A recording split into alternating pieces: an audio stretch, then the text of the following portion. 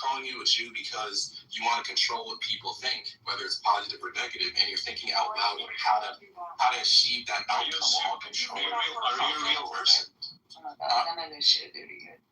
Oh my God! Do you remember that guy? What was that his name? The black guy, the Reverend, and Martin Luther King. Like I think he had a dream or something, and that dream was about like people thinking differently. I mean, that was just like the civil rights movement. When you think about it, was just like a huge mind control campaign. Yeah, it was Martin Luther King. Why would you disrespect Martin Luther King when you stood by his side? No one's disrespecting him. Okay. Martin Luther King is like the biggest, like, he was going around telling people what to think. Oh my God. Literally trying to brainwash. Telepathy brainwash. Yeah, tell me how it's not true. Everyone is trying to. If you think somebody's going. Oh, sorry, did Pockets not get the sarcasm? Oh no, I got the sarcasm. Sarcastic. Never got that. How is it an insult against MLK? Pockets. Everybody, you want to talk. You know you're doing it. Why do you think it's an insult against MLK? You gonna yell in front of you? You didn't have to talk. You did, and you have been. This entire time. Absolutely. Sir, Pockets, how is it an insult? How is it an insult against MLK? Oh, no, you're right. The sarcasm of, what are you? Did he have a drawing? My bad. I'll take the sarcasm. No, but how is it an insult? Like, what is the insult? No, sarcasm isn't an insult. It's all respect. Sarcasm, yeah. No, but I wasn't sarcastic against MLK. Oh, okay. I use that as an example. To say, NPD said, like, this is what they do. They try to, like, change people's minds, blah, blah, blah.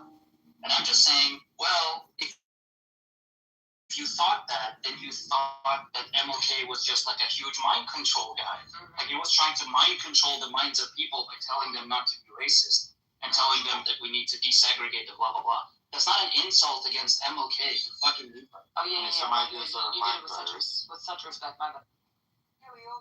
The disrespect wasn't against MLK. The disrespect was the mockery against his NPC's position, using MLK. Yeah, no, much respect. Stupid idiot. Yeah, much respect. You're so smart. Yeah, you didn't get it. It's fine. I got it. You're good. No, you didn't. So, Pockets, if you thought I was disrespectful against MLK, you didn't get it. No, you didn't get it. So, NPC's a Jewish quality is to influence the minds of other people. And then Bob was saying, LOL. MLK, influenced the minds of lots of people. He literally did. It was a comparison. Jewish as well, because he also was influenced the minds of people. Yes. And it was a real ad absurdum to the thesis that MPC forwarding. So it's a reduction. Yes, it's calling out his hypocrisy. I got it. It's a criticism of MPC's ideology. I know. It's a criticism of MLK. I know. I heard it 5 times. You know what a reductio ad absurdum is? You know what a reductio ad absurdum is? It's calling out his hypocrisy. I got it. So why don't you admit I literally just said he was right. Can you all shut the fuck up? I literally just said he was right. Okay, we can move on. Yeah, go on my shirt. Fuck you all. Can I just say, like, people in Chosen don't get these, like, reductio parallel reasoning arguments.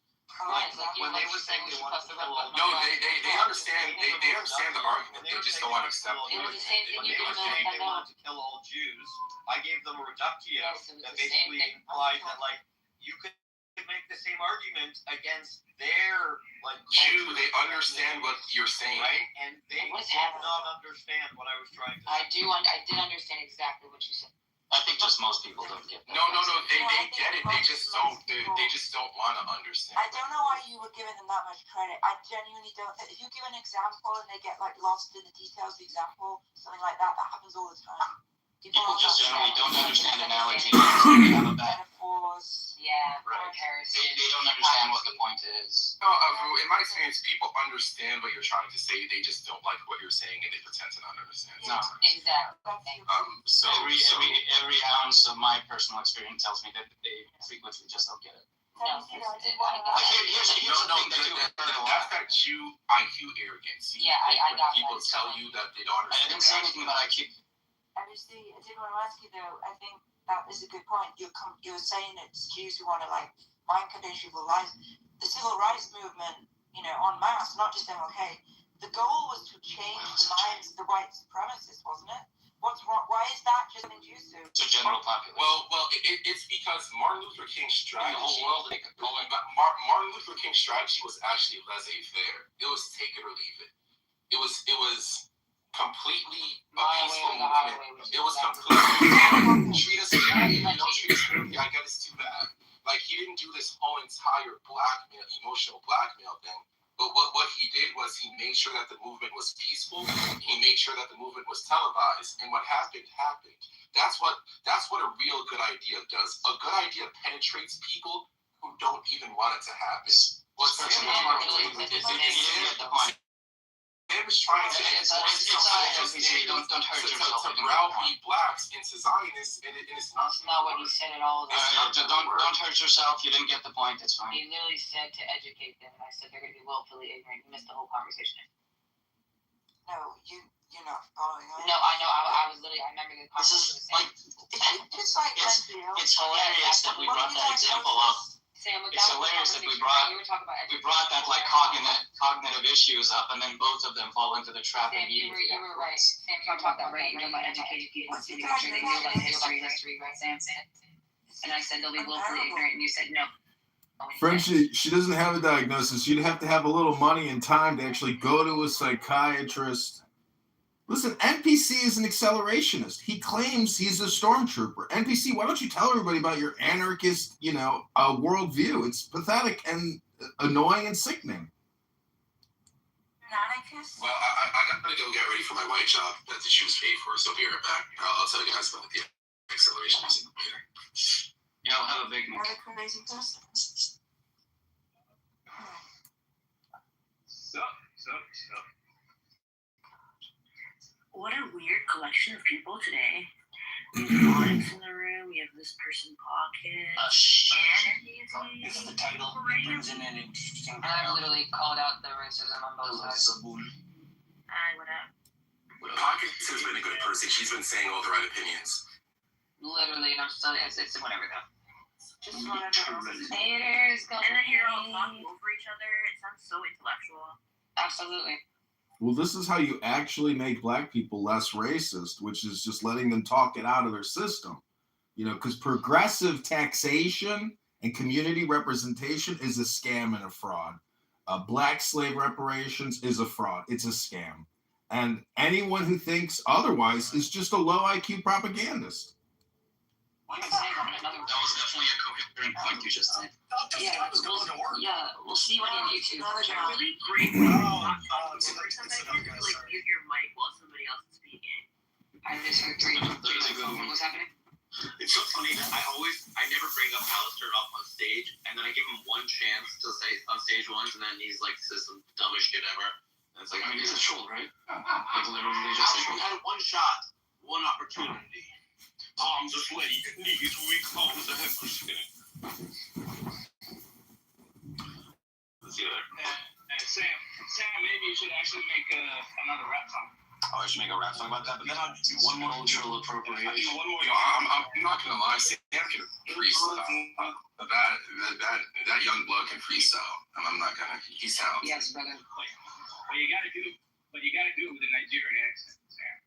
This time. I feel like when I do a Nigerian accent, it also just kind of sounds Jamaican, and I can't distinguish different black people accents, so it kind of sucks. You know what I mean?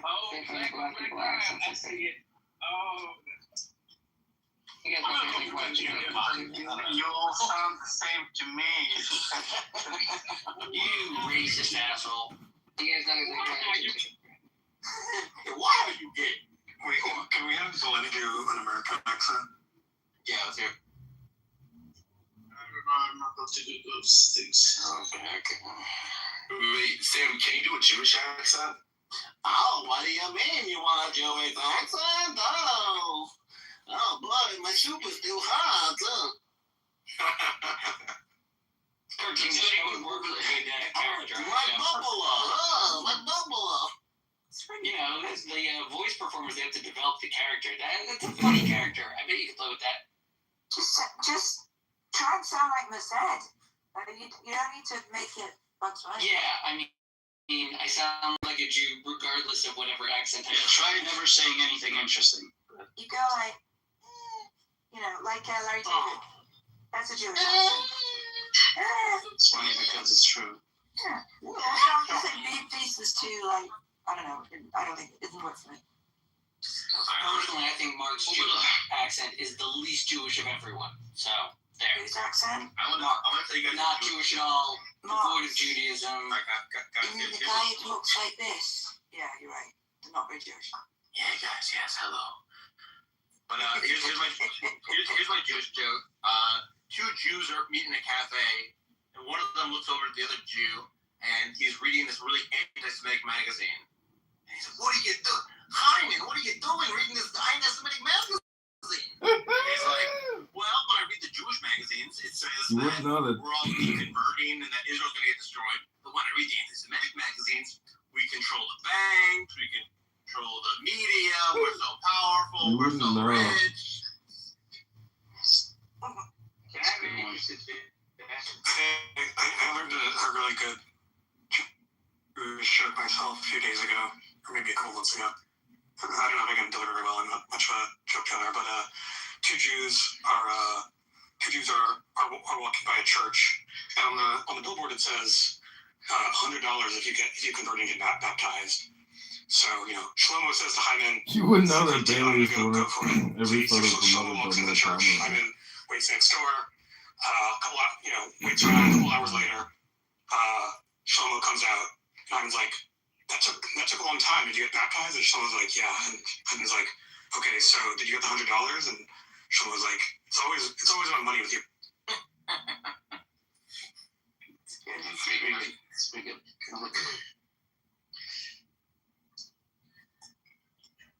Have you ever this new idea that Hitler liked black people and was trying to save the true Jews from the fake white Jews? I've heard a better theory from one of these people that actually Hitler recognized black people in Africa as like the master.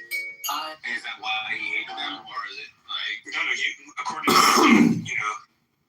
this apocryphal telling, he's actually like extremely pro-black. It would have been more based if Hitler got really into race science, but instead of murdering lots of people, he just got really into like breeding people and like got like really tall dinkas to breed with like just trying to get like. He did have his breeding camps. I thought they were into eugenics, like in a big way. But not into like Stalin had a hybridized human ape soldier program. Well, I've heard about that. I don't know if they ever actually tried it. Like I don't even know if it was definitely like something that was worked on, right? By like the Russian state. Like I'm not sure if they actually ended up treating that woman with a. That's just to get some juice that makes them super smart, strong. But I think Stalin was thinking if you bred humans with apes, you'd get really strong humans. He thought he would get super soldiers that were like stupid apparent and easier to control. Yeah. I am soldier. It would be really weird if we could breed chimps and humans. Like, I think it's not possible because literally the Planet of the Apes. Well, aren't they just pure apes? Literally apes. No, they don't they're like humans. They're like hybrids? Didn't the Soviets try to do this? Maybe someone said this earlier. But I don't know if they ever actually tried it, and I just said that, Mark, you fucking idiot. Oh, I wasn't listening. Sorry. Someone tried it, but we don't know the results. It was the Humanity Project. I'm pretty sure it failed. We don't know what happened. Yeah, so, if you follow the product of Yakub's project, so that's like white people and Neanderthals.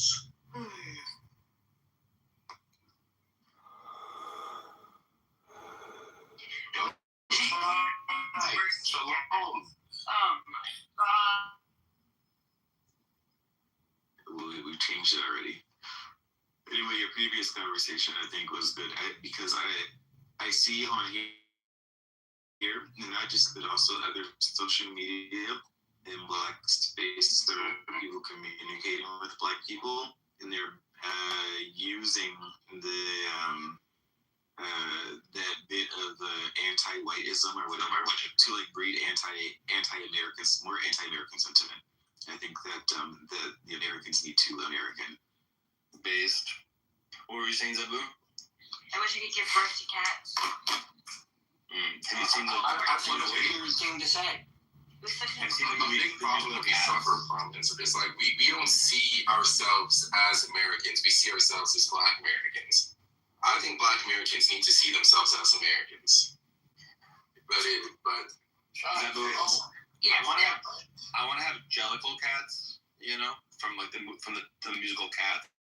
Oh yeah. those are literally the most annoying cats you could think of.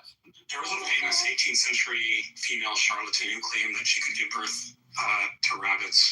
So she like fooled a lot of doctors into affirming it.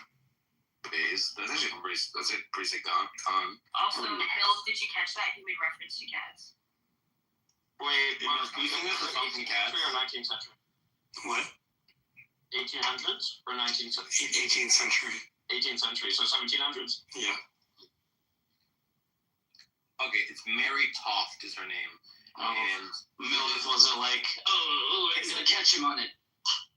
No, I think actually, national controversy. 18th century, so you mean the 1700s? She was subject to considerable controversy when she tricked doctors into believing that she'd given birth to rabbits. Oh my goodness, this is great. It's hilarious. I love it. I wonder why we don't release more rabbits into the wild. I feel like There's it's time plenty. for more rabbits around. There's plenty of them, I feel like. Not enough. Similar to the kind of fast one that Mary tried to pull. You know what I want to do? I want to import a bunch of raccoons from America to Slovenia, where I currently live. Yeah, we don't tinker enough with the wildlife. The local ecosystem, the flora and fauna would benefit from raccoons, I think. How do you like Slovenia? It's literally all. Literally awesome. It's amazing. Yeah, I mean, it's right there at the Mediterranean. And now it's probably the best time of year, right? How do you get by not speaking Slovenian? Well, you can use ChatGPT to just translate any word into Slovenian, so I had to like tons of it to be like, how do I say? Typing ChatGPT, how do I say sun-dried tomatoes? How do I say fucking, I'm shocked that you would have to ask, how nice is Slovenia? Like, it's like, everyone knows that Slovenia is the place to go, right? Like, it's the most amazing place. Yeah, Why did you like move Toronto. to Slovenia? Did you move there for a person, or you just picked it? It's not good, but Okay. Is it a Then we woman? got our It's a answer. woman. Fuck all of you. Okay, got it. That's fine. Say no more. That's good. Say no more. Yeah, that's great. Hello. Good morning. Never been to Slovenia. Bars. I'm gonna walk by the Adriatic today. It's gonna be awesome. I'm gonna skip stones and Beautiful sea. For y'all Americans, that's the sea between Italy and the Balkans. Oh. it's like the Gulf of Mexico, but it's better. Who gives a fuck where these things are? How come you don't want to agree? I realized after I said what I said that you guys probably don't like you're not getting a visual because you're so What's the Balkans? United over. Exactly. I was like I wasn't actually specifying something you could visualize, so never mind. Where is that in relation to the boot? The boot is Italy, so it's right in Italy. Well done for knowing the boot. It's very good. So a lot of people know that it looks like a boot, but they don't know that Slovenia looks like a chicken. And that I have recently had a Slovenian man explain where a thing was, where on the chicken it is. It's pretty.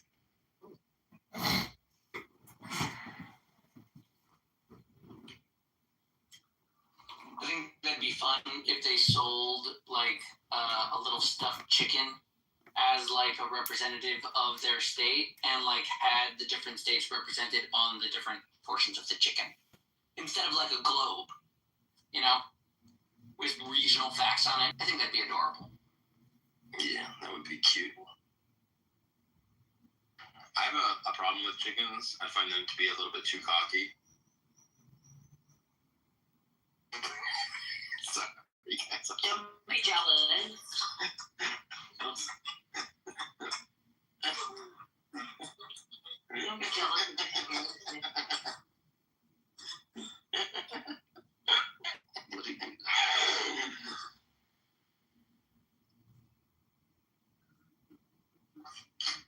I'm going to Austria this weekend.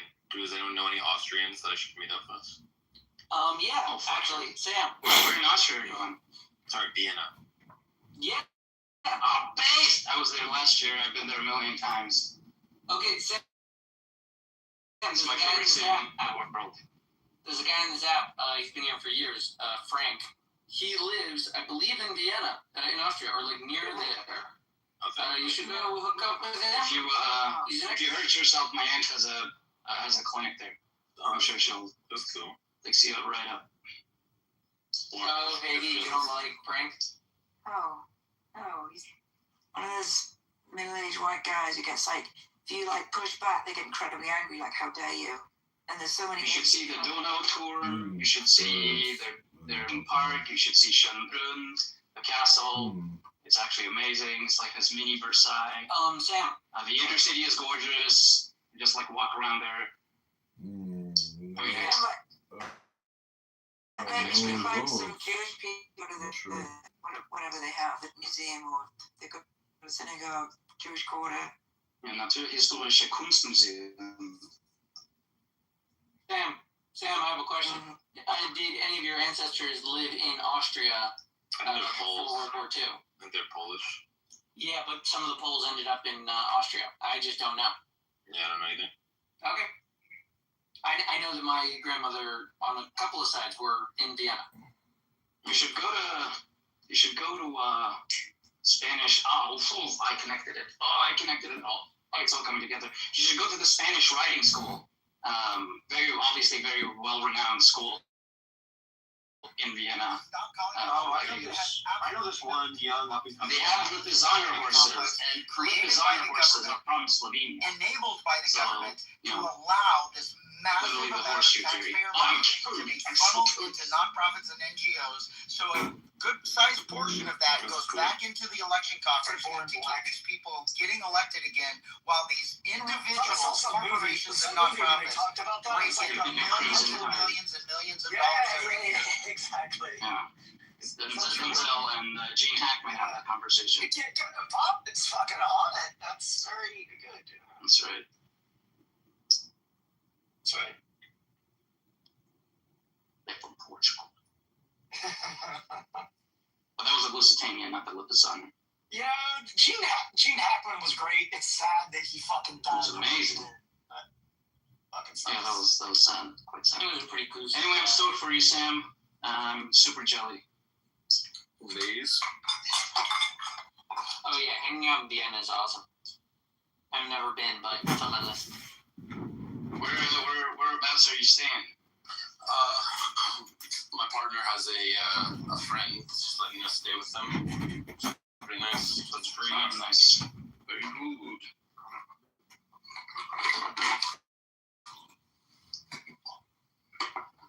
There's a place in Vienna called Schwedenplatz, which means Sweden place. You should go there. Just Wow. for spring break, and we're just walking around the beach, and someone goes, "Hey, aren't you, blank's son?" I go, "Who?" And I turn around, and there was some woman who knew my mom, and she was like, I've seen photos of you on Facebook or whatever." And I was like, "Oh, that's crazy. That's scary, actually." Just, literally in a random state, on a random beach. Yeah, I will send you a photo of that guy. But in a photo that you don't look like, but hold on. And what's funny, I asked my mom about that. I'll be like, I told her when I was like, hey, so and so, I met so and so at the beach. She's like, I don't know who that woman is. Yeah. She's like, I don't know who you're talking about. You zoom in on the face. I'm sorry, it's a photo where he flips off, but he kind of has like similar facial features. So this person is half Dutch, half Portuguese. I guess kinda. Yeah, right? Not really though. No, not really, and a little bit. The nose. Because my brother his hair's super light. Yeah, I'm not talking about the colors. You look at the features. I told you. I did. Oh, what's up, John Kitover? I brought him. Hello? We've been talking about Talmud. Do you know anything about the Talmud? I've never bought the Talmud or tried to read it, but I've bought many Jewish books. I've read many Jewish books, and they're all pretty smart. You know, books are smart. They got a lot, because when you produce a book, the book publisher doesn't want to waste time putting together a bad book. Well, I do actually have a copy of. I do have a copy of that, and when I read it, I laugh because you have to realize that Hitler didn't actually write it. It's a ghost book, and the government purchased millions and millions of copies. That's actually how Hitler was able to siphon a lot of money out of the German government, was through that stupid book. And if you read the book, it's really not that good.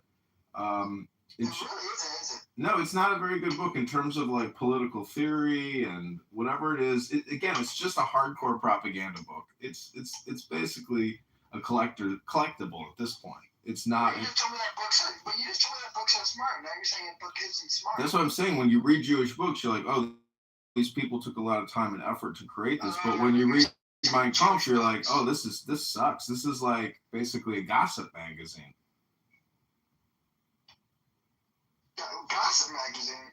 Yeah, that's basically what Mein Kampf is. I think the smartest Gossip magazine is funny as hell. I think the smartest Jewish book I've ever read, Lister, is Playboy magazine issue number 35. Oh, crazy. Did you ever read Playboy magazine issue number 35, Alistair? Is it from 1982? Because I have the whole 1982 Playboy collection.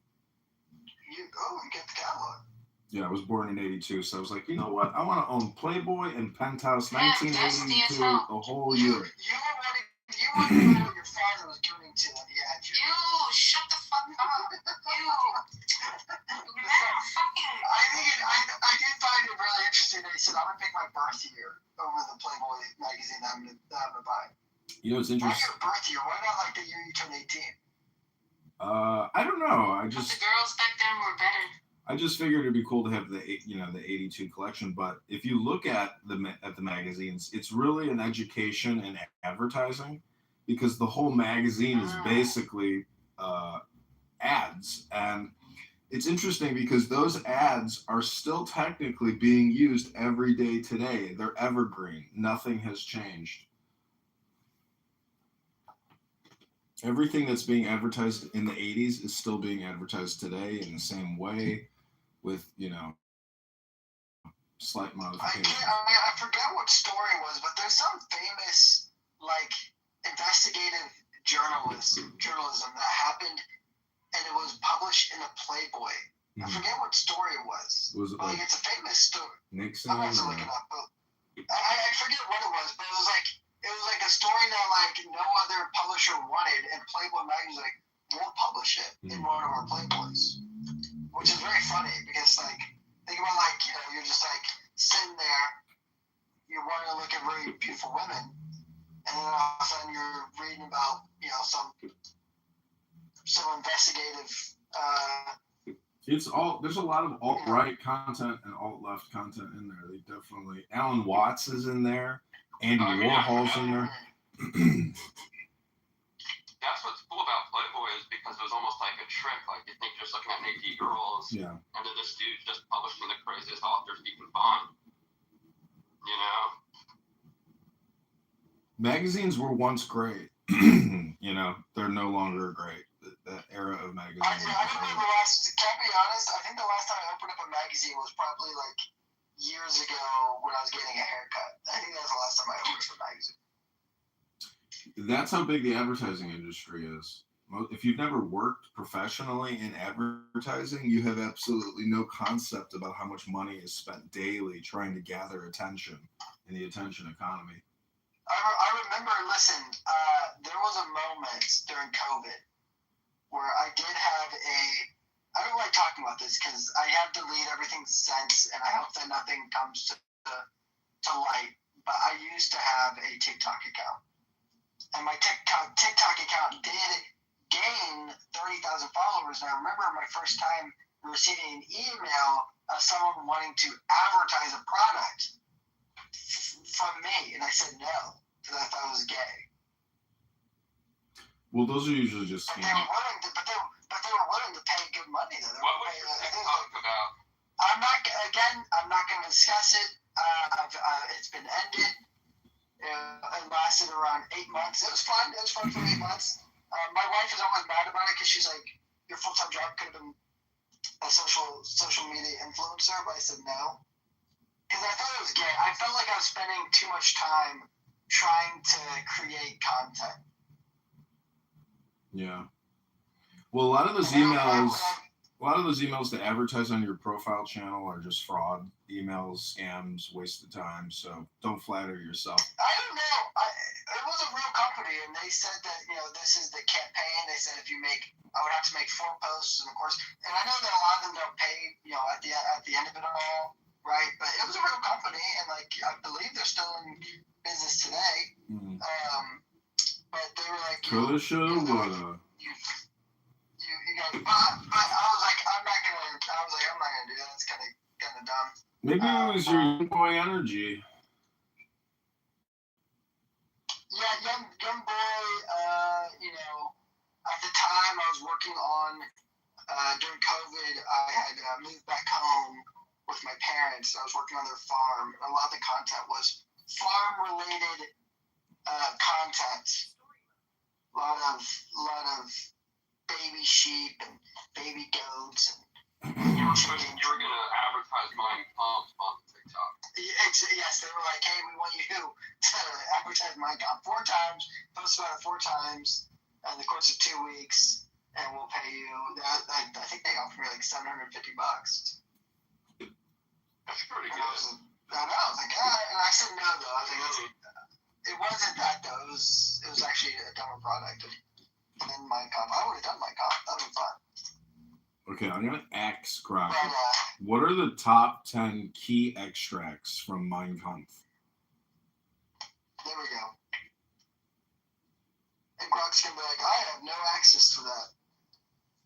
Grok might My Jewish overlords. Yeah, no, that's more like a ChatGPT thing. So at this very moment, I am wearing what's called Loki, which is an AI wearable, which live streams, records, does AI response. It's pretty amazing for $200, and it's pretty cool. So like you're all being recorded right now on an AI wearable. What are you wearing? Where are you wearing it? Like, is it a necklace? glasses? It's a lanyard. It's basically the same thing as the Meta glasses. There's really no difference. So this is what Grok says. Number 1, I'm fighting the J words as the work of the Lord. He writes in chapter 1, page 60. Hence today I believe that I am acting in accordance with the will of the Almighty Creator by defending myself against the J word. I'm fighting for the work of the Lord. Number 2, on Marxism and the J words. The Jewish doctrine of Marxism rejects the aristocratic principle of nature and replaces the eternal privilege of power and strength by the massive numbers and their dead weight. Thus it denies the value of personality of man, contests the significance of nation, nationality, and race. If with the help of his Marxist creed, the J word is victorious over the other peoples of the world, his crown will be the funeral wreath of humanity. Number 3, on the big lie technique. All this was inspired by the principle, which is quite true in itself, that in the big lie there is always a certain force of credibility, because the broad masses of a nation are always more easily corrupted in the deeper strata of their emotional nature than consciously or voluntarily. They more readily fall victims to the big lie than the small lie. Number 4, on the protocols of the elders of Zion. To what an extent the whole existence of this people is based on a continuous lie is shown incomparably by the protocols of the elders of Zion, so infinitely hated by the J-words. For once this book has become the common property of a people, the Jewish menace may be considered as broken. Number 5, on... It says something about how, like, basically... we can go into fucking war in Iran. Thank you to Bibi Netanyahu.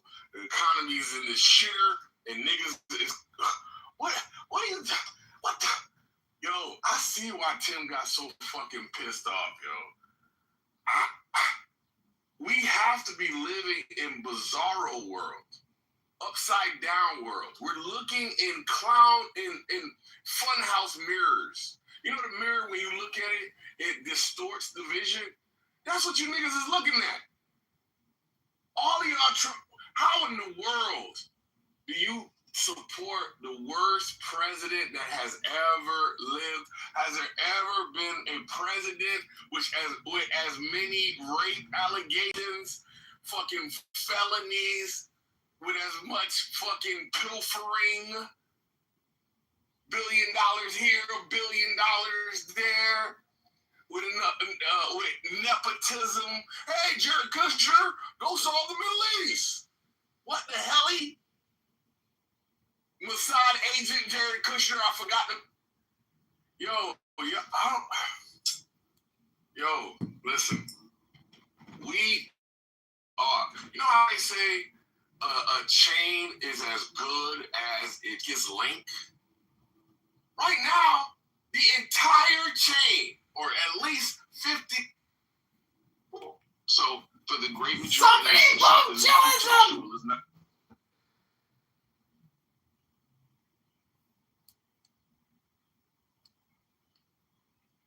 Welcome back, everybody, to the Bible and Quran room. Barth has exhausted his dopamine drip, and he is back to the basics.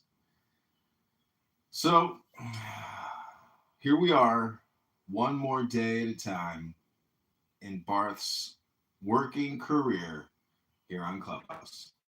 Hand me that nail! Every room keeps ending! I am the destroyer of rooms. Finally, we get to a flat earth room.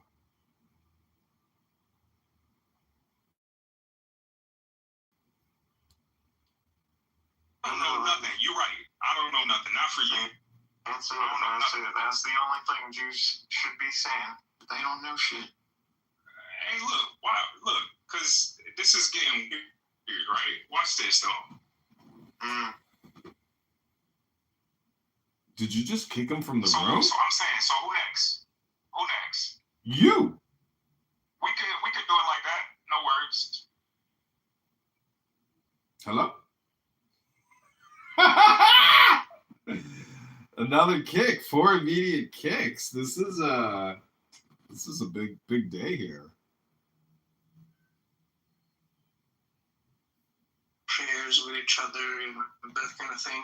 Was Dorothy Day part of that? Dorothy Day? Yeah, she was the leader of it. She was the leader of the Catholic Workers Movement. Yeah. And that other guy, Peter. Oh yeah. Peter Maureen, something like that. Something like that. Mm-hmm. 2 of them were leaders.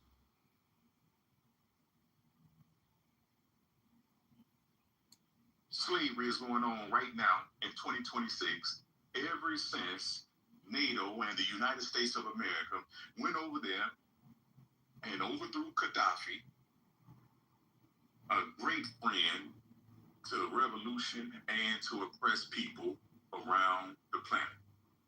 In Gaza, right now, there are people that say that they are Muslims being yet oppressed and assisted by the Jordan, UAE, Saudi Arabia. You see where we're going with this here? So now when we ask about your practice versus your rhetoric, this is an example. And since you got criticism for the Nation of Islam, hands down, outside of Malcolm X and Muhammad Ali and Louis Farrakhan, you don't show was none that speak truth to power, speak on behalf of the oppressed, even if they're not of our own tribe, though we do honor the Quran when it says to obey the ties of kin and kin. No, sir, we reject that concept that you have. It sounds like you might be one of them Blackistanis there. I think the brother got over there. Where they in Philadelphia? That's where you at, Brother Habib? You in Philadelphia? No, I'm in Buffalo, New York. But yeah, but that's funny. I like that. You say you might be one of them Blackistanis. Hello, moderators. I put a link in the chat to Mohammedan law, or is the Islamic Constitution. It's a terrible code of laws, and it's basically gangsterism, mafiaism, and Muhammad was a fraud. So that's the problem with Islam.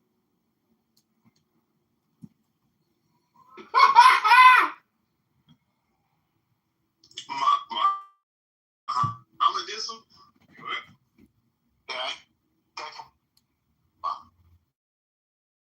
Yeah, that's what white people, you know, place enter. That has nothing to do with skin color. We're speaking different language. Hell no.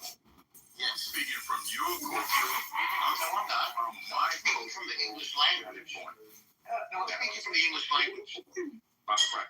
And I'm not an expert on other people's race. Everybody just mute up for a second. I've been requested to make better. It is popcorn style, no sit order. You could jump in, sorry, to speakers. Do not interrupt somebody while they're speaking. Just wait for them to, mute up, and then you can go ahead and speak. Keep it respectful, no talking over others. Keep it brief so everyone can contribute. If there is an issue, just let us know, and we'll moderate. Yes. So now, Mohammedism is a term that white people. That is incorrect. Use the term in English. Sir. Yes, sir. The young lady said, if you got to refer. Yeah. Did you not hear me? You don't speak for white people, sir. What are you trying to do? Speak about your own thing, man. You're literally violating what she just said. Like, no, he is. He is. You don't believe it? He said, well, you're going to tell us what white people mean? You don't speak about white people. Talk about what you got to say that. You got to say that. He said it. No, he said it already. He said it wrong. What else you got? Well, let him finish. Just let him finish. Okay, I'm going to let him. Corey, what else you got? Never mind that nonsense about English language. About which you know nothing, apparently. As I was saying that, right? Yes. Mohammedism is a term that white people. No, that's incorrect. You have to let him land. You have to let him land. He's to land. Let him land. Go ahead. No, don't interrupt him. I want to hear land. And then when he's finished, you can speak. I understand your opinion. Go ahead, Corey. Listen, the sisters already gave us their opinion. Go ahead, Corey. I don't need to hear from you until he's finished. Go ahead, Corey. White people use the term Mohammedism. That's incorrect. Wow. Need permission to drop people. What's your next idea, Corey? Has nothing to do with what color you're in.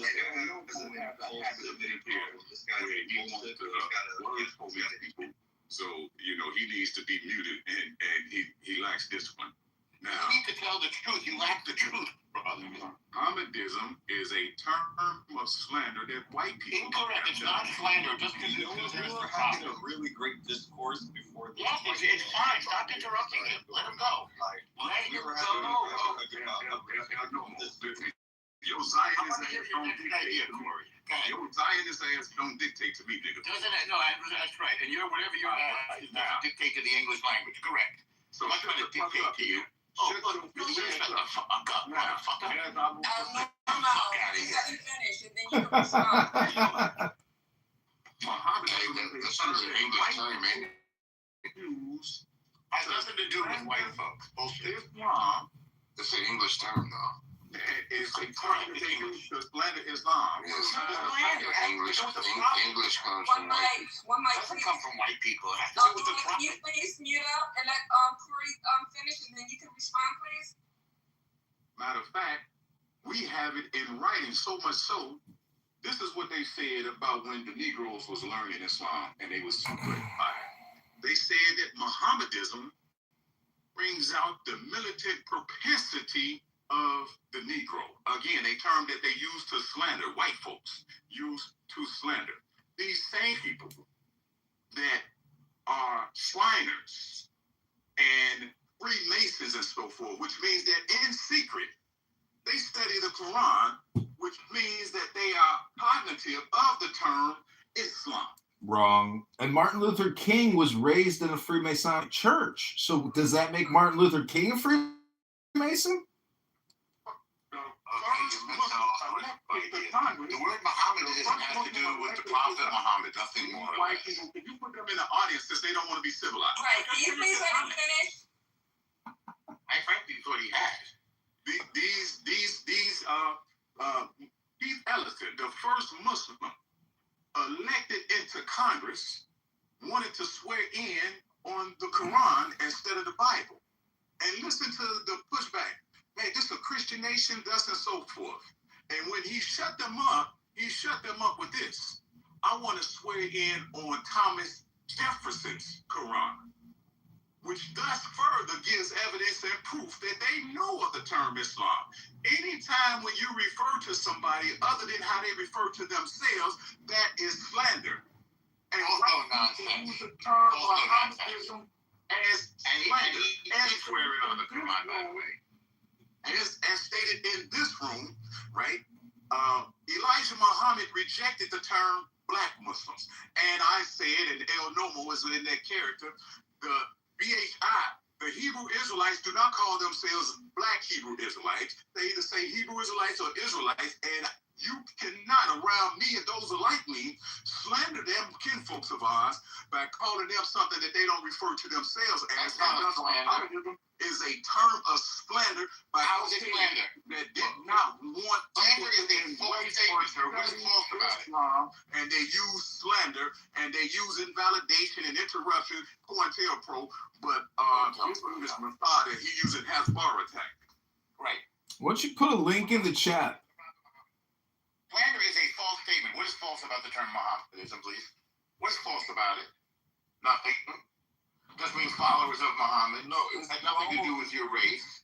You're very limited in your knowledge. It implies that Islam is like Christianity and it's Muhammad centric instead of worshiping God. Doesn't imply that at all. After Christ, Islam is not named after Muhammad. No, somebody said that it was. I put a link in the chat for Mohammedan law, the Islamic Charter and Constitution of Medina, which is the underlying legal underpinnings of Islam. If you agree with those legal underpinnings, you would be considered a Mohammedan. And you believe that the messenger and the prophet of Allah, Muslim, Muhammad, peace be upon him, was a gangster. He was a fraud and a liar and a charlatan, and he created one of the world's biggest scam religions. And he created a set of laws known as the Constitution of Islam, written in Medina in 667. Look it up. I put the link in the chat. If you want justice, don't go to an Islamic court. You won't get it. Outlandish and fallacious claims, you need to come with evidence. You can't just sit here and spew all of this, so-called opinions or that you have about Islam and say, oh, this is truth, and have people try to convince what Islam says. No, like you're just like with anything else, you're gonna have to present with proof and evidence. You can't just sit here making fallacious claims. And passing it off.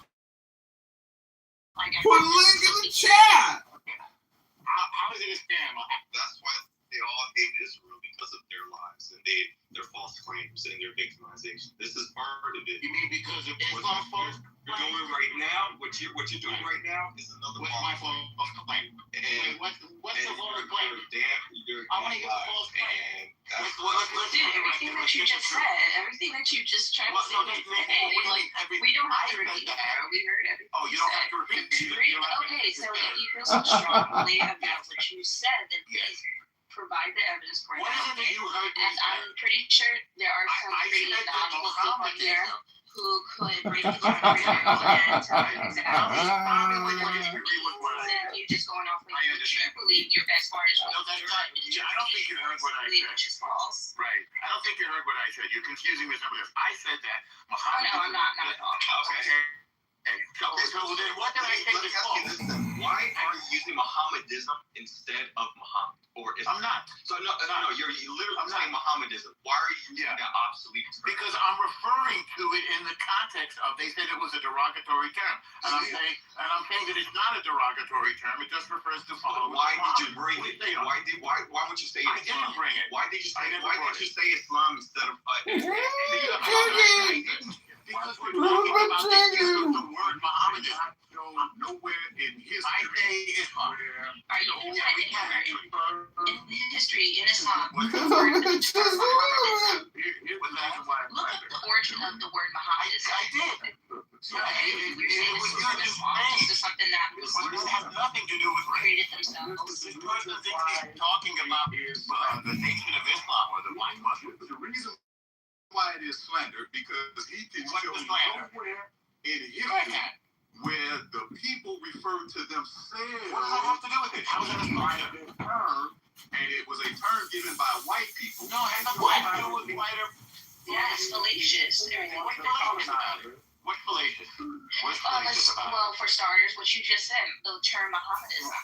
Can you tell me what's the origin of this term Mohammedanism? Yeah, it was used in Spain under the Andalus when Islam subjugated it for some 500 years. Yeah, it was used then. Let me ask you this. No one. Now, what's your next question? What did I say? What did I say is false? So there's no one the reason why we're discussing this word now is because you used it. Why did you? I never used it. Well,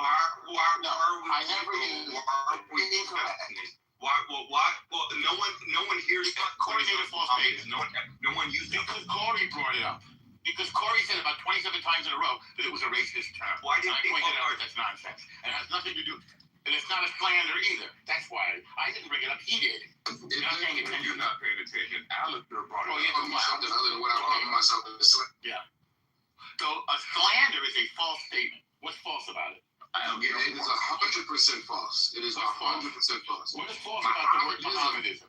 Okay, let's go through the steps, all right? Sure. The religion of Islam is submission to God alone. Yeah, sure. When you distract or deter away from God alone and make it about a person by saying Mohammedism, then you're making the focal point of the religion Muhammad opposed to God. No, it's not complete slander. It's true. No, absolutely not. I'm telling you no. As a Muslim, I'm saying no. Right, but you're wrong. I'm saying no. You said that already, and you're wrong. No, I'm not wrong. You're wrong. If you want to make your religion focus on a human being, then that's fine. No, but I don't practice shirk. Well, you can do whatever you want. I am nervous about the term Mohammedanism because they are. I'm offended by it. Because you're doesn't make it incorrect. Offended by it. Sir, you're a Mohammedan. And you cannot. Sir, you don't know what the word slander means. Feel and what I feel. I'm talking about your feelings. I'll get you a correct. It has nothing to do with being false. Your feelings don't make something false. Yes, so you are don't make nothing true. Sir, you are a follower of Muhammad. We don't agree with you. You don't know what you're saying. We don't agree with you. We don't even understand. You can't disagree with me because you don't understand what I'm saying. We can agree to disagree. We reject your white perception. It has nothing to do with color, as I said before. This is a westernized term that you're using, okay? This is not It's a what term? It's a what term? It's a westernized term. It's not a westernized term. Western it is. It has nothing to do with being East or West. And it is derogatory, okay? It's Islam invaded Spain. Okay,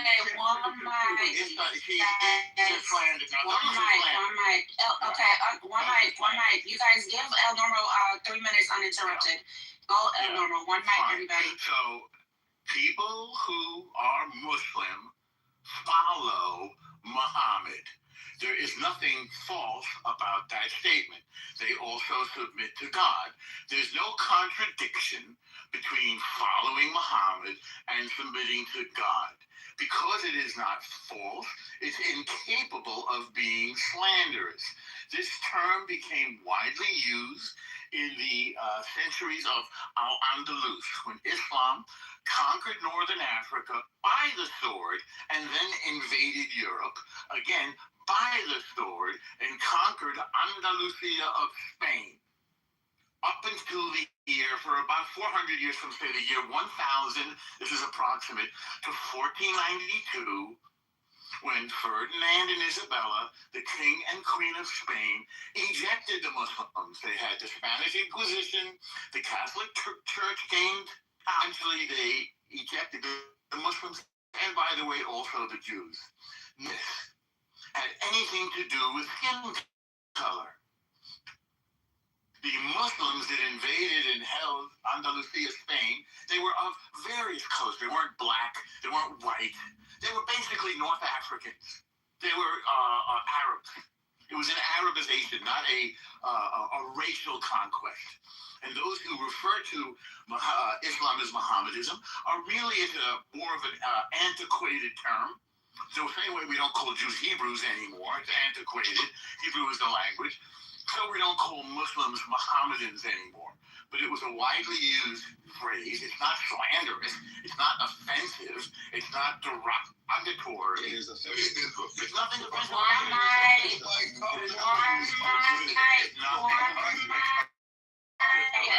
You're gonna land. You are followers of Muhammad. You are followers. One mic. Can you guys hear me? One mic. He has basement. I'm in the. That's okay. We hear you fine. There's nothing negative about Muhammad, and there's nothing negative about Mohammedism. It happens not to be the use currently used today. Christians believe that Jesus Christ is God. So people who profess Christianity are not worshiping a man. They're worshiping a prophet who they believe is also God, as far as I understand them. Again, nothing negative about Christians, Christianity, referring to the religion around their Messiah, nor is there anything negative about referring to people who follow Muhammad as Mohammedans. There's nothing slanderous, because it's not false. There's nothing derogatory. Nothing wrong with Muhammad, and there's nothing offensive about it. If your fifis get hurt, then go have a cookie or something, and you'll probably feel better. I'm done. I'll take my 10 seconds later. Thank you. I'm gonna just respond. Okay. Is that Jackie? It is. Yes. Okay. I made you a mod. Right now, we're just gonna go. I'm gonna read the banner real quick. So. Right now is Q style. Mods will call speakers in order by profile pics on stage. 4 minutes per speaker to address the topic or comment on what they heard. 1 mic, no over talking, stay respectful and on topic. So I'll just start the queue. Yeah, I like a rebuttal. Then we'll continue, and then after that, Jackie, you can go ahead. So we'll start profile picture. Cameron, do you need to say something? If not, we'll go to Corey. If not, Alfonso, then O or Zero. If you don't mind if I could respond just real briefly to Oh, sure.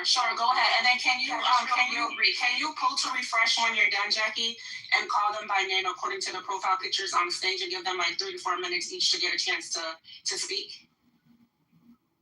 Is that okay? Sure. Okay, thank you. And then if you need a timer, I can have a timer, one of the. Okay, and I may have to, step back for a little bit too because I'm handling some of the background, but I just wanted to respond real briefly. That term, Mohammedanism that he's using, that he is right. It's an antiquated term. It is outdated. So, I don't think that that's even accurate to even apply that term. That's not what Muslims refer to themselves to. So it is an outdated term historically. Yes, it was used to refer to Islam, but Muslims themselves they don't call their religion that because Islam it's centered on worshiping God and God alone, right? Not Muhammad. Okay, Muhammad, yes, although they follow Muhammad because he is what they deem as being the last messenger. Okay, but you would never hear a Muslim ever refer to themselves as Mohammedans, right, or whatever the term they use, right? It's always Muslim. Okay. Not Mohammedans or anything like that. So just saying like Mohammedanism that comes from Islam, like really it's backwards. It's logically backwards. It's inaccurate. It's like confusing like a nickname, right? Outsiders like try to use to like actually like call a religion itself. Like he was saying, oh yeah, they call it even calling like Asian people, Oriental, things like that. It's offensive, right? Islam is a religion. It's not Mohammedanism. Why is that? Why is Oriental offensive? It's just an old thing that people use. It's honestly offensive. It is logically backwards. Why? And it is derogatory, and that's not how you should refer to Muslims at all. Okay, it's just how to me, it's ignorance. You must not be aware of Orientalism because that has. I'm quite aware of Edward Said and Orientalism. I'm quite familiar with the term. Oriental has nothing to do with Oriental. So you should know that it's used to set a particular particular group of people like Muslims as primitive, as outside. No, it's not. Oriental is a place, not a primitive. Is a Orient and no, not with the. Okay, so we're students. As moms, we're gonna have to go in order. I know everybody has something to say. I understand. I think so. I had to refresh, so it would be Corey if Corey wants to go, and then I don't know if Alfonso's present, but if not, then O could go after Corey, and then we'll just continue going in order like that. Now, I got a link. Corey, if you would like to respond. Yes, I got a link in the chat that I'm gonna read from. And as stated, it is offensive because we say it's offensive. Now, that being said there, right? This link in the chat there that everybody can read along with me here. The term Mohammedanism and its variant Mohammedanism emerged in Western literature around the 16th and 17th century, as I said, white people. With earlier white people. It's literature, not white people. No, we're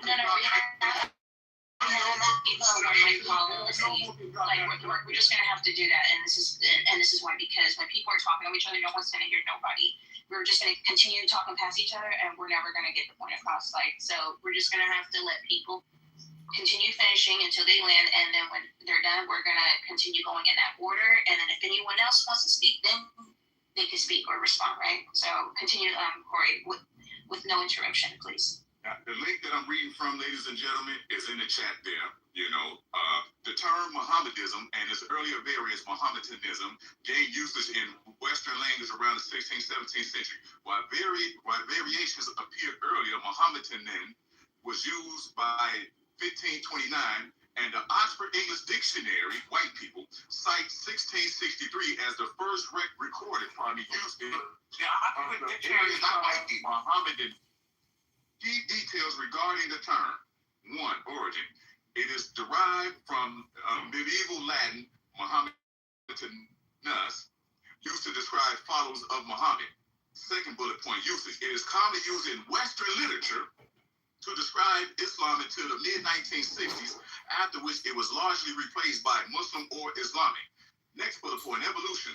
Earlier variations in English date back to at least 1529. Next bullet point, context. The term is generally considered archaic or offensive, as it implies Muslims worship Muhammad rather than the religion of Islam, because Muslims also follow Jesus. Moses. No, they don't follow Jesus. They consider Jesus a prophet. That's another thing false. What is wrong with this devil? More slander. What is wrong? Okay, normally you're gonna have to put a lid on it. If you interrupt one more time, I'm gonna have to lose the audience. Do we have to listen to this No devil talk his life? That's your last warning. Okay, we have to listen to this devil talk his life? Now, as stated there, anytime you refer to people other than how they refer to themselves. Matter of fact, the Holy Quran says a nickname after faith is evil. Is that the 47th surah there, brother Habib? That's what Islam teaches. That to give somebody a nickname is an act of evil, and Muhammad.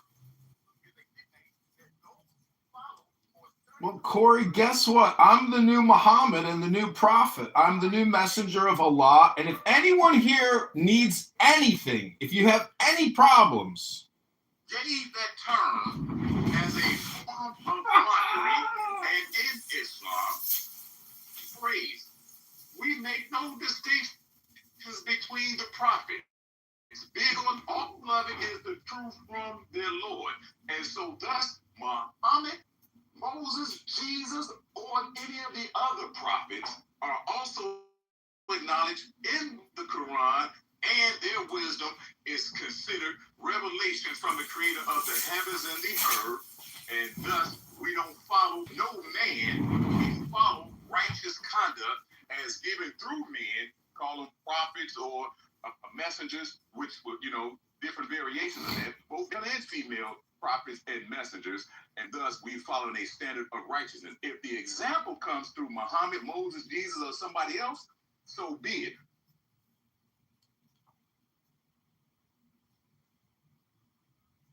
And all sort of a narrative that we've constructed to unify ourselves as humans. So can you say that's true of every group of people, regardless of like you're gonna see that in every group of people. So I don't know about like a grand unifying narrative. Yeah. Well, whenever you tell a story, you focus on certain parts of the story and not other parts of the story. And so, like the American myth of like we fought against kings in order to get our freedom. That's like a really positive arc because it encourages us to like not concentrate power and have more freedoms. Whereas if your foundational myth is an ethnic grievance or some other ethnicity wronged you, well, you're gonna spiral into racism. Kind of the Palestinians, right? And this applies to the Palestinians as well, yeah. Yeah. Do you think that the education system and sort of overall society has anything to do with exasperating or harboring these feelings? Of course, but at the end of the day, it's ultimately mystical. Like it's just gonna have to be something religious. Like it's just, like even when they live in the most probably prosperous time with most opportunity available, sometimes grievances are still invented.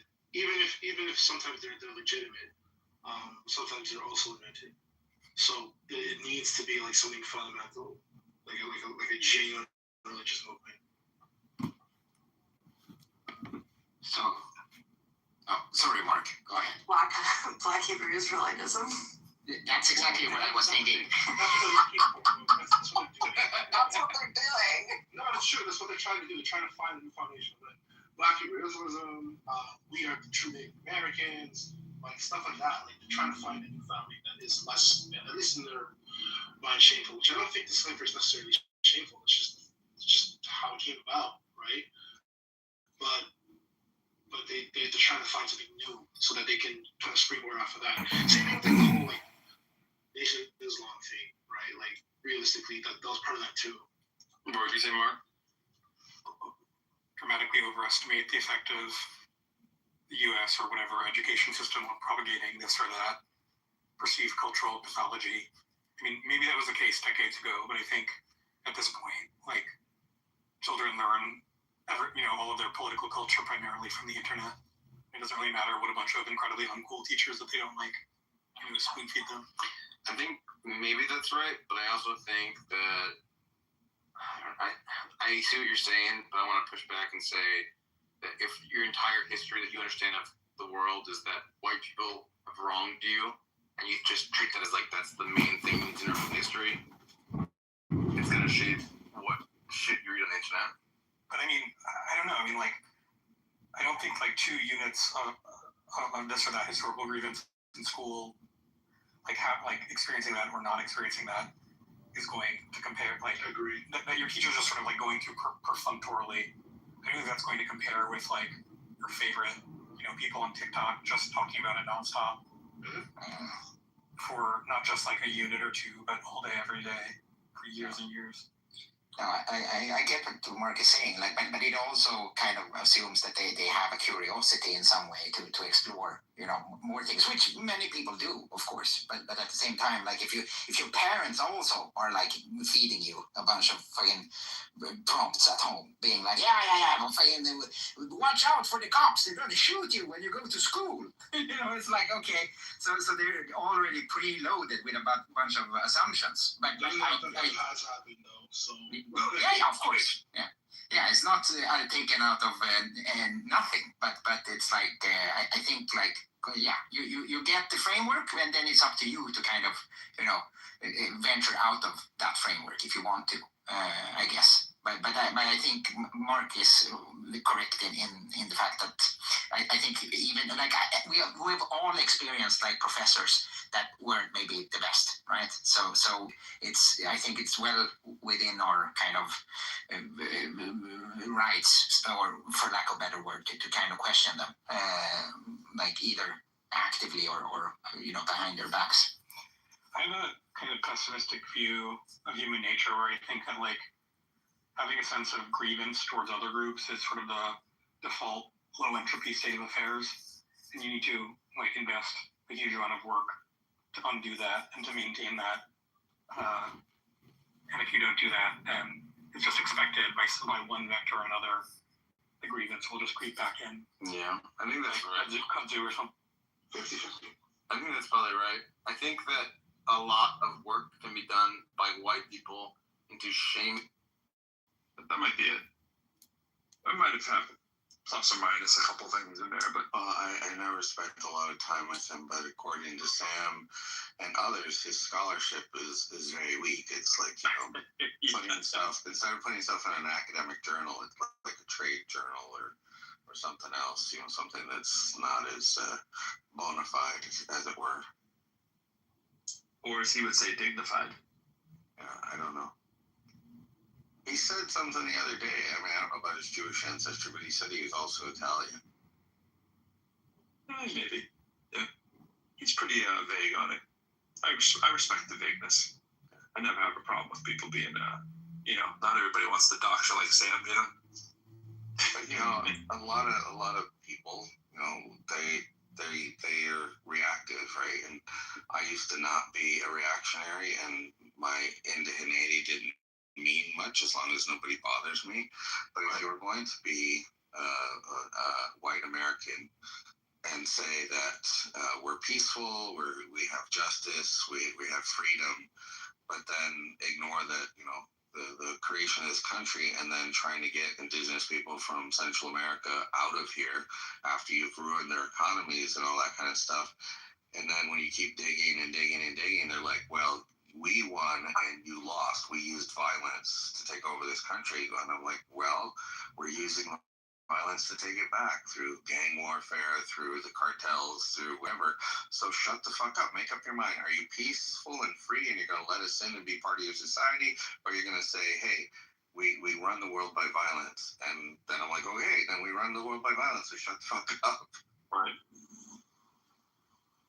Oh man, I should have put John on the list. I didn't even think about it. I mean, there's only so many spots, John. No offense. But if I could, I think he'd receive a lot of votes. Thanks. On a recent People magazine survey on the index, I was rated in the top 1 percentile of the world's most annoying people on the internet. You claim that distinction? I'm being facetious, but I do think that there's some value in playing like the court jester, the fool in the court, because it reminds people that a lot of this is just blown out of proportion and taken so seriously that there's no play or fun. And if you think that the purpose of life is to right historical social justice wrongs, but yet you're not having any fun or joy, I don't think you really understand the utility of the fool in the court. Like if you pat the butt of the king, hopefully the king will pardon you, but you can't insult the king or you will die. But the court jester can get away with it because of his position, as the fool. So I don't know if that makes the most illuminating thing I've ever heard you say, but I think that there's some truth there. Yeah, I try to be funny. Right now. What did you know? How many cell phones do you have set up right now? I'm looking at 25 cell phones right now, live streaming on YouTube. You want to see what my office setup looks like? I think I've seen it, but it's always fun, sure. Office is a strong word. What do you mean? I'm sitting in an office. Just kidding. If office is filled with cell phone streams, I'm at the forefront. I'm at the forefront of communication technology. I'm doing what really a lot of people will say what I'm doing is not work, but I would say that I'm actually being extremely productive in terms of personal development and categorizing and cataloging what I would consider low IQ hate speech. As long as you have the bandwidth to be able to do it, and as long as you I do wonder about you. I'm like, this guy who has to go out and get all of these cell phones and do all this work. Clearly, there's some cleverness there, and there's some ingenuity, and there's some roll up your sleeves and do work. But there's also some curiosity, like, what allows this man to do this as his job? Like, are you living off a trust fund? Are you living off a work injury kind of thing? Like, did you gamble at all and roll the dice and say this will pay off at the end? Like, it's very curious. Yeah.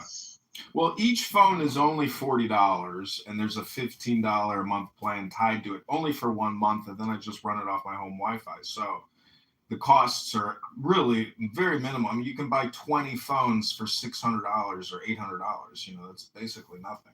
But it's the time involved in getting the phone prepped and eventually live on YouTube, because there's minimum qualifications to live stream on YouTube. But I have, 100,000 plus videos up, 50 plus accounts. My biggest account has 2,000 subscribers. But a lot of the subscribers are just bots, and people will never watch me. So a lot of this is, if I actually get into office at some point, I will have a huge library catalog behind me.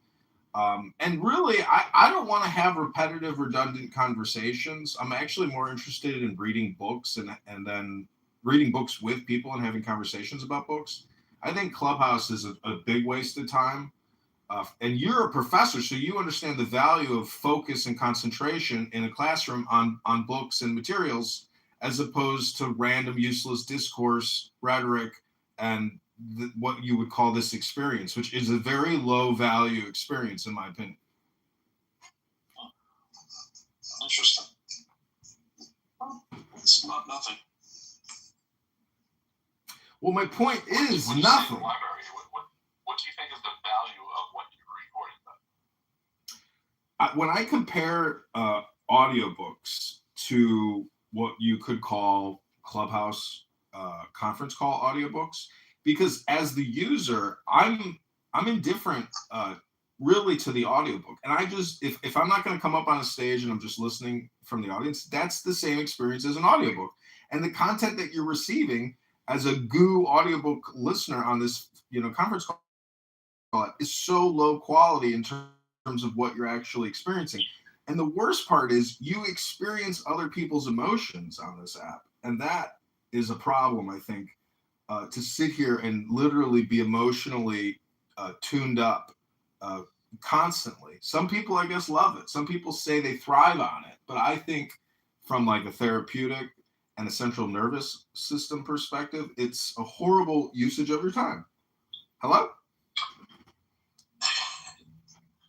Yeah, I get a lot of that. I think that is why I actually, his name is the thing there. That is probably the best quality, I think, about Benjamin. He is remarkably low-level, worked up emotionally, even though he is the brunt of most jokes, insults, jabs. He generally does seem to thrive off of it, because nothing really impacts him. Now, I realize some of that can be life circumstance or whatever, but I think he has adopted sort of that philosophy of where you'll hear him talk about people that are in board meetings. One thing they never do if they want to be successful is they can't yell or scream. So he's not a yeller or a screamer. Everybody has points where their buttons get pressed a little bit, but in terms of comparing him comparatively to how often people's buttons get pressed, very low level. Now, I have a threshold of which, my philosophy, my guiding principle in life has been I will punch you in the face, but I generally don't want to. I don't lead with it, but I will knock you out. But we should for it. Since you're a martial artist, would it be a foot? It'd be a foot, yeah. But the thing is that but I can get worked up. But I generally try not to. It's sort of that Sun Tzu, the best battles are the ones you don't wage kind of thing. But it doesn't mean that you're going to let someone just repeatedly smack you in the head kind of thing. I take it back to other sports too. I was talking to my son about basketball this morning. I was watching him play last night, and it's just he's very passive, kind of, if the guy pushes me out of the way, okay, I'm throw that dude out of the way, bro. If you're in the paint, you gotta box that dude out. Like your mom's life depends on it, bro. You gotta want that. Have you been in the room when I've driven Benjamin out? Oh, that's wonderful. That's wonderful art. He likes to talk about race, and he likes to talk about elitism in academia, but he does not like to talk about class. As soon as you talk about his class, then he leaves. Well, that move indirectly, he loves to talk about class if it's deferred and not about because he thinks, race isn't real and class is the real argument. You know that movie? See, Pro, you have a potential for violence. And have you ever seen that movie, A History of Violence? Yes. What I'm trying to tell you is that your potential for violence is very brutish and thuggish. I'm a former United States military officer, and even if you look at like the mafia, they don't just throw blows. They get a contract and a confirmation from leadership that the assassination is to take place. So, your approach to violence is very juvenile and pedestrian. It's just my opinion. Well, you don't know Pro at all. If you knew Pro, you know how wrong that statement is. I don't disagree with why you would say that, but again, kind of like Chinga, you really don't know me, so I mean, I get why you'd say that, and I get how someone might appear or whatever. It's tinged with racism because you're a rapper. It's terrible. I consider the source. I read what you were writing in the chat earlier. You went for the rap, the EAP, the HAP, and the RAP, remarkably annoying people. How was the rap one? But I know you're not a rap guy or anything like that. But yeah. No, that's not true. I have Biggie Smalls memorized. Funny with the money. Oh, you got me mistaken, honey. I don't want to rape you. I just want the papers, the visa, the capisha. I'm not like the papers. Who's the head honcho? Slick like Ramacho, cool like Cumacho. Gosh, I have to replace you with Norm up top. but yeah, that was poetic. Any other rappers you like other than I mean, I like all the classic rappers, I suppose, but I don't really go out of my way. I've met DMX, so I did buy a bunch of DMX records. I met him at McDonald's one day, and I came up to him and I said, "Excuse me, can I take a selfie with you?" And he says, "Fuck you!" And I was like, "Holy shit!" I was like, "That was actually very rude of me. My name is John. What is your name?" And he goes, "Earl." And I said, "Well, can I tell you a mantra?" And he goes, "What's that?" And I said, "Rabbono Shel Olam." It's Hebrew for Master of the Universe. And he goes, "Are you Master of the Universe?" I said, "No, Rabbono Shel Olam, it's for relaxation. It's a mantra to relax." And he's like, "All right, come over here. Let's take that selfie." Interesting. Interesting. May he rest in peace. All right. Well, there you go. Yeah. I got star power now. I got street cred. When I show that picture to people of me and DMX, they can't believe it. He's like a legend in some people's minds. I normally find a commonality among people who utter the phrase, "Now I have street cred," but they generally have no street cred. I have no street cred. I'm just saying, so got the black lifeguard at my pool, when I showed him the phone, he's like, "Bro, you got street cred now."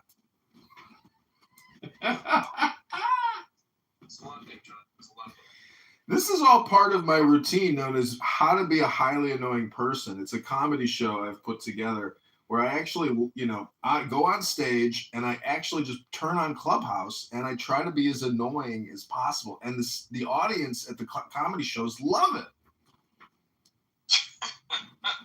I would love to be in attendance for one of those.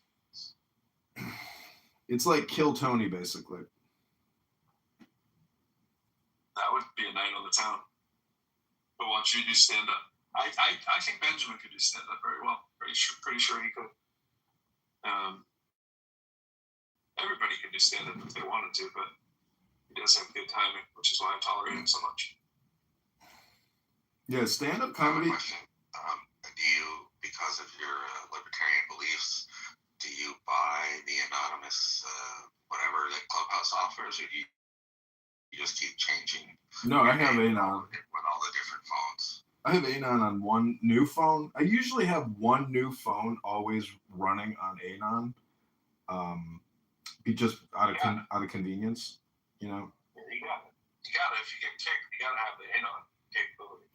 Yeah, what's amazing though is like people just move on with the conversation, and it's so amazing how, like, if you think you're like so self-important, let's say you're a solipsist or something, The disappointment of a solipsist upon revelation of his, or declaration of his solipsist, it's just like the effect is just not there. It's like, imagine being Muhammad or Jesus walking around town and declaring that, you're the new greatest thing. And the response is very lukewarm.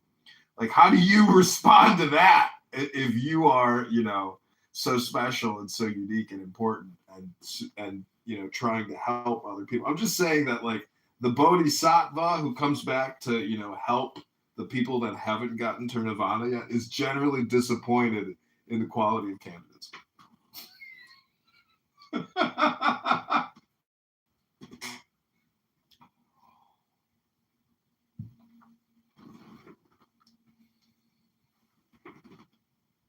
This is all, by the way, this is all the part of my most annoying, people content. Like, you know who Gilbert Gottfried is, right? Like, I have realized that essentially Gilbert Gottfried, yeah, him and Al Pacino, technically, or even Sam Kinison, their whole shtick is to be, kind of monotone and low, and then just peak with screaming, and then they go back to the lower vibration, and then they come back up to the scream, and then they go back to the lower. That's their cycle of success. So they flare your dopamine with the screaming and then bring you back to set you back up, only to scream again. Like, that is the sound pattern of a lot of successful people. Interesting. I wonder how successful they are in certain areas of their life. Like, I think there's a pattern there to the Sam Kinisons and some of the people who are the screamer louder people. I know Gilbert Gottfried also passed away. I can't remember what. Wasn't it like some kind of cancer or something? Throat cancer or something like that. I don't know. But the aristocrat is a very funny joke. See, I like the concept, as you know, that all communication is hypnosis.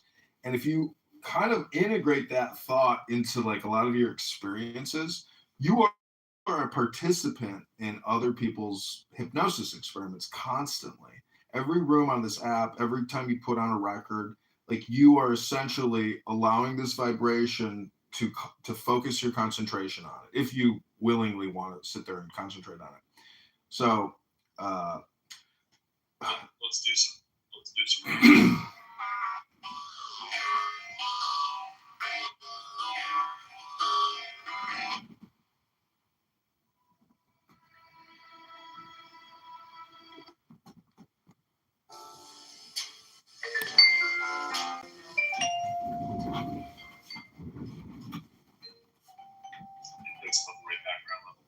I think it would sound a little louder to you guys. To me, that's really something. That's probably a little irritating.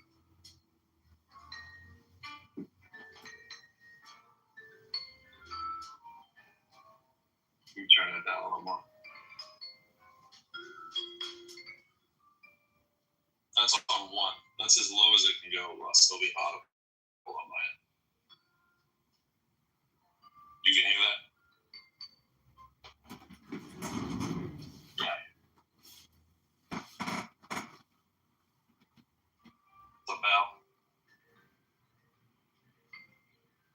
I'm okay with being part of other people's hypnosis. Yeah, I mean, if you create hypnosis, you should be, willingly be able to participate in other people's communication. But it's really just like a way of talking about programming and content. Television, the vision of the telephone is now traveling through the air. We just live in an age of lazy communicators. No one is willing to read a book. And even if they did, their comprehension and integration of that knowledge is lacking. But the truth is, nobody here on this app reads anything. They're just like pre-programmed. And people really just come here for the instantaneous dopamine. That's really what's happening. There's no book reading. There's no progression of intelligence. In 5 to 6 years from now, no one will have learned anything, because the same people are saying the same things right now that they were saying 5 to 6 years ago. We're just chatterboxes repeating over and over and over, unless you put in new content. You can only express new content if you put in new content. We're just computers waiting to be programmed. And you're academic. I've been to college. Many people have been to college. They understand your personality, your intelligence. It's all pre-programmed from the work you did, you know, in your 20s or in your teens.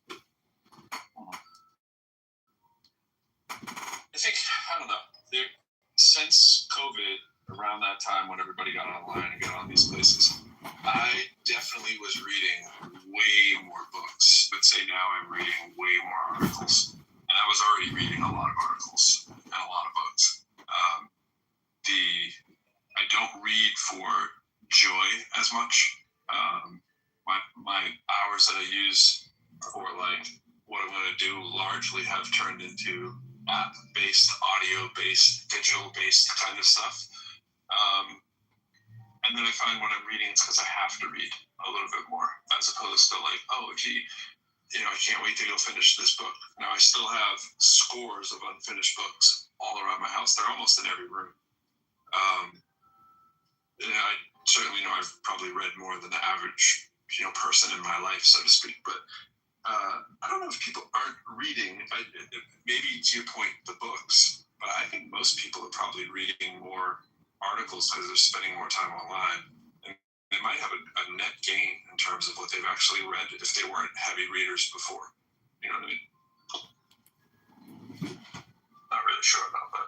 Yeah, I mean, my concept of intelligence maybe is like it's everybody's intelligence or everybody's concept of intelligence is biased based on their pre-programmed, you know, content. I'm just saying. What do you mean by pre-programmed? What do you mean by that? Like the now is a compression of the past and the future, so everything you consumed in the past is a, you know, an amalgamation of who you are right now. But I'm just saying that, like, I like Alan Watts, I like Zen, I like Buddhism, I like Hinduism, I like Taoism, I like Christianity. But when I look at the legal code of Muhammad, that's when I start criticizing their religion, because the laws of Islam, the Constitution of Medina in 660, it's so ridiculous. It's like a gangster, gangster disciple disciple for starting a gang. Join us and pay for our organization, or we'll kill you. There's no courts of law. There's no juries. There's no witnesses. Muhammad's the final arbitrator. So I don't know. To me, Islam is basically, it's either the forceful aspect of religion or it's the mystical. There's no way that you could go kill so many people with a sword unless you're basically really far out there. It's a horrible thing to do, as I'm sure you would agree. My friend! Yeah, not a good way to go, and not a good way to make people go, that's for sure. They just suspended my YouTube account for racism or hate speech. I don't know what was said, yeah, but... I hear you a lot of times. Chime in on, you know. I'm talking pro-lyrical. I always think, oh, this is the guy who's reading some Bertrand Russell and some Sam Harris. All that kind of stuff. You know, the Jung and all that. Yeah, there's this. You're interested in that area. I've read a lot of Jung. I do have a book called Psychological Reflections by Jung. It's like, I think it's an extract of his best quotes. And so anyways, yeah, I mean, basically, if you don't understand that you have the potential for violence, you know, as you do, you have to know that by essentially like pseudo experiencing it, you know, in the mind's eye, you can pass through evil intention and become good again. And you can do it all through your imagination. And that's what education does, is you can use your mind. See, this is what's wrong with Benjamin, is that he doesn't understand that we're not doing child sacrifice per se. I mean, I think we are in terms of abortions, but using the mind as a computer system or a 3D simulator to model, you know, past horrific events to get through it now. So we don't have to do it now. We can create a movie about it. We can create poetry, but we don't actually do these horrible things anymore. It's all just hypothetical. Like, you know, if somebody accuses you of being a Satanist and a child sacrificer, well, the response would be, we don't actually do that. That's just part of the liturgy or the books to run the simulation through your mind so we don't have to do that, because that's ridiculous. We use the books to just basically LARP and role play in a non-violent, peaceful way. You know, that's my opinion. Yeah, definitely. I'm not a blood and gore person. I love John Wick movies, stuff like that, but I'm not I don't usually choose to go see blood, guts, horror. I don't select that for stuff that I read. I have really no interest in that. I have no desire to go commit violence or anything like that. I think kind of the opposite. I'm not afraid of it, I guess is what I'm saying. I'm not like, oh my gosh, this might be a violent situation today, let me not cross the street. That's definitely not my mentality. But I have no desire to go watch blood, guts, gore. Yeah, neither do I. But I guess what I'm trying to say is through education, we can become rational and peaceful. It's really the uneducated that resort to violence and that type of behavior. Are you sure about that? I would Do you assume. think that with enough education, everybody can become rational and peaceful? Or do you think that there are some people who, despite the amount of education that they receive, they can never become rational and peaceful? I think if there's enough time in the right setting, you can condition. What do I say resorts to violence? What are you talking about? With enough education, you can heal them? Enough education and time. The USA's been kicking everybody's ass for 534 years. It's violent. Well, you know what? I just had an interaction with an immigrant driver on the road, and I've got to say, the immigrant drivers are not amenable to corrections. You know, most Americans, if you pull up next to them and roll down your window, it's like a universal sign, like, hey, roll down your window, I've got something to say. But the immigrants, they don't want to fucking talk to you. Like, this guy just did legal thing. I rolled down my window to try to tell him, hey, N-word, I almost killed you. I almost could have killed you today. But he didn't want to hear it. He just glared at me, and then he made a motion like he was going to hit my car with his car. And I'm wondering if those men, 4-year-old men who moved to America from Syria, if those people can be taught to be peaceful with enough education, or they might be a lost cause. No, here we go. There's a lot there. This is great. There's a lot. I mean, that was interesting. I mean, I don't want to prejudge too much on my friend there, but there seemed to be a lot of bottled up hostility going on. I am so frustrated by these fucking immigrant drivers. It's like the 35th encounter that I've had with them in the past 6 months. I'm indigenous. I know. I hear you. You immigrants came from Europe and just screwed up everything. See, my friend, this is where this could be a you problem and you're unaware of it. Because when I drive, I try to drive I treat my vehicle as if I'm never going to buy another one. I don't accelerate hard. I don't brake hard. I move, I move with the flow. And that's what I'm saying is maybe you're not moving with the flow and you're having this conflict with people because it's a you problem. It's just an opinion. You're right. That's great. I always appreciate that perspective and reminder. But in this case, the guy was jaywalking a busy road. I almost hit his body with my car. Then he got into his parked car, pulled out, and made an illegal U-turn. So I don't think that was an issue of my flow. I was trying to tell him, sir, use a crosswalk. I could have killed you. And then he just zoomed out, did an illegal U-turn. Well, it sounds like you're a humanitarian. I was trying to tell him, hey, look out. I could have fucking killed you. My friend, just FYI, this is a room where we are discussing why are you so annoying? And I think you just hit a nail on the head. In fact, so instead of switching to my little quote here, let me do the pinned item here. So check out this article.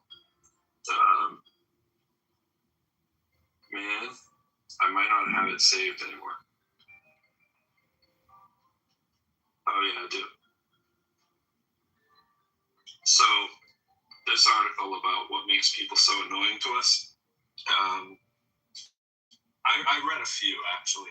So this one probably doesn't have as much, but this one talks about kind of what he's saying, that some of it, like, you're either annoyed by something, but the reason, or you're doing a little bit of the annoying in some cases, but it's kind of like what you've been through is why it annoys you, right? Like there are certain things that annoy you, and you have to take inventory of who is the personality, or who does this person remind me of that's probably still resolved and that's irritating. And you're whining about the immigrants part might be kind of telling there. First thing that jumps out, of course, is how would you know it's an immigrant? And then why would you classify everybody like immigrants as that, like as if it's the immigrant thing that's causing the problem, not just that you happen to encounter somebody who may or may not have been an immigrant and had that quality, right? And so is there an unresolved you thing that's going on that makes you annoyed as opposed to just what they did? Like you might have seen a non-immigrant do it, maybe you wouldn't be as annoyed, right? Because it doesn't seem to be a function of immigrantness unless you believe that all immigrants are bad drivers or something. Now, there might be something to the fact that certain countries have different, levels of driving comfortability. Roads aren't as crazy or more crazy than us, and don't need to drive as much, but it's clearly different country to country, right? I mean, if you just look at it from a metaphysic lens, you two are just two energies sitting in an energy roaming around town, and your energy and that person's energy is coming into a conflict. And that's why I say it's gotta be a you problem, because your energy is essentially causing the conflict. I know that they're out there and they're trying to essentially hit you in a way, but that's what I'm saying. Like, they're not going to intentionally hit you. I saw a video that was actually recorded in Portland, Maine, of an immigrant woman throwing up her hands and walking. She praised the cross of Jesus, crossed herself, and then she stepped in front of a bus, hoping that the bus would hit her. Do you think that's never happened to a non-immigrant person? No. That's not like someone wanted suicide, right? No, I think she wanted to pay out. The bus wasn't going fast enough to. Well, let me tell you, I live in a city where catching a case is just sort of like a weekly thing. That's what we call it. Nothing's ever a big deal, and anything that we're ever concerned about, nothing ever really happens. Well, it certainly matters if you want to walk out in front of a bus, but people who are trying to catch cases that are that desperate that are looking for the big payout, almost all of those have been Americans in the city that I'm from. But I'm sure now my city does have a lot of immigrants to it, so I'm sure there's a lot of immigrants who do that too, but that's a very understanding the system, a little bit of privilege baked into understanding the American law system well enough to know what you can do. Try to be who's you to either be very familiar with it or just be American in the first place. But that's my experience. And you consider yourself progressive, right? Yeah.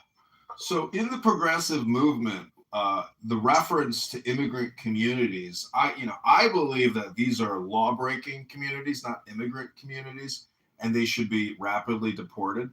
But what I'm trying to get at is that when did we start considering law breaking into, immigrant community? Because, I mean, this sounds ridiculous, but really it's the terminology that we're using in the progressive movement that I hear over and over again, which is really just code word for, hey, they're breaking the law and we're not going to enforce it. And that's okay because of social justice equity, because of a history of white racism. You and Ben join me for breakfast every morning and discuss these topics. Can we deport the Italians, the Jewish, the Irish, the Germans that started their mafias way back in the early 1900s? Because those are the people I want to get rid of. Well, what I believe is in philosophy, the now is all important. And so but they're still doing it. Like the Italians and the Jewish mafia just became corporate. Well, that could be your opinion. I mean, are you 100% sure that's a fact? I'm from Chicago. It's true. Don't pretend like it's not true. I'm sure you and your libertarian circles sit down with them and drink beer every day. It's true. Okay, if you say so. But what I like about Benjamin is really his personality. That's how they deflect and get back to the dirty brown immigrant thing. These people won't admit their own crimes, and then how they love it. Just I don't have a problem because he's brown skin. I don't appreciate the insinuation that I said anything racist. I don't have a problem with him because of his brown skin, just to clarify. I heard you say just for the backhand. Wait, my friend. Didn't you start? My friend, didn't you start with when you used N-word in place of the actual word? Wasn't that you as the speaker? Yeah, but this guy wasn't even black. So, but you chose to use the N-word, Dr. No, I just meant like. I could have used the MF word. It could have been like, motherfucker. I'm with you. You were explaining that to me as you, the narrator, and said N-word. It's a colloquial. It's a colloquialism. It's not a colloquialism. It is on Clubhouse. It is a welcome to Clubhouse, my friend. Yeah, thanks for the welcome. I'm going to welcome you to the real world. So you, being who I have to assume is Caucasian from everything that you said, in what universe do you think that you explaining a story to someone on Clubhouse that you would start with N-word when you're talking to them would not display something that I should think that you're racist? Well, you're clearly very woke, my friend, and I clearly am. We don't obviously don't run in the same circles on Clubhouse, but I hate to break it to you, but just to answer your question with as much. Libertarians and Excuse me, I'm just trying to speak with as much. Excuse me. I'm sorry. Yeah, thank you. Oh, shut up? Okay, I'll just shut up then. Thank you. Sorry, pro-lyrical. I'm going to shut up. Yeah, I don't care for your politeness. It's not going to help. Okay, I'll just shut up. Dragging you. You see, this is where I think that people don't really understand what annoying is. I think everybody is annoying individually. Like, pro is annoying, indigenous is annoying, I'm annoying, my friend is annoying. And thus, if you really think that you're less annoying than me, we should have a real world annoying competition. From China, from Russia, from Korea. We love John Kitover's house. Thank you. And all I gotta say is, you know how they always say there's like an attention economy? It's really just an annoying economy if you ask me. Hello? I mean, let's be honest. This capital surveillance economy, this attention economy, it's all just based on highly annoying people. Like indigenous. John, did I tell you about the Asian man with the fish food, the rotating fish food in the bag? No, you didn't. Go ahead. That gets stabbed. Have you seen these videos where there's like a fish in a barrel and there's like a dangling bag of fish food that's dangling over the fish, and then there's like all these knives that are mechanized to be stabbing the fish food bag, and then people vote in the comments. They vote for like knife number 1 or knife number 2, and it costs them money to vote. They have to vote using like a heart emoji or a clown eyes emoji or whatever, and it costs money to make these votes. And then every time they make a vote, like they might do like hard eyes, diamond, bomb. And then the different emojis take to them. There's like the knife, the hard eyes knife, and then there's like the bomb emoji knife. So if you do like hard eyes, bomb, then the knife from the left stab, and then the knife from the right is stabbing. And so all these people are paying like 10 cents a vote to stab this bag of fish food, which eventually is going to dump the fish food feed all the fish. And this is the entire news. This is the whole video. It's just you're watching this fish food bag, and in the background you can hear this Asian man when a bunch of people voting. The Asian man says, "Oh, thank you, vote again, thank you." Anyway. That's the attention economy. That's what the attention economy has become. See, I think just telling us an extremely annoying story is as good as actually experiencing, this video. I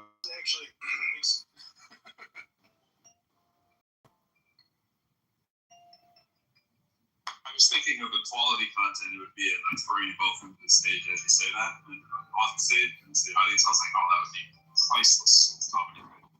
Great content. I would love the comedic timing of it. Why would you want to get rid of half your room? Oh, I don't care about numbers.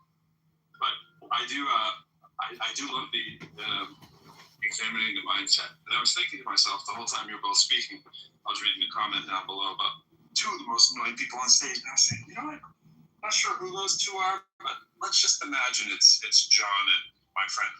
And I was like, John is possibly less annoying than my friend. That's yeah. Well, I think he's also a little less racist than you, my friend. Not sure. Seems that way. Possibly. This is my complaint against racists, is that they don't know the metaphysics of life, and it transcends your predisposition for racist thinking. Like, if you were to go to a psychiatrist or a cognitive behavioral therapist and tell them that you are a hardcore racist, or if you were to go to a spiritual person, I mean, how do you get past your conditioning? There's only one way to do that. And I think either you have to find it, spiritually, or you have to look at it, in terms of energy.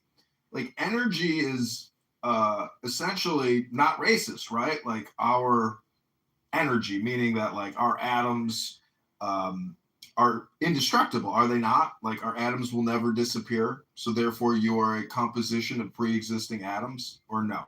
Hello? Of course, but I'm not racist.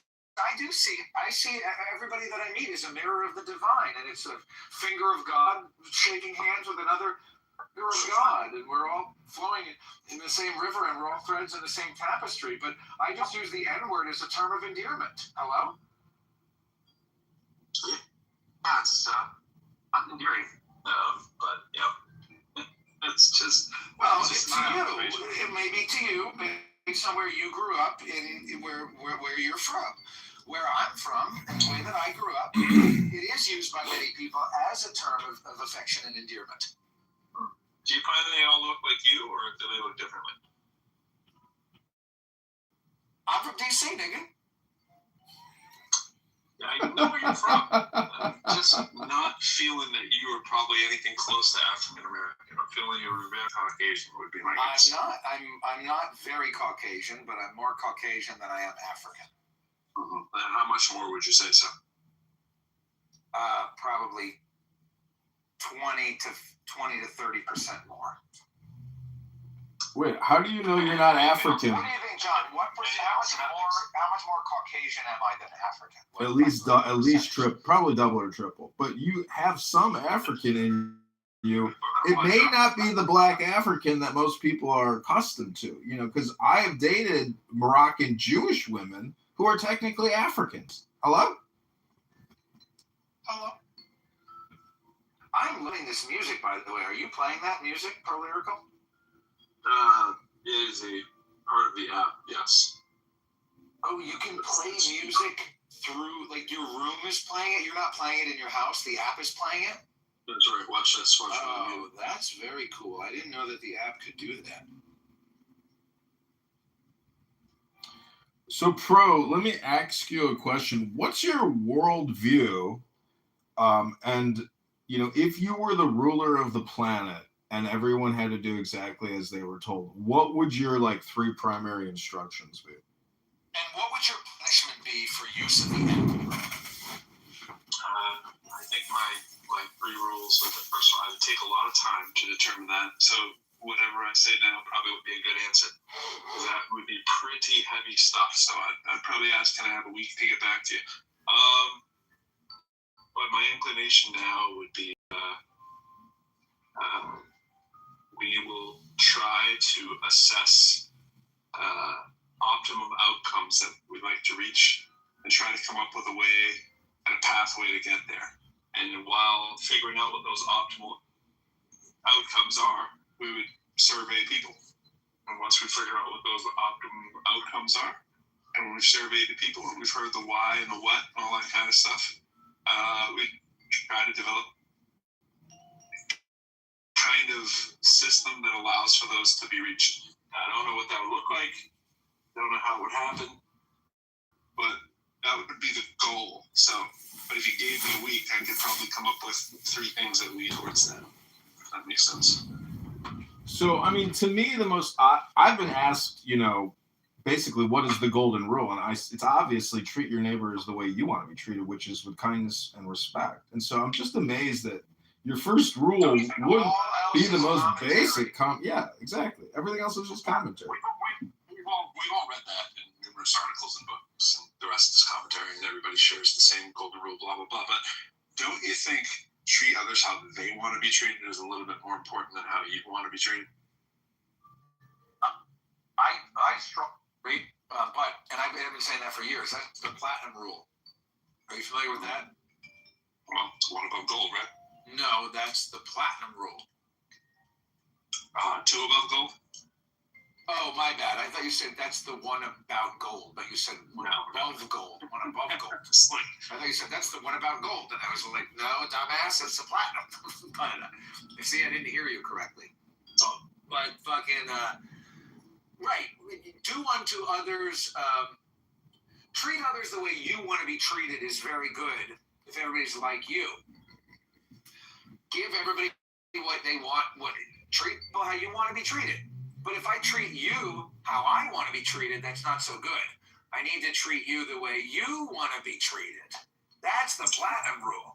That's pretty woke. That's pretty woke coming from you, my friend. No, but that's what you just said, isn't it? Yeah, but I was okay with you calling me woke. Well, I've been woke for years. I was woke for 20 years. I'm post-woke. You're post-woke, so you're on the platinum level. I'm on the other side, platinum woke. Right. I'm after woke. See, my friend, to a current progressive wokeist, that could actually be a very annoying statement because you've just one-upped his wokeism. I'm woke. I'm awake, bitch. Okay, so let me ask you this question, gentlemen, in terms of game theory, because regardless of what your philosophy or worldview is, in my opinion, we are all technically competing against each other and using our own game theory. And there's many subversive game theory players out there who are essentially just repeating progressive slogans for the sake of maintaining or creating power. But really, they're just ruthless charlatans. Wouldn't you agree?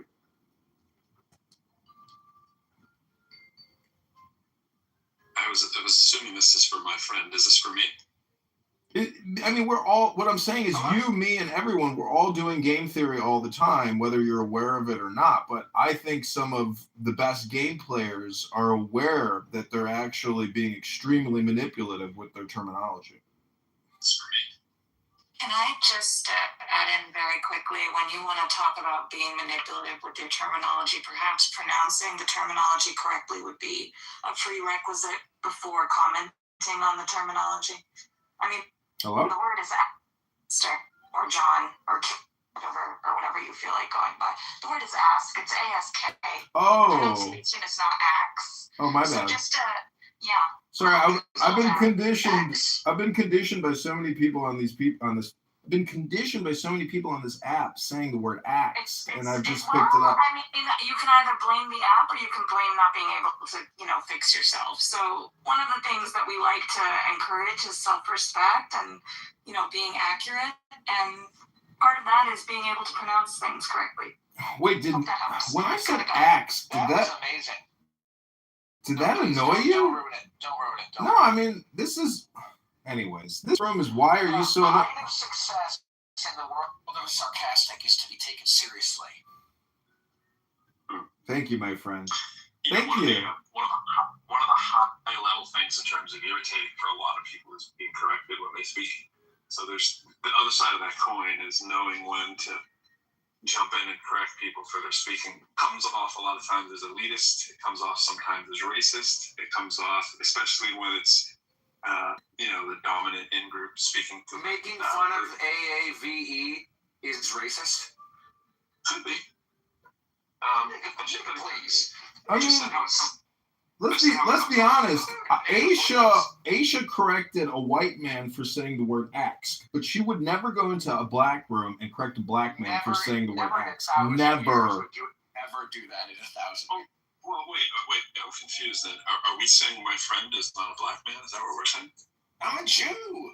I'm an olive-skinned Jew. And where did Jews come from? I've been mistaken for a Mexican. They came from Africa. They came from Egypt. Egypt is a part of Africa. This man was a liberated African. That's because I'm from DC, nigga. Oh, so what you're saying is back to my original thesis that you are exactly white. And that I am exactly white, except I'm not fully exactly white because I'm partially. Right. So you won't mind me moving you to the audience based on what you perceive to look like and your choice of vocals, because you're woke. So that's cool. I got a question for you, Pro. Your title is "Why Are You So Annoying?" But do you not view yourself as also being annoying? Absolutely. Yeah, I got. That's why my first one up there was I annoy myself a great deal. But I don't annoy myself at the level that the people who annoy me the most probably annoy me more than I annoy myself, and that's part of what's in the article too. Like usually there's something you talk about like what Trump always does, right? Trump always calls out what he's always doing, and it's like mind-numbing. Like, how can you not see that he's saying this, and this is like a characteristic he has, right? That you see it so often as a psychological deflection kind of thing.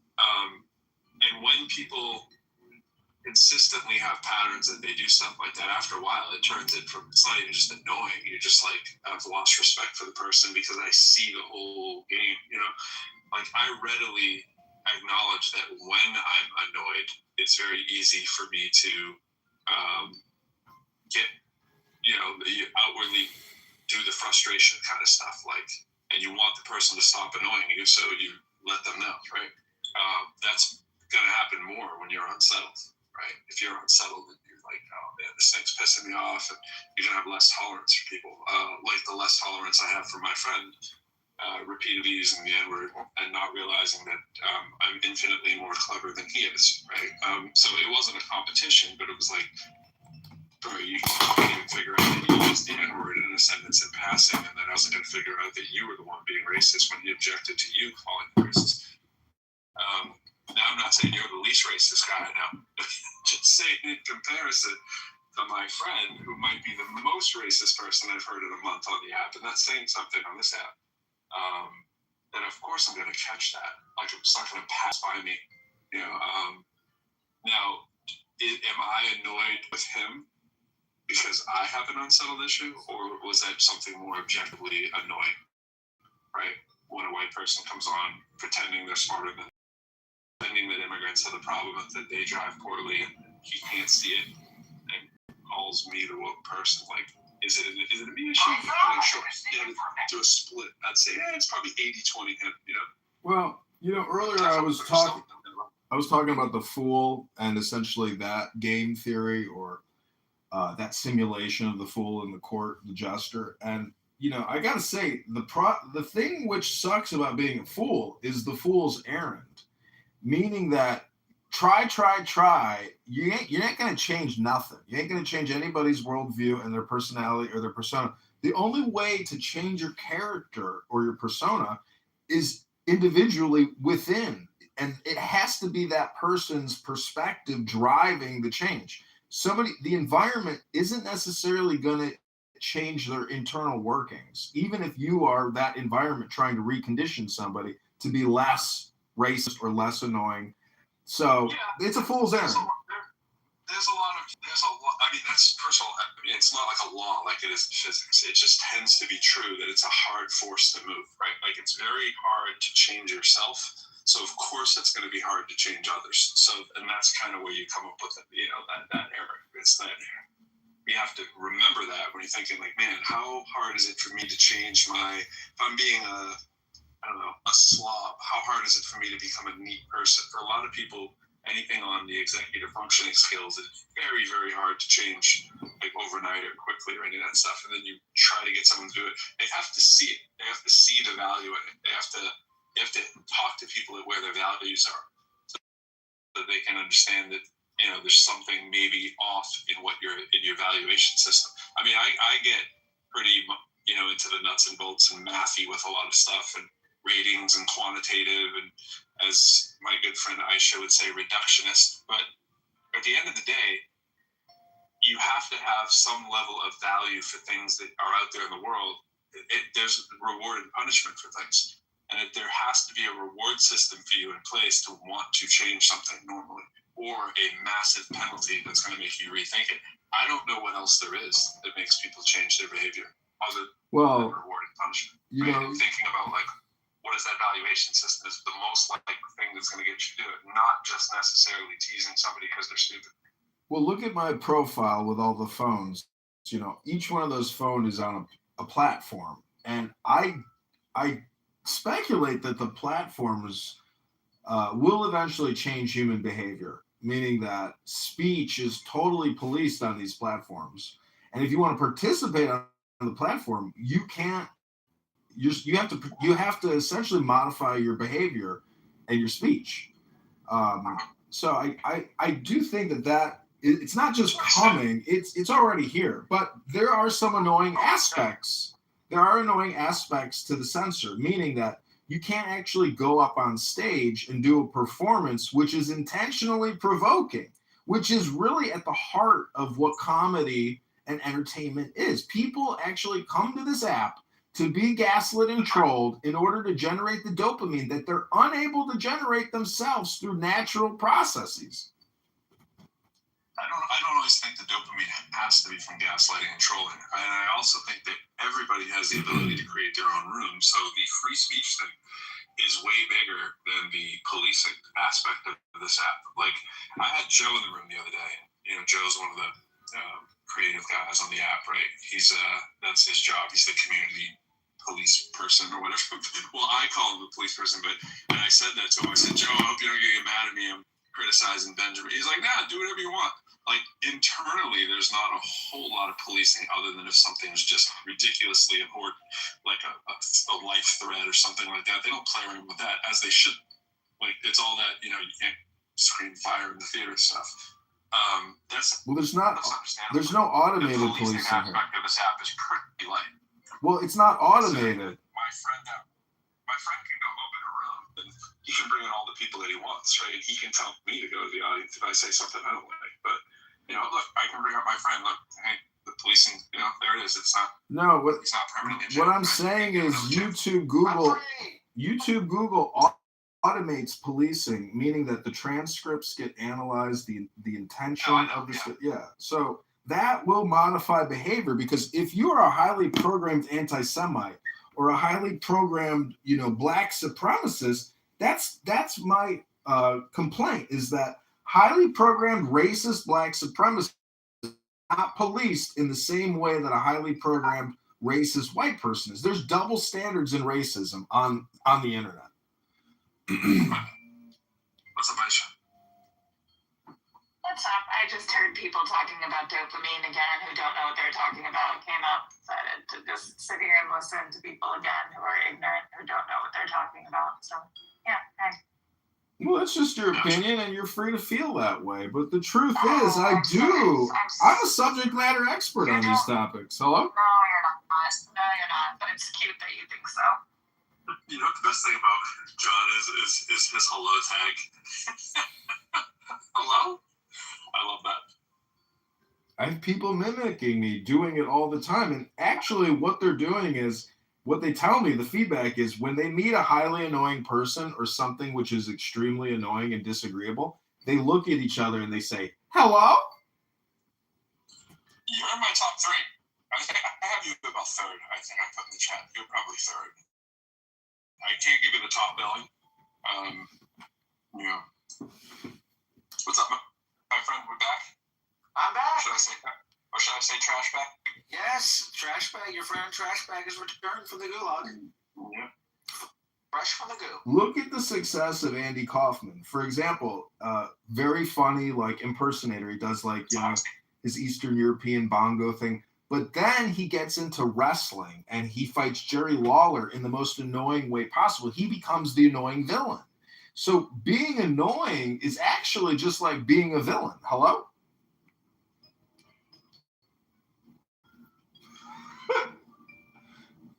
I don't know how you entertain some of the dumbest people on this app. Well, see, can I make a point? I'd like to respond to that briefly if I can. May I respond? I love vodka, by the way. I love vodka. Can I respond to that without... Yeah, vodka's pretty good. No. Or should I not? Should I not? I was a taxi man. Go for it. I mean, we did bring you back up here, trash bag. So let's hear what you got. Well, she just said that she casually referred to myself and John Kitover as among the dumbest people on the app. Yes, and I'll stand by a factual statement. And she's ready to stand by it, not even apologize like I readily did for my use of the N-word. I'm going to apologize for her. Okay. All right, so here's my apology, Travis. Well, I accept that apology, but I accept the You apology. got to hear it first. Well, can I finish my point before you interrupt me with your apology? My point is simply this, that there is language that all of us find to be offensive. For many people, the N-word ranks high on that list. But I am somebody who is personally offended by all forms of violent and antagonistic communication. In my opinion, I think which is why you use the N-word. Yes, go on. Right, that's all. Thank you. I'm complete. Hello. Hello. That was good. That was good that you did the hello there. That is some situational awareness right there that you displayed. I wasn't sure that you had.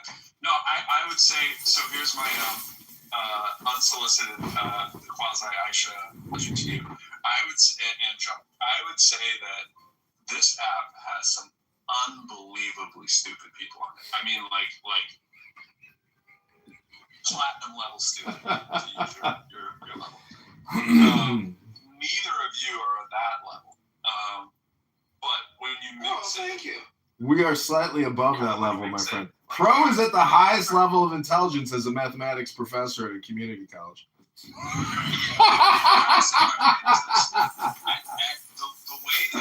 way that you speak and the things that you let on to and this psychological stuff that comes out seems that you guys. The judgments that you have made about me have led you to believe what?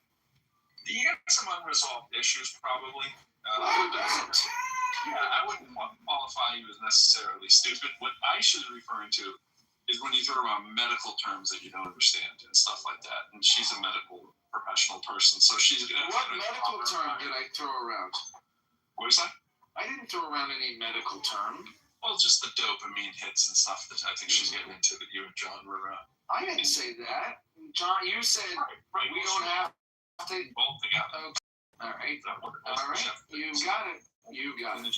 And she heard your quality contribution, and she remembers your previous trash bag contributions a couple months ago. Well, I know. I'm very memorable. I seem to have that way with people. I don't remember any of you guys, but everybody remembers the trash bag. Listen, Aisha is a regular in Pro's rooms, and Aisha doesn't like me, I guess, because I record what I do. And I would just want to ask Aisha, I said ask, do you think you're an annoying person at all, Aisha, or do you think you're not annoying at all?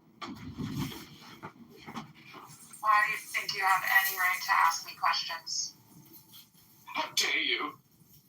I'm just curious. I mean, you're demanding answers to things that you don't know about, you don't speak about, you don't have any context about. Is demanding the same as axing? Excuse me, my friend. Excuse me.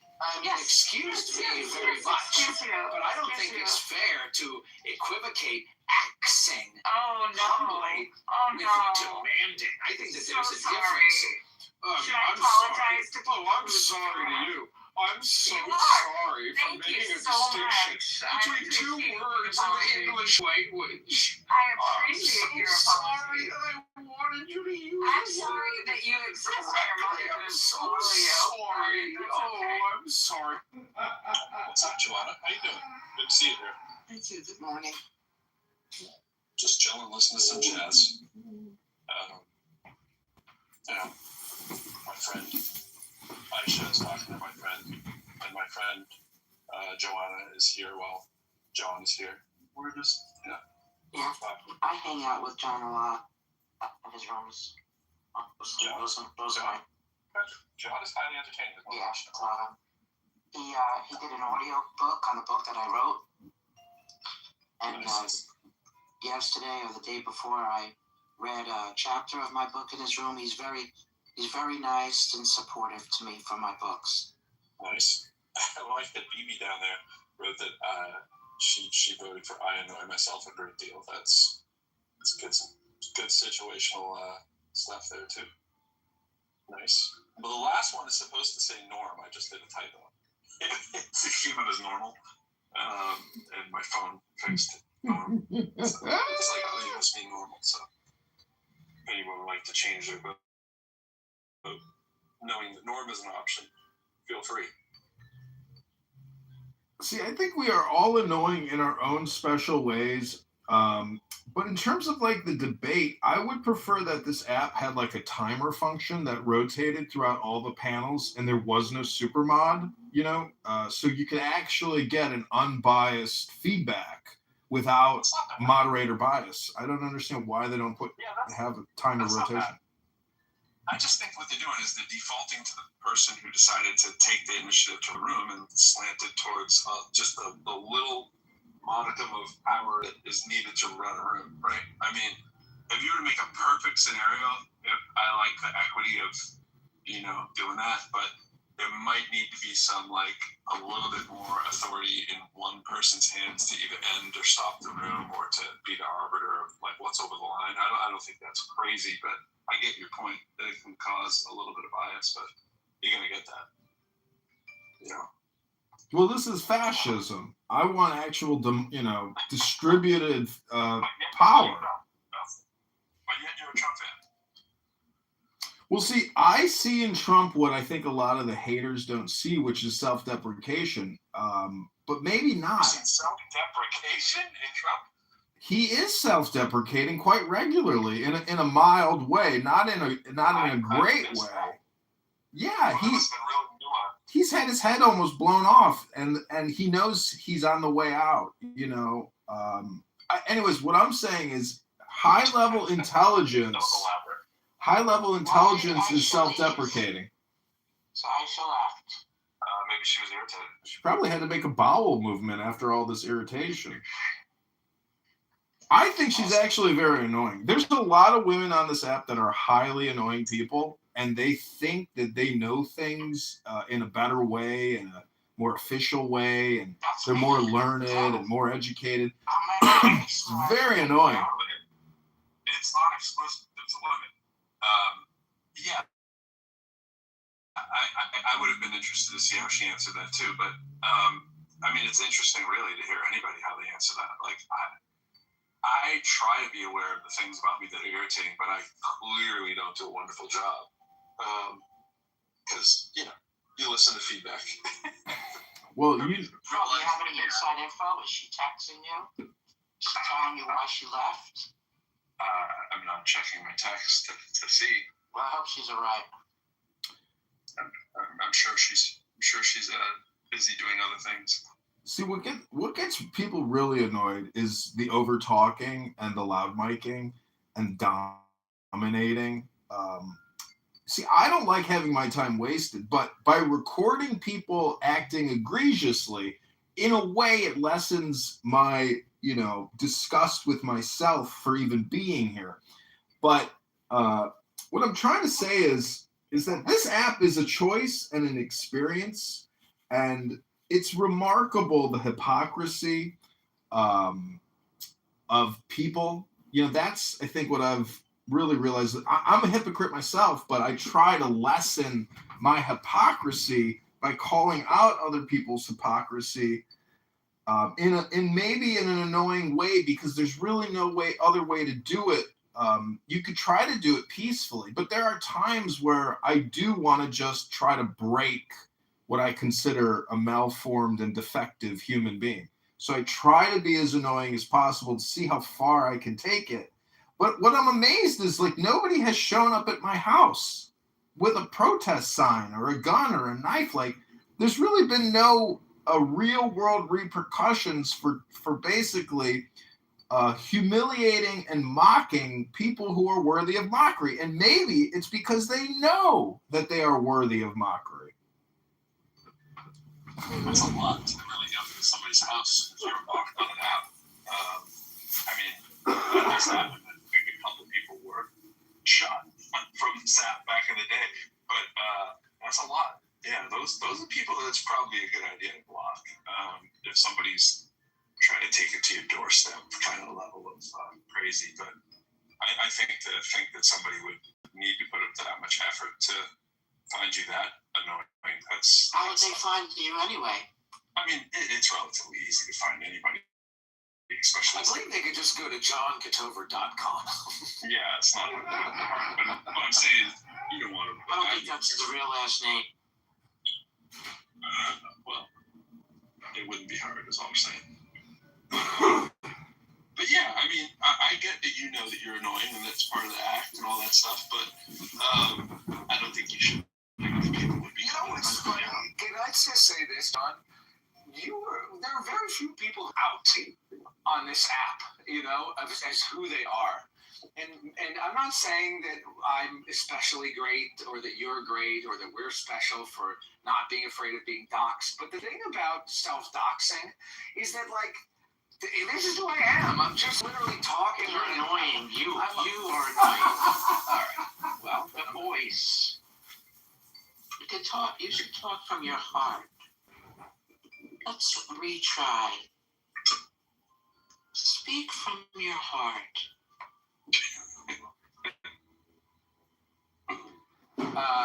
No, I was just trying to elaborate about how it's fun not being afraid of being doxxed because I don't really have anything to hide. And a lot of other people are, using these anonymous names, such as Joanna M. But you do go by my friend Trash Bag. I mean, I'm not. Yeah, that's a joke, but a lot of people know who I am. Gotcha.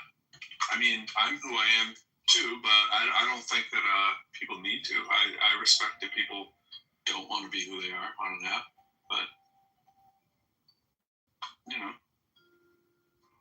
I get it.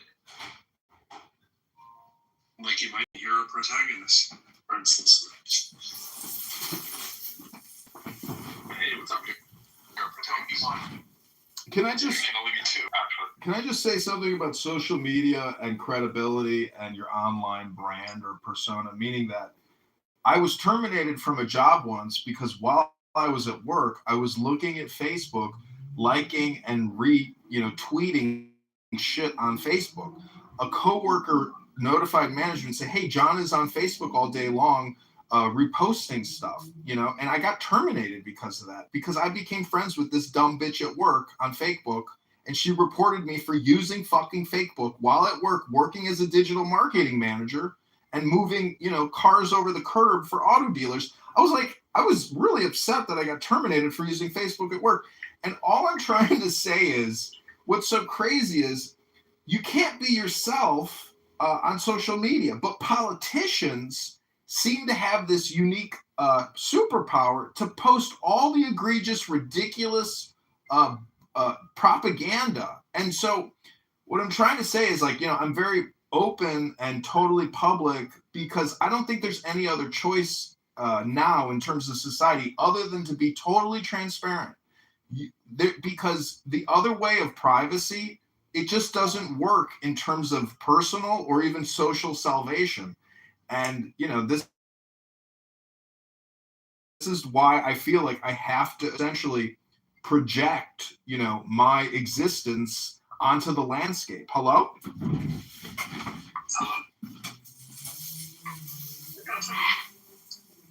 mean, there's a lot of truth there. I hate when I agree with you, John. I just noticed, Joanna, that it says in your profile, it says, "Be gentle with others." And I've got to tell you, it did not feel very gentle when you said to me, "You are annoying."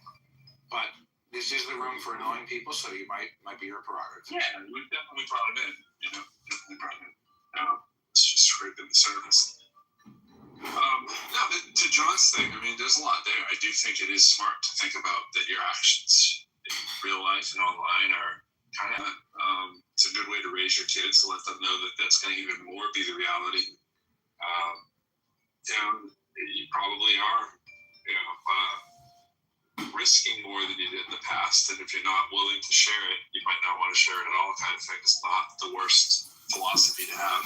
I don't know if I agree that the full point you're making on the politicians thing, because my thought is that is a recent change where politicians, well, this isn't totally the point you're making, but the idea that politicians can either get away with saying anything or doing whatever they want, that certainly was not always the case. That's more of the case now. I think we know some of that got ushered in. Well, look at it this way. I was a former IRS employee, and there's guidelines. You can't even basically have you can't have a profile on social media as an IRS employee according to the guidelines. But how the fuck can a congresswoman, have unlimited, unrestricted propaganda distribution for their position, but yet other federal employees can't go online and say what they're thinking or feeling? There's a total double standard in the surveillance economy. I feel like as a politician, it's their job to spread what they're about. So it's kind of the easiest, most efficient way via social media. It's what's used the most to be able to share what they're for, what they're against. If that makes sense. Yeah, and I was also thinking the same thing. But I was also thinking of the part about I should say, and also, as the great improv people tell you to do, and also, Christina, the now that money is in politics and we've voted that to be a thing, you have to assume that a public figure is going to need to be on all the public platforms, right, 24/7, looking to campaign or looking to raise money and all that kind of stuff. And it's kind of an unfortunate reality, but it is the reality. Veteran, I was noticing John Kitover has a lot of the same points as you. I don't know if you guys ever realized that before. I said the joke to John, it's like you guys eat brunch together on like once a week or something, or meet for morning check-ins. It's just like a lot of big themes. See, the philosopher in Rome, ancient Rome, was banned and actually thrown out of the country. See, a philosopher is just a contrarian constantly pointing out contrarian positions to hypocritical people to try to enlighten them to their bias. And basically, even if they're accurate or they're justified or right, the philosopher contrarian is always going to be censored because of their opposing view, even if they're just trying to propose the contrarian position to just try to get to a silver lining. And so I put in the chat, why do liberal senators and Congress people get to propagandize nonstop, but a U.S. Army general who might be conservative can't also put out his thoughts? So we have siloed and we have essentially censored and policed speech based on your position in society, which is totally fucked up and contrary to our Constitution. We need to unrestrict federal employees. And the craziest thing is the most liberal, the most woke, they are given the platform on LinkedIn. If you're in the Air Force, I see people in the military posting all kinds of anti-American propaganda all the time. And I'm like, how the fuck does the military allow these people to say all this shit? I know it's in violation of the guidelines they put out. You're saying two things that seem to be in contrast with each other. And I do want to say what's up to Benjamin. He's probably coming and speaking at campaigns. He's probably looking at saying he's at 0% of the vote there. He's probably trying to fix that.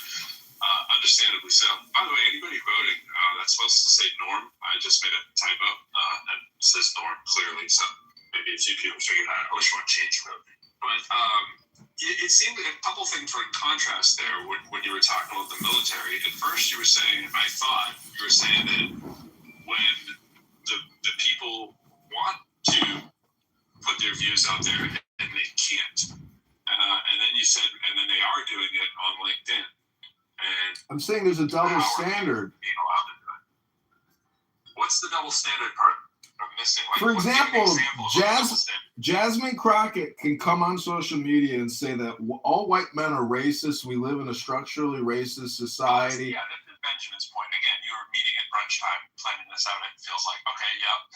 Well, gotcha. Don't you see how essentially the left mob dominates all the platforms, but highly conservative, patriotic Americans are censored and libeled and slandered, and in fact, they can't actually even say what they're thinking. I just wanted to say that if you're both in the military, right, and one is liberal and one is conservative, there's no power source that's not letting them both post. You were like, how does this person get to express their liberal viewpoint? But if they wanted to post a conservative viewpoint, they would have been able to do the same thing.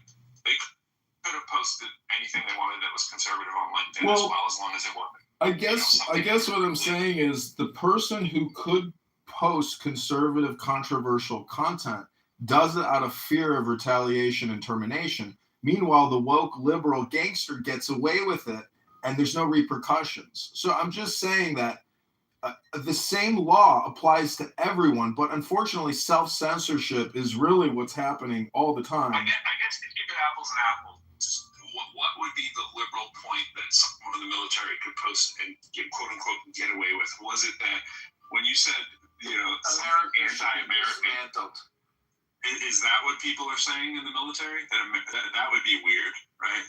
They do. I'm asking for what's the military comment that somebody in the Air Force might say? They would probably get Chapter 15 and written up. I don't know if they'd be terminated. No. What is it they would say is that you're pointing to? Like, what is it that they say that they get away with saying? Oh, I can tell. Do you want me to just Google you the top 10 progressive talking points? Well, sure, but you haven't given me one as quickly as you gave me the one with Jasmine Crockett. I'm just like, I thought you. That we live in a structurally racist white society, and that would be a big complaint. That would be a top 10. But a lot of this deals with men dressing up as women in the military, LGBTQ trans rights. I went out on a date with a hot Marine, and she said, "What do you think about Trump reversing transgender pensions and abilities and access to all these, privileges and rights?"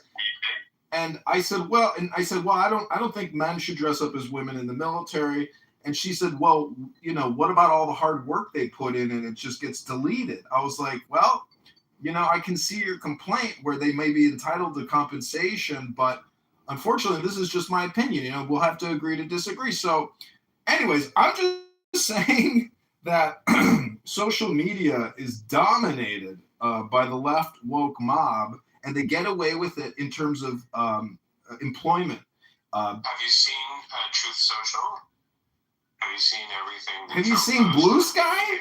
Have you seen Blue Sky, sir? Where they call for Trump's assassination all day long, violating the law? Who's violating the law? Example. Anytime you call out for the assassination of our president, the law. Example. He's answering the question. Give me a concrete He example. is trying to give you an example. He just said anytime he began a sentence. Anytime someone does something, but he keeps doing this is his game. So can you give me a link? Hello? Let me put the link in the chat. Listen, everybody, welcome back to Why Are You So Annoying? Where I believe that everyone is annoying to a certain extent and degree. It's an index. I think I'm very high on the index, yet I still maintain intelligence. Now, the most annoying people are actually the dumb people who are highly annoying. That's super annoying. John, do you find me annoying? No, I don't find you annoying. I love you. But I tell you, there are people on this app that I find annoying, but guess what? By having conversations with highly annoying people, it actually allows me to move through the real world at a higher rate of fluidity, meaning I don't get bogged down by highly annoying people in the real world. I just move the fuck on. Smart people will never say how smart they are. BTW. That's not true. Some people are smart and they know it, in the same way that if you're happy, clap your hands. When you clap your hands like that, it shuts my audio off. High piercing noise. It went, oh man. Well, the low end high piercing noise. That makes sense. Like, I've never heard Neil deGrasse Tyson be like, I'm so smart. Did you guys know that I'm smart? Because he's not smart. Well, it's just when it's your default. It's kind of like Isn't it amazing that people go to Neil deGrasse Tyson as like the default intelligent person when he's actually just like a content creator? Content creator, but it's not like he's not an astrophysicist too, which usually has a little bit of intellectual rigor. You know what an astrophysicist is? That's actually just somebody who reads books and writes papers. They don't actually do anything. Well, he's also the director of the Hayden Planetarium, which is not something you just stumble into. He's not a dumb man. He does say a lot of things I disagree with, but as do all smart people, right? But you just like to think the ratio would be lower than, say, like, how my friend said something that I just... Do you really want me to get a quote book from the 10 dumbest things Neil deGrasse Tyson has ever said because he says a lot of stupid stuff. I've heard plenty, but he also, his volume of what he says is on, it's like more content than you have in your PTR right there. It's just he's online all day long, you know? That's what I do. Neil deGrasse Tyson actually gets paid millions of dollars to create content, and I think he's stupid. He's your North Star that you should be striving to be like. He's filling stadiums, bro. He's on tours. But this again goes back to the. Stephen Hawking never said, "I'm smart," right? That's because he couldn't speak. Alistair over here always has to remind people how smart he I'm is. smart. But he did say, "I like them bitches." No, He did. I like them bitches. Would you say that Jeffrey Epstein was a highly annoying person? Almost certainly, but they seem to be charming enough that a lot of people fell victim to the Venus flytrap that was him, right? Well, did you watch the interview with him and Bannon, the full 1 hour and a half interview? Bannon, I find incredibly annoying. Like a smug, irritating dickwad. But that's just my projection, maybe. I would agree with you on the Bannon one, but the interesting thing at the end of the interview is Bannon says to Epstein, are you the devil? And Jeffrey's like, why would you say that to me? Why would you say that to me? And if you know what projection is, Bannon is definitely the malevolent, manipulator and scam artist. No, I don't think that's what he was saying. Is that what you were saying? I was saying that Bannon is the evil one, and probably even more evil than Jeffrey Epstein in that encounter. That's a high bar, right there. It's very high bar. Yeah. You're talking about a person who had an international reign of pedophilia versus the guy who's a manipulator in politics. Well, you don't know all of the things that Bannon has done in his life. I'm just saying, I do not want to be on record as a fan of but I'm just saying, compared to Epstein, I mean, it's not whether you find him annoying. I'm sure Epstein has all kinds of little charming qualities that made him get to where he is. Some people just use power and influence, and other people use charm, power, and influence. And I think Trump is in that book too, where he's used the charm thing for certain people that find it charming and not annoying. There's a thin line sometimes. Look, we got Sam here. Sam is down in the audience, and Sam, I would rate you as one of the most annoying people on this app. I know that may come as a shock to you because amazing pride coming from you on that. Sam claims that he is a chemist and that he is an attorney, and he claims that there are no negative side effects other than bruising and inflammation from taking the COVID-19 Zav. And Sam, I just got to tell you, I know you got buyer's regrets and you've suffered medical trauma and you have health problems. But Sam, you are one of the most annoying people I've ever heard on this app. You are an elitist, homosexual psychopath, and I hope you know you're very annoying now. That is high praise. Yeah, I'm going to say Sam is going to take this as amazing praise coming from you. Obviously, those of us who live in the real sanity, the world of sanity, would think your comments about COVID-19 are ridiculous. But aside from that, I think Sam would say, "Oh, I'm very irritated."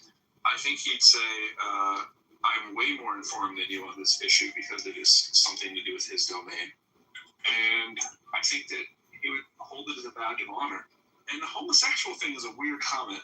But, well, I don't really think it is, because, see, this is my opinion, is that we are so conditioned to be submissive to homosexual activity and homosexual rights as a privilege and a freedom, that I find it very annoying that we have to essentially never discuss LGBTQ, when in fact, I think homosexual men who have positions of great power and authority, and they are homosexual predators out there, who are essentially orgasm freaks, and they want everybody to know it. Hello? What's a homosexual predator exactly? What do you mean by homosexual? Oh, you don't know what an alpha predator is? It's a bisexual. Just for the record.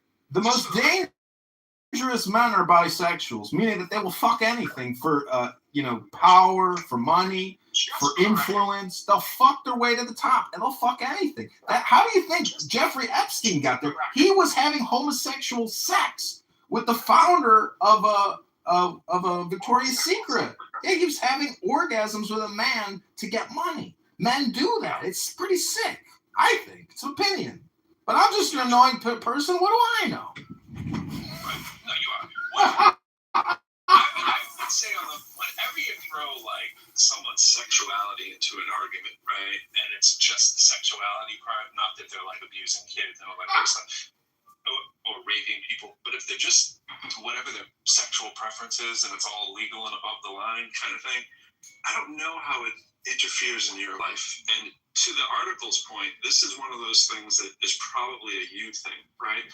Like, I am a heterosexual male who has plenty of associates in this world. I don't have a lot of close. It's not a me thing. It's actually a political thing. It's political. Homosexual family, lesbian family, friends, associates. Now, I use friends in the most liberal sense. I don't have a lot of great close personal friends, none of which are, if I'm being truthful, none of them are gay. But if one of them told me they were gay tomorrow, it would not change anything about my friendship. No, I agree. I have gay friends. I have plenty of gay friends. Well, not plenty, Why but the concern about this? because I make it into a political issue. I think every topic can be made into a political issue, including a person's sexual activities. As you know, people make sexual activity into political content all the time.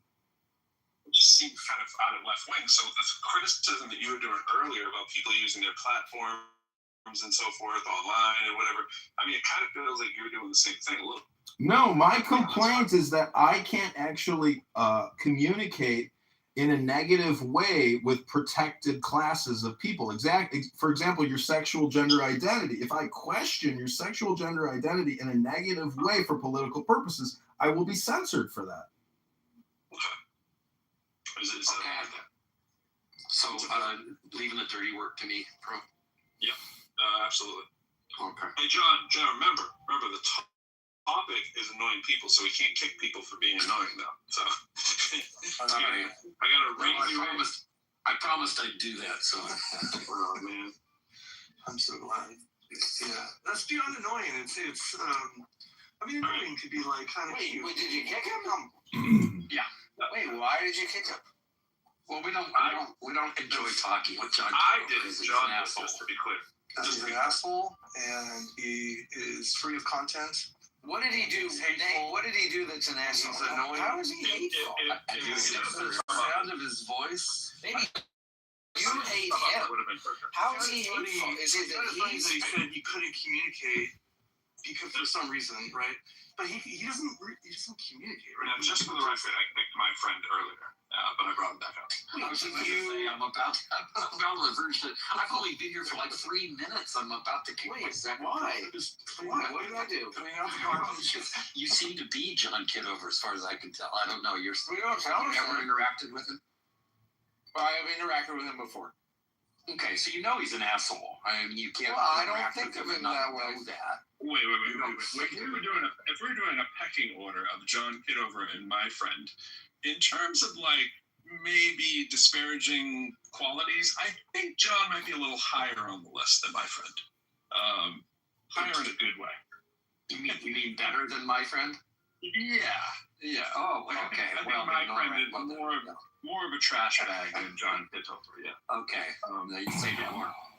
Oh yeah, he's in a different category altogether. Like John is probably a much more socially redeemable person. Wow, that's amazing. Yeah. Well, also trash bag. This sounds like he's posing as a non-trash bag human, but he really is. I see. Well, for better or for worse, John Kitover's name has become known. Like he has established himself as a brand, as an asshole. But still, I have no idea who my friend is. Well, I don't care to know. I wanted to talk with. I don't know, Andy. Have you talked at all about this video? No. I just woke up and that was one of the first things I saw, and so I sent it to you. I'm like, hey, have you seen this? Partly because it's like, we've been talking about getting more photos and whether they're going to release them, and apparently they released like a bunch more recently, like with a bunch of outtakes and bad shots and all that stuff, and then immediately somebody does this, which is great. It's like I didn't want to have to do it. What is it? Casual conversation on the ship? No. What it is, so there's that famous shot of Earth with kind of backlit. Yeah. And you can see the moon rising. That's so funny. And all Isn't that. now we have a collection of those most annoying virtue sigilers like Cloudhouse. On the roll, and somebody like collected them all and kind of picked the good ones and kind of registered them and made a bit of an animated sequence out of them. And it's pretty fantastic. Oh, okay. I haven't seen it. That's what we're talking about. Was that part of the file dump yesterday that I was saying, which file dump would you rather have? I think exactly. So actually, that's why I even know about that. So I wouldn't even know anything about this if you hadn't mentioned it. I haven't seen the file dump myself because I heard somebody on here. Yeah. So I put the link in the chat, and the thing. So Andy sent it to me and said, "Have you seen this?" And looked at it, and the thing he sent me says, "Wow, you see the aurora." So it's an animated GIF made from these pictures of the backlit Earth, moonlit Earth from the backside at high exposure, high ISO, basically. And it is cool because not only do you see the aurora, but you see them now in motion. You see the Earth turning slightly, as the. I will bet $10 to get kicked from this room, then I will return it. In a way that puzzled me for a while, which is a really interesting story I haven't talked with Andy about yet. But the coolest thing of all is you can see fucking satellites orbiting around the edge of the Earth. It is amazing. Really clearly? Yeah, very clearly. More clearly than you'd expect. The classic flat Earth complaint is that you can't see stars and you can't see satellites. Right. So they just took some good time to get their CGI to the level they needed, and now we can do all the things we couldn't see before because the animation team is doing their best. That's what you're saying to me? Yeah, we had the Photoshop. All right, so remember, the topic is irritating things here. Now, nothing's more irritating than stopping someone's topic of being irritating and switching to their science. I know, we just kind of barged in, and I was just looking for Andy, and here he was. So sorry, Pro, we've hijacked your room. We can go somewhere else. Here's the science guys coming in to do their science thing. And speaking of irritating, I can't bring Benjamin up. I've been trying. I don't know, maybe you guys can bring him up. Oh, I should try to bring him up. One of the irritating guys asked Aisha, "Hey, how irritating are you?" she never gave him an answer that was going in a funny direction. I missed that last comment, but perhaps I should miss it. I said one of the irritating guys was asking you how irritating you were before you Well, yeah, I gave a non-answer because we're not in a court of law. I'm not required to answer anything. They don't get that part. But they are. Hi, Benjamin. So Benjamin would engage with that question. Benjamin, how irritating? Watch us. How irritating are you, Benjamin?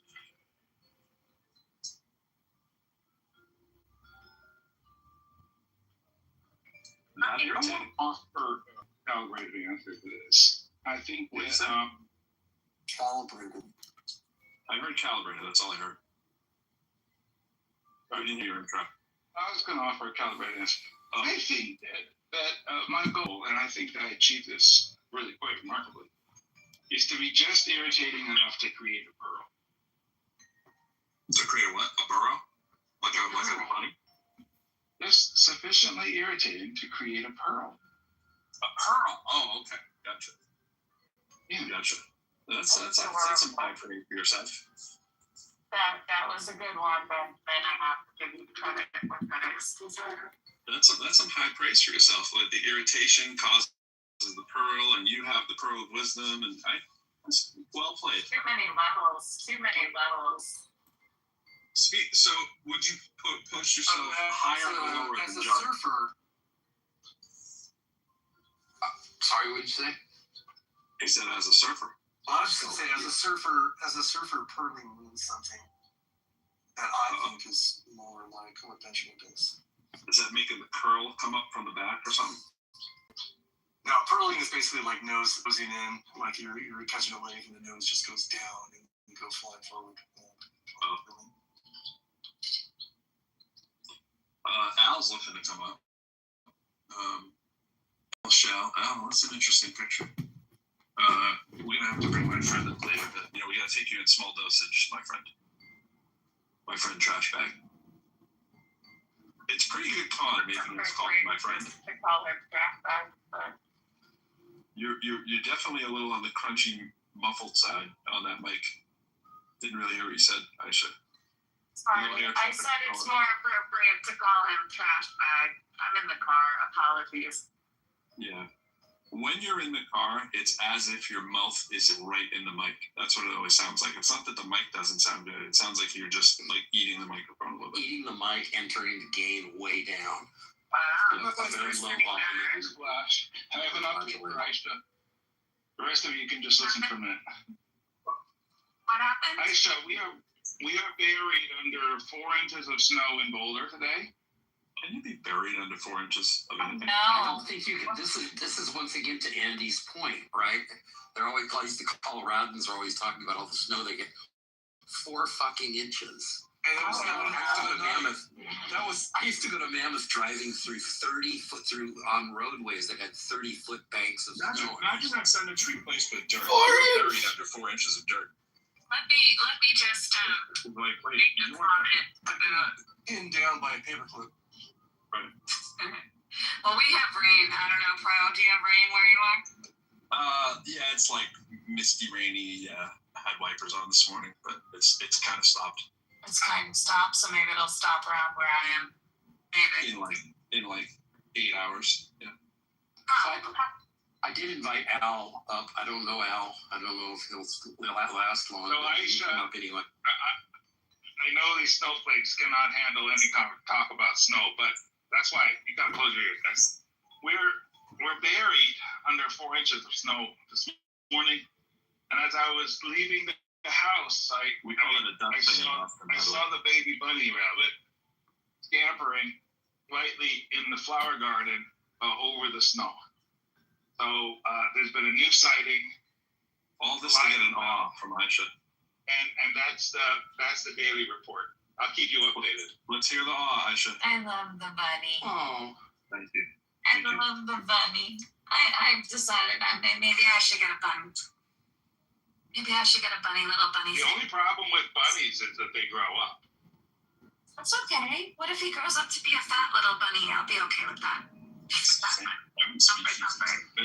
Ducklings are with their cute little scampering paws that have tiny little colorful ends on them become like This room is so annoying and a waste of time. I don't notice a difference in fish other than just big, small, but every other animal, they seem to go through it. Well, maybe like lobsters and stuff. They still look like lobsters, yeah. Animals are prescient. They really are. Bunnies have a really high fur to body weight ratio. Rabbits a little bit less so. Well, so do bears, but when you look at a bear, you go, oh, look how cute the little bear is. And then when they're an adult, you're like, holy shit, I'm scared, right? Well, the fur of a bunny is basically as long as the fur of a fully grown rabbit.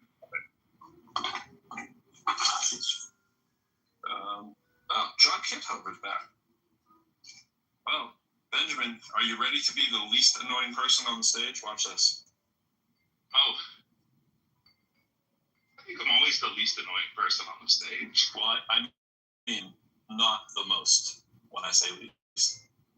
Benjamin, you have provided me with so much entertaining content, especially in your interactions with Steve Appel. And when you said that Steve Appel stabbed you, when you said that he stabbed you in the heart with a knife, that was like so Shakespearean and so epic in Clown House history. And I just really enjoy your style and the way that you move, Dr. Benjamin. Now this doesn't, is you talking about somebody else, he's got me confused with somebody. That's okay. Love you. No, I know who you are. He's generally confused. But be careful telling him you love him, Benjamin, because he went on a rant about gayness a second ago. This is a very good situation where we have to consider the source, Benjamin, when we're looking through the research articles. Just look at Curb Your Enthusiasm with Larry David. That's actually a show about a highly annoying person, and people find it funny to watch a rich man in Beverly Hills live a leisurely life of being highly annoying and being highly annoyed by other highly annoying people. To your point, there's a lot of Benjamin in that story. There is. He's a very sarcastic. Benjamin, you wouldn't allow me just to call you sarcastic. You take it up a level, right? Where's Beverly Hills? Sarcastic. No, sarcastic. I mean, isn't sardonic like sarcastic turned up a notch? Yeah, I was thinking cynic is where I was going with that. No, I prefer skeptic. I don't know why you'd say cynic. Well, because you're less scientific and more cynic. Cynic is the view that everybody is doing whatever they can in their own self-interest, and they can't focus on any interest that is outside of themselves. That view that view is probably pretty. I think there's a lot of support for the cynical view, to be honest, but I don't think it bears a lot of conversation because it's kind of like asphalt, everybody drives on it, but also it's not very interesting. But if you don't understand nature as a bunch of agents doing what's in their own best interest, I think it's really hard to comprehend nature. That is my opinion. I don't see how anyone can deny that. Everybody's doing what's in their best interest. So why would you call me? What would be the point of calling me a cynic? What work is being? No, I thought you would call you a cynic, and then I thought you would call you a cynic, and I realized I did. What's the point of labeling somebody a thing that pretty much everybody is? I think you think everybody is a cynic? Come on, now what would that mean, Aksha? So, do you think there are people in the world? Now, remember, selfish is a different thing, right? A cynic is somebody who thinks everybody is selfish. So, if somebody were not a cynic, it would mean there's somebody who thinks that people are sometimes not selfish. I say, do you think people are sometimes not selfish? This is the question about altruism, right? Do people actually engage in altruism? And what would be an example of an altruistic act that you think is reasonably common? Like, not some kind of fictitious storybook altruism. But before she answers that, you've bastardized the definition, though. I mean, what we normally mean when we say that to somebody, when we normally say that to somebody, we mean like you think someone's corrupt when they're just trying to do a thing. They don't necessarily have to be corrupt. Yeah, they have their own self-interest, but it doesn't have to be a horrible, vile interest. That's the problem. So this is where John kind of corrects himself intellectually, is that he always takes my view and creates an entitlement where I am saying people are corrupt. And that is, I think, you're trying to do some work there. I don't know what you're trying to do. Well, look at it this way. When you say corrupt is a tricky word. When you say altruism, I sweep off my neighbor's cars in the winter with a broom. And I do it just to help people. And I don't ask for any type of praise or confirmation that I did it. I just do it because I'm there and I want to do something for a neighbor. And you're here telling us about how good you are, which is exactly. No. I have a contrarian statement. Hold on. I have a contrarian. I'm not bragging. I'm trying to essentially define altruism, but then I want to give the contrarian position about what I would view as corruption in society. The biggest scam is obviously inflationary deficit spending. Every year you're being borrowed $15,000 on your back without any type of intervention or vote. That to me is, from a cynical perspective, what's upsetting to me about society is that we don't have representation in terms of taxation and inflation. This system just can't. It's that annoying. It's just grading with no content. I want to talk about my things. What about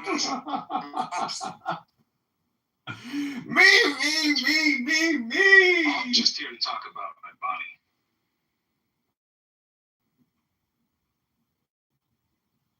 Did you use bunnies and rabbits?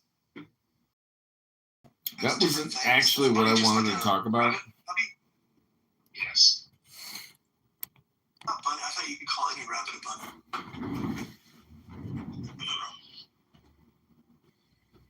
Well, you can call any person a baby too, but you better be in an interesting relationship.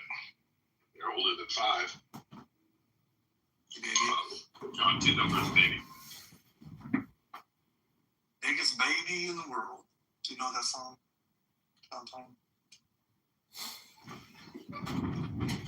I developed a noise gathering microphone, and it snowed yesterday, so I couldn't use it because nobody was going to fly in the snow. And now today it's snowing again. Does it filter out signal and only measure noise?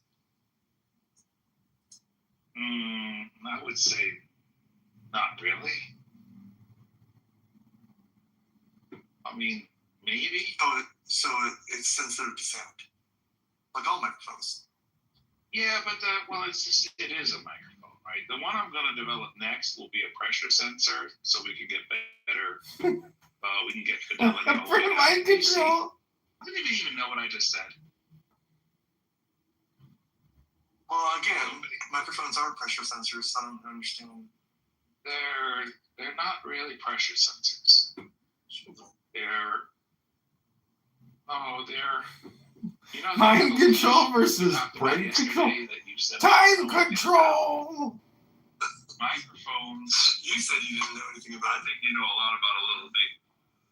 Microphones. Did we bore Trash Bag so badly that we didn't censor him, that he's gone? Aw. Microphones convert little d pressure into little d electricity, but they don't report on pressure. You cannot ask a microphone, what is the pressure? A barometer, you can ask it, what is the pressure right now? And you can ask it again, what is the pressure right now? And you can do the little d math. And that means that it has sensitivity all the way down to pressure that is not changing. It can report the absolute pressure. And a microphone cannot report the absolute pressure. Consequently, a microphone is not a pressure sensor. Measuring the change pressure. Sorry. I think that was fun. Am I being pinned down? Sorry, yeah. You are saying a little deep too much. You should say delta whenever you can.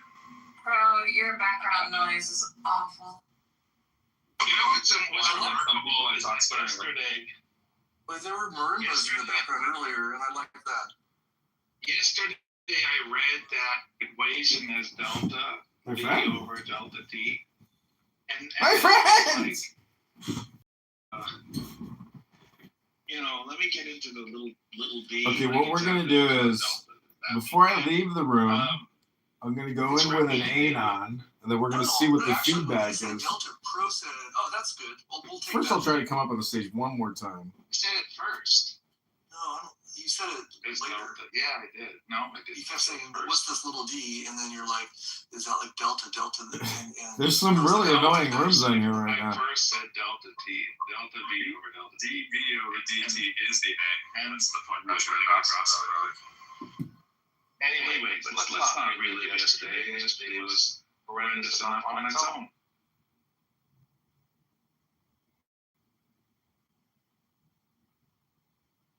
Hey, I want to get back to this notion that a good educator is going to be irritating enough to create a pearl. I think that's I think that's something to hold in the hand.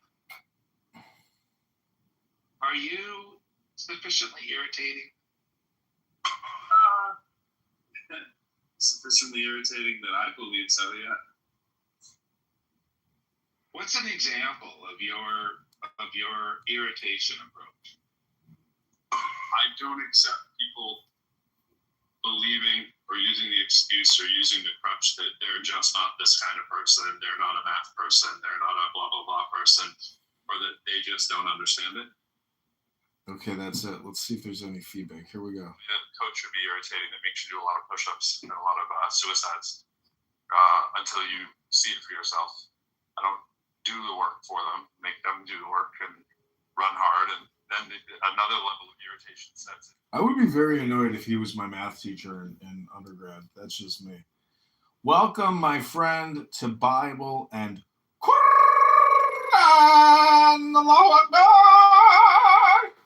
We just left the most annoying room on Clown House, and we are recreating it. We're going to retitle this room, How to Be the Most Annoying Person Who's Ever Lived.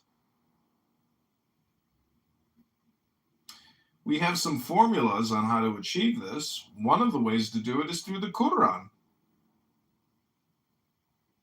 and Muhammad, his messenger, the prophet.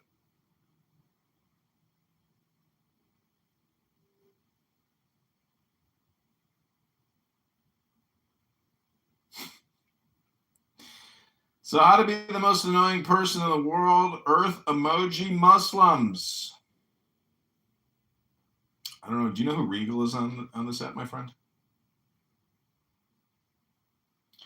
I would categorize him as being a highly annoying person. Extremely programmatic and dogmatic. And, he has a history of being on other apps, essentially down-talking to people nonstop. Alan Watts calls religious addicts just drug addicts, that they keep coming back to the debate to essentially create the dopamine. Kitty is a highly annoying person. Right, testing. Welcome to the most highly annoying person in the world. I was talking that whole time. Oh no, we missed it, my friend. Oh dear, no. Annoying person in the world. Welcome, Kitty. Welcome, Kitty. Kitty, I would rate you very high. So much. Kitty, have you ever been to a psychiatrist? Yeah, actually, I have. Thanks. Well, I got all high marks. Well, what I'm saying in terms of... I got a check. What I'm saying in terms of diagnoses, I'm surprised there isn't just like a diagnosis for like a highly annoying person index, meaning that like that would be one of the diagnostics they give you when they leave the office, so you're more aware of how annoying you are. As all stars on that. Okay, I got all check marks in the app. All right. Okay. That's great. So, Bry is here. Bry was accused yesterday of being one of the most annoying people on this app by Concrete, and I have to agree, Brian is actually, just for the sake of conversation, one of the most annoying people on this app. And it's really, again, let's think about who was accusing Brian of being annoying. It was Concrete, who is actually projecting what he does onto Brian. But Brian actually does, but again, Brian wants to talk. Like, Brian wants to have a conversation with him. Name, or are you saying that for like Concrete? No, I'm saying Brian here was called out by Concrete yesterday. Brian. Yeah, I love Brian. Yeah, but he did tell me last time I talked to him that he was going to kill me, and that welcome to your new reality, bitch. That was the last thing that I have in my memory of communication with Brian here. Yeah, he now, called me an online slut. Yeah. He said that I sell nudes. He said like that. Like, he's apologized since. So we're good. He is amenable to coming back into compliance with polite society. But some people are unrepentant and they are not worthy of being called, polite society. That's just the way Clubhouse is. There's a lot of ruthless word abusers here who are actually nothing more than highly annoying people. And if you're highly annoying in this Clubhouse virtual reality world, well, in the real world, you would imagine that they would also be highly annoying there. And I think that's probably pretty accurate. Hello? One Jew girl that never stops. She never considers 8 months of sobriety enough. She never leaves me alone. She always brings up my past. And she's a very highly annoying person to me. But everybody accepts her. But it's fine. Brian, welcome to the room. How to be the most annoying person in the world, Earth emoji Muslims. Yeah, death to Allah. Death to Allah. Brian, I gotta say that PTR haunts my dreams and memories. How did you achieve such a ferocious warrior face? I mean, I've never been so haunted by a PTR. I mean, where does that, blue steel look come from? Killing more people than you have fingers and toes.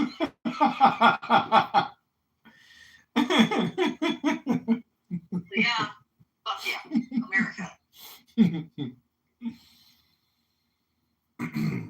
So we were listening. And I've already shown all the paperwork. Everybody's like, you've never done that. I'm like, yeah, I just showed you the award. We're getting an award for killing 5 people in one battle. It's an issue to come into play, right? The more chance for noise, right? We have this instability that we have to deal with. It doesn't mean that it doesn't. I was reading an article about Can you go in your recent news from Georgia? Yeah, right. Can you go in? I just got it done right now.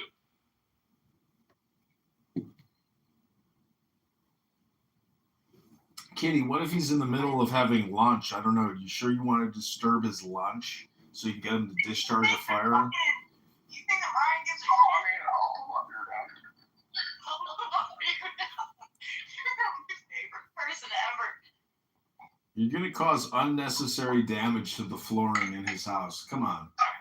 No, I'm standing on my back porch. I had to open up the back door. Now I'm here, but if you want to be like, hi, have you ever heard a gun go off before? Hi, kids, do you want to see you shove 9-inch millimeters through your eyelids? Nice. I heard a couple planks. Got a couple plankers there. Got some fucking plankers over there. Losing his shit.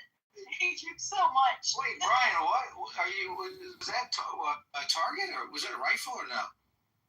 No, it's just a 9mm bullet in my gun range in my backyard. Nice. Welcome to Georgia. I know, that's fucking nice. I'm not even a dogs fan, but go dogs. Go Rebels. Now roll tide. Well, that's my daddy's alma mater. He graduated when Bear Bryant was still coaching. Georgia now. Okay, wait, this is replays. I can't say that. Thing I know. No, that's where he went to anesthesia school, University of Alabama. They went to school at Alabama for 2 years. I went. Well, okay, turn the replays off, man. It doesn't matter. He's doing it. No, leave the replays on. I prefer accountability. He's fucking his gun again. Well, I had to reload. I was just shooting, so I have to top it back off. He's here right now, no, man. I'm like, yeah, no, that's fine. What? Y'all don't have guns where you're at? Shit. We do. I mean, one of these days, I'm gonna just set it up and start my own room. Okay, we're just gonna let that one cook over there. It's okay. Notice how in the same exact sentence you're telling me what I should and should not feel and the reality of the possible reason why I if I don't feel this way, then suddenly I must be missing part of my brain. You do everything the same as any pseudoscience wellness grifter on the internet. That somehow something must be wrong with me if I simply don't agree with you. Does that make sense, Benjamin? I hear you, but look, I'm just gonna let that sit for a while, and I think in 3 months there's gonna be a pearl right there. Let's just quietly walk away, leave that little sand to do its job. Some part of you. Point Aisha Benjamin 0. Okay. Some part of you, subconscious, recognizes the necessary nature of what I said. And I just have to speak to that part of your subconscious and encourage it, water it. Point Aisha Benjamin 0. And love it's okay to concede. It's okay to concede. And love you through the growth. Support you in all the ways that you need. I am very lovable. You seem to express your love for me often, Benjamin.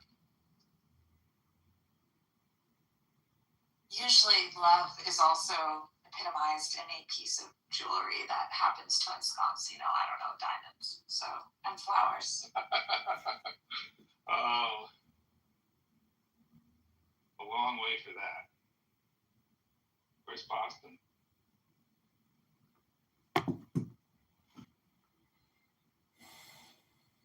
Now, if you want that kind of affection, you need.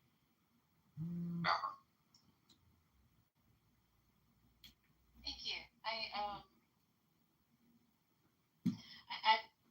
I'm curious about a bunch of different things that all seem to intersect, and when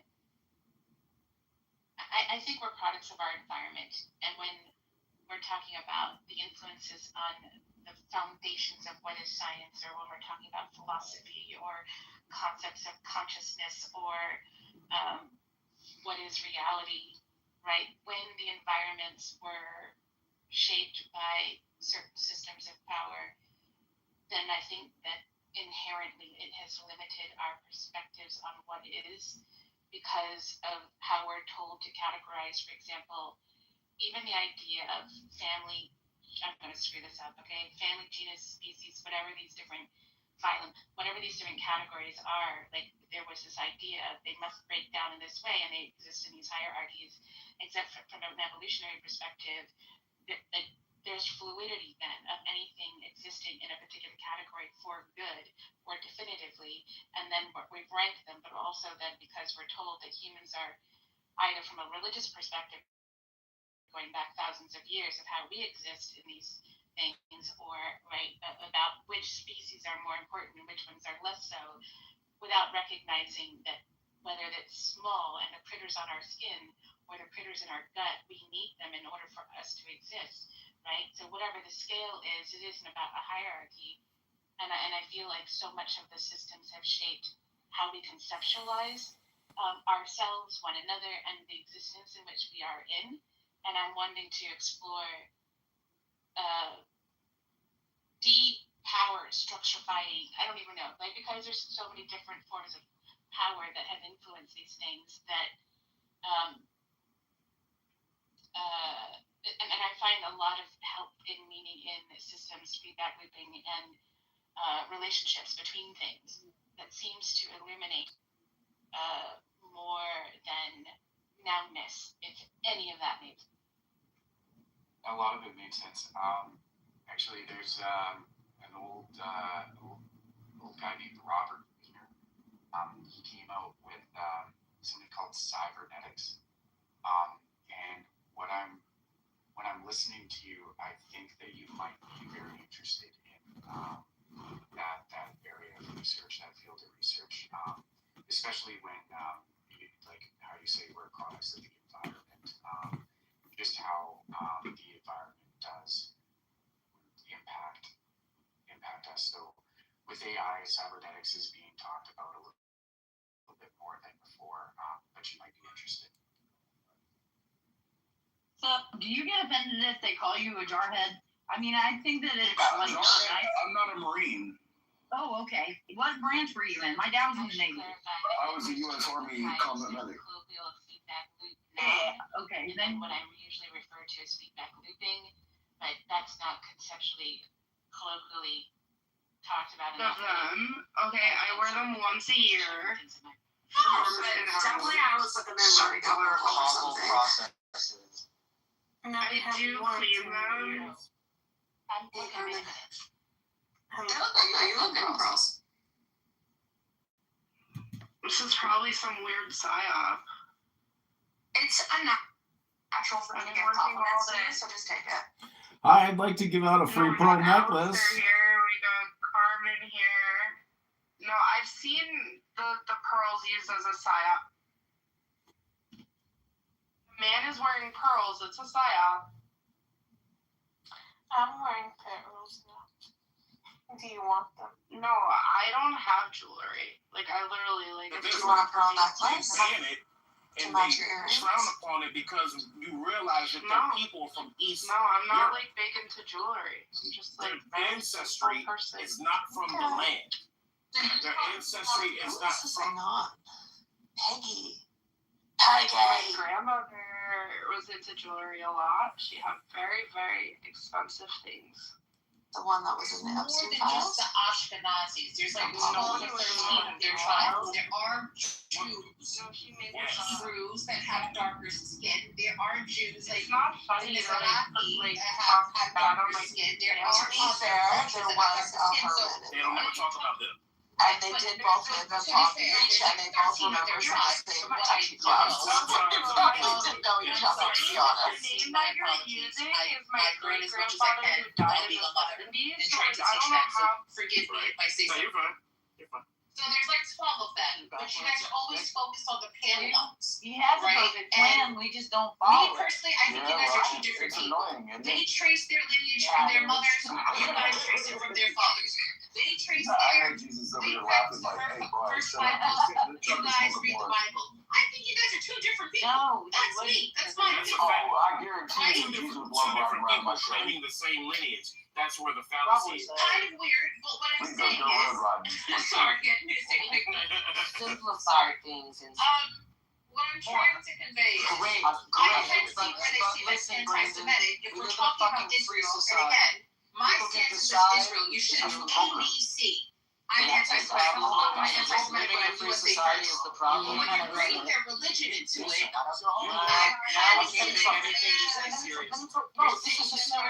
In the time of David, do you think you would have had the same free choice that you had to go and commit desecration to Shabbat? why do I care about the time of David? Can I just make my point? You're advocating for forcing like religious practices. Determined by the house of their father. It's not that even when you read the beginning of the Bible, Matthew, beginning of Matthew, it traces the lineage of Jesus by all the men. That's how the Bible. That's how you find. That's how you get your lineage. That's not our book, though. Yes, it is our book. That's not our book. No, your book. And see, here's the thing. Yeah. They don't believe in the Bible, and they don't believe in Jesus. So we don't believe in your book. They don't believe in Jesus. Yeah, they don't believe in. You don't believe in the Torah either. Yeah, because a lot of the things that you guys do go against the Torah. You're 1,000% correct. Name one. Oh my God. Have you so your lineage through the mother, right? So your book. You want to talk about lineage through the mother?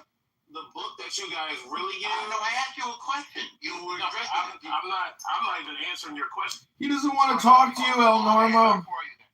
Listen, I've set up a nonprofit called the Jewish Complaint Department. It sounds to me like OG Saint wants to submit a complaint, so go ahead and please make your submission. Truth is out there. See how normal just takes over? I'm not taking over. That wasn't me. That is you taking over right now. Who was the I was asking people to allow it, which is wild. It's another whole story. Calm down. You can't we want your content. Relax. I didn't take it over. Yes, we want your content. Get the chance to finish. Okay, enough. Just submit to you. Make your content when I'm done. So the book that they disrupt. Let's go back. So we can talk over him. That's right. All the way through the. So check it out. So let me say this: the book that they go by is the Talmud. They go by the Bible. Yes, you go by the Talmud. No, we go by the Torah. You're wrong. Because the things that you guys do come from the Babylonian Talmud. Incorrect, sir. It comes from the Torah. No, it does not, because I've read the Torah. I've read the Torah, and the things you guys do are not in there. You can't read the Torah because you don't read Hebrew. He was talking to some Christian book. And it's false. Many Jewish people condemn the word anti-Semitism because they know it's a play, it's a plot, it's a ploy. I know, I'm talking to you. I'm talking to you because OG was trying to make a point that you interrupted, that you didn't even let him finish his point. Well, you know what the problem? No, I'm talking. No. He was talking to Nora about the whole idea of antism, and you didn't even let him finish, and you just jumped in. He went on to say that we didn't. No, he didn't go on to say that. You jumped in and interrupted. All right, hi, I'm sorry, I'm back. I was just talking to my father, who's sick. He has the flu. And as I'm talking to my daddy, you know, the love of my life. Oh no, I hope it's not COVID-19. Did he take the vaccine? It's not. No, it's not. I thought it was him, her too, but it's not. No, it's not Cappuccino. No, this is Cappuccino. This is Point. I was just wondering, I'm a supermodel, and you're all big stupid dummies. And did your dad take the vaccine? Yeah.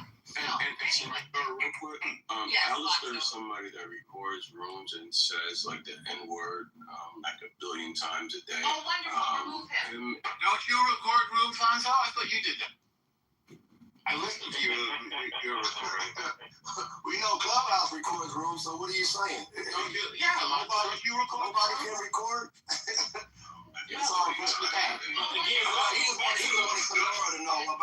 I'm so sorry. See, me and you had a very rocky morning. Do not piss me off. I am letting you guys know how my day is, okay? I have sick children. I have a sick father, okay? Everyone has the flu. We are going to help me out, and we're going to help me get through my day with this conversation, okay? I was just trying to help you out, though, that's all. Thank you so much. You saw how we got up on a rocky start this morning, right? We're good now. We're good. Right. We're good. I said, yes, ma'am. I respect you. Absolutely.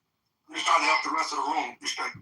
So not only do I have to make sure that this house is sanitized before my husband comes home, I have food to cook and I have sick children to take care of.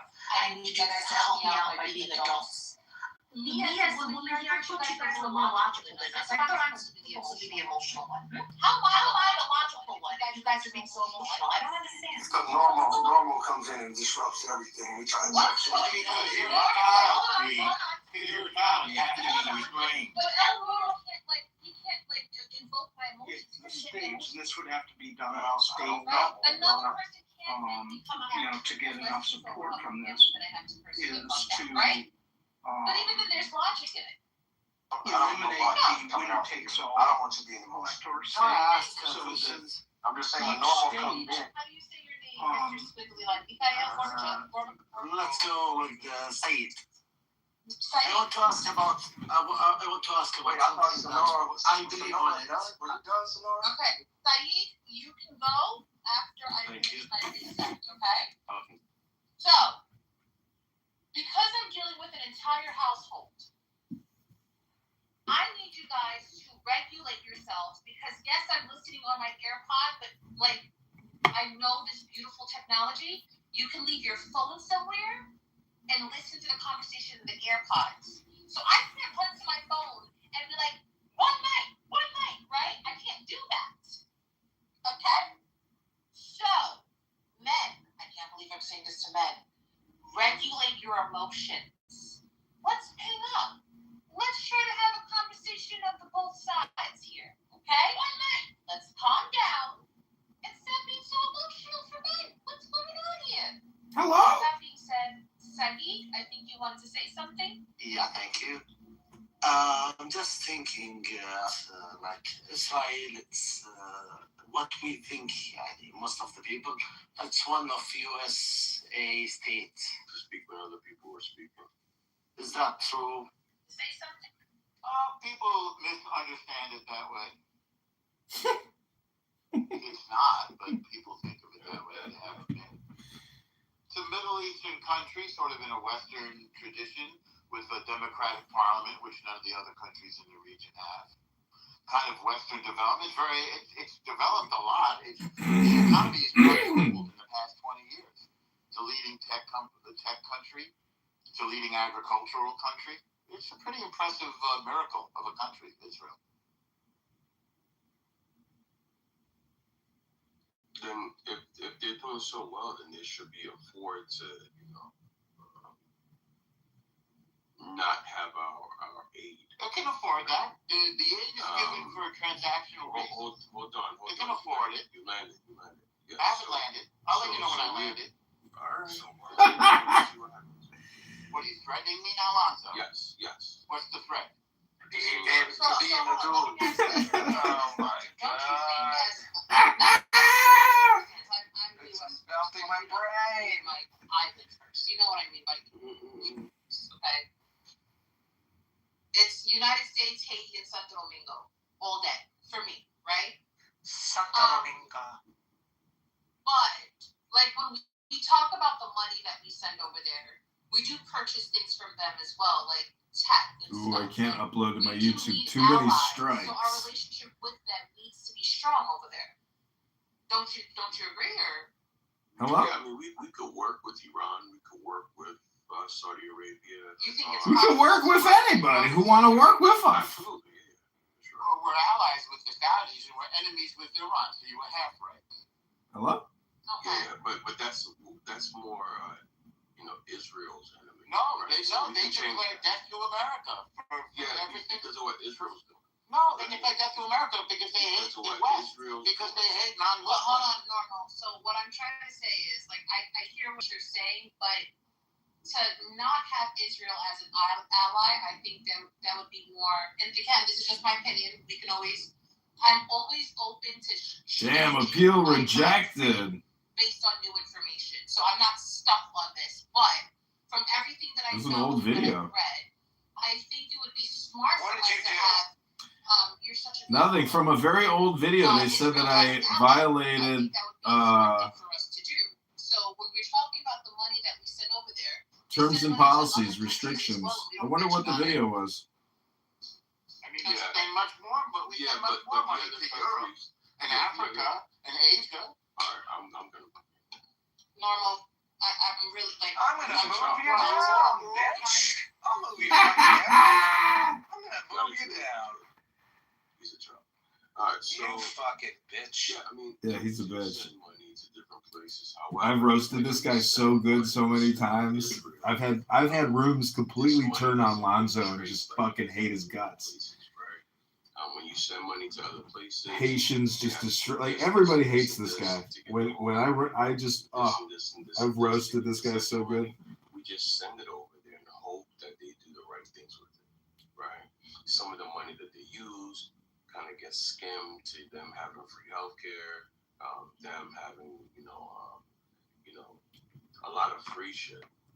They even use some of our money to kind of further. If you can find this room, it's called "Can You Criticize Israel Without Being Called Anti-Semitic?" The house is called "In Real Life." In fact, the money that we send to Africa, right? We take like PEPFAR, right? This is like something that's supposed to help Africans.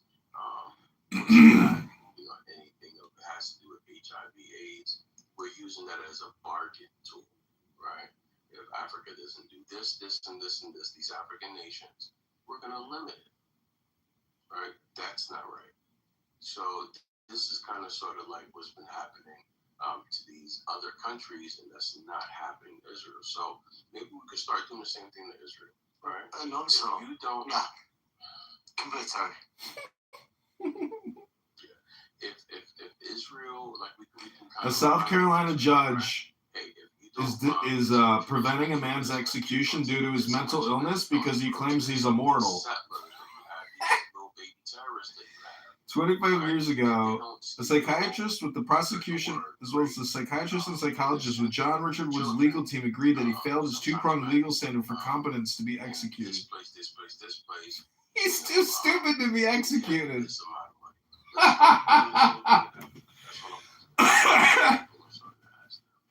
You know, as these videos come out, we're starting to see that these people, these Israelis, are taking advantage of these other neighboring countries. It's just not right. Other people are complicit, right? Because, you know, them or their people have done this in other places like America and other European countries, so they just shut the fuck up. You know, black and brown and, you know, and other groups of people seeing The saying, if Sam Bankman-Fried never stole any funds during his his business, he'd be worth $100 billion now because he invested in a bunch of AI and crypto projects that have exploded. Sam Bankman-Fried, he would have been one of the richest men on earth. Instead, he's sitting in a prison because he stole like $50 million or something like that. I'll say this. I bet you Trump pardons him.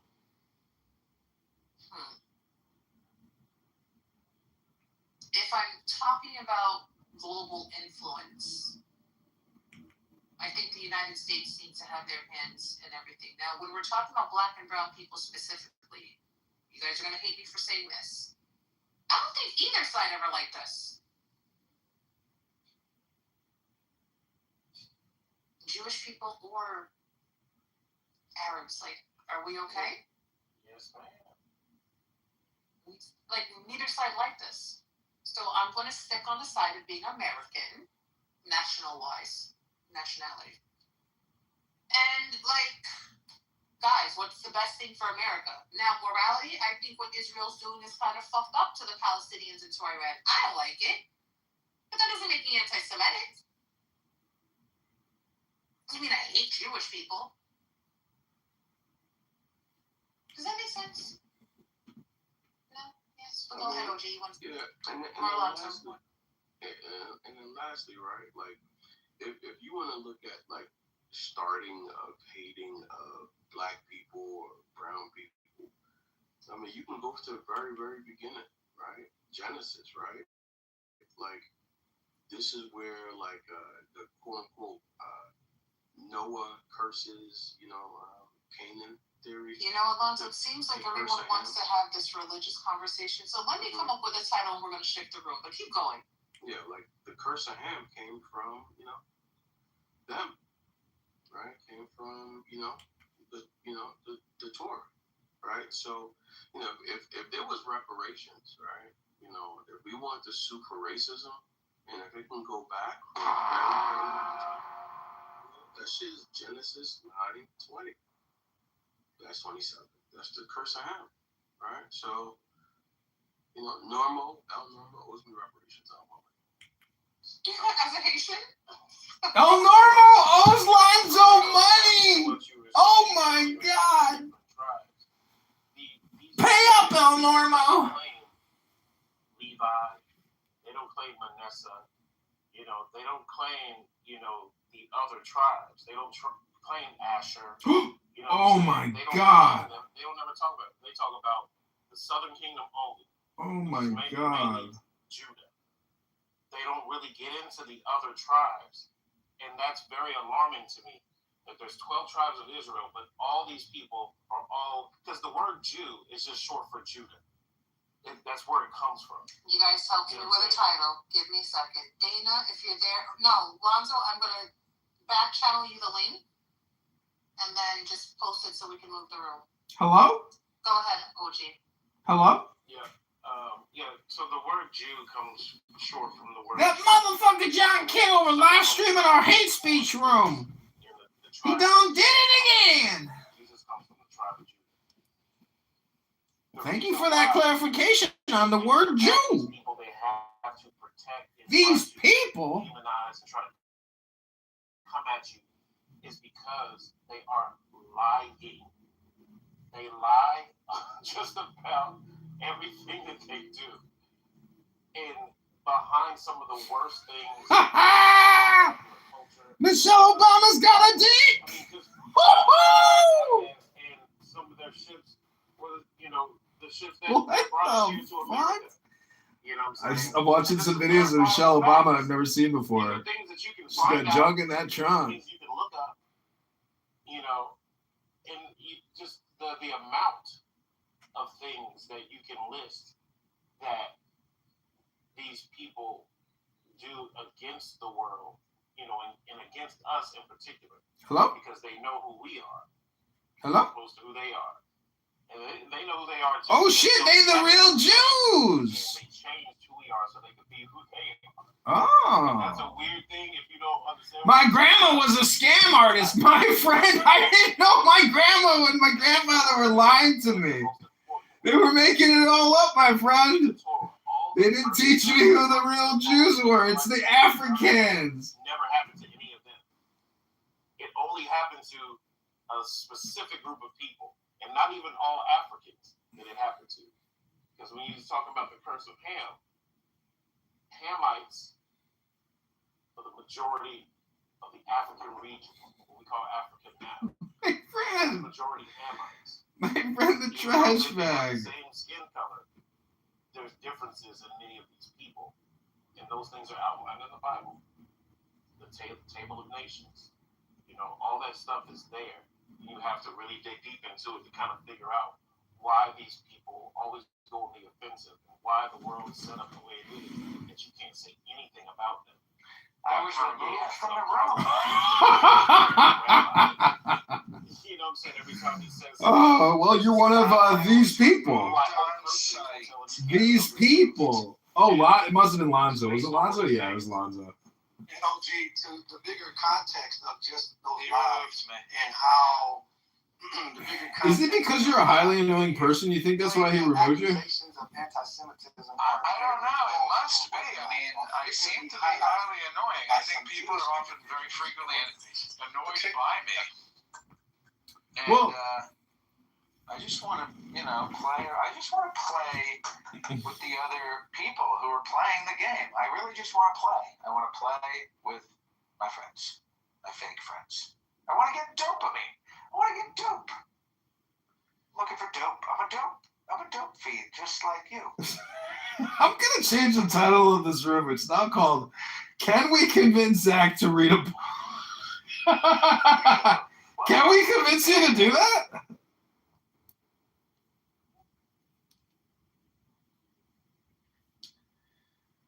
Because I do. Yeah. The first step in removing someone's power as a highly annoying person is to get them to read a book. And this is my complaint against Pro, Benjamin, and all those other fuckers in that room who are socially woke, justice, virtue. They don't read anything. So they're just, what we're doing is repeating our personalities to each other and our personas to each other, and just always trying to define our personality and persona by our virtue signal. And so this is why the book club is so important. And I told my psychiatrist, they said, well, you're so depressed, what are you doing to try to do something positive or productive? I said, well, I started a book club for veterans who have PTSD. But it's so hard to get a veteran to read a book who's got the PTSD. And I'm like, maybe they got... Anyways, you see what I'm saying? Hello? I'm trying to get back on Airbnb, but it's never going to happen for me. It's so fucking upsetting. Why don't you just run it through my account? You can't ever win. I mean, you just had your appeal from YouTube denied. You can't ever win with these things. You could appeal, but has anybody ever won their appeal? I mean, who's reviewing appeals? Somebody in the Philippines. Oh, dude, they're ending the room. They're running away out of the room. They've all fled the room, and they've recreated a new room. It must be because they were watching my YouTube channel, and they said Kitover is recording to us. your live stream, I can't even tell you what I really think. I couldn't tell you what I really think. Can I tell you what I think, or do you want me No, don't say. I've tried. I've told you never say the N-word. It's okay if African Americans say the N-word on YouTube, but you can never say it. And the algorithm is so smart, it can detect when a white person uses the N-word inappropriately or in any way, shape, or form. It's not even the appropriateness. You are... Oh, dude, I had to tell you, I heard the funniest room ever about the N-room. It was a room by a bunch of N-words who were talking about the value of the N-word economy. And they were literally saying, do not abuse the N-word. We have to make it precious. and only use it when the time is right. I was dying laughing. They went on and on and on. They said? Yes, it's a magic word. It is a magic word because it's one of the top 3 words you can't use. Actually, it's the number 1 magic word because you can't use it. So it basically, you know how the real magic word is the name of God? Well, to an N word, the N word is the name of God. And so you can't use it unless... So like, don't use the... Exactly. It was the funniest. Never use the N-word in vain. Only use it when it's profitable, my friend. Right. Only when you really got to hit him with the N-word, that's when you hit him with it. I couldn't believe what I was listening to. I was like, dude, I was happy that I was recording it, and I was like, oh, I can't wait to tell Zach about this N-word conversation. And I'm honored. yeah, my sister one time, she watched a video or something, or a room. It was called the N-word or something like that. And my sister was like bringing it up. Anyways, it was just very funny. It's because that's the thing. It's all about comedy. Well, that's what I was going to say. I don't want to say it out of respect to your live stream, but I was going to say them N-words is G-word, the G-word. Them N-words, the G-word. What's the G-word? Gay. Oh. Well, I actually heard a rumor that Donald Trump is bisexual. I just read an article that said that Donald Trump was wearing a diaper and had poop in his pants.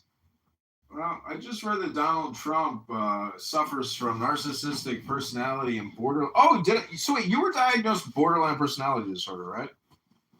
That's what they told me. That's what one lady told me.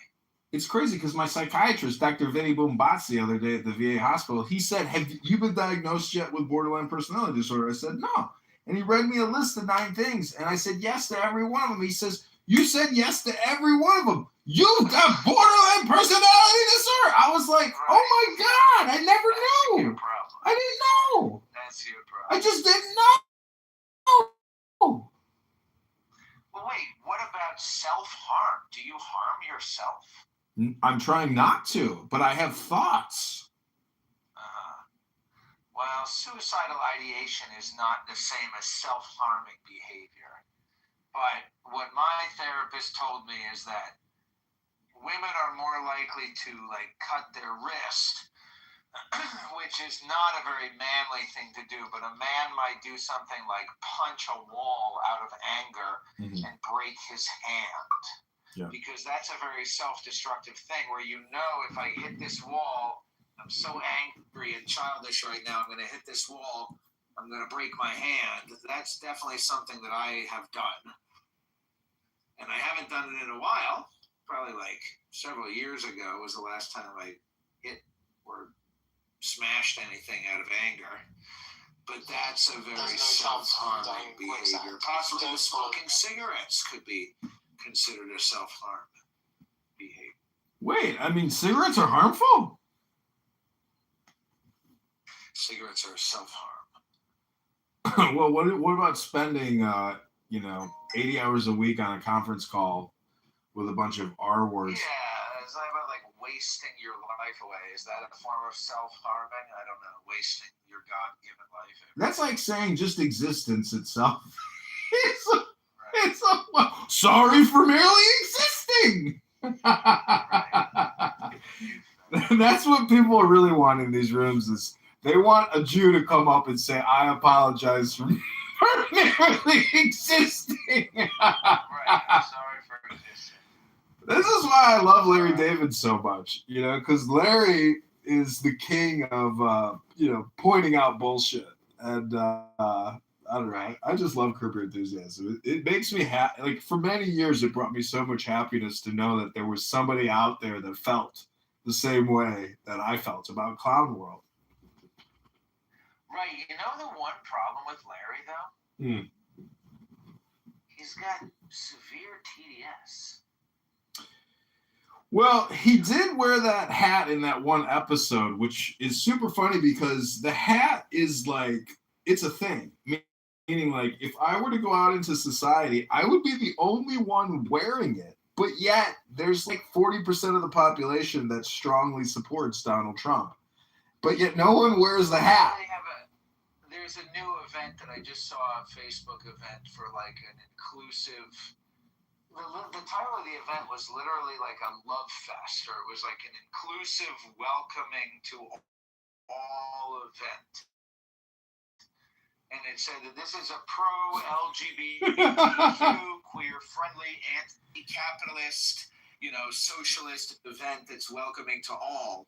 And I was just imagining showing up in a MAGA hat, imagining how welcoming they would be if you had the MAGA hat. Yeah. I don't know. It's one of those things where it's like I don't want to go out and do things like that because like that would be too much work. I'd rather sit in an office and like do that kind of work in an office and then quickly go out and enjoy life. I did go to like this extreme hippie like Earth Fest one time with my mom and my sister. And this was what I thought was so funny is that there was a charlatan there giving a speech about genetic therapies. And it's just a scam. Like the guy is literally trying to get people to scam them. And I was like looking around, I'm like, wow. I'm like, well, this would be a good place to find victims for his scam because like everybody here is super woke and susceptible to like this type of, scam. I was like, hasn't this guy heard of the internet yet? Why doesn't he take his fraud to the internet? Why is he at an Earth Festival trying to ruin these good people's financial well-being with his bullshit therapy? But anyways, yeah. Yesterday, the Inspector General of HHS arrested 2 men. One of their names was Muhammad, and he was running a $500 million Medicare billing scam for genetic testing. He literally generated $500 million in revenue from the government through Medicare. And thank God we have Trump in office to try to stop this shit because I think I'm at the point. I mean, it's not even at the point, but in my opinion, we have to shut down Medicare, Medicaid, and like restart it on a new platform because the fraud and the billing, and it's the biggest industry in the world. I did a query yesterday. What are the top 10 industries on the planet? Medicare, Medicaid is responsible for the biggest industry on the planet, which is health insurance and life insurance. So the whole thing is, being ripped off by hundreds of billions a year. And this is why doctors make so much money. I mean, and why they don't see patients for 2 to 3 months because they just let nurses do all the work. And they're basically just billing agents. They don't actually do anything for anyone's health. It's just the consumer packaged goods distribution business. It's so stupid. This is why people compete. They take the MCATs and all this shit. They get to med school. They come out and they're making all this money. It turns out it's just like a billing business. A physical therapist and a yoga teacher does more for people's health than any of these doctors ever do. It's unbelievable. It's a business. Hello? I hear you. But that's why I say, reading a book is very important. And we're trying to convince you to come on this app to actually read a book, to change your experience, my friend. And until you actually change your experience, you'll never change yourself in a more powerful way because you're getting so close. It's like, have you ever played like racquetball or handball? No? Well, I showed up. My bad. I'm with you. I showed a friend how to play racquetball, and I used to kick his ass. And then after like 3 days of playing racquetball against my friend, he started beating me. I was like, how are you getting this good at the game so quickly? So It's the same game, with Clubhouse. Right. And you haven't sent me any videos. You haven't done any real work. But here you are wasting all your time not being productive. Well, I know, but I'm always doing. I mean, I hear you. I do a lot of bullshit around my fucking house. I do a lot of like dishes. I feel it's kind of fucked up. I feel like I'm kind of like Anyway, don't get me started. But that's a major problem. That is a major problem. Well, my psychiatrist said, John, how do you stay busy? I said, I got a house. I'm constantly doing home maintenance. It never fucking ends. She put down home maintenance. Remember the thing about the 60 pairs of underwear? Yeah. Today I actually got to start doing laundry. Getting close. It's the beginning of laundry week? No, laundry year is the way we do it in terms of my. See, every week is like 1 year to me because of my abundance. What you do in 1 week, it takes me a whole year to do. But it's not because I can't do it. It's because I don't have to do it. Right. Oh, look, Illumi is here. Welcome, Illumi. He's a member of the book club, actually. He read a book. We read books the other day together, and then I think he, insulted me and then left. Welcome back to the book club, Illumi. Oh, maybe you didn't insult me. Maybe I was insulted that you left without saying anything. Maybe I was rude to leave without any You Irish goodbye. signaling, Yeah. I like Irish goodbye. And I go to Irish bars, and there's a lot of people that are worthy of being mocked, but I would never do that in the real world, just on the internet. But I do just Irish goodbye all the time because I say fuck it. Hello? I don't know, Ben. I think you. I don't know. Maybe you haven't felt respected by people. And, No. It's not about that. I could care less what people, think in terms, because I don't respect the people here that don't give me respect. I mean, that's what it is. I mock a lot of people. Somebody applauded me for running for Congress, and I said, I'm only doing it because these people are worthy of mockery. But that person didn't even give me a response. I don't know if they agree with me. A body was found by a Portland roadway today. So, Illumi, are you going to read a book? If you want a mod badge, you got to read a book in the Can We Convince Zach to Read a Book room? Because he's busy doing dishes all the time and washing his underpants. But you probably don't wash your underpants or do any dishes, do you? I have to go teach a driving lesson to an African immigrant. Oh, my friend, what did you think about what did you think about the classroom work? Because do you do classroom work with these people? Because when I did my driver's test at 16, I had to do classroom work on the road testing, all that bullshit. I don't do the classroom rook, but they want me to do the classroom work. They want me to, but I just do the part in the car. But I think that I'm going to start doing the classroom stuff as well. Yeah. Because that's where it's fun, where you can just test people's, language and comprehension skills. And then you'll say, oh, there's a reason why you're a shitty driver. It's because you can't even, comprehend and perform in the classroom. But I think the classroom work is where you can break, through the threshold and get them to start maybe driving better. Hello?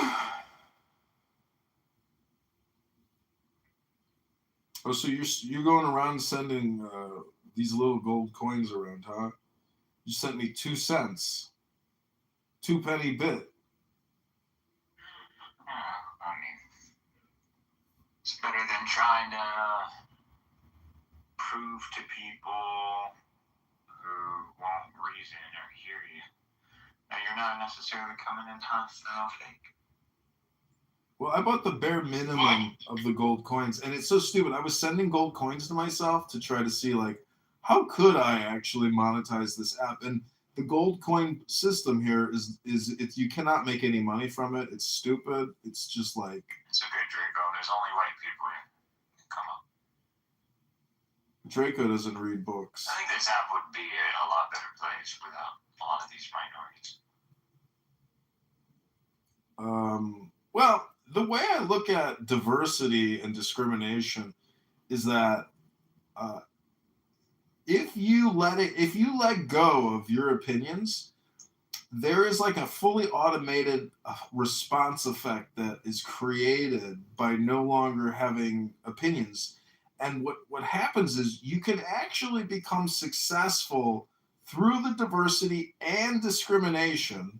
And a lot of the complainers on this app don't understand the upper lip and the lower lip, or the upper eyelid and the lower eyelid, meaning they don't know the secret to creativity, which is essentially just jumping in the river of diversity and going with the flow.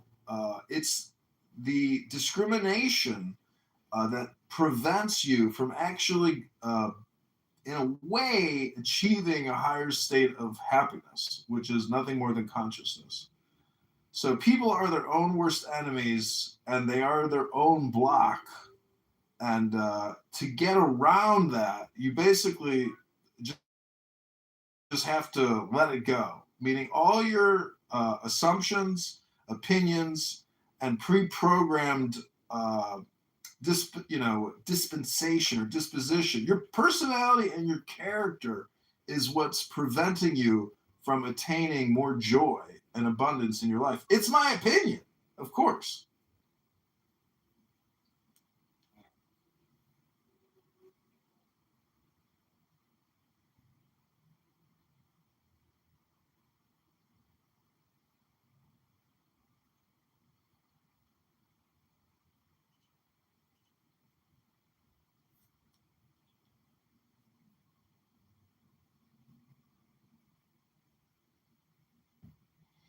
The thing that I forget is that everybody is a magician, whether you like it or not.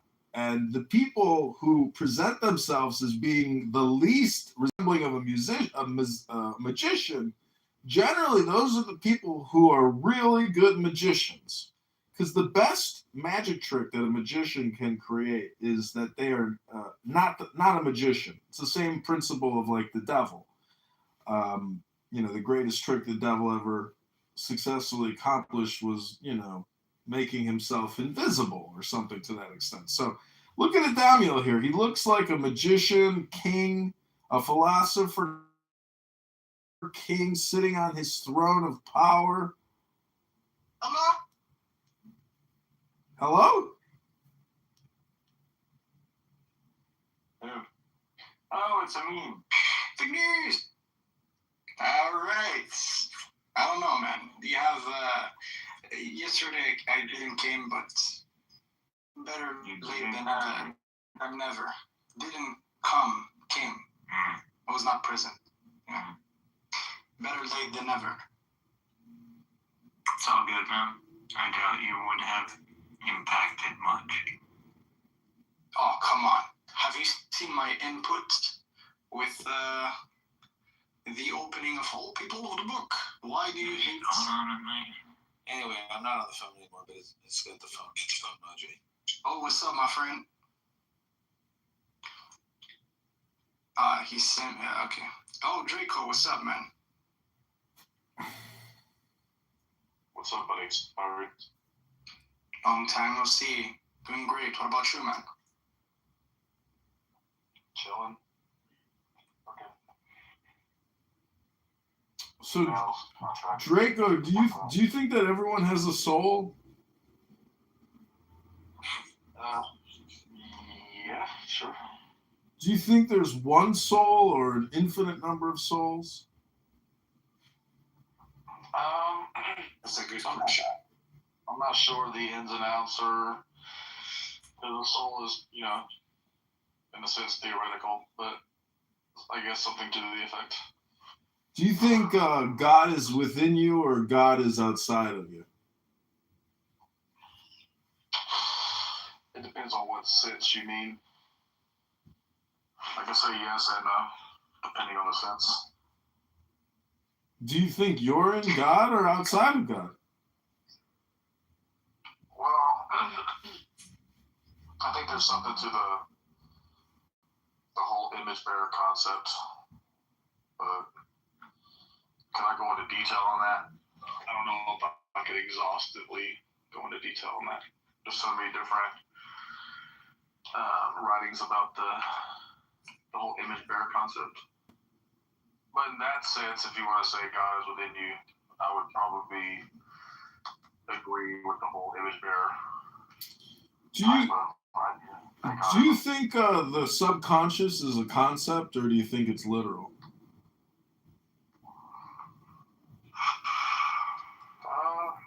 I think it could be both. I think for me, it appears that it could be something that's literal, but I'm appealing to my own experience to derive that, I guess, and to other experiences. But could I be wrong? Sure, it could be something that we, developed. Do you think you have an ego?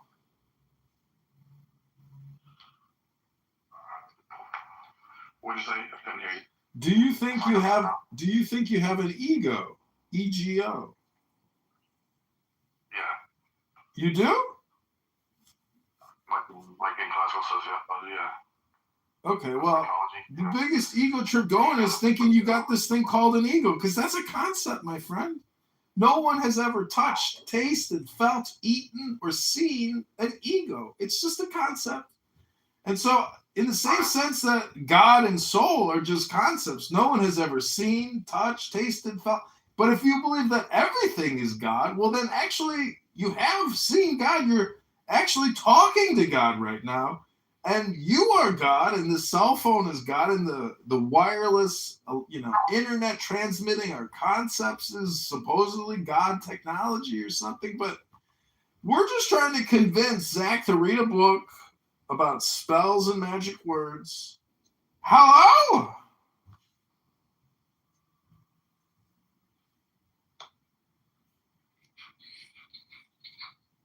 Go ahead.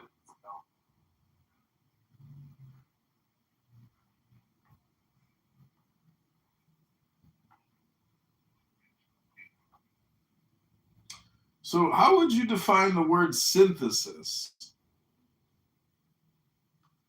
I don't know if I can give you like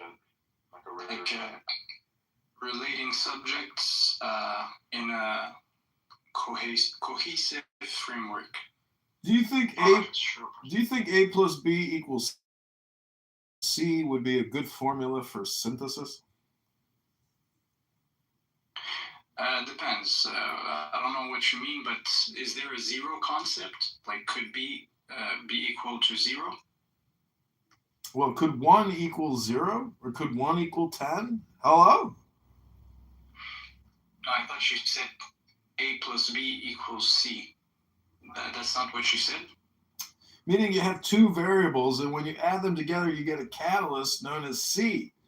Or you can multiply them or divide them, or put them to a power. So I'm just saying that for many Christian literalists like Regal or Megatron, they fail to see their own mystic path.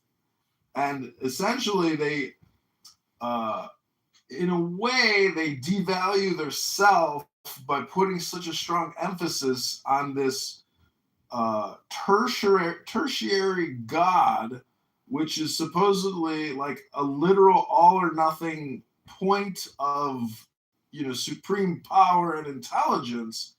But the concept that you are part of a one God or a one universal God, it's just, I think it's just energy metaphysic, meaning that, it's just, we're just eternal energy in a different amalgamation of what we call God, and it's not that we are God, but that we are essentially God observing the God effect to a certain extent, but not like we have real powers. Our greatest power is our imagination. So whatever you can pretty much visualize in your mind's eye, you can, in a way, hopefully create in the real world. But with AI and all this other stuff, I think we're living in the best of times and the worst of times.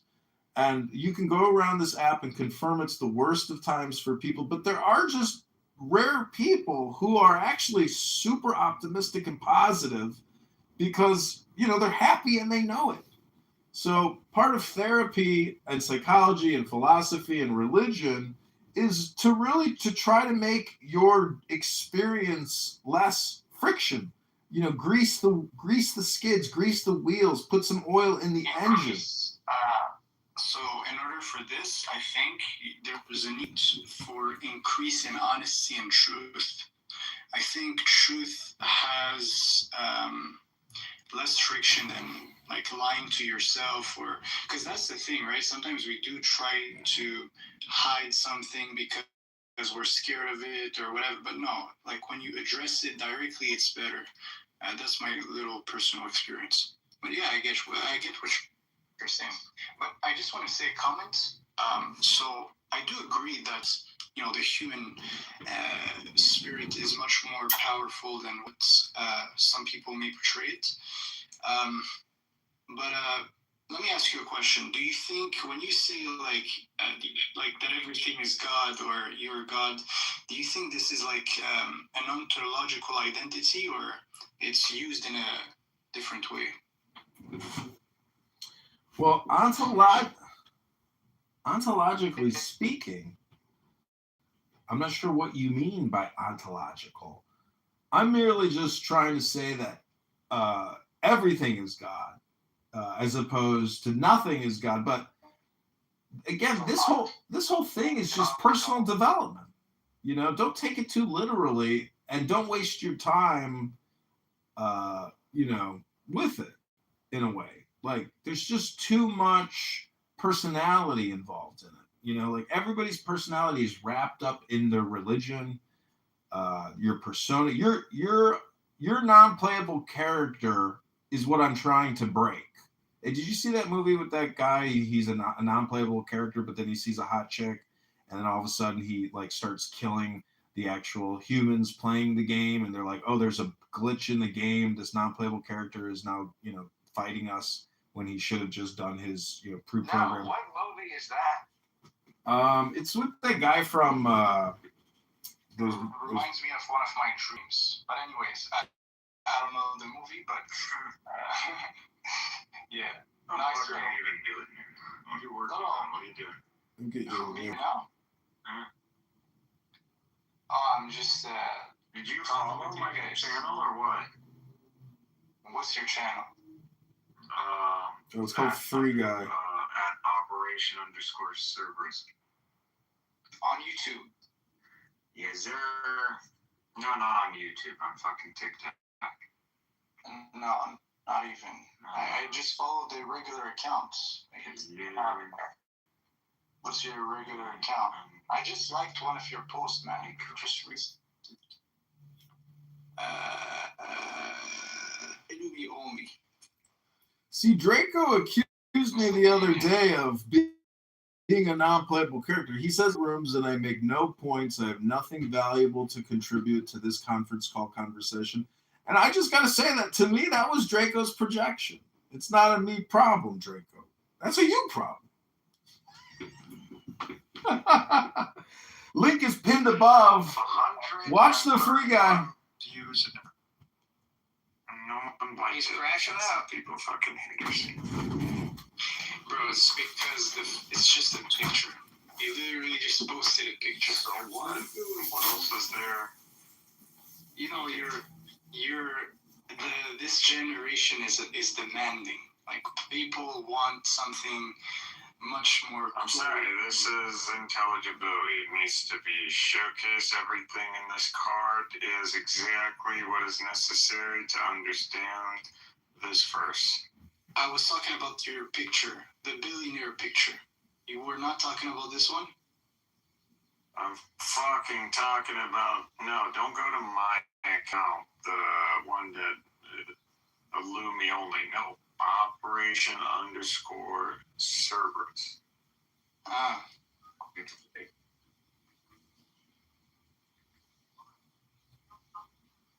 Cerberus.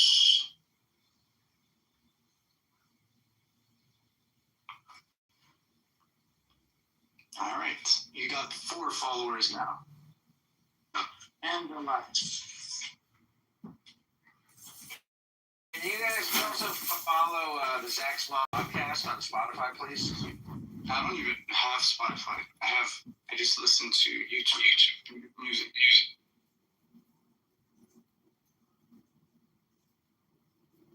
So my question is, do you think Muhammad was a mystic? So the definition of mystic is what? It's like someone who, is connected to hidden knowledge.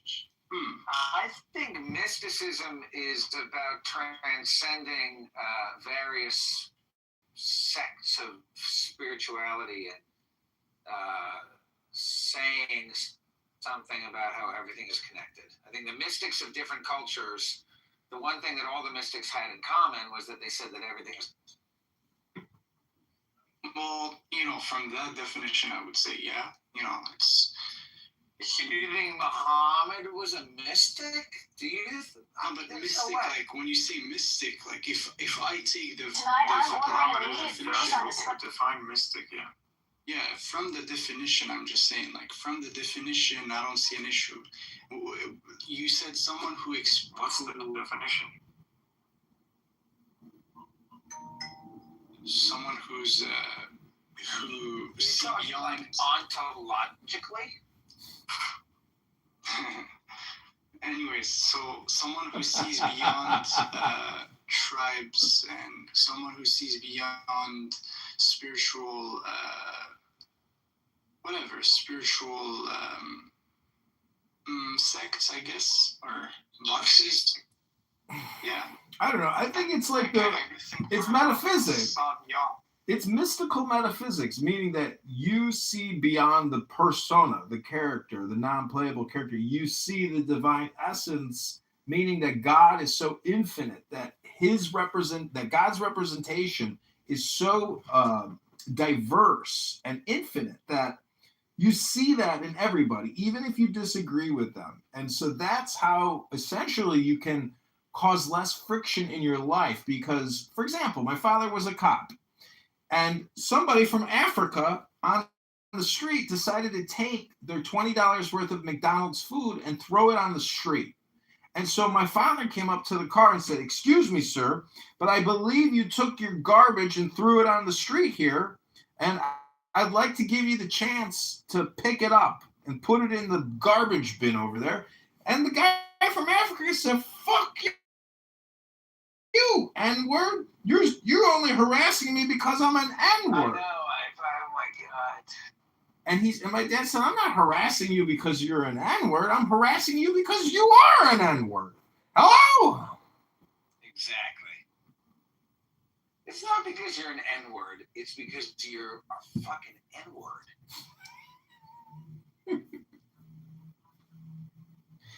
Anyways. I have a problem with people who are the N-word, by the way. See, the thing, So here, I just want to see something here. It says the definition of a mystic, according to the Cambridge dictionary, it says someone who attempts to be united with God through prayer. Okay, that's one. Second, relating to magic or having magical powers, dark secrets. So for sure, that's this definition. He was not that. I don't think he was. Of course, he's not a magician. He's not a. You never heard his nickname, Muhammad the Magician? No, I said no. Of course not. Oh, well, he is a magician and he is a mystic. It's just your opinion that he's not a mystic. No, it's directly God in the Quran that says this. He's a magician? Yeah, Muhammad was a magician.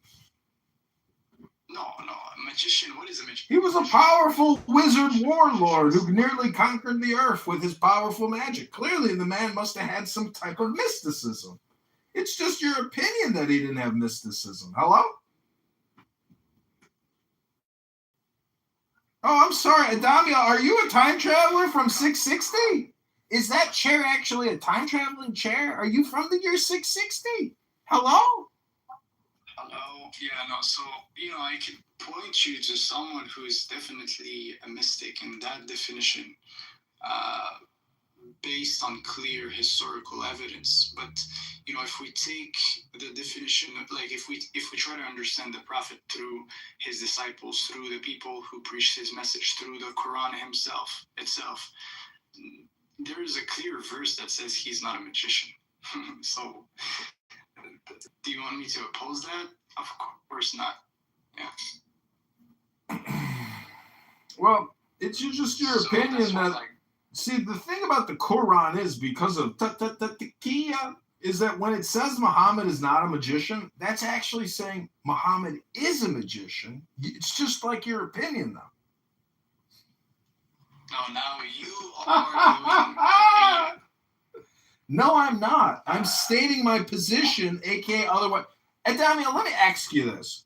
What is the difference between an opinion and a fact? An opinion could be wrong. A fact is a fact. So a fact is never wrong, right? Yeah. Just opinions are wrong? Well, yeah, opinions could be wrong. Could be wrong. Okay, so tell me a fact.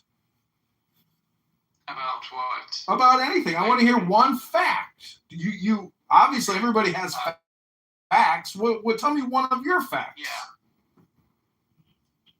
There must be a necessary existence. There must be a necessary existence. Well, that doesn't really sound like a fact to me. There must be a necessary existence. There is a necessary existence. That's a fact if I've ever heard one. You know what's so amazing about facts, my friend, is that when you ask somebody to tell you a fact. Wait, but this isn't Hello? ESL language. Oh, I forgot it. Damiel, English is not your first language. We have to give you some grace.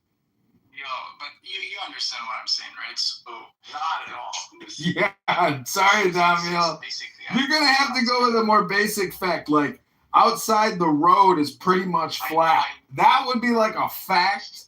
You could say that when a red light turns red, factually speaking, most people stop. When it's green, they go. Those would be considered social facts or conventions of society. I was just asking for like more dumbed down fact, not some kind of philosophical fact. No, it's not philosophical. It's encompassing. Like what I said is like. It's encompassing? You disagree with what I said. You said encompassing? Encompassing. Oh, encompassing. Okay. Encompassing. Yeah, encompassing. So if you disagree with what I said, you can't even point to anything else. Basically, it's like it's. Oh, I see. It's as if I said basically, truth is true. Got it. For you to deny truth, you would have to say it is true that truth does not exist. So. Have you heard of Ayn Rand, Damiel? Sorry, what? Have you heard of Ayn Rand, the famous publisher, philosopher, ethicist, the objectivist? Hello? No? No. Well, I don't think we can actually have a conversation about any of these things until you really read Ayn Rand's Virtue of Selfishness, and it's about ethics. For example, do you think that do you believe that there's currently an Islamic State on the planet? Yeah, of course. Of course. That's a fact, not an opinion, correct? So tell me, what makes an Islamic State an Islamic State? As long as they have the Sharia or a form of the Sharia in the Constitution. So if a society has a form of Sharia in their constitution, they are considered an Islamic State. And where does the charter for an Islamic State come from? From the consensus of the scholars established. Incorrect. It comes from the Charter of Medina. Are you not aware of the Charter of Medina, the constitution of Muhammad and Islam? Well, that's not a consensus of scholars. That's Muhammad's proclamation. So the Covenant of Medina is one of. Okay, so that's one of the documents they based themselves upon. for the Sharia. But the Sharia also is based on the Quran, whereas it's also based on Hadith. So it's much more than just that. So that's why, like, in my opinion, the best answer is just the Jama'ah, the consensus of the scholars, which makes up the Sunnah, basically. Or you could say also the Shia cleric consensus, right, based on their definition of what an Islamic state is. But I think they don't think, like, I think that the Shias, they don't think there is an Islamic state, if I'm not mistaken. Because for them to have a valid Islamic state, based on the real definition, there must be an imam that is alive. One of the 12 pillars, right? 12 imam. So you could say, like, Iran, from a Shiite perspective, is simply like a wish version. It's not even complete. Is that a fact or is that an opinion? No, that's I think. I'm not sure. It's not a fact. Well, it might be a fact. That's the thing. But it's just like I'm relaying an information that I'm not sure. So, yeah.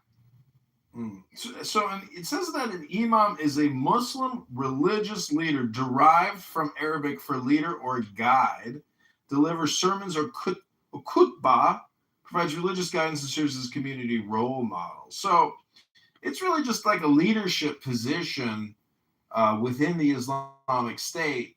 But, you know, in terms of like how many Islamic states are there around the world? Is it just one Islamic state or is it multiple Islamic states? There's like maybe 20 more, multiple. Right. So the many faces of political Islam. Anyways, Rabbano Shalom, we tried to convince Zach to read a book here today on Clown House. We couldn't get Zach to open a book. Are you willing to read in a book, Adamiel? Let me update the title to Can We Convince Adamiel to Read a Book? Of course, I read a book, but you asked me the question the other day concerning if I wanted to read a book of magic or whatever. I said no. That's just not it's not my vibe, you know? Well, you know, the Quran is actually a magic book. Oh, come on. Really? You don't. It's from the medieval times. It's from medieval times, and actually, Islam is all based around paganism. So you mean to tell me that the Quran has no magic in the Quran at all? Of course, there's no magic in the Quran.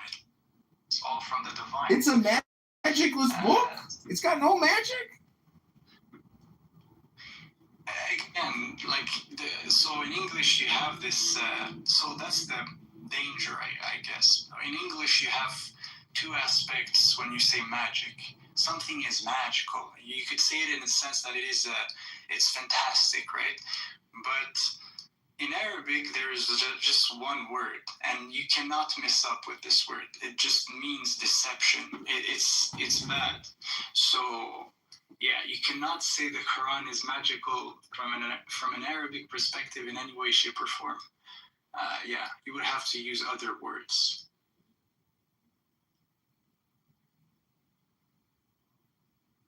Well, unfortunately, you're wrong, because I'm looking at Surah Al-Falaq, 113. It says in Surah An-Nas in 114, known as the Mu'awwidatayn, the two verses of protection. These are recited to seek refuge from the evil of magic, sorcery, and so there literally has a magic spell to essentially negate and invalidate other magic.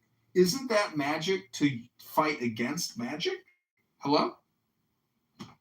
No, of course not. So the concept is this, right? The last 3 chapters were revealed in a time where the pagan Arabs were practicing sorcery and magic upon the believers, right? And God basically sent those verses as a mean of protection. But this is not a magic against. We're not in Harry. It's not Harry Potter here. No, it's literally just. It's the spark of light. It's a spark of the divine. It is true, and it is not it is not deceiving, right? So that's the difference.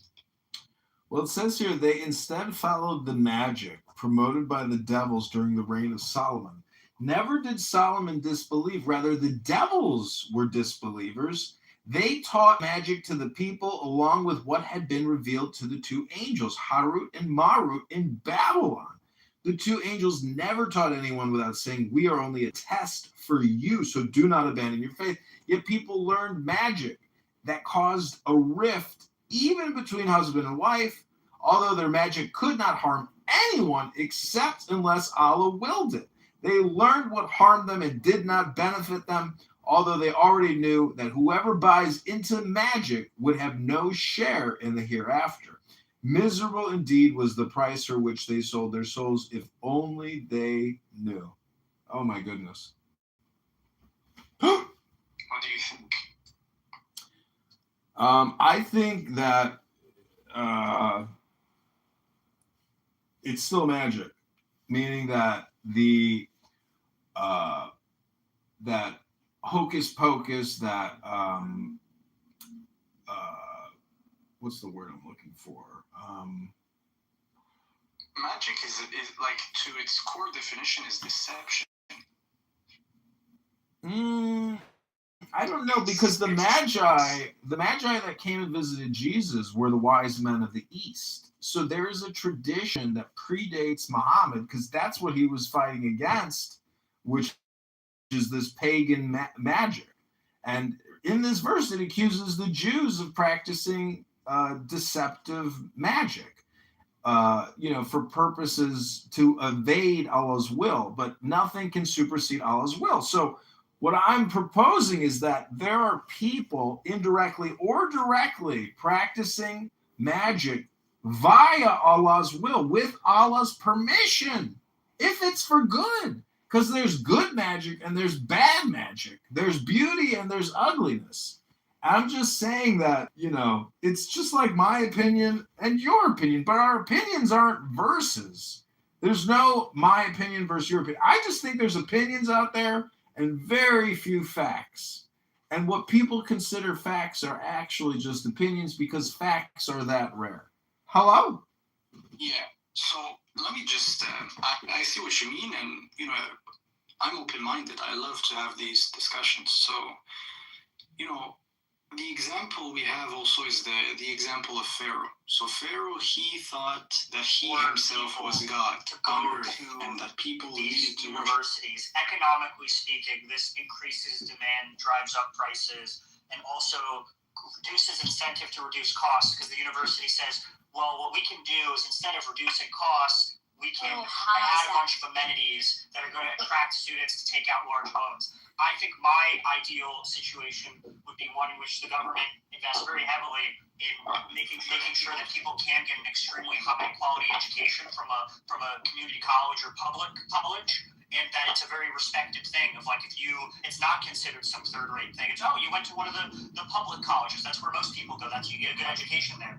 Versus spending all of this money to send people to these schools where I really don't think you're necessarily getting any higher education, like a better education at a lot of these schools. I think you're getting more amenities. And I don't know if it's a great use of tax dollars to pay for people to go to colleges with more amenities when they could get a similar quality of education elsewhere at a reduced price without all the amenities. It exists. You can go, where I went for college, UMass Lowell, they have a world-class nanotechnology center. We have a nanotechnology center at my university too. It's about the size of maybe an office that can fit 2 people, and it also has a wet room included in that office. The one at UMass Lowell, which is a state public school, forging a is great way more valuable. But by following the will of God, having faith in the process, that reality will align and chaos will be reduced to right in front of their eyes. So it's a different approach, right? It's the approach that is different. So yeah. Yeah, I guess approaches are different. I'm just playing devil's advocate here and being facetious. I'm just like trying to flush out some, what could be interesting topics. But see, the religion of no religion is still a religion. if you try to stop thinking about thinking, you're still thinking about thinking. So we have this, never-ending cycle and repetitive redundancy that you just can't escape. This paradox of paradoxes. And I'm just saying that whether you're a Muslim, Christian, or a Jew, if you are such a strong literalist and you're very disagreeable and very friction-based in your approach, I just wonder if they really understand what they're talking about in terms of the bigger picture. Because if you have the truth and you have this proprietary information which you think is a fact and not an opinion, but other people just aren't aware of the facts and they think it's opinion, it should actually make you a happy person and not a highly disagreeable, highly friction, and highly annoying person who demands that your perspective be the status quo. And so it's like a mental thing where people can't see the log in their own eye by going to room or being in the street and demanding people accept their opinion as their new fact. It's like a vicious circle that they're playing with themselves, because I don't think they get what they claim to profess is a fact, because there's a comprehension that should help them eliminate the insanity of them going around and telling everybody the good news. And it's because I don't think they get the good news. Yeah, I see what you mean. It's like you don't see the authenticity in the way people proclaim their faith, because if someone proclaims his faith and he's authentic in the comprehension and the understanding, people will simply just like find it like kind of like common sense. It's like, okay, it makes sense. Or he's gonna be like a master in the insight he brings. I get what you mean, and yeah, that's interesting. There's something I wrote yesterday concerning humor. Okay, so it goes as it is. To grow old and to lose your humor is to lose your spirit. For the one who can no longer smile at truth has already begun to resist it. And the one who wears heaviness and holiness mistakes hardness for righteousness.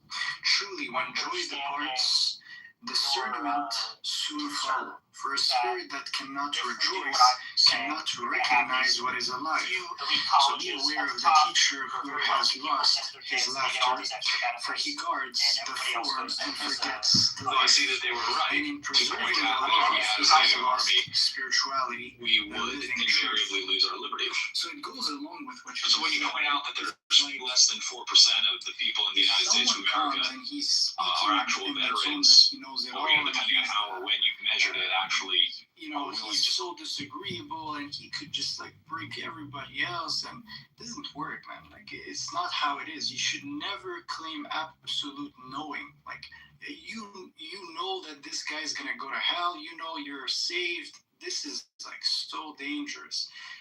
So yeah, I would rather be careful with these type of people. So yeah. Yeah, I mean, it's basically all or nothing thinking. And the thing is, if you don't believe in a universal ethic, that's the metaphysic where it's like, okay, I still respect and appreciate your existence, but I don't agree with your law, opinion, or perspective. But just because I disagree with it doesn't mean I want to like overthrow you or make you submit to my will. But it's you, the opposing party, who actually, that's what you want to do to me. So it's like, it's ridiculous. And so an all or nothing religious person who has no wiggle room. See, in the word humor, the first three letters are hum. So it's like a positive vibration. But in my opinion, if somebody comes and they have a negative vibration, it's really their lack of comprehension. And so they could refer and defer that to God's will. And then I would say, well, it's just your opinion that it's God's will. And it's my opinion that God's will is different. So it's like, it's a pointless, never-ending debate. If you really wanted to test somebody's comprehension in the divine, you would just put them up on a stage and say, okay, you got 30 minutes or an hour. Go ahead and entertain me. And let's see what you got. But then you would still never prove the existence of God. You would just merely be showing and making a demonstration of your opinion.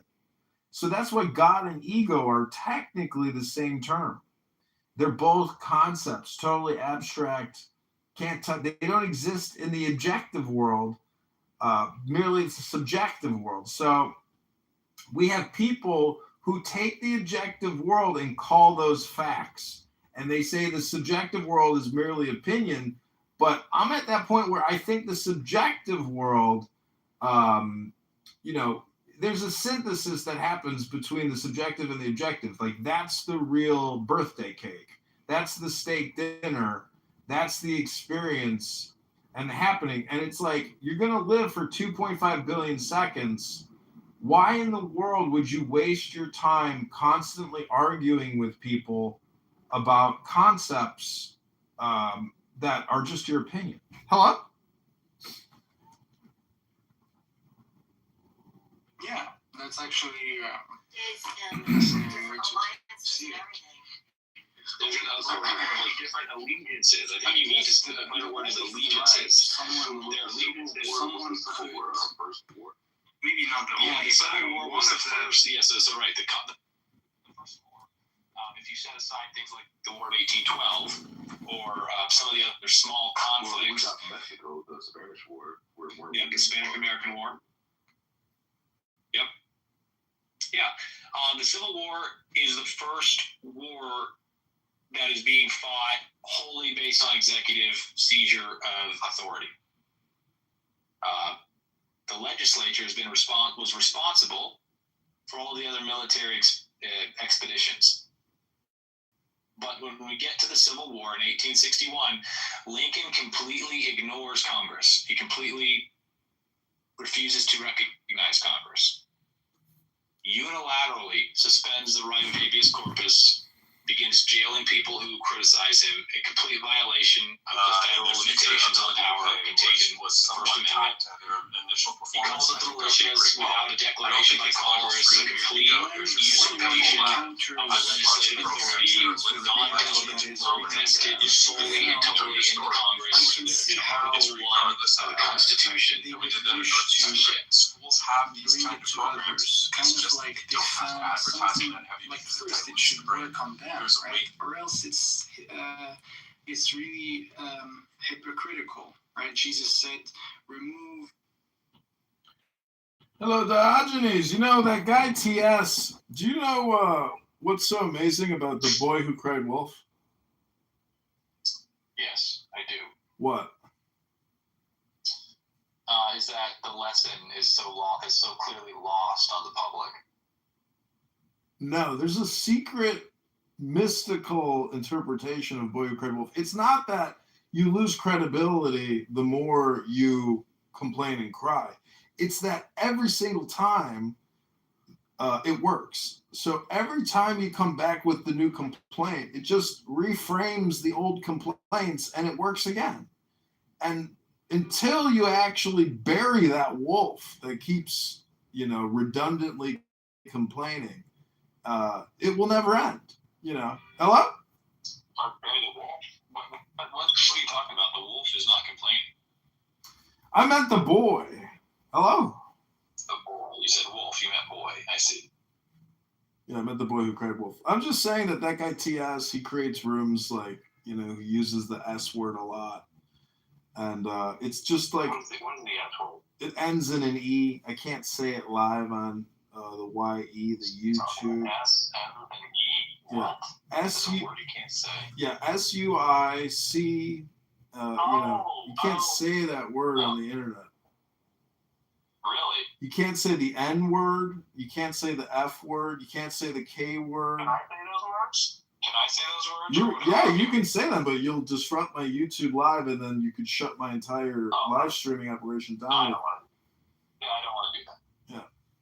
Yeah. It's very annoying, and, it's ridiculous. And it's amazing that Actually, I am completely targeted as a white displaying human being for my thoughts. When Are you white though? the algorithm believes it's so. It's not important what I think. What's important is what the platform thinks of me.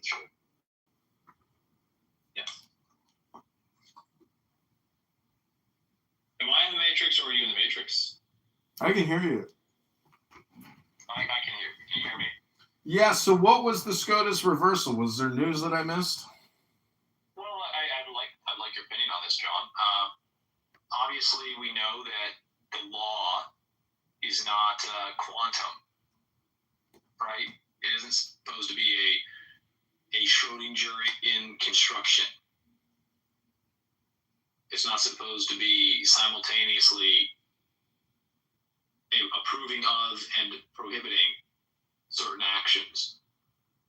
So when the SCOTUS makes a ruling, it is definitively establishing an interpretation of the law. Well, when SCOTUS reverses itself, what are we to make of the law that is now simultaneously endorsed and prohibited a behavior?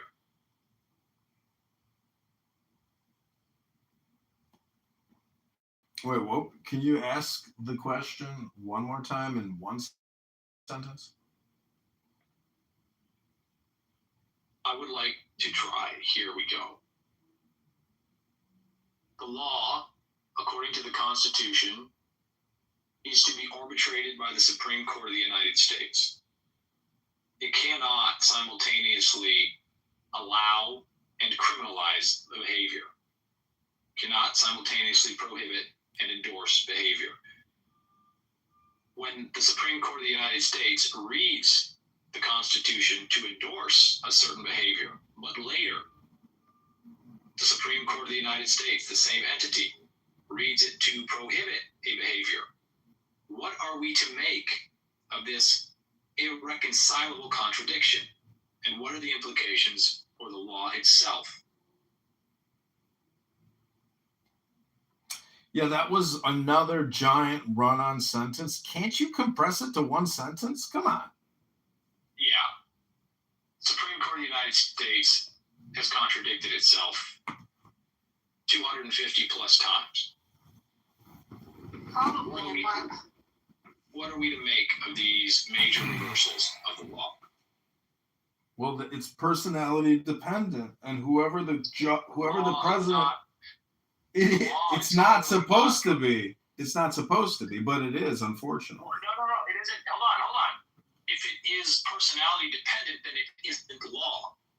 No, I'm not in disagreement with you. I find it ridiculous and abhorrent and very upsetting, and I'm not happy with reality. But I don't know how I can. Hold on. We have to be clear about this. It's not the law if it's subject to personality, right? And so if we can agree there, we've taken the first and most important step to rectifying the situation, and we've recognized that it is not the law that is governing us; it is personality. The judiciary has been reduced to personality. Yeah, we have an attorney. We're not having the law. We have an attorney general. We have an attorney general in Chicago who let off serial murderers because her personality deemed that it would be socially equitable. And, to me, that's like, okay, well, I'm at that point where I think unless sheriffs are willing to sacrifice their careers to arrest criminal judges and other criminal attorney generals, because they have that legal power and the gun and the badge, we're in a lost society, which is rapidly unraveling because of personality and because there is no adherence to the law.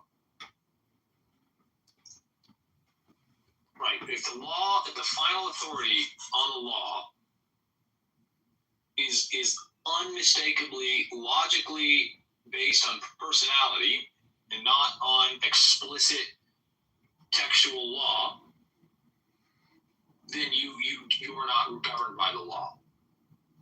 If any difference in understanding of the law is adjudicated by personality, you are not governed by the law. And if we are not governed by the law, then this entire system is illegitimate.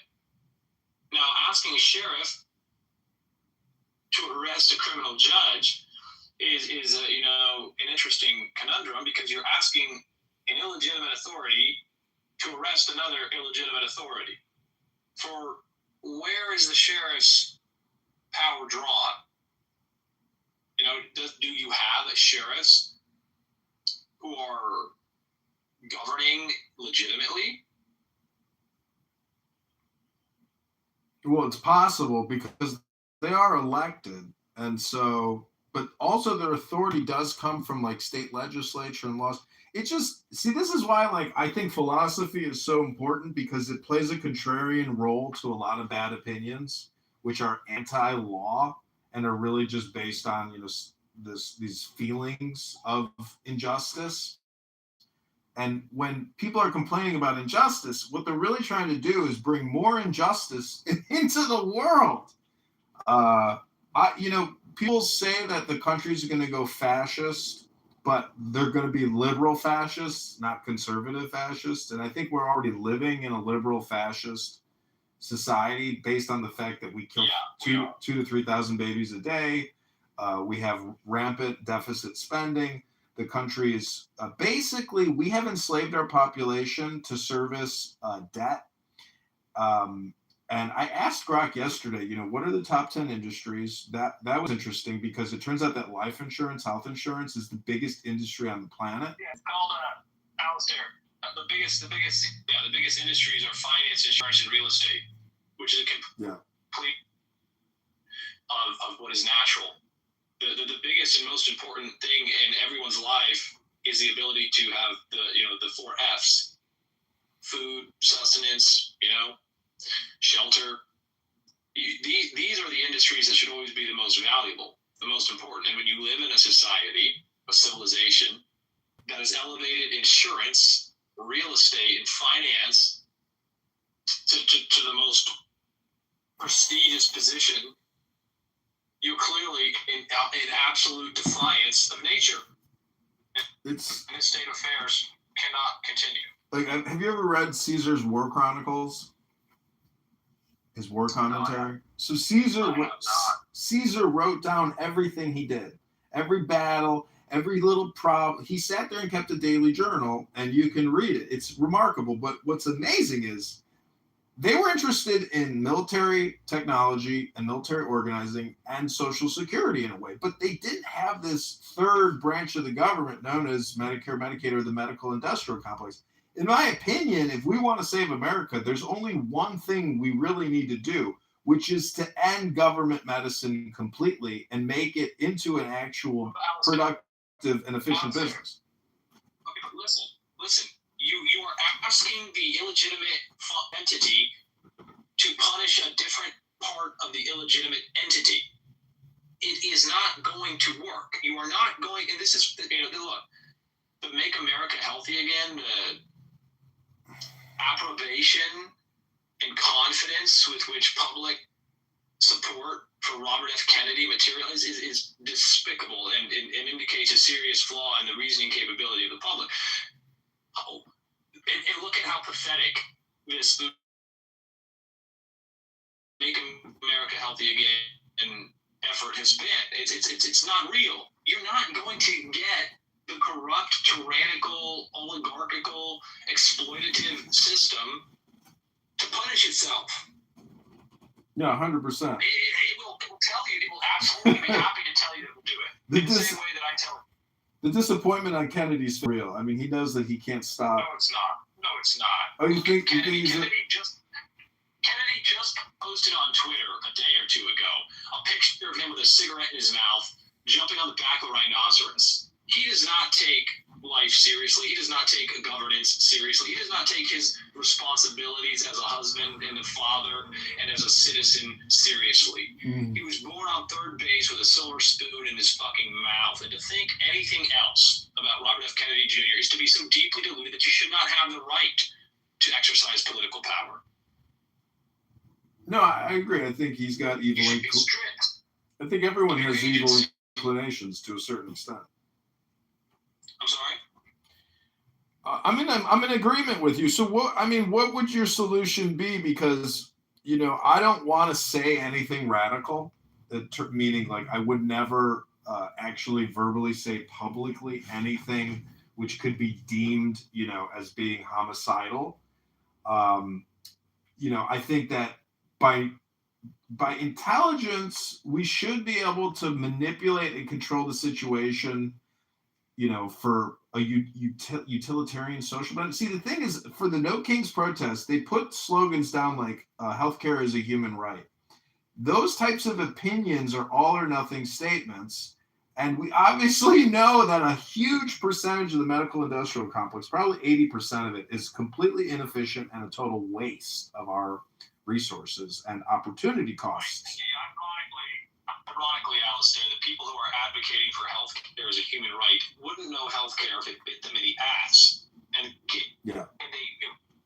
construe complex dependence on pharmaceutical products to be healthcare. If you were to tell these people, and I have, healthcare is free, stop putting little Debbie cakes in your fat fucking maw, they would be outraged. They would need to talk to their therapist. And so, the real irony, the real paradox, is that they're not even making a statement that has any conceptual value because they can't even properly conceptualize health. I mean, these are the same people who heartily embraced healthy at any weight and body positivity. Actually, that looks like a proper They don't artwork. know what a healthy body is.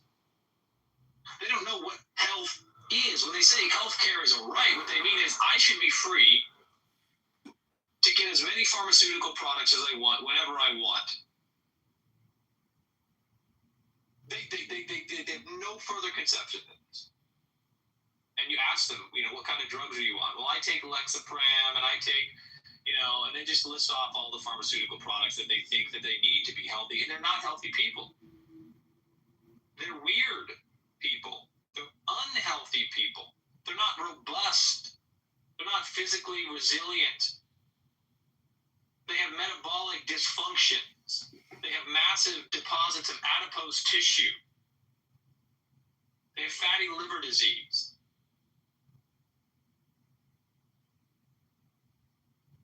If we really wanted to examine healthcare as a human right, what we'd really say is that the most important thing in our society is having access to the 4 F's.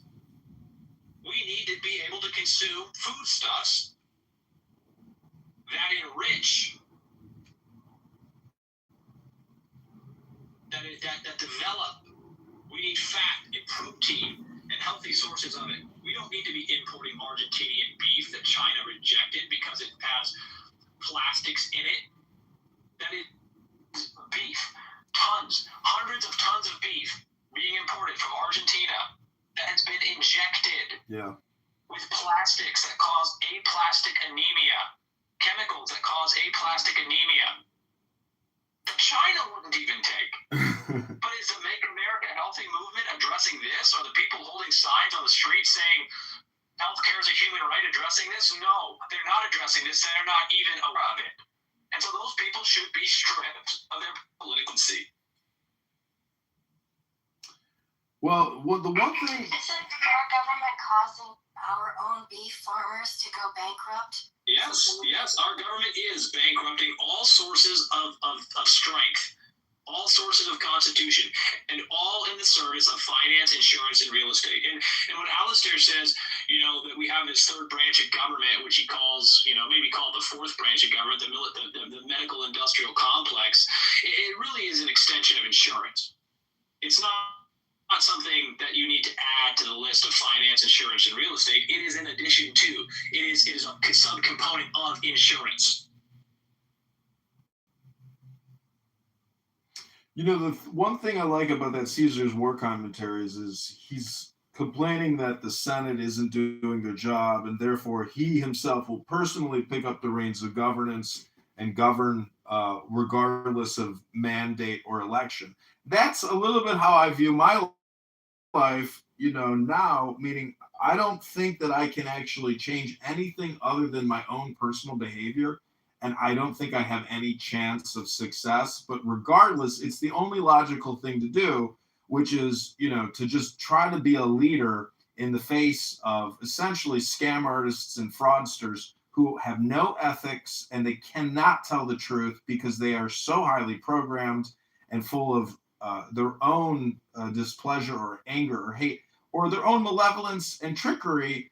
I think the truth of it is, Alistair, that they cannot tell it because to tell it would be to recognize their illegitimacy and to admit their fraud. That's, now let's say it simply, right? Why is it that insurance is the most lucrative industry?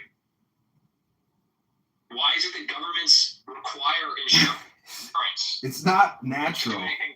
It's the government which makes it lucrative. It's totally artificial. And so that which is not natural is perverse. It is perverse. It is a perversion. It is only perversion. You're not going to get people to admit their perversions. See, Muslims will claim that Islam is actually a completely natural and pure religion and supersedes Judaism and Christianity, and that they are Christians and they are Jews, but they're the updated model. And so I was just in a room and I was asking, was Muhammad a mystic and a magician, or was he, just a warlord? The thing is, they will say that magic is completely nullified by Allah's will, by God's will.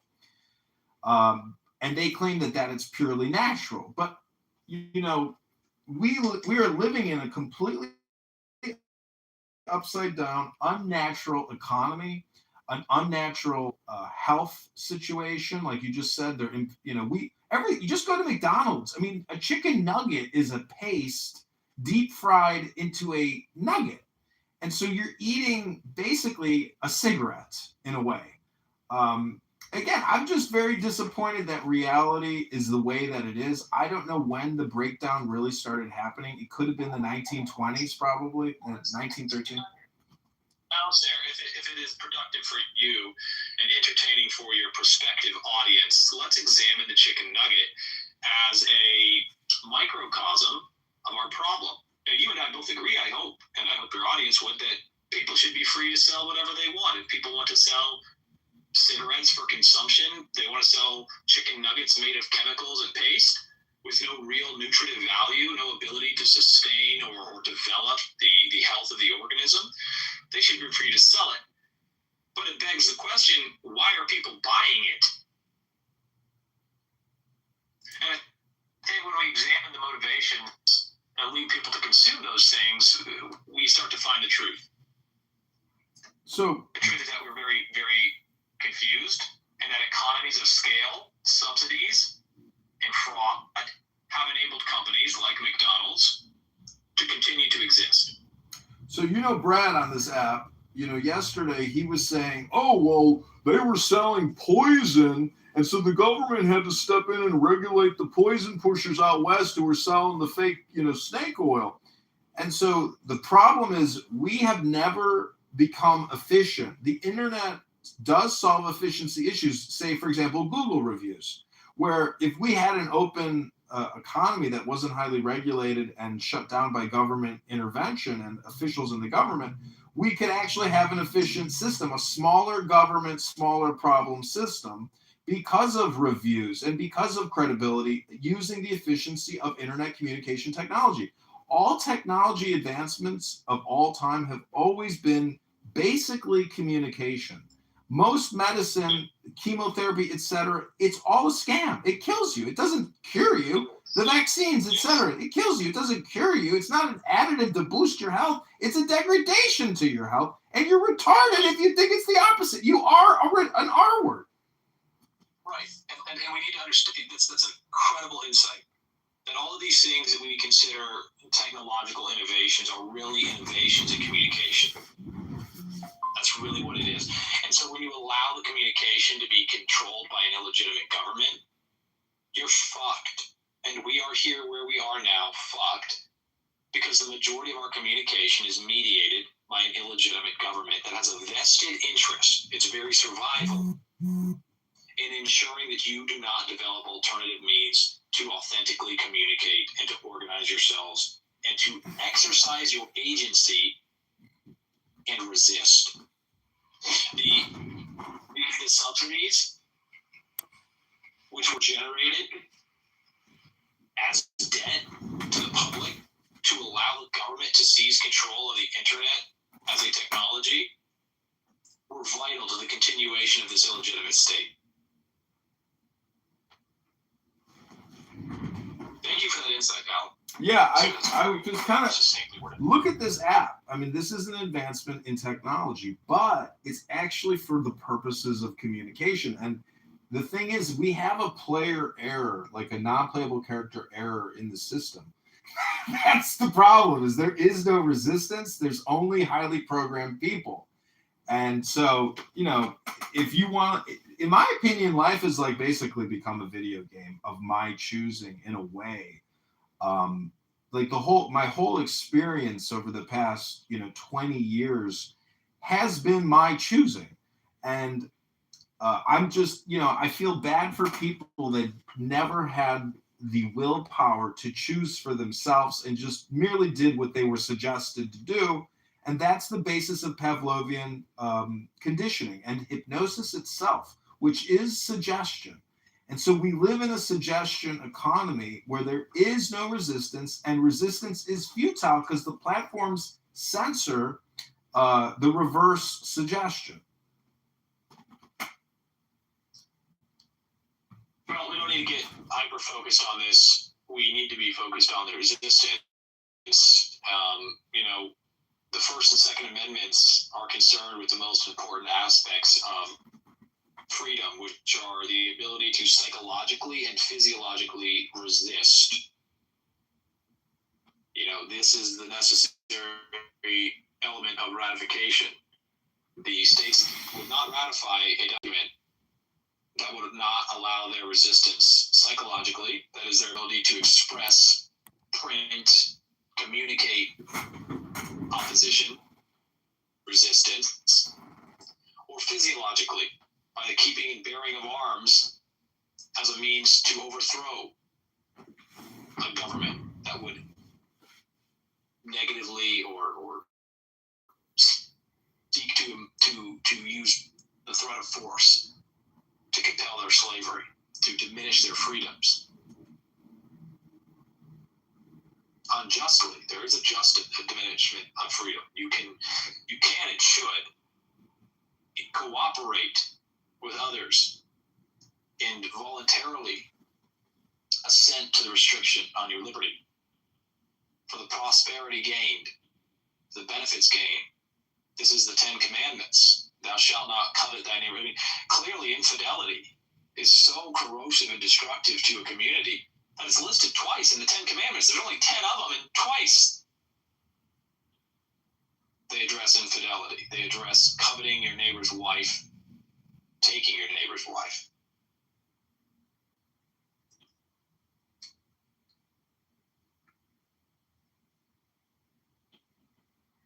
Well, life is very short, and unfortunately, even though I think that our reality in society is out of compliance, I'm not necessarily willing to sacrifice my experience to what I think could possibly aid to some type of a reversal, because the problem is outside of my scope, meaning it's so expansive and large that it's essentially futile. So it's like, try to enjoy your little gated, categorized experience as much as possible, because there is no way that you're going to stop the mind virus, which is 100 million people. They have no idea that they are their own worst enemy. Let me clear on this for your audience, because it sprang to my mind as soon as I said this about the Ten Commandments, that many people don't understand that the Ten Commandments mention adultery multiple times, or that, infidelity. So the seventh commandment is, you shall not commit adultery. And the 10th commandment says, you shall not, which is always reduced by the Judeo-Christian narrative to, you shall not covet, or do not be jealous.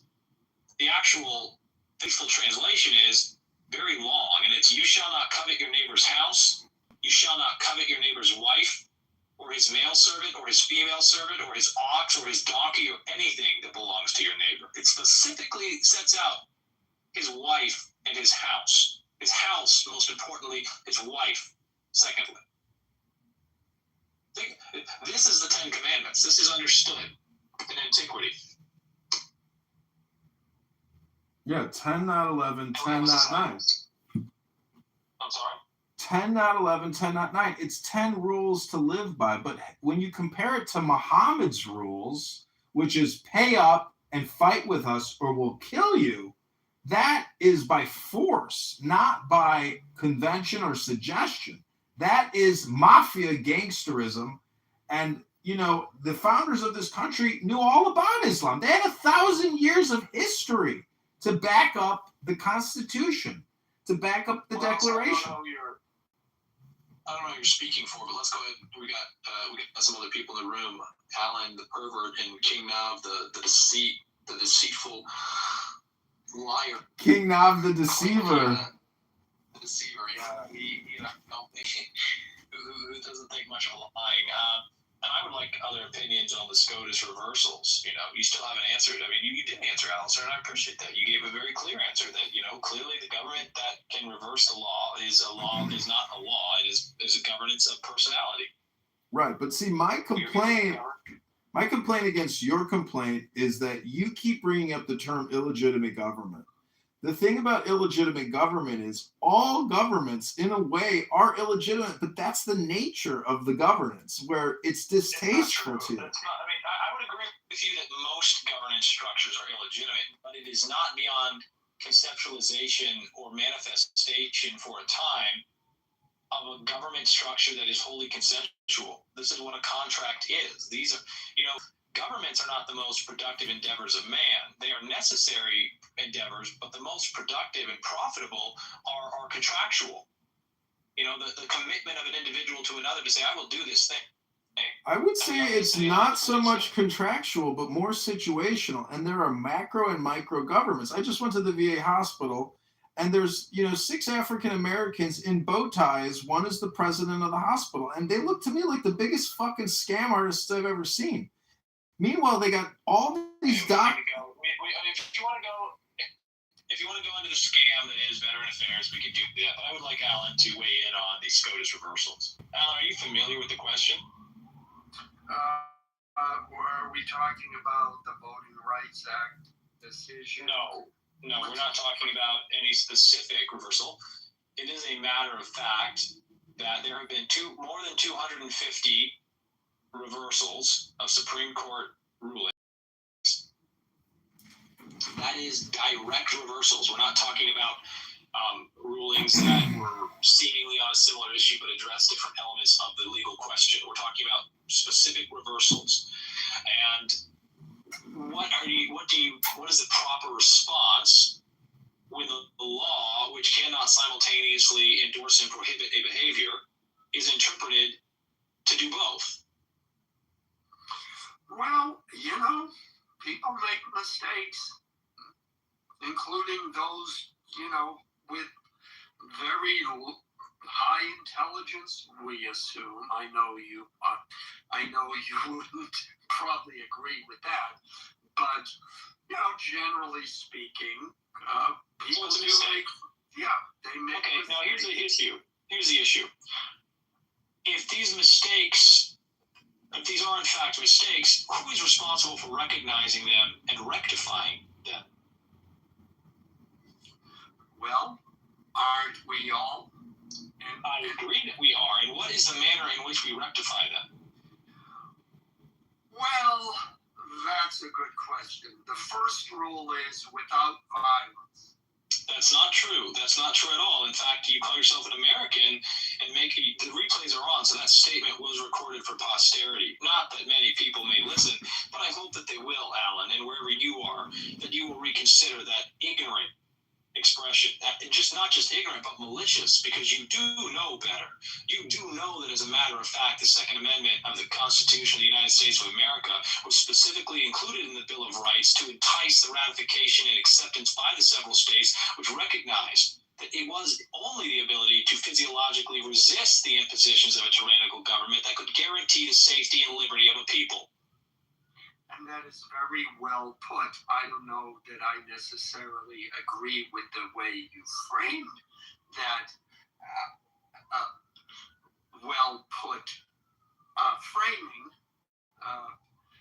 However,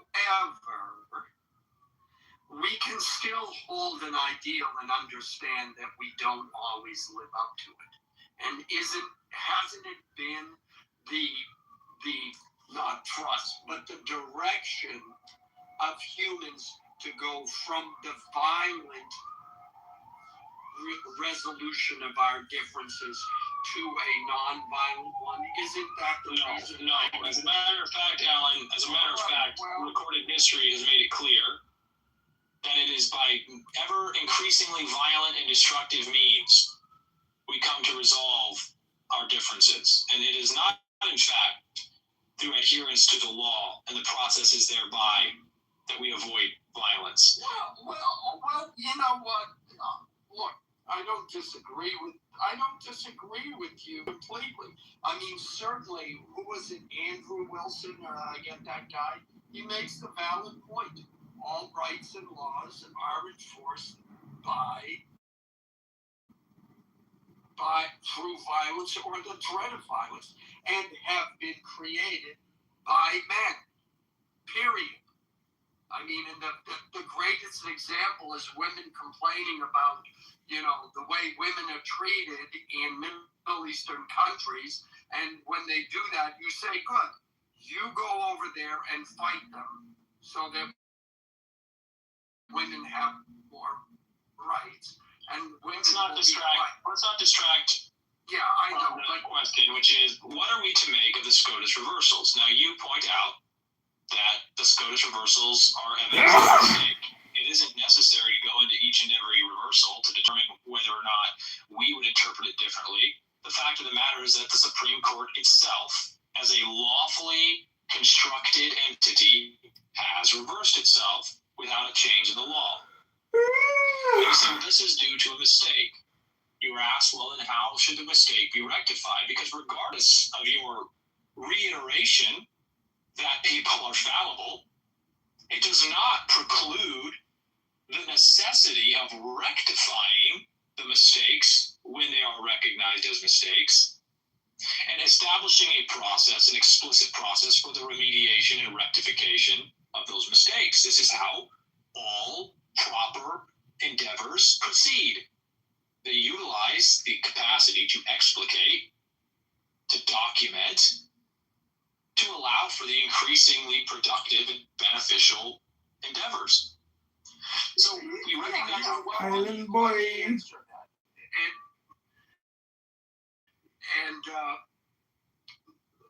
the word I was looking for was perspicacious, if I'm remembering that. You're very, very eloquent in the way you say things, Diogenes. I appreciate that. I think, first of all, the fact that a system by which laws in this country can be examined and can be reversed speaks to... No, you already made an error, a critical error. There is no lawful way to reverse. In fact, stare decisis is almost de facto law.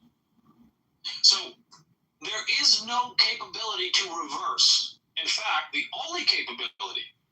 Wait, you lost me. Because you're saying they've reversed themselves 200 or so times, and yet now you're saying there's no lawful way to reverse? Correct. Yeah. Correct. They have reversed themselves, but it is clearly unlawful. You have agreed that it is unlawful by claiming that it is a mistake. Well, the mistake is that they have taken an unlawful action. No, that's not what I'm claiming. If it's lawful, how can it be a mistake? What I'm claiming is that we, in this country anyways, we have a system that recognizes that people do make mistakes, even the Supreme Court, even presidents, even Congress, and that it at least gives a way by which those mistakes in law, not in consequences, but in law, can be changed. Now, one might, I would go one step further to say that one might say, well, these are mistakes. And we're having this discussion in which you're characterizing them as mistakes. But they may have been, okay, because I accepted that definition, and that's fine. I don't want to get into a leftist back and forth over what a word means. But to say that those Supreme Court decisions may have been appropriate, give time. And now that hold on, Alan.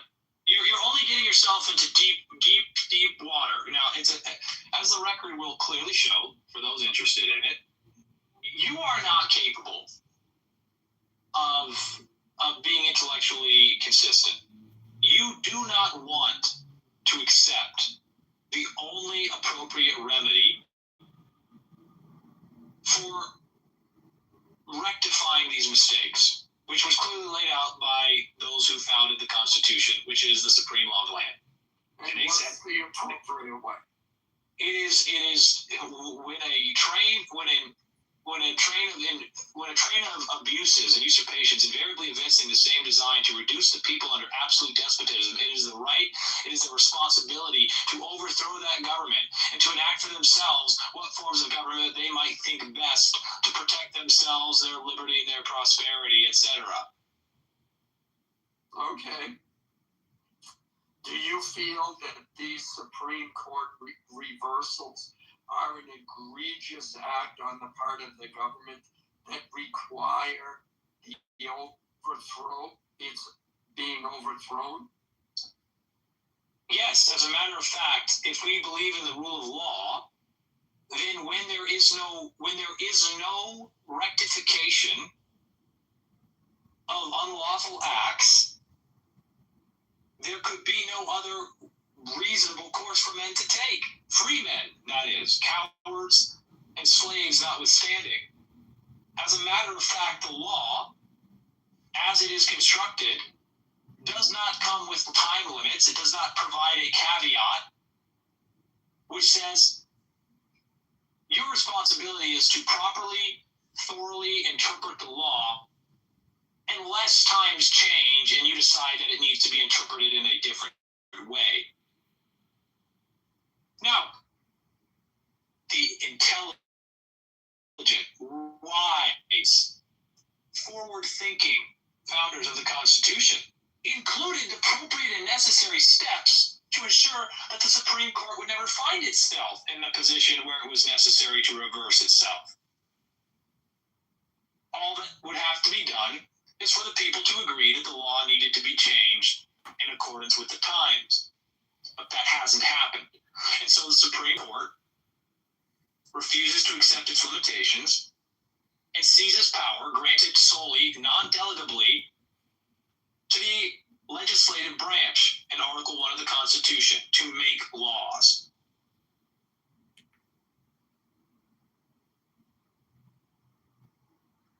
Well,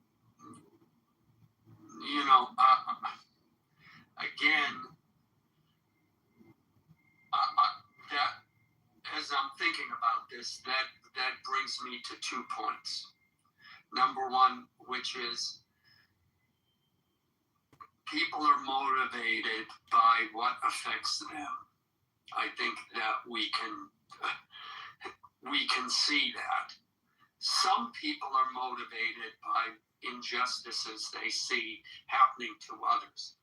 But people's main impetus is usually what happens to them. And I think people aren't viewing those reversals as something terrible that happens to them. Therefore, they may not be motivated the way you are. And you're bringing up something that is wholly tangential, if not an absolute non sequitur. This is not the time or the place for a discussion on what might incentivize ignorance or what might incentivize compliance with illegitimate authority or illegitimate governance or illegitimate rulings. Yeah, but well, what's the end? It's not that I could be right. I am right. It's my room. I choose the title. I'm setting the tone of the discussion and decisive, and I will accept. I don't think it's tangential because we can all have ideals by which, but this is always the debate that I see going back and forth between the left and the right. It's that we can have these ideals, but then there's also the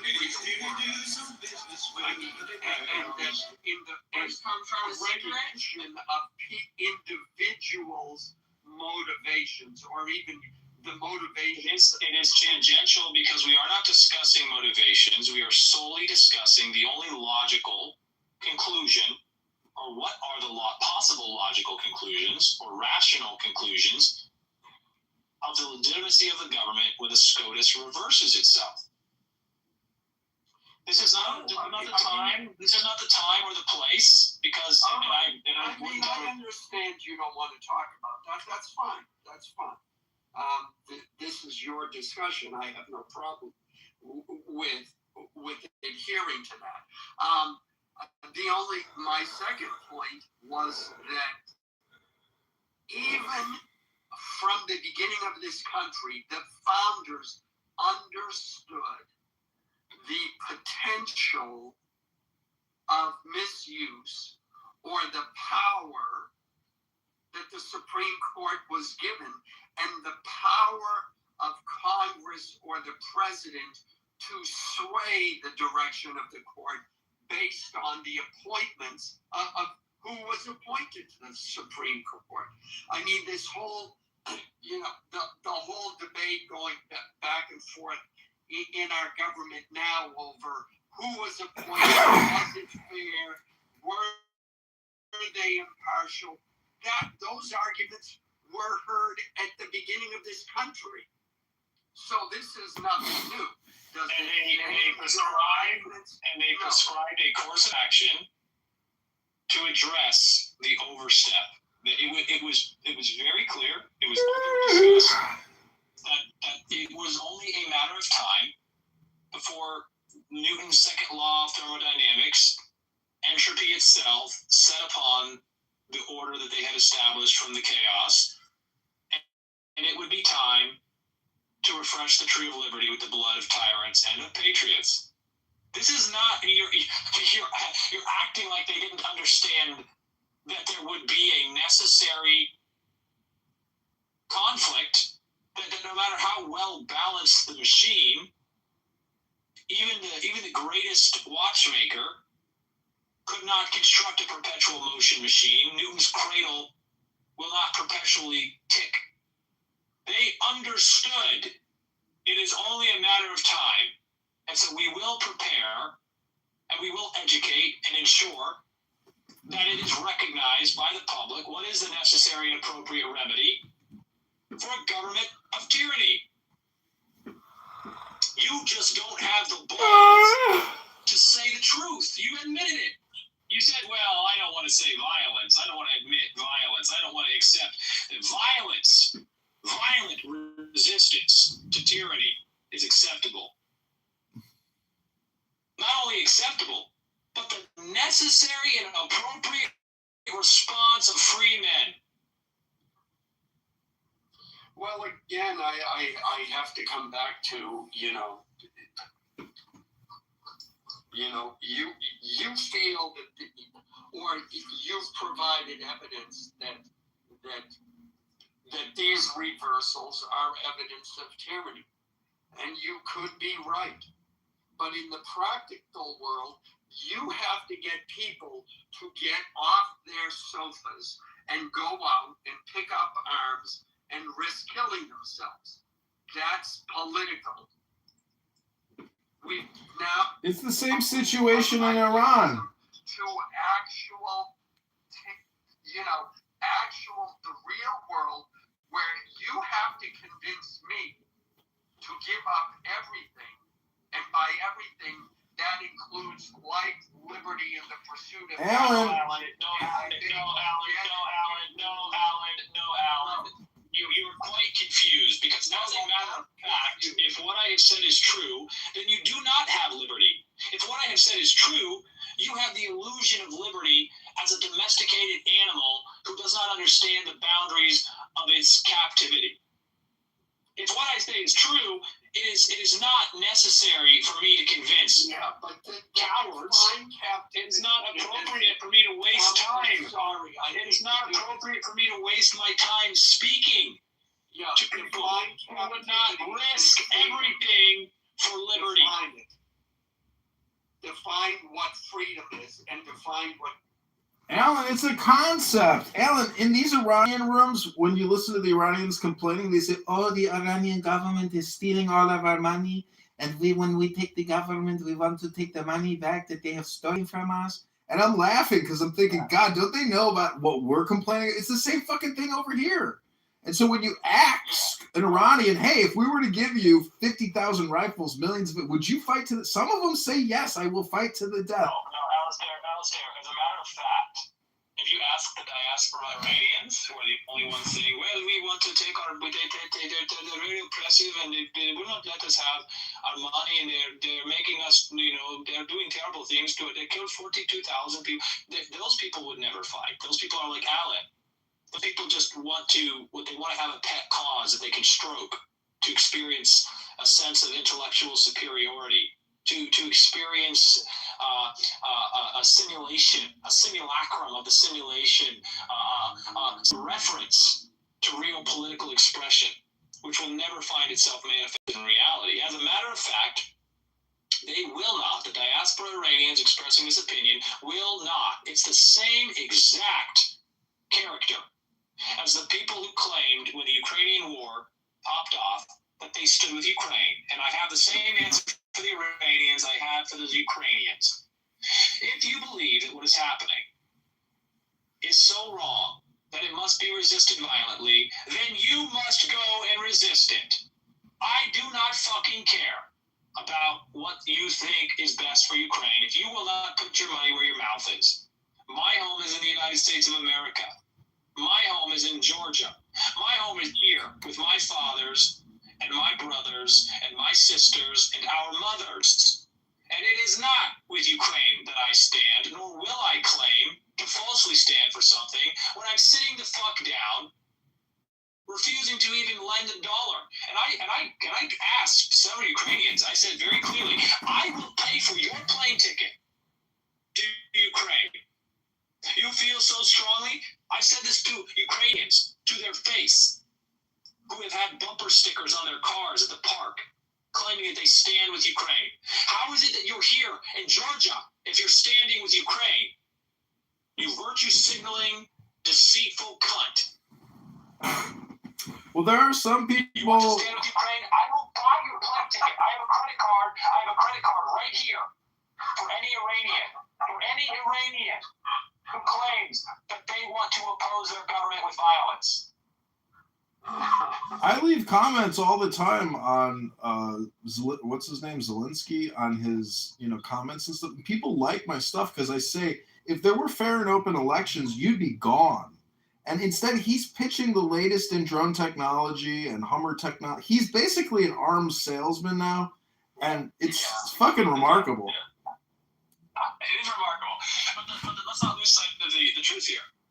The truth is that these diaspora people are the same as Alan, and their unwillingness to actually exercise their agency in pursuit of what they claim is the highest moral, lawful good. And they denounce those people who claim it.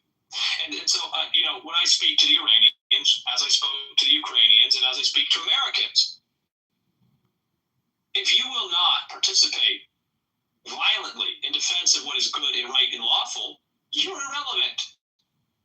You mean nothing. Well, Diogenes, as Brad Pitt said in Troy, this is why no one will remember your name. you just cut up. Yeah, but Diogenes, nobody's gonna remember you though. Yeah. That's wrong, Alistair. My children will remember me. My children will remember me. Yeah. Well.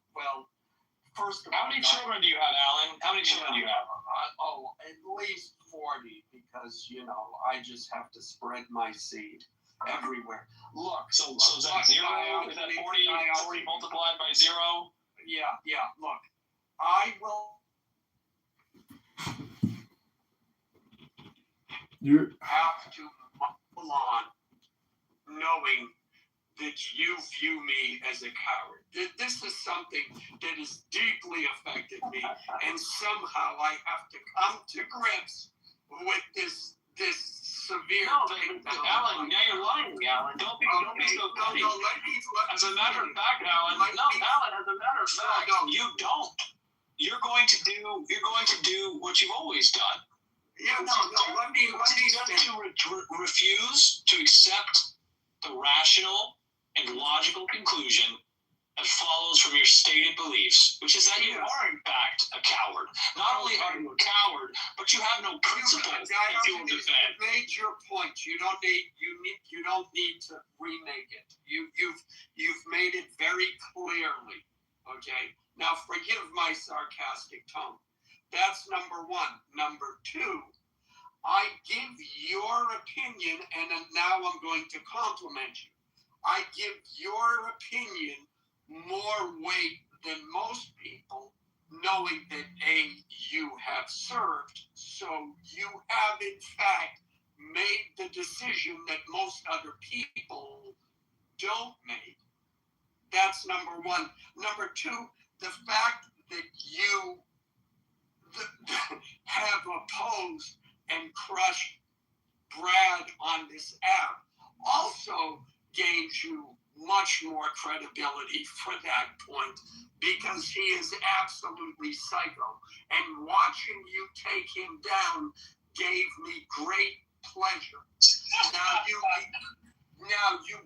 you lose points when you call me a pervert, because the only person who has called me that has been Brad.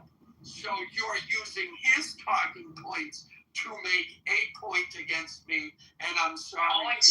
Brad does not possess the monopoly on any words other than I'm going to slit your throat, shit down your neck. Well, this is true.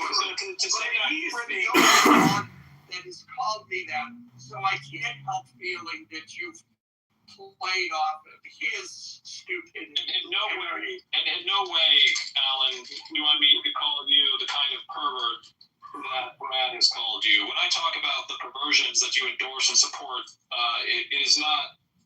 It's not sexual. You can call me a pervert, Alan. I have perversions. When we stray from nature, we stray from the truth, we stray from the law, we stray from God. We have all engaged in perversion. Don't take it personally. All right. Then now that you've clarified that, then yes, that's fine. You gain that point back. But I mean, but seriously, and for you to make the claims that you've made, yeah, like I said, I give it more weight. Absolutely. But again, I've made my counterclaims. You don't like them, or you don't agree, or you think they're not logical. That's fine. It's not going to the fact that you may view me as a coward over this is not. You could be right. You may absolutely be right. But that's okay. I don't think in this particular instance it needs to come to the point of violence. And to your other point, I did want to say that your point about every once in a while the freedom must, what was it? the quote from the The father. quote is from, I believe, Thomas Jefferson, when he said, "The tree of liberty must from time to time be refreshed with the blood of tyrants." And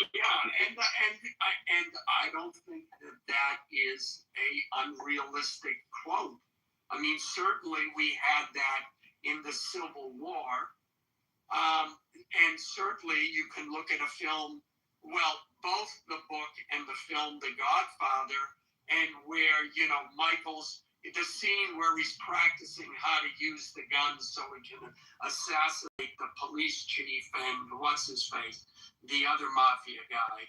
And, you know, I think it's Clemenza says, yeah, you know, every 10 years or so we have these wars, and to clean out all the bad blood that happens between the families. And I think, you know, what Jefferson might be speaking to is the fact that, yeah, every once in a while, people just we're humans. We want to beat up on each other, and we got to do it. And I wouldn't disagree with that either. So, you know, that's where I'm at with what you've said. I like the metaphor, or I like the quote from The Godfather, you know, where he's pointing out that, you know, there is this entropic process which, you know, necessarily results in irreconcilable differences and recourse to the only real settlement layer, the final settlement layer, violence and the taking of life. That it has to come to that. That any and all conflicts will have to finally be resolved in that way. And it would be a shame for any man to refuse to participate and to become a slave thereby. Yeah. Have you read any Gurdjieff? No, I have not. Okay, look it up. Gurdjieff he was half Greek, half Armenian. And he was a philosopher at the time, around 1900. There are a number of books written by him and about him. And one of them is called In Search of the Miraculous. It's written by one of his students. I don't remember the name, etc., etc. But in it, he was writing, it was around the 1920s, and the way he described what you're describing and what Jefferson said is that I'm trying to remember exactly, but it's essentially, there's this element of madness grips the world. And these kinds of conflicts just happen. And it's essentially the same thing. They have to,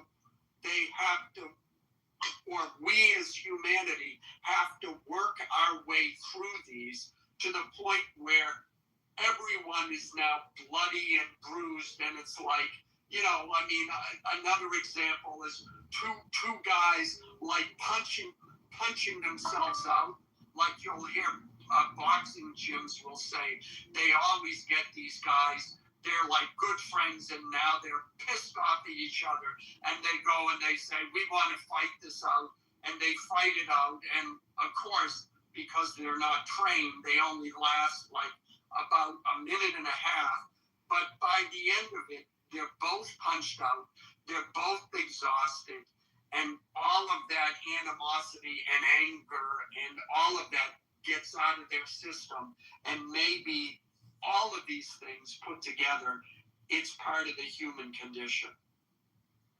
And that, you know, you may be right. Well, you're alluding to something, though. You're using a very finite, a very acute observation that I think is factually true, which is that even the best of friends will come upon differences that will lead to blows. We observe this in nature all of the time, that there is a healthy and necessary competition to ensure that our hierarchies are established on merit and strength, and the things that necessarily establish their legitimacy as hierarchies but then you're extrapolating that in that simplistic fashion to the thrust of global affairs and global conflicts, to examine something. I disagree that there's a frenzy that takes over mankind. What we know is a much more real, what I posit is a much more practical and understandable, more reasonable explanation is that a group of individuals will necessarily adapt to an environment. They will act cooperatively to enrich themselves, and that there will necessarily be individuals who seek to exploit. And when the exploiters gain power, then it becomes necessary to combat them. Diogenes, we get it. Let me ask you a question, Diogenes. Do you believe that life is random chance? No. I'm talking about existence, reality, consciousness. Because it's said that, the whole universe is dictated by random chance. And so what that's saying is your existence is one in an infinity. And therefore life is joy. And so even though I think, we have strayed so far from natural governance and natural society, life is still joy. I'm not displeased. I'm just, rather, disappointed that so many people fail to see that they are hypocrites and they are spreaders of misinformation and propaganda and are essentially grifters and parasites. Hello? Well, that's a good perspective to put on it, Alistair, to recognize that it does happen, it will happen, it's happening, it's going to happen again. And life is not random. We have a life. We should see the joy and the beauty in all things, recognize, appreciate them, and I should certainly take that advice to heart and allow it to influence me. It's not necessarily advice. It's more of what I would call an accurate diagnosis or analysis. And I think that this has been happening forever, because Plato's Republic, Marcus Aurelius says, oh, you couldn't achieve Plato's Republic? Oh, too bad. Are you going to complain about it for the rest of your life? That's what Marcus Aurelius says. No, yes, and Alan is saying the same thing.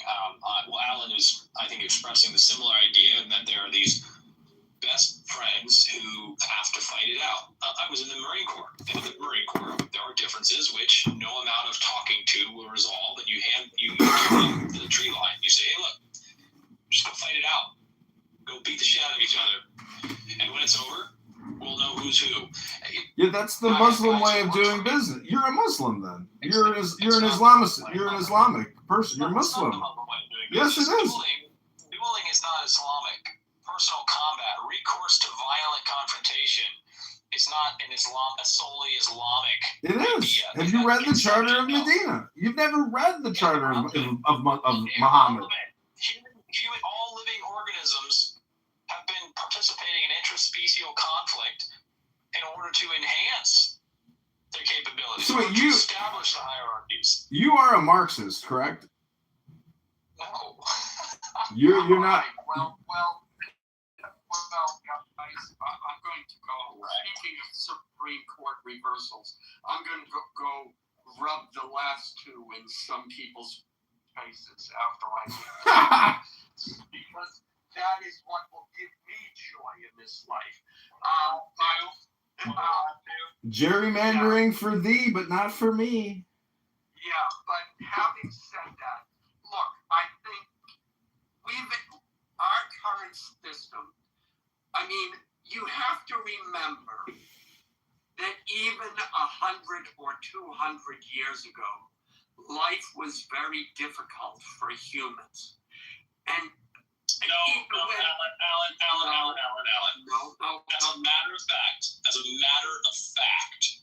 yeah, you have not listened to what I just said. No. Let me get to where I'm going, and then you can tell me I'm wrong. Try to get where you're going without starting on a false note. How is it a false note that life was difficult for humans? Because life is always difficult for humans. This is the story of Genesis. No. Oh, yeah, but it's much easier now. Alan, things are worse. 100 years ago, Alan, things were better.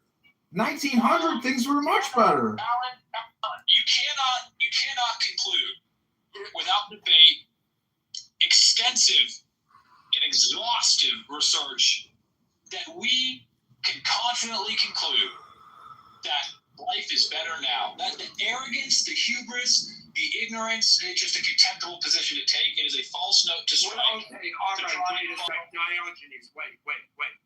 What phrase did I use? That I said what? All right. Let me.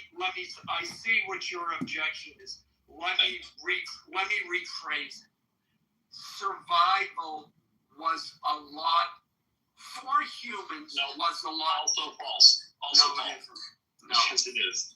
No. Yes. And Alan, you know, you're making bullshit points, Alan. You're not even bringing up ethics. Mortality rates. Alan. Child mortality rates. Aw. This is preposterous. It is preposterous to take a population.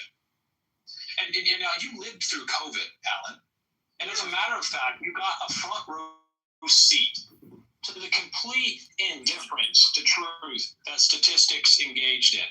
Those people who are supposed to be, who are, in fact, still controlling the generation, the promulgation of these statistics that show these things.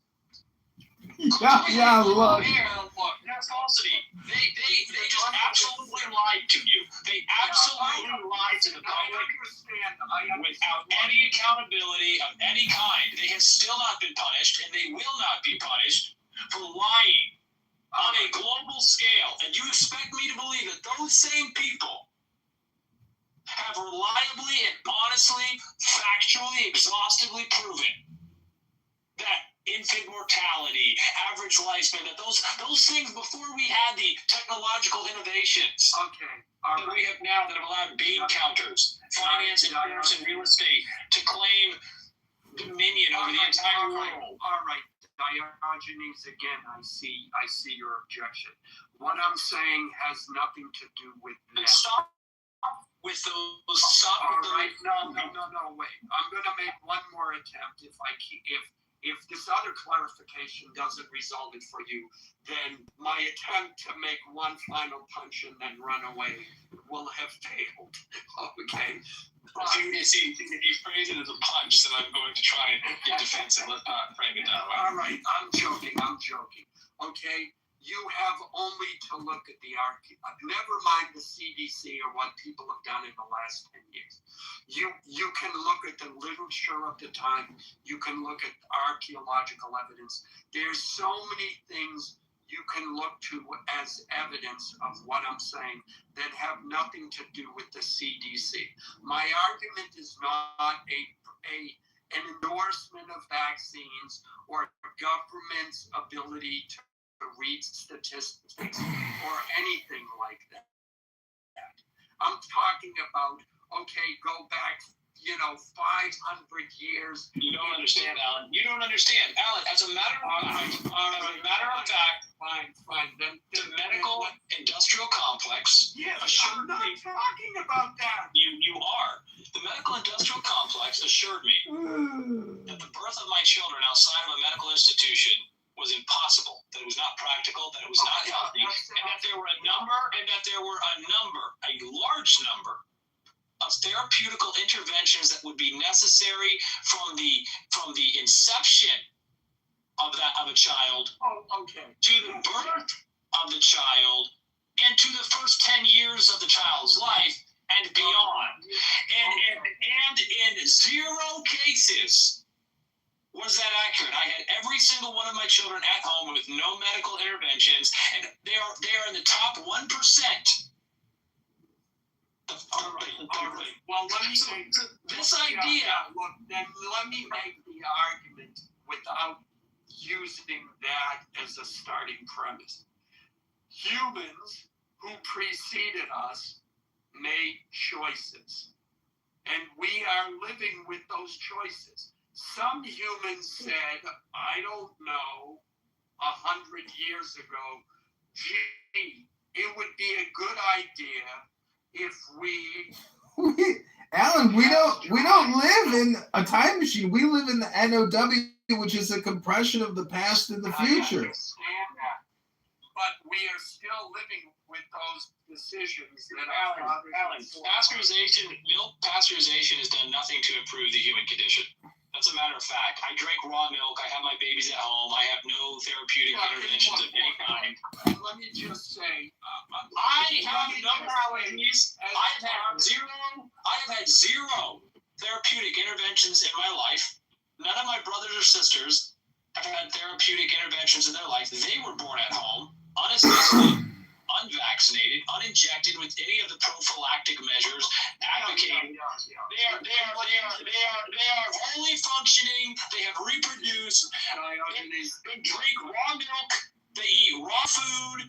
I eat raw meat and I eat raw eggs. I experience none of the so-called benefits that you allude to when 100 years ago.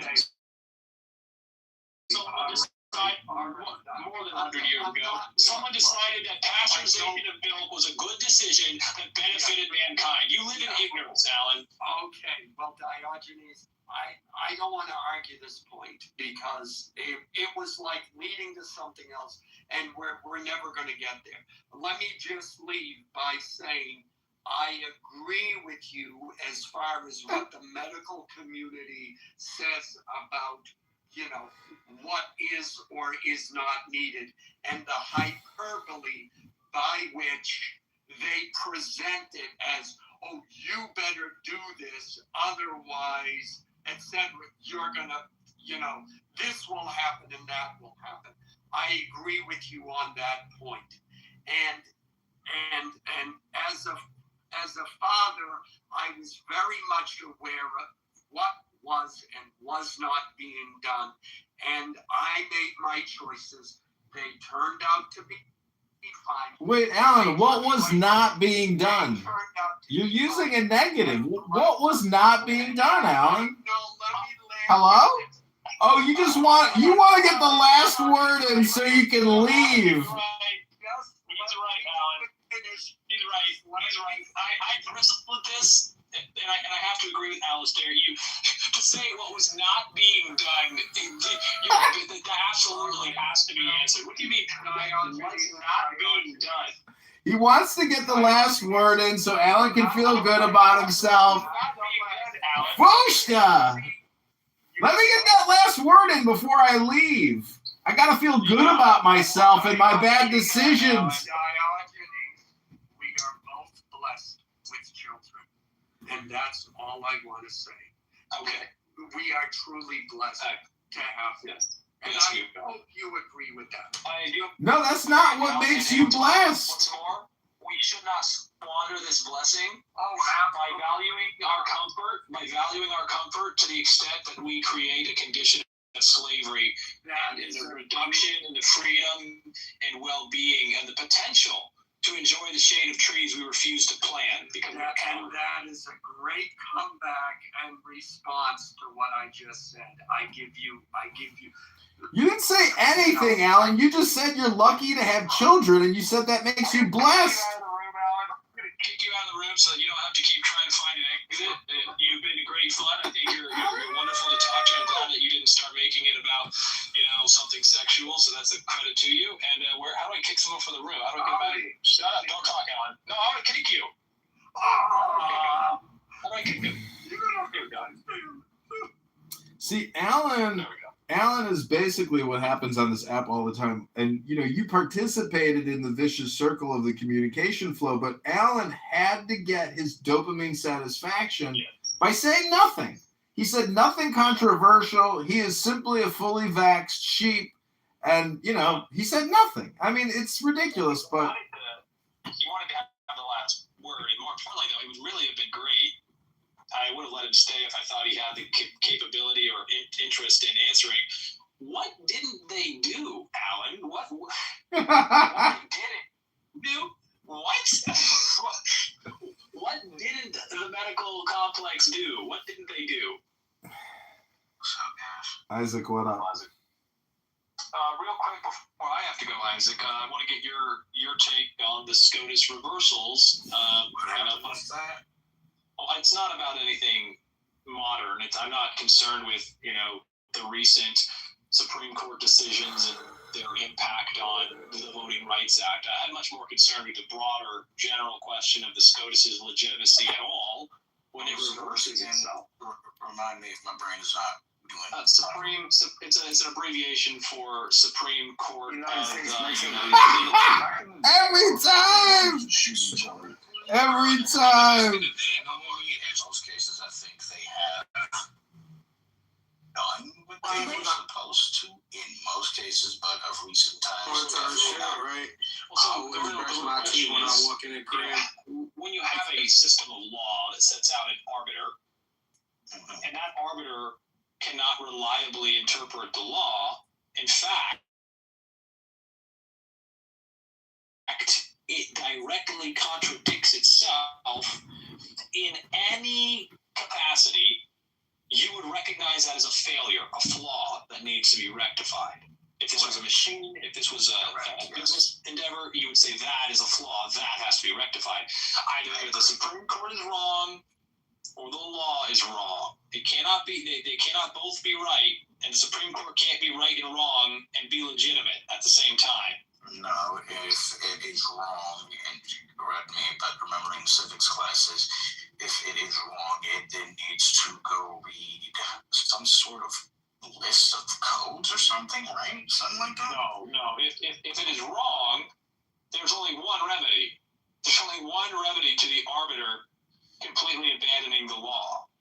It is fair to say that the arbiter determines that this is what the law says, and it must be consistently maintained, and that a generation inherits the previous generation's rulings, and without much change in the law, there's no change in the ruling.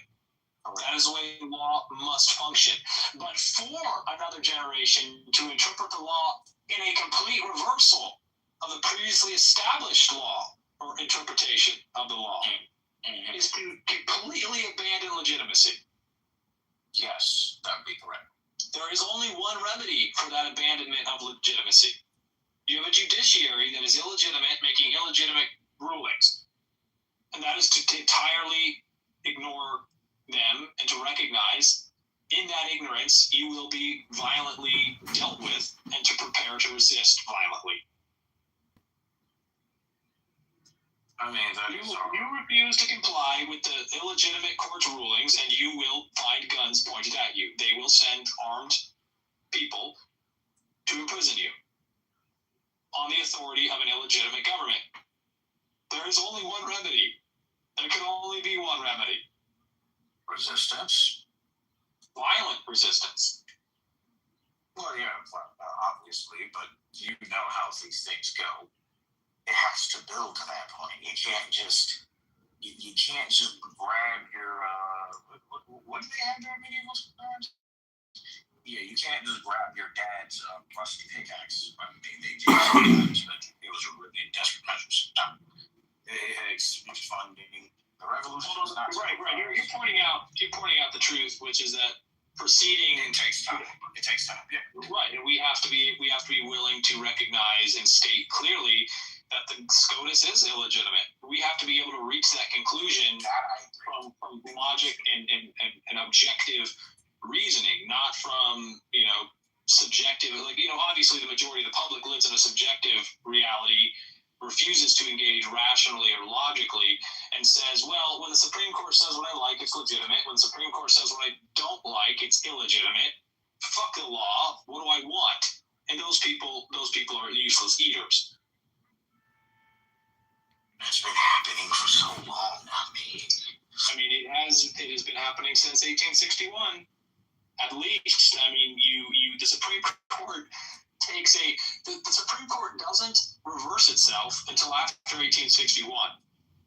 Go look at the rulings of the Supreme Court. They have accepted previous rulings. They understand that the interpretation of the law, it's coherent, it's consistent, it is not self-contradicting, and then the Supreme Court, under the threat of violence, reinforce itself. It's not that you're wrong. It's been so long, man. Listen, we have no billionaires. We've got no billionaires that tell the truth because they would be hypocrites. For example, Elon Musk is the biggest hypocrite. He promotes, outer space travel and living and road. It's all a lie.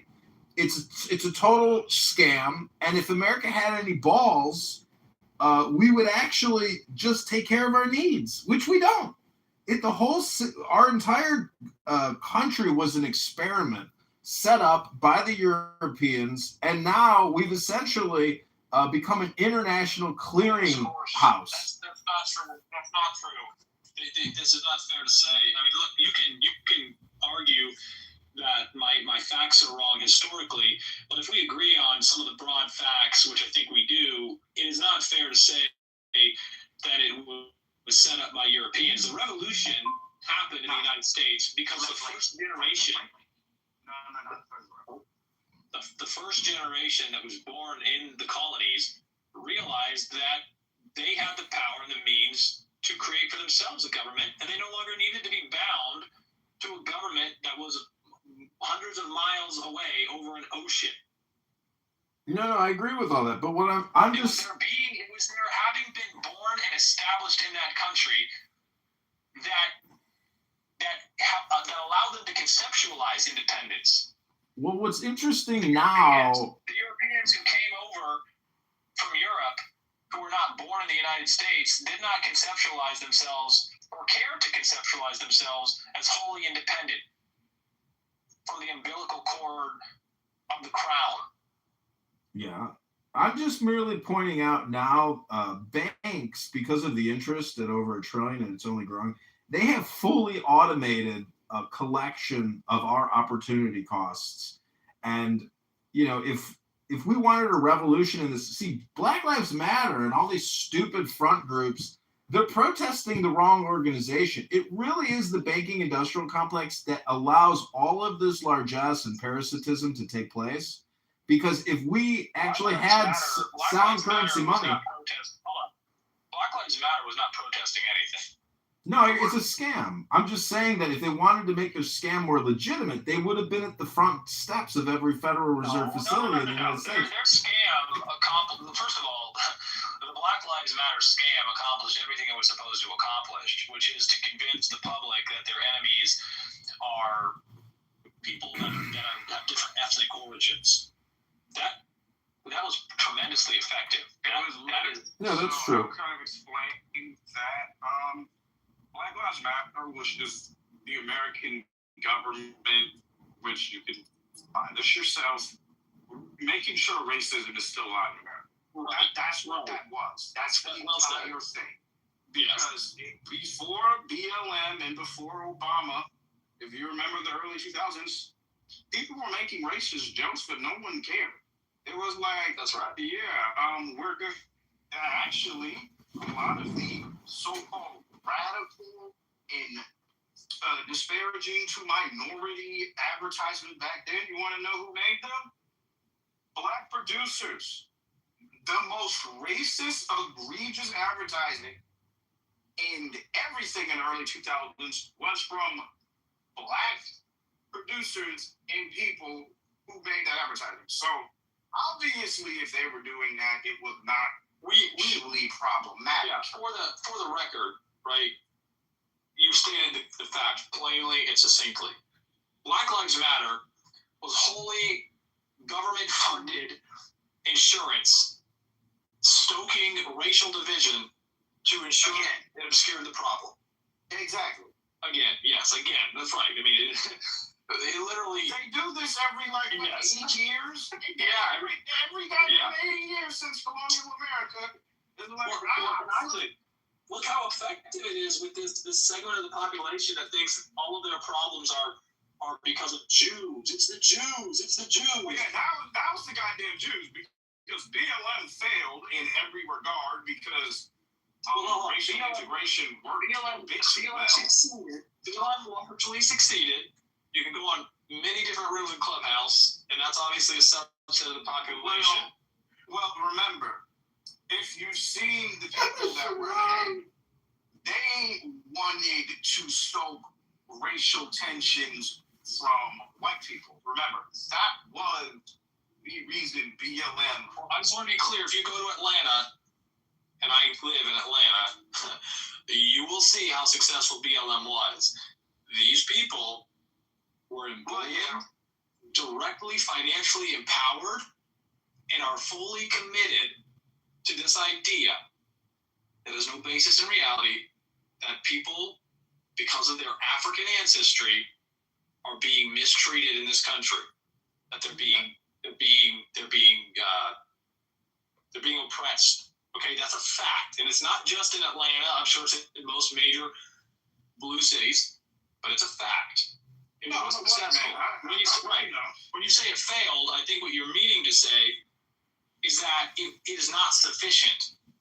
It succeeded. Part of their plan failed. Because remember, the whole thing was to sow extreme racial tension on both sides. They wanted black people to think that it's back during the old segregation days. They succeeded in that, but they also wanted the other side of regular white Americans to think, oh, black people are tearing apart our society for no reason, which did not work because everyone easily saw, wait a minute, one, it's mostly a bunch of white liberals who are doing this shit. And then two, the people that are black that are perpetrating in these activities are just the regular criminals that do it anyway. That was the problem. Well, we know that the truth is not going to be found in pointing to people based on their ethnicity or their religion. It's going to be found in what Alistair is referencing. That is the complete disconnection of value from its representation in money, and your dependence on that perverse value system. That's honestly where it has to be coming from. All of our ethical downfall comes from our fake currency supply, which is not tied to natural resources. It supersedes and creates all this moral hazard and ethical liability. That's where it's all coming from. It funds the scams and funds the frauds. Did you intentionally mute? Yeah, I muted. Did you hear what I said? So I always want to be clear when that point is made that the answer to an illegitimate value expression system, currency, that is corrupt and perverted is not found in some kind of reestablishment of a bimetallic standard or some kind of cryptocurrency. Nothing ever alleviates the responsibility of the people to violently resist the impositions in whatever manifestation they come. And there will always be attempts to manifest the exploitation and value perversion through the monetary system as through any other tool. Wait, why do you think a bimetallic... Why do you think a bimetallic morality can be superseded? I mean, if we actually have to go into the earth to extract our currency, it creates a huge chain of succession. Listen to this. I have studied this extensively. I used to be a big proponent and an enthusiastic proponent of the rectification of political grievances and illegitimate governance through a return to a value expression system that has a basis in a scarcity mechanic. But guess what? Previous civilizations have already gone through this and recognized that when you have a gold standard or a silver standard, those people who hold all of the gold and the silver rule the world.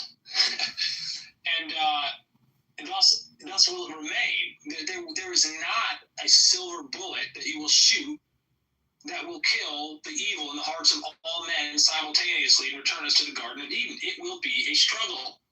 No matter how you manifest your value expression for the purpose of exchange, the bottom line is that the most productive thing is the real goods and services that we depend on to survive. And a healthy society recognizes this and does not subsidize farmers to destroy crops, does not create fraudulent arguments to denature fuel and to destroy agricultural land, to allow for speculation and shelter. It doesn't do it. Exactly. It won't do it. It will specifically utilize the government to prevent it. And it doesn't matter if the money is denominated or backed by gold, by crypto, or by fucking sticks of wood. There will always be those who seek not to engage in productive contributions to the society, but to simply seize control of the expression and the exchange of productive goods and services for others by controlling the media. And to your point, this is why they say I am a techno-fascist. Because here's an interesting thing, and a lot of people have noticed.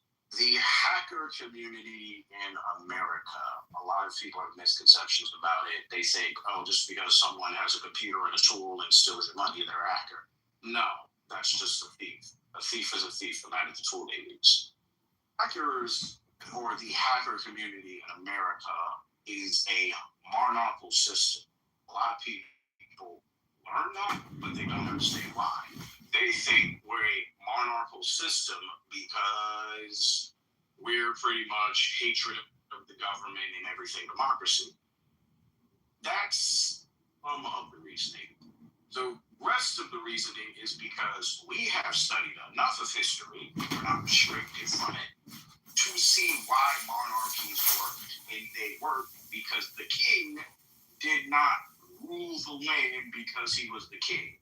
The king ruled the land because he was the organizer of protection for the kingdom and nation. That is why. That is entirely it. He was the best person and organizer to say, this military and this amount of soldiers need to go here because these people are here. That is why he was king. It wasn't because of the money. And the king retained his crown insofar as he properly adjudicated his responsibility and did not exploit the public. Exactly.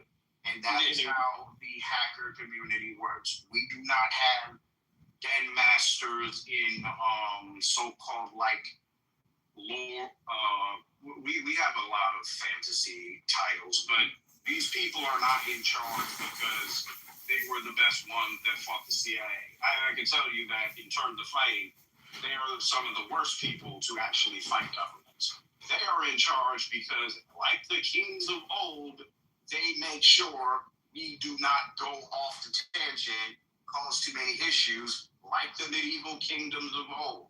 They are there for organizational defense against. Well, they are the heads of a hierarchy that is based on competition and meritocracy. And there's nothing inherently wrong with that. And it's appropriate to point out, Isaac, that in the same way that you haven't found a silver bullet by identifying gold and silver as scarce resources that might do a better job than they could, right? They might not even be, but you've also properly identified that it is not the manner in which you choose to determine your leadership that will provide a silver bullet and an insurance against all future entropy. It is only through the constant efforts of the people, recognizing their duty, committing responsibly to their community, that we can have a perpetuation of good governance and real value expression and recognition that is commensurate with nature. Yes, that's how it goes. That is how it's supposed to go. That is why me am regrettably agreeing with the den master that I had when he told me you will find nothing that you need out in their society. He was saying that because I was in this, a part of this monarchical underground cyber kingdom system of lords, technomancers, in literal cyber gods in some cases. That's an actual title because that's how it was ran. It wasn't we're exchanging money and goods and services, and we have an economy. No, it was a monarchical system with different areas of the internet in kingdoms. That's how it is ran. It is not this whole thing of, you're trying to, fight the government because of breed. Yes. No, it was none of that. It's because we figured out how to effectively be human beings and run an effective system to fight an external enemy that we all have, regardless of race, culture, religion, ideology, income level, sometimes intellect. That is why it's done that way. Like you said, here's another example. Hold on, Bree. We don't need to interrupt him. Yeah, it is like you said, Diogenes. It's because the meritocratic system and proving of competitiveness that men actually have shows this is the best guy for this particular activity, so we're going to follow him. It is not because he is the strongest. It is not because he is the brightest. It's because this is the guy who knows how to avoid these particular things and issues. Right. We follow the man best suited for the path that we are on, and when we diverge, we diverge. And then the man who leads us, when he turns us to his own ends, becomes a tyrant, and we have to resist that. We cannot continue, and we have to recognize that. We have to be on guard against that. We have to recognize that it is going to happen. We're not all good. But what is the rubric for tyranny? Bree, first of all, Bree,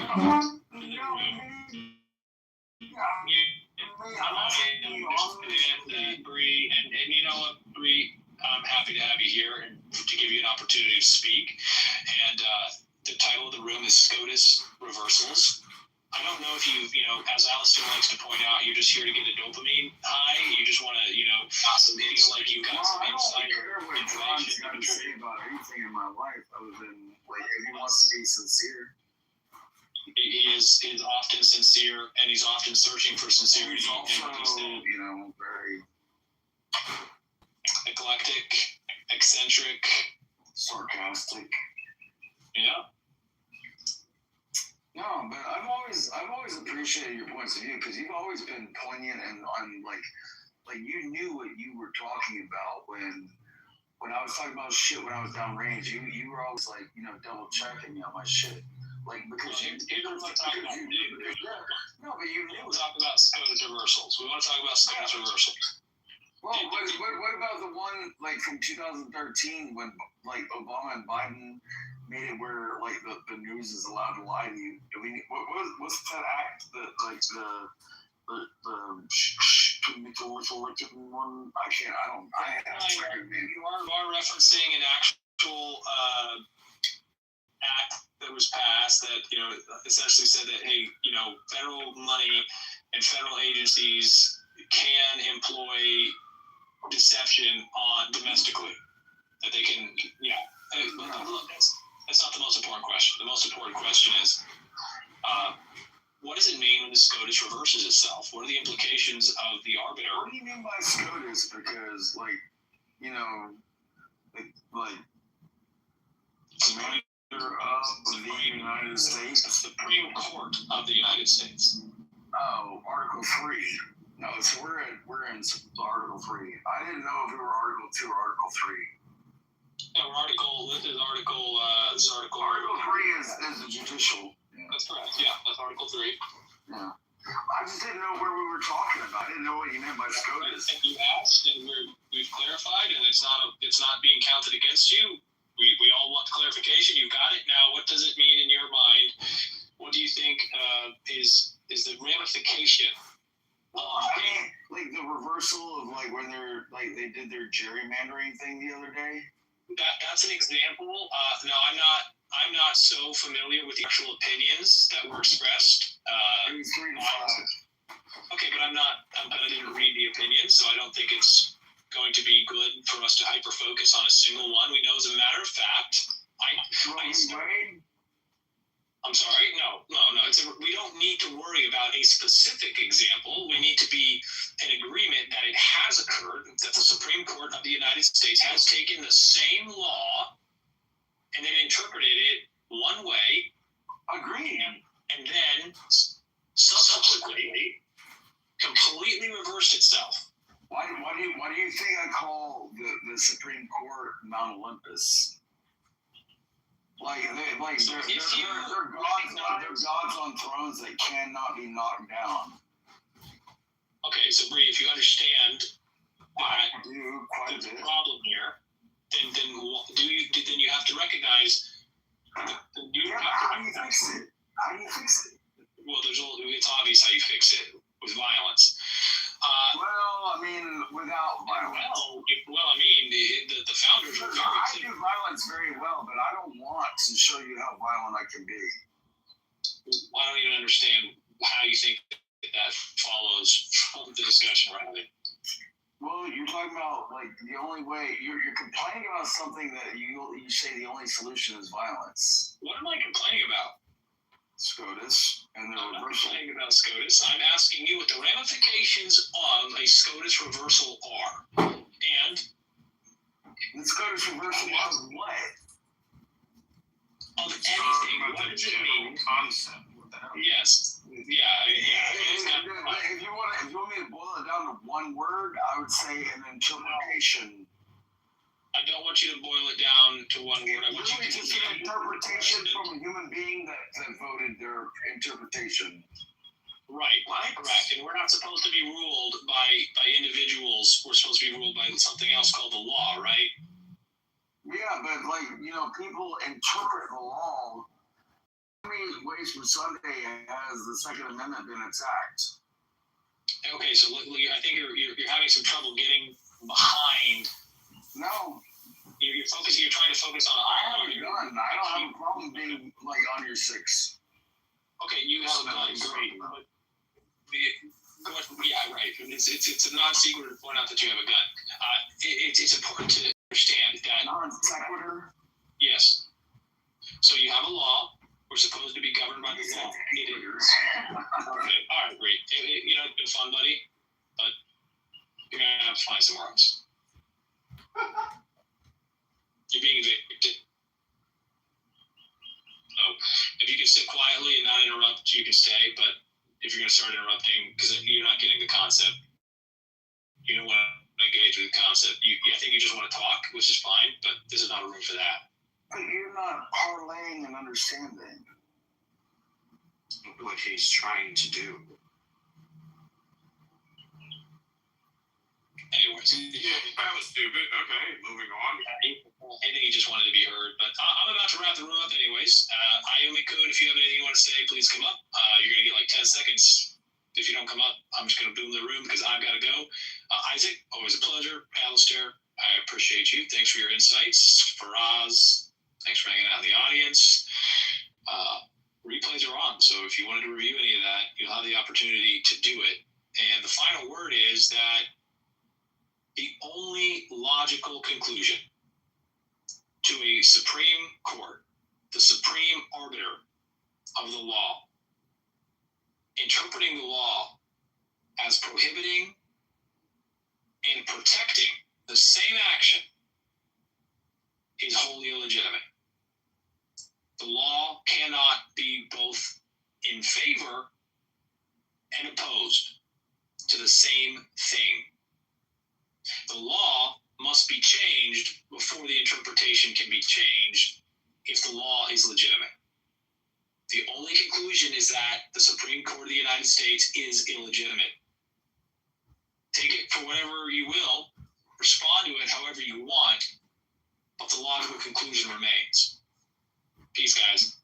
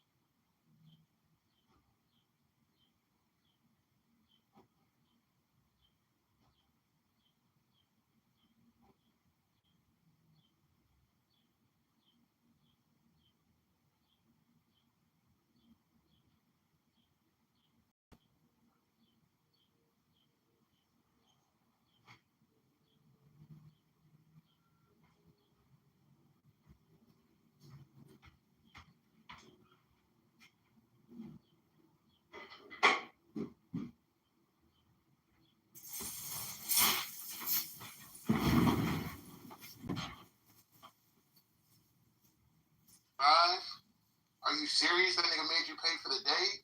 I'm gonna be honest. I love that shit.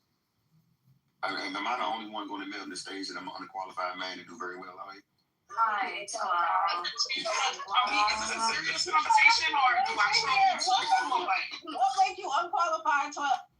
Racism towards Harry, who's a white person. As much as it pains me to disagree with my nemesis Pro is just simply factually correct. The British monarchy, like most monarchies, Did you wake up woke today, dude? From the start. And they say there's not hope for the flat earth. Simon is somehow struggling intellectually to get there, and I'm just trying to calibrate what level of intelligence struggles with this. And I was just guessing maybe, a quarter, maybe a quarter and a dime. Pro, this is another reason I love your room, because, if you're going to get insulted, it's done properly. So that's cool. Well, no one's ever insulted Benjamin doing anything properly, but he's just putting a stronger tone on the exact same thing I'm saying, though. Like, what I'm asking is, how do people not perceive this as racism in the classic sense? But when you say this, explain what this is. So you're making a statement which is the royal family is a racist. Am I wrong, Mike? The institution of royalty, especially when we look at it in the context of England, it's specifically we're talking about right now, is the exoneration and exemplification of racism. Is that because there's no black people in the royal family? It's because the Brits are literally the inventors of colonialism as it is in the modern times. You can't divorce the symbol of colonialism from the racism of colonialism. We didn't. That's nothing. We just as it is in the modern times. That is part of it. That's not my argument. Hey, somebody get their argument of a racist tree. Right. Look, the project is blood royalty. How is that not racism? It's the definition of racism. Come on. It's completely un-American. You guys not having an orange for breakfast? Like, what's going on? Hang on a second. So, I don't know. It's quite simple. So, actually, if Harry was the next in line after Charles, and he marries Meghan Markle, who's mixed race anyway, but let's just say... I don't want you to continue because you're missing the point again. This is not what we're trying to say. It is not about Meghan Markle and her being black. It is the institution of a bloodline. They could be Chinese. It's not even the fact that they're white. That just adds to it. But that's not the part we're talking about. And we're not talking about the fact that they are literally and we're trying to say here with Romero that it's the colonialism invention, right? We're saying that before that, they say, well, my father's father's father's father's father was royalty, and my mother's mother's mother's mother was royalty. We're going to continue that legacy and be at the right hand seated next to God, right? And by bloodline, we do decree that we are royalty and you are not. That's what we're talking about. We can talk about all the other stuff after. That's the Okay. Simon, can you understand that we're talking to Americans, and the whole it's totally un-American idea, in the older sense, it's un-American, to be into kings, and on a high note, that people see the Trump posted a photograph of himself with King Charles with the caption "Two Kings." That's hilarious. Yeah, it's essentially on brand. There ever was on brand. Okay, so it is racist then. Under your definition of what it is as racism, the fact that we have an institution that is predetermined by bloodline, and that bloodline is white, then I'm struggling actually to see why, and this might be my lack of intelligence, fair enough, but see why Simon, I pointed out just a minute ago that you were struggling, right? I tried to put a number on the struggle you're having. But look, this is a caste system in which privilege is inherited. It's the opposite of a meritocracy. You're not acquiring a position in society based on the value that you provide to society. You're acquiring a position in society exclusive to all others, and a whole set of laws that apply to you in ways that they don't apply to other people. For example, I don't know if you knew this, royalty don't pay taxes. Everybody else, the schmucks, pay taxes. Royalty don't pay taxes. The schmucks have inheritance. So taxes pay a royalty. Let's just put it Bowie. Let's just put it Bowie. That's right. So this whole notion of inheritable apartheid, right? A set of laws that applies to different people based on some condition of their birth. That's apartheid. Now that's what to be fair to my nemesis here, Pearl also wants, right? So good company here. He just wants it to be different. Now, I'm the person in the room who thinks that inheritable privilege is an anathema, and we probably need to be working our way out of that project rather than into it. And Pro is like, whoa, it worked real good for 5,000 years. Let's do it on the other foot for another 5,000 years. Just we have to intersect on this bend. That's all it is. But you could argue, that it's worked very well, very recently. When Charles spoke to the Congress. And also you talk about privilege, but it's also about duty. It's a role as well, is it not? So you're painting it in one particular way, which I don't think. So let me say. Let's talk about taxation. Like take a tax. I mean, for God's sake, right? We could pass a law. We have the power. It's not the king or the monarchy stopping us. We could pass a law saying, "Oi, Charlie boy, you've got to pay tax on your income." Now we don't do that. And I think one of the reasons we don't do that... It's even worse than that, because you guys are the battered wives of this scenario where you know what you should do, tax the fuck out of the royalty, but you're like, no, they've been good to us. No, they haven't. We just do the same thing for our business owners and, elite class. but it's true. They weren't exclusively born into a 511 amendment for the most part. I don't think you do that very well, by the way. No. We're saying we don't do it very well over here. I'm saying that. Class. There is not a set of laws that apply to them. There's not a set of laws that apply to their children. Sorry, you gotta mute your thing there because we hear all the background off your Bluetooth or speakers or whatever it is. Sorry. But it's not a business, though. You can't compare the royal family and the monarchy to a business. Sure you can. And it's easy. I'll explain why. It's easy and I'll explain why. A corporation in the United States is basically defined as a being, an eternal being that only ends when the corporation ends, right? Royalty is also an eternal being that only ends when the bloodline ends.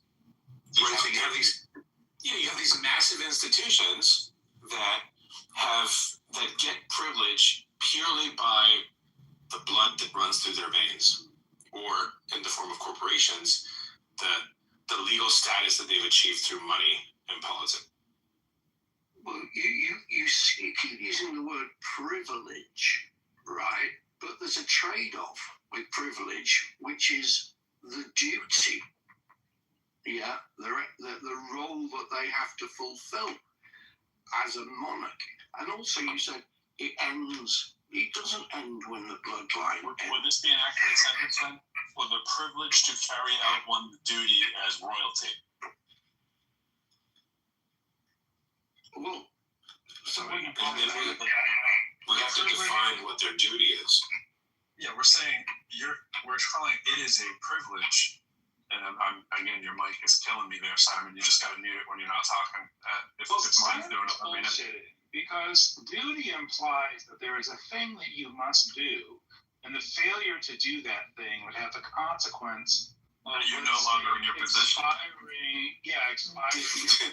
There's no such duty. Did you take woke pills today, Benjamin? What is going on? Crazy. No, the duty is, Romero, to put a bow on this. The duty is to not be a pedophile, and then you can maintain and hold your position as long as possible, and don't rape, women and that kind of thing, right? That didn't work out really good. The problem with that wasn't it. But it does help. Yeah. So thank God King Charles, as far as we know, is not a pedophile. Okay, so let's stop though. We're just trying to get to the point that there is no real duty. Wave and say hi and turn your hand like a model on a float, right? Or Miss America or something, right? That's the duty, and we understand that's taxing, dealing with the public and all that stuff. But we're talking about a million people out of 1,000,001 would probably sign up for that tomorrow, and you'd be another one of the common. No, don't say that. Right. Okay, so right. Nobody wants to be. No one wants to be Duchess, right? No one wants to be Duke and Duchess because it's not. Nobody wants to be. Oh, then we should end it. So Simon, are you saying? And now you get why all the royalties' wives look like men. Okay, that's weird. But so this is interesting, right?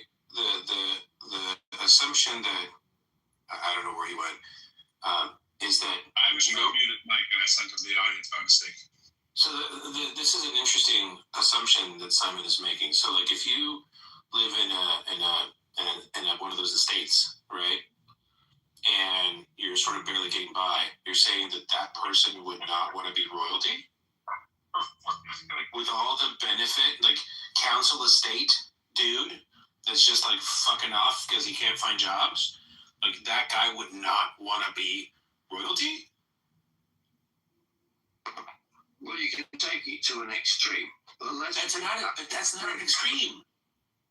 No, I don't. Can you imagine you're under the microscope? Yeah. Oh yeah, it'd be fucking great, dude. If I was royalty, they could put me under the microscope all they want. It'd be fucking awesome. So this is this is interesting. There was a show many years ago, The Life of the Rich and Famous, and they did an episode on the royalty, the royal family. And when the two royals asked for a hamburger, what they got was the chef at the palace got literally the equivalent of a $500 slab of beef, right? Really expensive beef, and ground it up for them. And that's what they think a hamburger is, right? So it's just a totally different level of existence. And yeah, okay, you're scrutinized like celebrities are scrutinized, but there's a movie called Hustle and Flow from a few years ago. Pimpin' ain't easy, but pimpin' ain't hard. You're hard I have for a pimp. Now, Simon,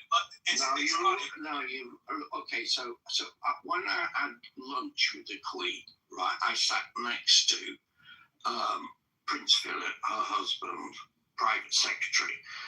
So, and this was as I said, in Germany at the Nordrhein-Westphalian Parliament, and it was lunch, and I went, and I sat next to him, and I went, what happens now today? So I think they were in their 80s at the time, and he went, we're getting hotter, yeah, and then we're flying to London, and we've got a dinner this evening at the Mouse.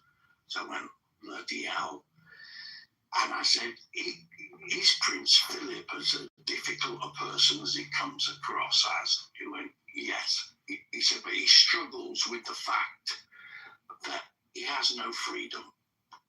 I said, well, how do you mean? He said, well, sometimes he wants to get out of Buckingham Palace. So we have a taxi, yeah, and he has his own taxi. So it's me, him, and his security, and we just go for a drive around London so we can get out La Palace, because otherwise he can't walk the street or anything like that. So he's in a gilded cage. Well, I understand what you're saying about someone who is destitute, has no money, and they would go for, give me that gilded cage. Destitute? No, like middle class mom of two, like would fucking love all that. You don't have to say, oh, little Tim, the destitute is gonna die of polio or some shit. He would love to be royalty. Let's go back to the racism. Because this whole thing of like there might be some people that don't want to do it, that's not the argument. There are lots of people who wouldn't want to be the Kardashians, to grant you that, right? I made the earlier analogy too.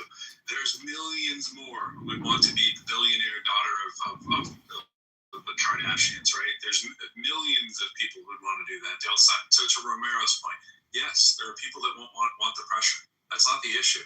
The issue is, it is unbelievably lopsided, the life that you live. And most people say it's good to be king. They're not like, it sucks to be royalty kind of thing, right? That's kind of obvious. We know that you're essentially loaded, and yeah, there might be some pressures with that. What we're talking about is total non-balanced scale of how their life is compared to the average person, and why it continues to happen, and why the pomp and circumstance, and when it's the embodiment of literally a bloodline kind of hierarchy that you can't escape even if you wanted to. And Prince Philip was a renowned racist, actually. I can't remember a detail, but I know he was renowned. You would have to be. You would have to. It'd be amazing if you weren't. It's like we say it about the Magna Carta, the manifest destiny, and all this kind of stuff, right? It's in the book Norseman, right? It's in the book Race by Reginald Norseman. It's the major premise of the book of race, of understanding race, when you have a country that's founded on the idea that it is our God-given destiny to expand over to the western shores from sea to sea, and our God-given right with the language that's embodied inside of the Magna Carta. Race is bullshit, right? Like the bloodlines, it oozes from the system that is in place, not just there, but certainly there. You making out the case that I paid that was because that's where all the handouts are. In a way, it's like you have to invite it just in a way that you have to kind of turn your stock. And that's spent all my life with the handouts. Yeah. Well, I got to shout out Eric Shaw, who's from Lowell, Massachusetts. He was an adjunct professor who had issues of racism, which Benjamin would say is an unworthwhile class, of course. But I had that course, I think it's a sophomore. I took an elective, and I was like, oh, issues of racism. This sounds really cool, and that's the required book. I still have on my bookshelf, and it lays out that picture really, really carefully and well done. And the research that's in there is hard to argue with. It's like when you're reading line by line, you're just comparing it to other similar kind of manifestos. Using that word intentionally, and just like looking, oh my gosh, this is like overt racism at the highest scale. And to think that that's not so appreciate that you were wrapped around the axle emotionally by this book on race, but you can't possibly make a reasonable argument in which race is a predicate, because race is not susceptible to a reasonable argument. There's no distinction. There's no test. Whatever you think the races are, and I have no idea what you think the races are. I should think of the races differently. That means tons of people, like way more people than minorities. Back to the reloads. You stray too far in the garden, didn't you, Benjamin, with the bunny? No. Look, I want you to win. I want you to win this argument against Caps. Yeah, I was touching grass. I want you to win the argument on a bloodline caste system. I don't think you can do it if you use the word race, because race is not a credible or robust word. It doesn't have distinguisher stability, meaning if two people draw the lines about race, they're different. If people get on an airplane, fly to another country, their race changes. It doesn't have It doesn't have geographic stability. Over time, people who were an X kind of person are now a Y race. It doesn't have temporal stability, meaning it's just a made-up concept that changes from moment to moment to moment to moment. I don't know what we're trying to do here. Cool. So let's scratch race riots from our history. They never happened. We'll just call them people who... The fact that people who don't understand categories very well... There was no slavery to erase that, okay? Just let me stop using race. What's connected? It was a skin color apartheid, right? There's a colorism going on. There's a lot of colorism. I will use your word for today. Right? No skin color apartheid. We can't use racism right now, so we're going to say your skin color apartheid. I'm actually going to extend it, Simon. The blood color apartheid of the royal family seems to be an egregious violation of what most sane people, I think, would say. If you tried to define it perfectly, you'd say this is the very violation of what it would mean to not do by bloodline, right? Like, it seems to be the upside down world of bizarre land, right? In terms of what you wouldn't exalt, and yet it's exalted to the point where we subsidize it, let it be tax-free, people pay. I know it's a bit of redundancy, but you get the point. And then we make an entire industry around it and put it on TV and do the pomp and circumstance, and everybody over here wants to grow up to be a princess and marry their knight in shining armor and, find a prince and all this stuff. It's all that hangover baggage from that. It's like, is that really what you want? You really want to...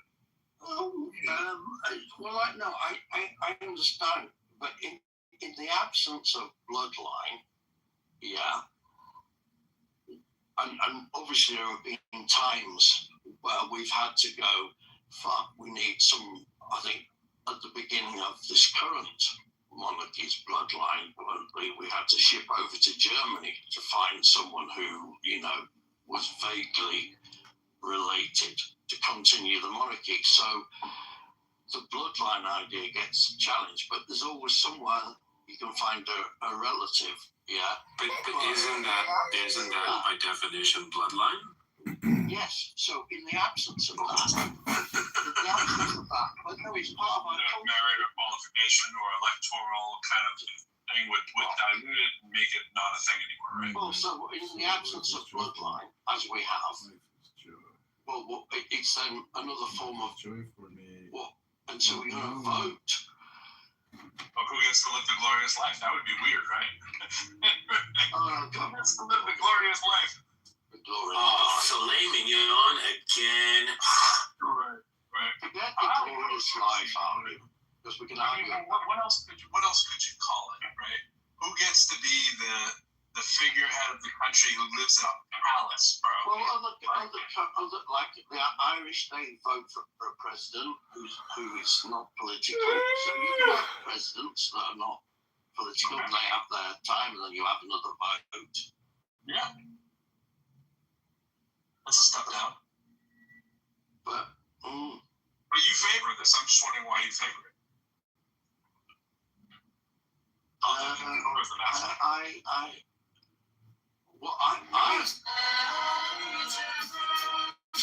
favor the monarchy, yeah, because I think it creates stability,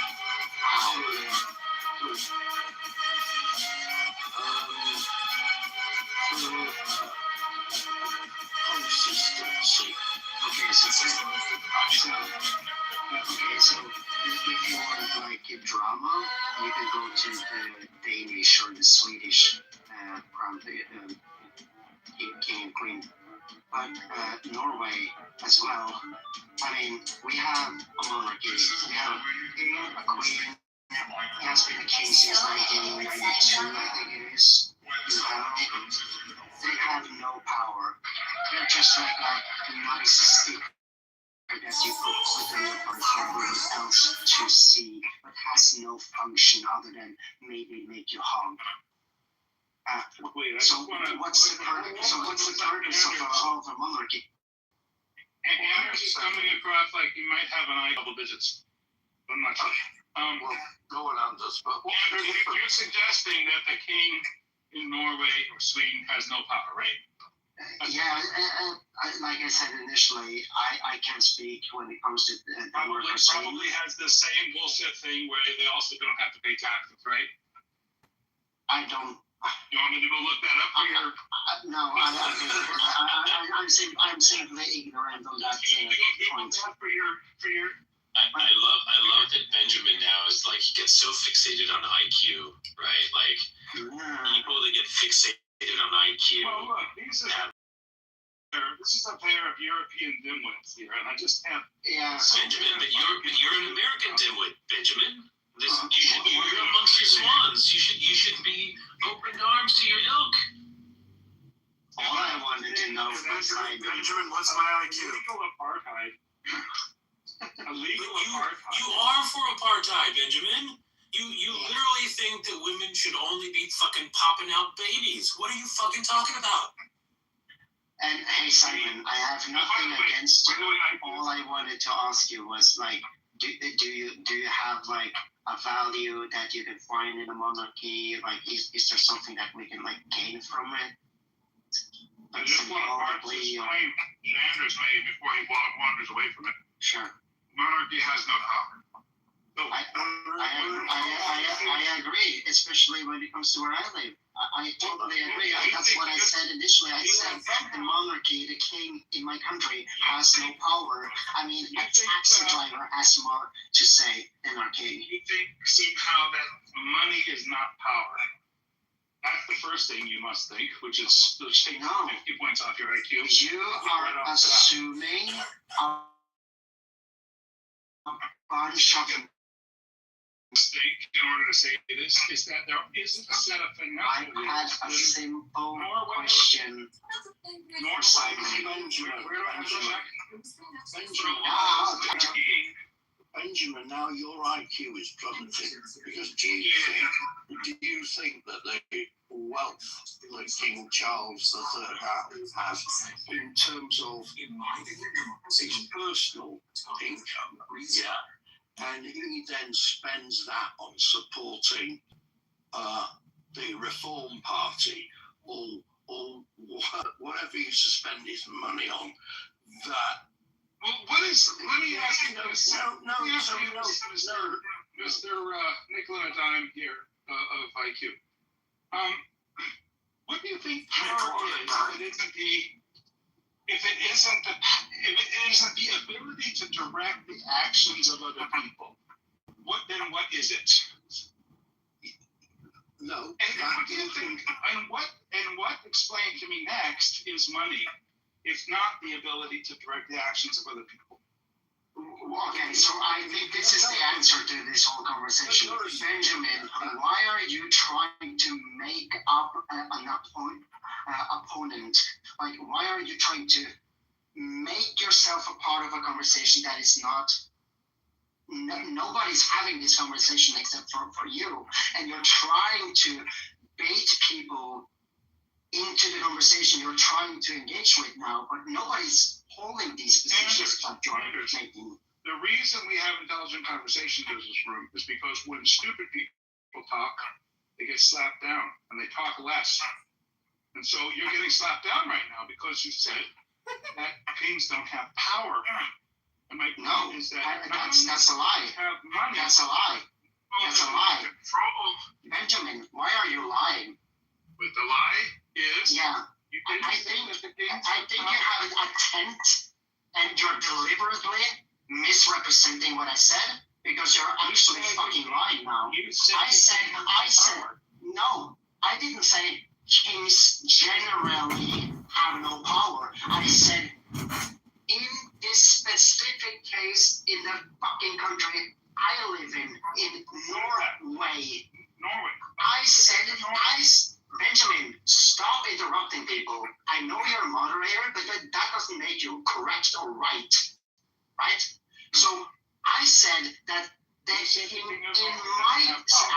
in the middle of a fucking sentence and you're interrupting me. I didn't misunderstand you, okay? Yes, you did. So I will clarify so that you are not misunderstood of my position. So what I said is that the king in Norway has basically virtually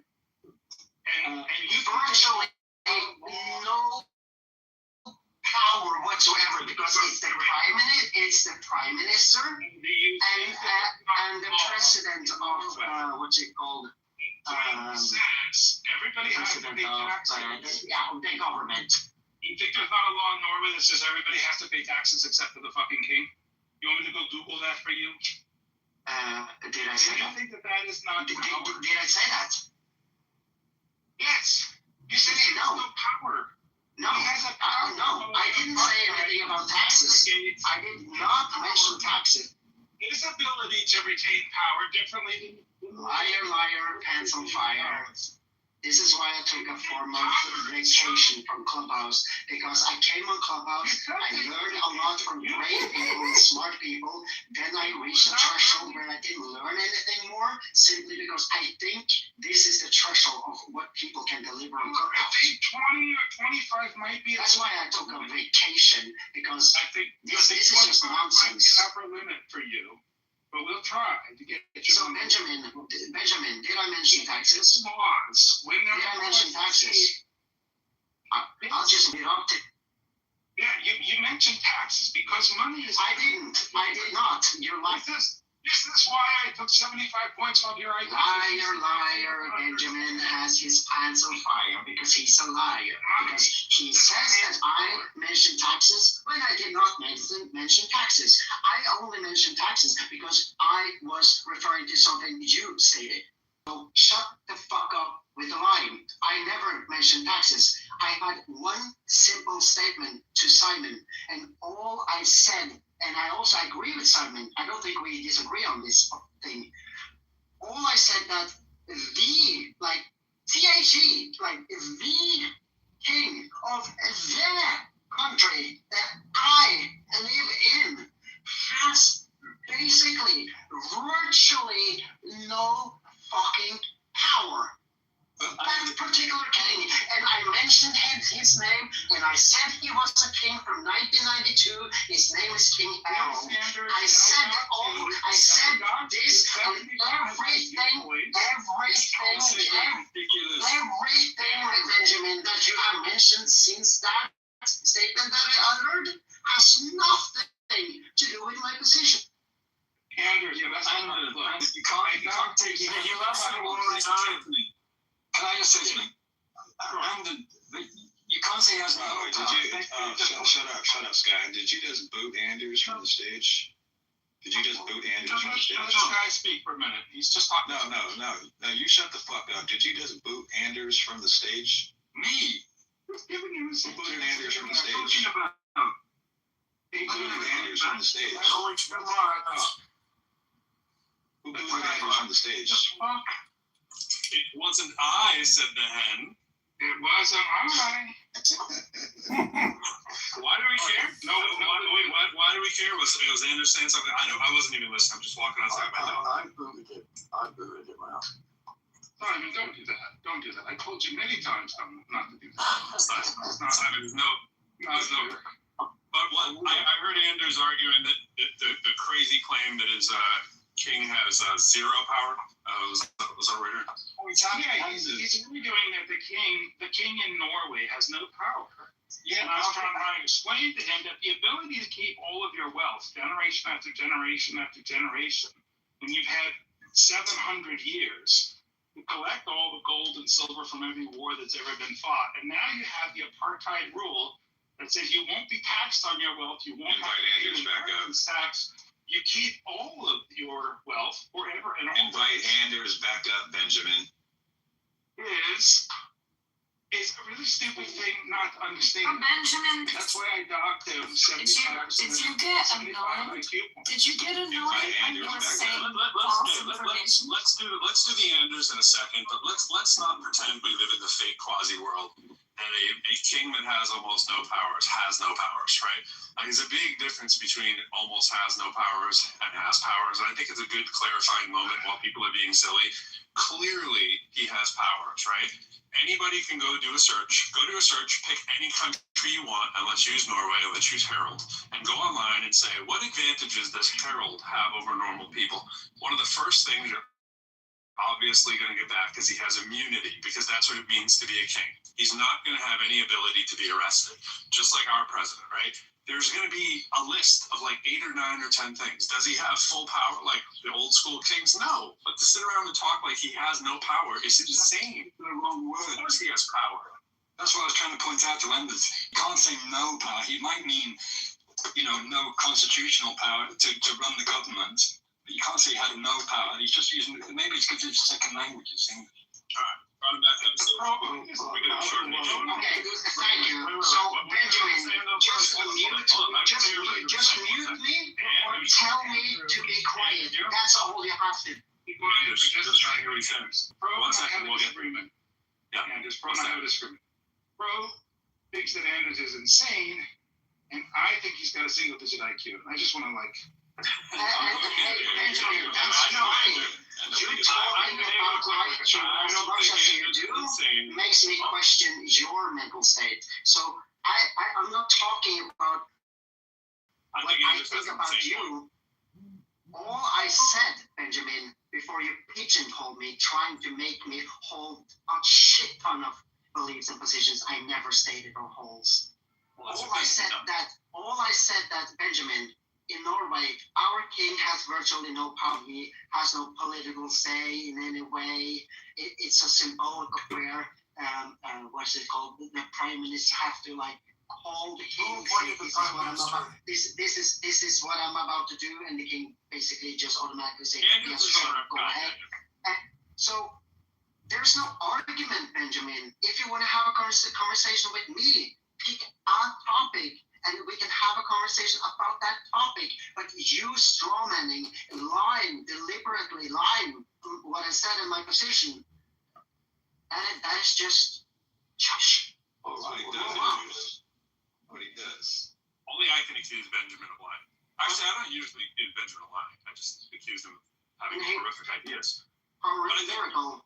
We have talked so many times. You're the rapper, right? From New York? I'm the rapper. Yeah. That's Boston, but it's okay. Same thing. That's on me. I just remember one specific conversation. You're so far away. Might as well. It's Nah. You threw it on the map. Your finger would hit New York, as you say. It's fine. Yeah, but I definitely know where Boston is compared to. That's what I mean. Your finger would cover it up on the globe. Sure. No, I'm going to send you the link on Discogs. Hey, I'm going to send you. Anders, I'm going to send you the link on Discogs, and hopefully you'll be my biggest fan in Norway. Bring me over there when I come to Finland and Germany this year, all right? All right. Definitely. I remember 2 or 3 years ago, you shared a couple of links or some. Yeah, my man Frosty Finn's bringing me up to Finland, bro. So I'll be a skip and a jump.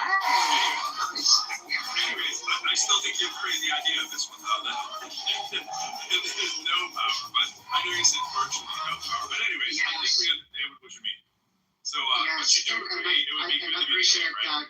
Yeah, but hey, I appreciate that you catch that, that qualifier, because of course he has some sort of power, but you have to understand that sometimes we talk colloquially, right? Yeah. So you don't have to be like Benjamin Buttons here, like growing out of your own asshole, becoming younger and younger. All I said, I made just one simple statement, and for the next 45 minutes, Benjamin was trying to talk to someone that didn't even exist. He's good at it, though, isn't he? He's really good at it. That's why. Yeah, it's just that the koi fish doesn't bite on his. You found his leverage point. Say no more, He is a power for these guys. What's up? We can just say hi to Aisha, or CM, or David. They barely said hello. HLC's here. Alligator's here. This is just an all-star lineup. I just want to say I'm flattered that you guys would come to the room. Yeah. Hey, Aisha, CM, HLC, Elliot. I met Anders today. Did you follow me into this room, Anders? I actually did. in a way, you remember I said I had to go earlier. We had an interesting conversation. You're an interesting person. He's a atypical. No, he's an atypical. What's it called? I'm saying he's a gator dropping. He followed you into the room, so you dropped him here. He's a gator dropping. Oh, nice. No, he's an atheist, glober, scientist. My kind of guy. Basically, I mean, Andrews lives in Andrews' room. I nominate him. He loves to bash his head against Gatorland. Andrews' rooms. Andrews, you can be the ornamental king of Gatorland. and before that, I was in Godless Girls' rooms. Oh yeah, I remember the good Me old and days. her run the rooms together. Didn't she turn into a very God-filled girl, if I remember correctly? Like 2023, I think. Yeah. 24. Yeah. You made the twitch and the jump. Yeah. She had like I'm not familiar with her private life, but She was a hardcore atheist, a hardcore believer. Went to rehab and found God. Well, she had a great life. She had a great life online. Something happened not online, and now she's a Christian online. Yeah, that's a common girl, all right. The good old days. Yeah. I mean, it's like I started listening to Godless Girl on YouTube in way back, like 10 years ago, whatever, and I came across what's his name? Guys, what's his name? He's like the YouTuber that has been like in every room. Holy fuck. Is he atheist, non-atheist? He's been like Jolie and Tom Rabbit. There you go. Yeah. Holy fuck. Yeah. So I started like listening to Tom Rabbit, Dark Dawkins back in 2014, 15, like way back. You ripped souls from flesh and steam them into machines. When did we become so afraid of our own mortality that we sold our souls to silicon profit? You opened the gates. You chose the Lord over the world. You worship Him without meaning. God does not feel. God does not bleed. They harvest the new To be fair, like, I was just really just like now it's like it's why are you not?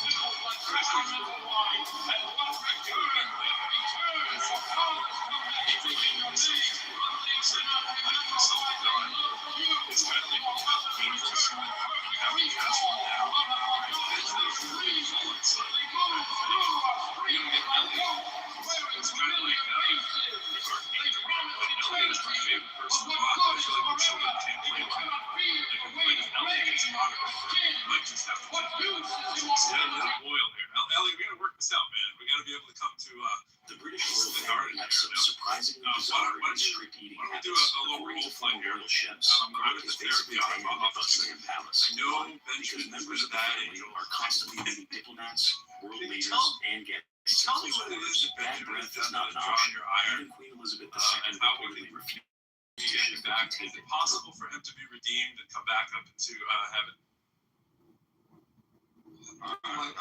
To go for me, I just didn't understand that at all.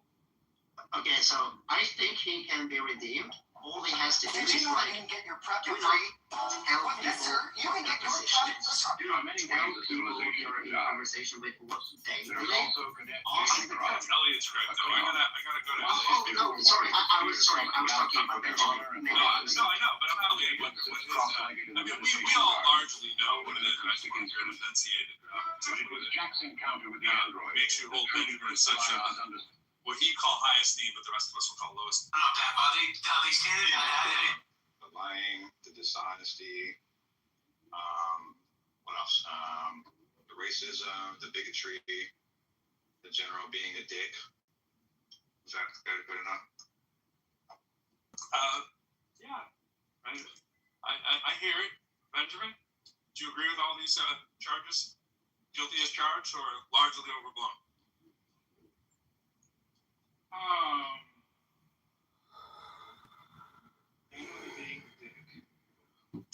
That one I think he could. But I mean, Benjamin, maybe I don't remember you.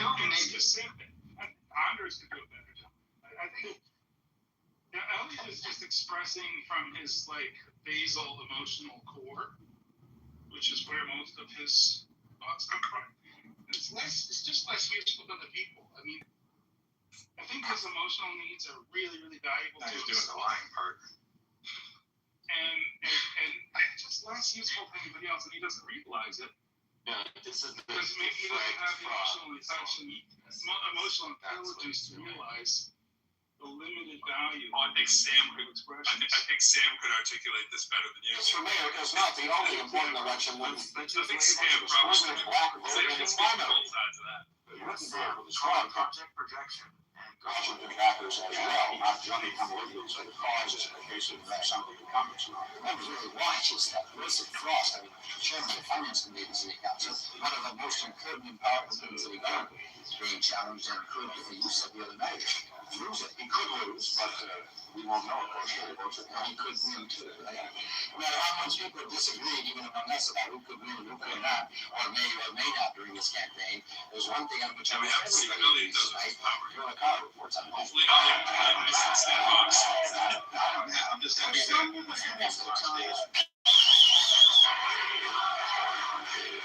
others, the worst of times. And during the final weeks of Chicago's mayoral election, the worst seemed to outweigh the best. But for politically ruined Chicagoans, it was finally over today, and many were glad. I'm sick from this election because I have never seen anyone throwing mud at each other like they've been doing. I think it's right the way things are being, carried out when things are happening. Because it's ways of discrimination. I don't like that. I'm sure the town will calm down and people will be happy with their new mayor, whoever it is. It's no wonder voters were relieved. By all accounts, mayoral candidates here in Washington in the lineup and found themselves embroiled in one of the most vicious and bitter campaigns in Chicago's history. It was vehemently slurred with accusations, charges, and counter-charges. A contest dominated by one issue, race, even though both candidates said they hoped race would not be a key issue, and many some Chicagoans wished that things had been different. Stories that they share on what the issues were. Washington had to take technically, the city's political drama ends tonight at 7 when the polls close. It doesn't really all end here with the polling places today. Perhaps, as someone suggested, this is just the beginning of the end, a time when Chicago picks up its political pieces and starts to heal itself. And in fact, the two candidates may be taking the first step in that healing process. Henry Washington and and that was particular to the politics, right? So I'm not saying that they're not rich. I'm not saying they're not living in the fucking castle here we have in the freaking center of our black rednecks and white liberals to city of Oslo. That is not my fucking point. The problem here is that there's a chapter on the Jews, there's a chapter on the Germans, and then there's a chapter on history in general. So that's they'll be lumped together because they're all cultural ethnic issues. Comparing our king to the power that the president of the United States of America has achieved. That is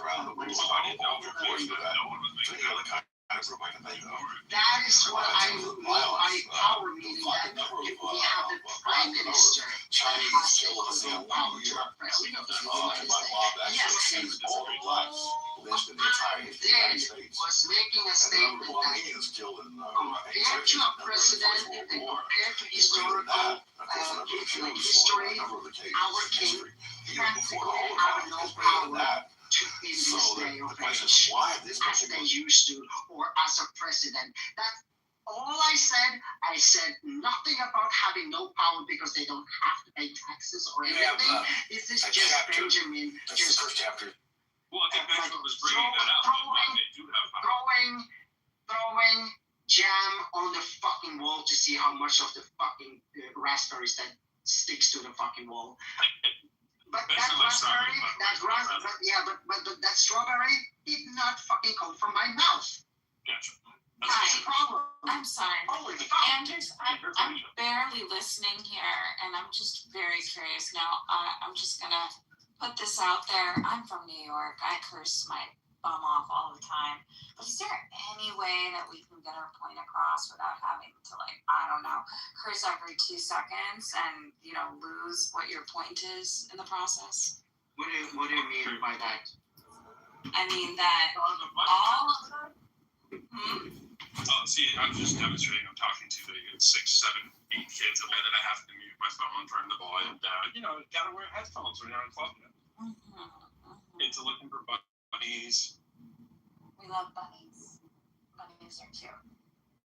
I mean, I'd like to actually know what the meat and potatoes of your argument is, and every time you're just saying fucking this and fucking that. Yeah, because I use those words to emphasize the point, right? Oh, I'm well aware of doing that. You probably think those words are magical, right? No, I have no problems with them. I just think that you're losing your point, Anders. Then it's not a problem. No, Anders, you're losing your point. That is my point. No, I'm just you are losing. No, you're losing your point. There's no logical. If you order an English person, a Danish person, a Norwegian, we definitely curse a lot.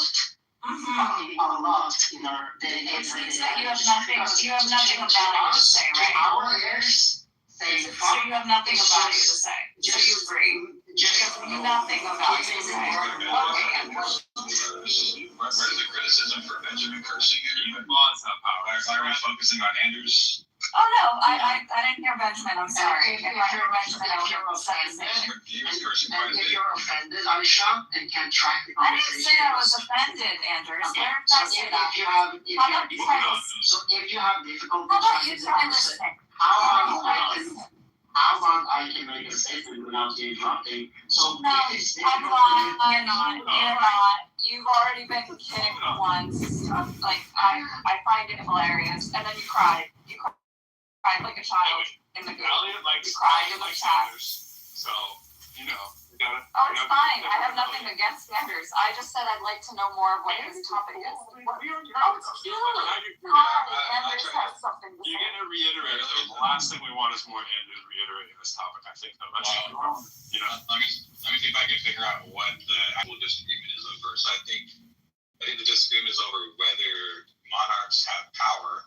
I mean, it's that's trivially true in the soft power kind of sense. Anybody who has is a celebrity has soft power, and that's just what it is. That they have some ability to influence the actions or outcomes of other people or events and stuff like this. So like any person who has any kind of sway over any other person, they have soft power, and kings and monarchs are no different. I mean, when Kardashian has soft power, definition of power.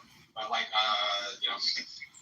thing that people are actually concerned with, or more concerned with, is whether kings have whether monarchs have control over government and laws and punishments, action, all this kind of stuff.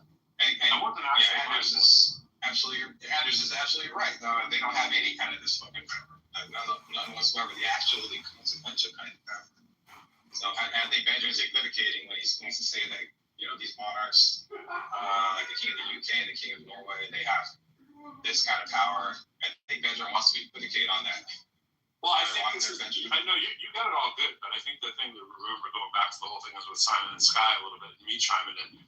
I came in and made the claim that it's sort of this bloodline kind of ridiculousness that is kind of the embodiment of Benjamin wants me to use the word apartheid or whatever strong inflammatory word we want to use, but it is kind of a ridiculousness dog and pony show, and it comes with all the benefits that, granted, that some of our elected officials get to, right? Live in a big fancy house and tax exempt and they get paid and all this kind of stuff. But it's just my bloodline, which is kind of like, are we really? So I started asking Simon, what he calls himself a monarchist.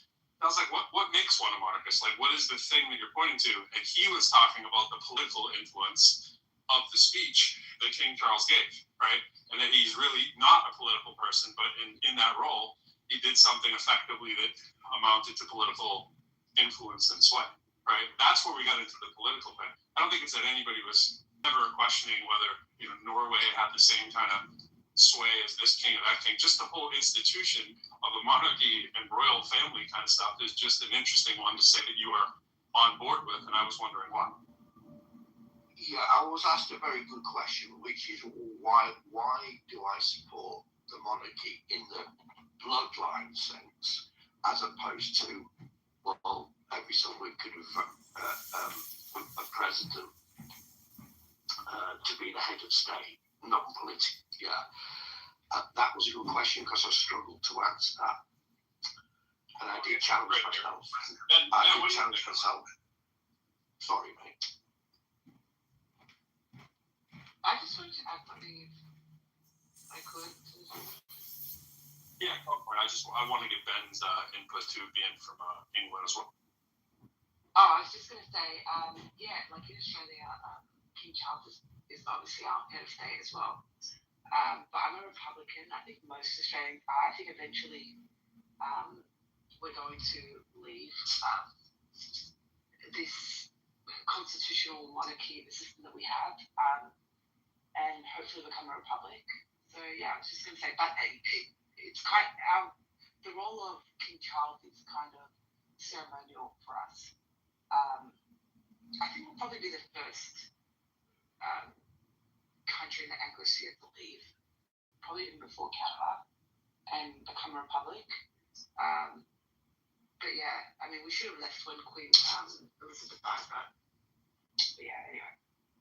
It's a ceremonial role, like what Mark was saying. I think yeah. Sorry? What was that? I didn't hear that? Yeah.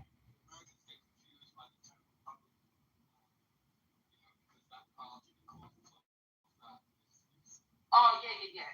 Oh, yeah. It's probably not right. Yeah, it's just, you guys, you understand when I say Republican, yeah. Yeah. I'm not The an UK is American Republican. I think the UK is a republic form of government, aren't they? But no, they have the constitutional monarchy. I think they do, like we have a constitutional monarchy. We're not a republic, so that's why we've got the Prime Minister. And obviously the King is our head of state in Australia, I'm talking about.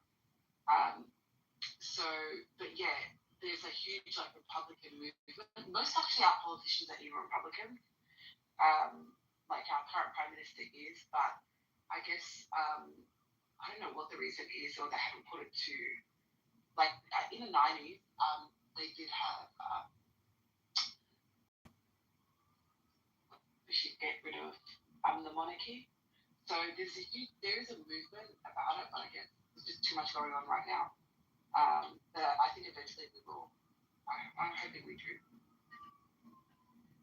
The Enlightenment was very influential all across all Western countries, the whole entire Western world, and I don't think the UK is any exception to that. I think one of the main reasons of the cause of the Enlightenment was bloodlines, and we should blame in reason above the authority of the divine right of kings. That is handed down through bloodline. And I don't think anybody in this room would disagree with that. But it's like, what is the problem here? Like, kings have soft power. Okay, so what? Is it racism by definition? Yeah, it is. What else is there? What else the other? Well, it keeps the role of the church somewhat tacitly in sway. Like you said, you use the word divine power, right? That's the other illusion that kind of can grab some people's ire in this day and age, right? If you don't believe in magic. What would a pyramid be without a point?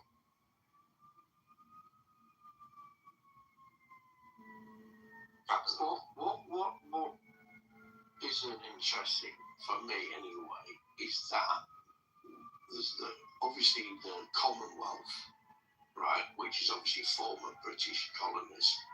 Not all of them, but I think there's something like 56, which is 2.7 billion people.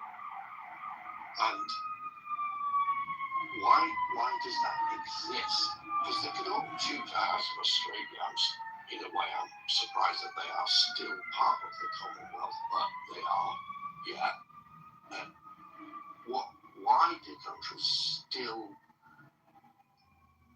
feel feel happy to be part of that.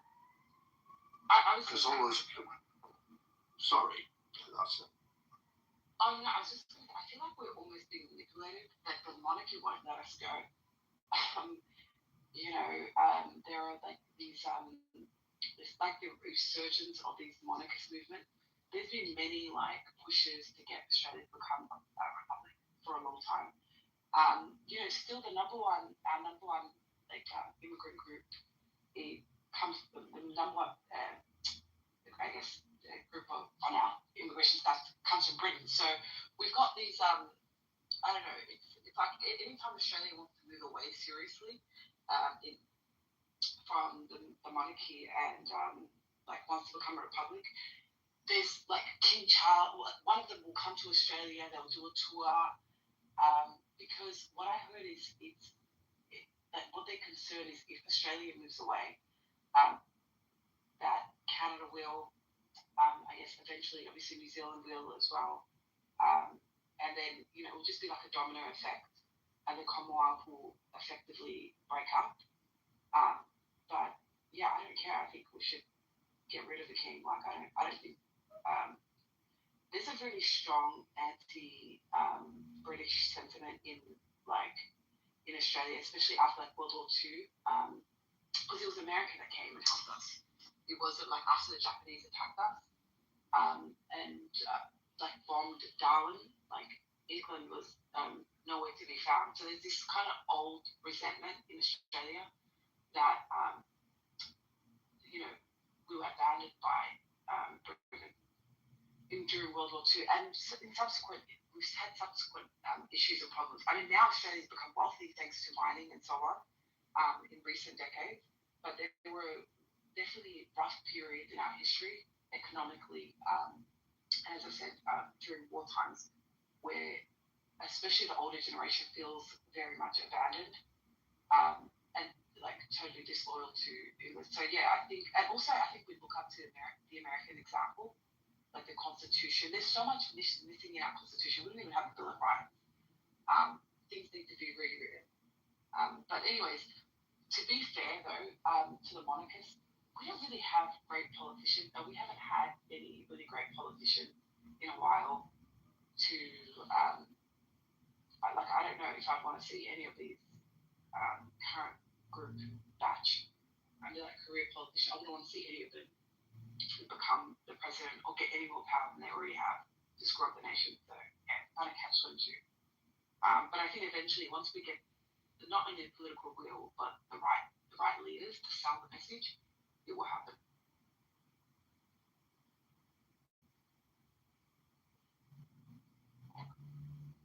I think the constitutional monarchies, or at least the so-called, I mean, it's weird to call them the ruling class or whatever, because they don't really do anything. They don't have the hard power.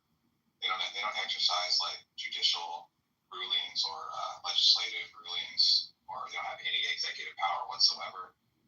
So it's kind of weird to call them the ruling class in that kind of way, but it's kind of adorable to keep them around, I guess. I don't know, it's almost kind of like having a pope, or like some kind of moral leader, maybe. I don't know, maybe that's where their role might be. Okay, I did look this up, and I just want to add some clarity here. The sovereign in Norway does have the ability. He has the Article 3 states that executive power is vested in the king. In practice, this power is exercised through the Council of State. All royal decisions must be countersigned by the Prime Minister or a relevant minister to be valid. Which means even today, the king can write the decree, and provided it is countersigned by the Prime Minister, it will be valid. Now, if you think you can do that the same as he can do it, you're just wrong. You're just wrong in a way that takes away half of your IQ points and puts you. Do you remember, Benjamin, when I mentioned that I used layman words? But do you remember when I said that symbolically the Prime Minister calls up the king and the king says, "Yeah, sure, go ahead, do it," and then they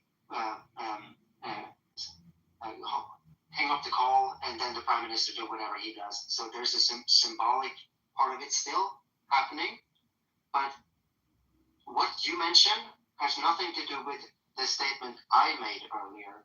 So if you want to argue with me, I'm here for you, but address my position and my point, not someone. Benjamin, in the UK we have something called royal assent, which is the monarch must formally approve legislation passed by Parliament for it to become law. Right? Now, this hasn't been withheld, the assent, since 1708. So even though that is a statement of the constitutional right of the monarchy to stop a piece of legislation, it hasn't been withheld since 1708. So something like that, you don't seriously think that that is a power that the monarch actually has. It's not. Yeah. I'm gonna charge 30 IQ points for this. This is really bad. Look, oh, God, how many more have I got to lose? Well, I don't know. But you need to be careful. The laws in the UK have given the king all kinds of privileges, immunity, and do whatever they want. They have no taxation. They don't have to pay taxes, no inheritance tax. Their grounds, their coverage, their travel is covered by the taxes of the people. And now, any law that would come before the Parliament and the Prime Minister to, let's say, undermine the privilege of the king by saying that he has to pay the same tax everybody else has to pay, would necessarily have to be approved by the king himself. And you, with your blessed 25 IQ points, think that that is not an incredible amount of power that you can simply veto any law that takes away the privileges you already have. This is, I didn't realize English people could be this dumb, to be honest. I always thought with that accent and everything, and the pronunciation of words, that you all were smarter, but it turns out, wow, I was wrong. I'm gonna apologize. Oh, it's okay. Really, it's okay. It's wrong. I haven't been that wrong in a long time. And when I say this wrong, I feel I owe it to people. Hey, Simon, in the situation you are describing, so Parliament goes, no, the monarchy is going to have to pay tax. Yeah. And they went, right, we're going to create a law to affect that. I can assure you now, the monarchy would just have to go and sign it off. And say, what on earth makes you think that what on earth makes you think the monarchy is really credibly going to go, oh no, you can't do that to us. And by the way, just one thing. Since 1993, King Charles, although it was Prince Charles, has voluntarily paid tax on all his income and capital gains. I would love for taxes to be voluntary. I could just voluntarily pay whatever taxes I want. I know, but that gives you a flavor of the attitude. I just want to give you this compliment. Because BB in the chat has said it's not like they can do whatever they want. And I want to point out that immunity, meaning you cannot be accused in a court of law for having violated the law. You cannot be charged with a crime. You cannot stand accused. Literally means you can do whatever you want, and for that be no consequences. Our king has demonstrated that wonderfully for them. Yeah, exactly. So Simon, I just want to give you this compliment. EB is even dumber than you are. You're welcome. But that just shows your stupidity, because your king has done far better at it than ours ever would. Because if our king if he's immune from murder, all that would happen, do you not think he would be tried? And of course he would. If they have to change the law and Parliament has to pass an act, at least Simon, our king, was elected, I think, is the main issue. right? And as incredulous as we are to how that happened, we do acknowledge that he was elected. And that kind of is the main thing we're talking about. It wasn't that he is a Trump. Now, he became a Trump because he's a Trump, and it was, the nepotism thing that any real parent would do for their kid, right? They'd probably put their kid in charge of the company. We get that, right? Maybe some would. But the government part of it does seem antithetical to democracy. It's kind of the idea. Well, he's just done a better job of breaking the law. Yes, that's what I just said. We've shown you the light of why this should be a danger, of why this should be something that we're saying for Andrews too. This should be something to be, if he really wanted to do this, Andrews, not saying that we know the political climate. And by the way, we've exported that from England too. We do a great job at assuming that we know better for your countries than you do. But that aside, humbly admitting that we don't know the climate in Norway or wherever anybody has this kind of situation going on. That's the fear, right? The fear is that we have lit the way for how you push the law to the limit, right? I'm reading up a little bit on the UK system of government, and the people from the UK can correct me if I'm actually incorrect, but I'm just going to read here. The UK operates on the principle that the monarch acts only on the advice of their ministers, capital M ministers, since those ministers are the ones who introduce and pass the legislation through Parliament, which is a democratic system. In the first place, they would never advise the king to veto their own bill. For the king to act without or against that advice would be a breach of constitutional law. So that's why they haven't. So is that why they haven't quote unquote vetoed a bill since 17?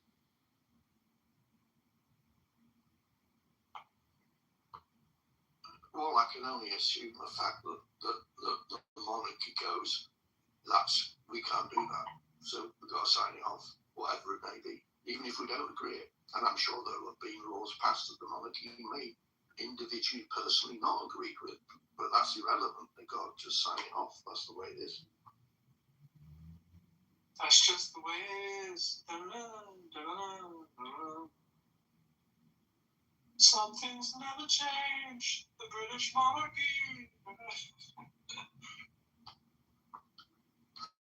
God save the king. I think they. I agree with that. Hello? I think if the monarchs tried to overthrow the democratically elected will of the people in the UK, they could find that their heads on the floor like the French. Wow. I disagree. I mean, they might get shot at like Trump, but I don't think they'll find it there.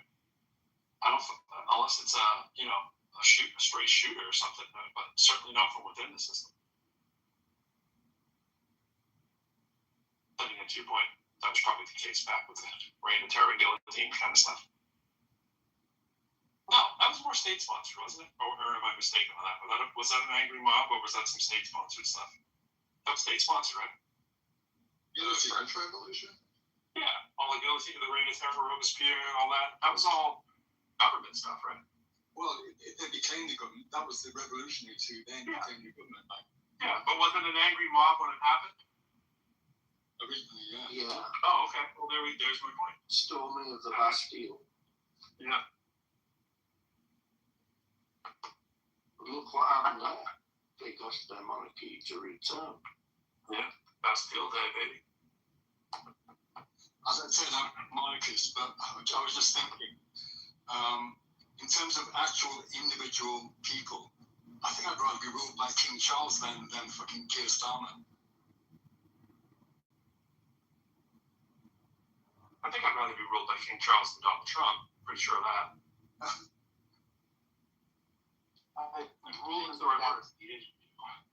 Because if you were ruled by King Charles wouldn't be King Charles. It's not. That's right. It's not the person who is corrupt. It's the power that makes people corrupt. And the fact that you don't realize this is going to cost you 50 gift points, which puts you in the bottom half of the room.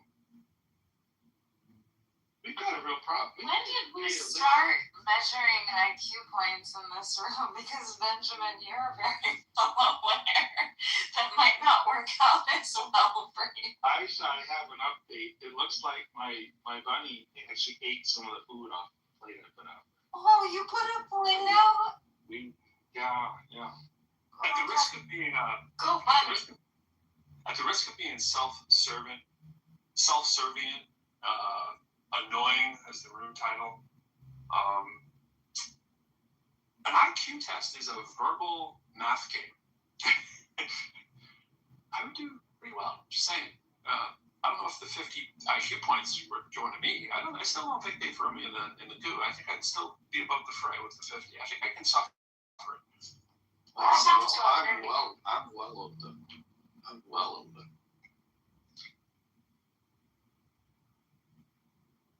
And also, like, knowing and understanding the psychology of actual IQ tests, meaning that the points you are given from those tests are only particular to those specific tests. How good are you to figure out a complication?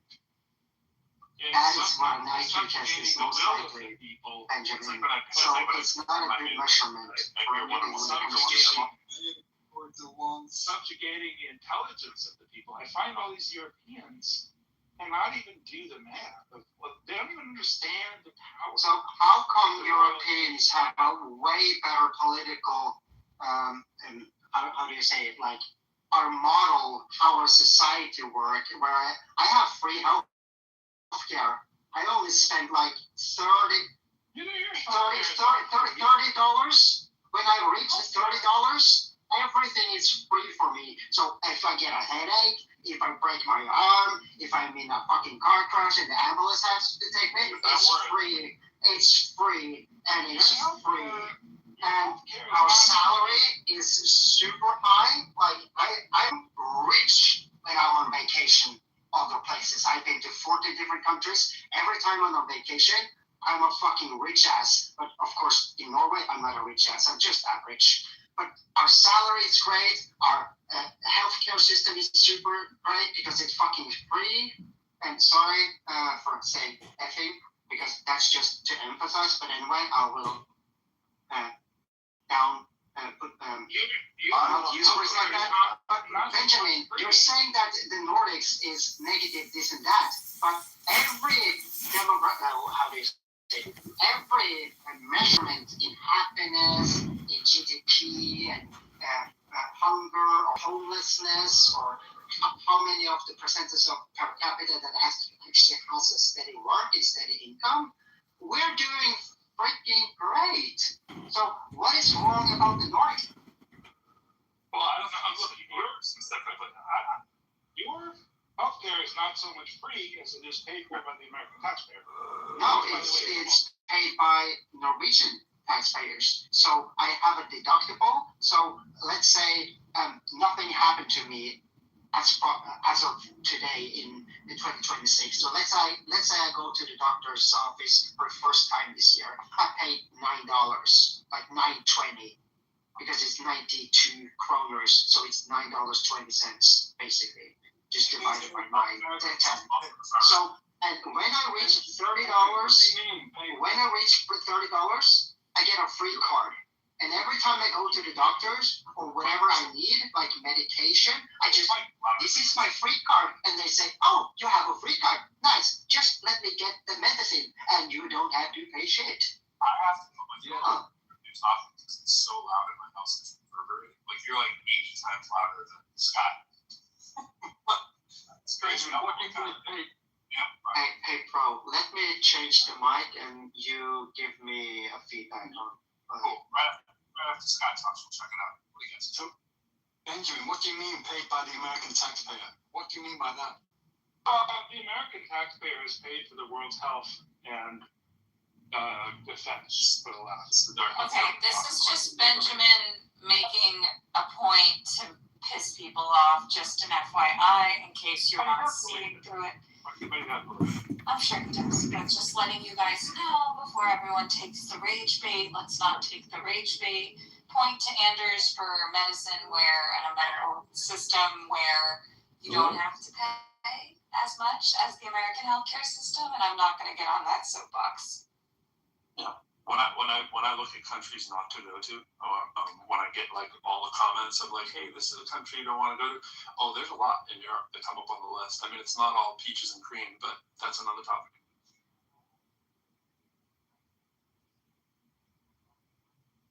Oh shit. Oh wow, that went. Oh man, it's. Wait, it went all the way down, right? I can't hear him nearly as well now. Talking now? Andrew, is that you talking? Yeah, that's me. Oh my god, that's it works. But no, I mean that's way low. I mean Aisha's Is this like really low? No, that's good. Aisha's twice as loud as everybody. Maybe actually, you know what? Honestly, she's more like 1.25. She's about 25% louder than most. Am I normal? You're normal. And also, Are you sure David's normal? I don't know about that.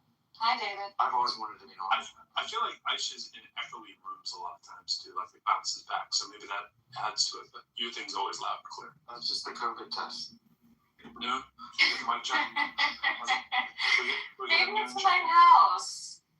Noon? Can we say hello again? I gotta hear your levels. I don't have to, but I'd love to. Which is something about what you said actually is that I agree. I mean, don't worry. I think it's like hours ago when I mentioned that, hey Benjamin, no one is like taking your bait, and he's been doing it for many hours. We always take his bait though. Actually, Andrew isn't here. We do like amazingly well at taking his bait. Hey, speaking of taking the bait, we have not heard from my good friend and pal, John Kitover, who's in the audience. John, I'm strikingly surprised you didn't come back up. Stop. Kick him. Just kick him. Please, I don't like kicking John. Why? Because I find him fascinating. Does anyone else like enjoy having John here? I don't enjoy having John in here. On the irritating thing, like why are you so annoying? Like, I mean, you gotta work to not be as annoying, you know? And yeah, Kitover streaming this entire room to YouTube right now to try to make money off of us. That's not annoying to me at all. That doesn't. The quarters he makes. Hi, vote in the room. Go ahead, put a vote up, Pro. How many people want to kick Kitover? Let's do this democratically. I might want to kick him later. But CM, I'm with you. Let's kick him. Nah, let's bring him up. No. Let me ask them up, Elliot. You guys have a young rock. I think it'll last like maybe a couple minutes, but I like John. Hello, well, I want to thank you for inviting me back up. Thank you for inviting me back up. And I just want to say, in reference to your title, why are you so annoying? And is it your royalty? And, you know, I like to think that if you read philosophy, and especially in America, every man and every woman is a king and a queen. And unfortunately, we don't have that system. We have a debt, fractional reserve banking industrial complex that borrows $2 trillion a year on our backs. Hello? No lies yet. I'm just chiming in. No, I'm resonating with it. No lies yet, John. Keep going. Fractional reserve banking. Back to the faction. So I don't think we need to fear money, and a lot of people don't like the gold and the platinum and the silver. But I say go within. If we want to start somewhere, we should go within the earth to pull out our gold and silver and have sound moral financial currency. Hello? I think we should move to a Botox economy. Botox economy. I totally administer that economy. Let's go. It's by weight, way more valuable than any precious metal. Nice. The biggest industry. The entire annual global supply of Botox fits into a 16-ounce bottle. The biggest industry. Antimatter, we'd be the richest. How many billions of dollars can you put into a Coke bottle? See, people complain about the oil industry, but they don't complain about the semiconductor industry, the real estate, the financial services, health insurance, life insurance. Those are the biggest. I hate the lotion industry. Well, see, universal healthcare is not a human right, despite no matter how many times the left chants it on No King's Day and puts graffiti all over saying healthcare is a human right. No, the dental model where you go to a dentist and you pay cash, that's actually called medicine, where you pay for your service as opposed to the government creating fraud. Because $200 billion a year in Medicare, Medicaid is fraud. It goes to scammers and thieves. And so we need to stop the entire system and re-platform it and make it into a dentist type service. I would shut down Medicare, Medicaid completely and either hand off the new system to Google or Palantir. Hello? You would hand it off to Google or Palantir. Yes, meaning that the government no longer funds it. All we do, the government will pay for services, but no longer make it an annual, quarterly budget type of system. Because $4 trillion a year in a $40 trillion bankruptcy, it's insanity. A rich person, let's say I'm wealthy and I have to have a heart bypass surgery kind of thing. How does the wealthy person get the services they need? They have to pay cash. What's that? They have to pay for it themselves. The government will not pay for that. Okay. And what about the poor person who's broke? It could be on a lottery system, possibly. A lottery system. So what if you don't win the lottery? Did you just die? Yeah, you die. We lost your volume, so you went like. Yeah, you die. Like, I know people that have had hip replacement surgeries, and then they died after the hip replacement surgery. Everyone's going to die. People who believe in universal health care think that they're going to live forever. So that we based it on your IQ and your level of education, John, would you be able to get any health care? I'm going to say I doubt it if we made it that way, but, you know. It was making some sense until the last detour there. Well, you don't like the fact that people are going to die regardless. And just because that person has that surgery doesn't mean that they're going to actually live through the surgery. There's just so many variables. I'm hearing healthcare for the rich, no healthcare for the poor. You're going to die anyways, like God sort of know? Is that kind of the... No. I mean, he's going to end up dying sooner anyways. This isn't like, up for debate. I mean, look at Trump, how long he lasted with eating what he does. You never know. I just have a question. Did you depreciate all that stuff in your PTR in the same tax year, or did you use a declining schedule? I mean, in a fractional reserve bacon and whatnot, how did you depreciate that asset? Or is that fraud? He uses the word asset lightly. Well, each phone is only $40, so you could buy 20 phones for $800 if you know multiplication. And it's a $15 a month, subscription. You cancel it, then you start live streaming everybody on YouTube, and you just keep building and building momentum until eventually you become monetized. And then I can start actually monetizing highly annoying people like yourselves. Don't put up the whole plan. So wait, you haven't even started monetizing yet? Is this a future thing? Yeah, it's an investment in an annoying future. You still haven't monetized yet? See, when annoying people like Aisha say kick John Kitover from the room, well, I'm already in the room anonymously. You can't actually kick me. That's right. That's all right. John. Go for it. No, I was going to say something largely trivial. John, I'm loving the Shazam and the DC comic stuff you get going on the left-hand side of the room. That's what. Are you a comic book fan? Yeah, I've got a large comic book collection. Are you DC or Marvel? I like both. What's that? I like both. I like comic books. Hello? Yeah, but DC. Where you don't know how to read regular books and anything that's allow you to have a brain that works. It's okay, Kitover. Comic books have lots of value. What? Yeah, not anything to actually have anything within any sentient and subjective value. Objective value. I would say that this comic book could be worth more than everybody's book collection, by the way. Whose mom quilted that tablecloth? It's just a purchase from eBay or Amazon, but Are you, John, are you a Dark Horse guy?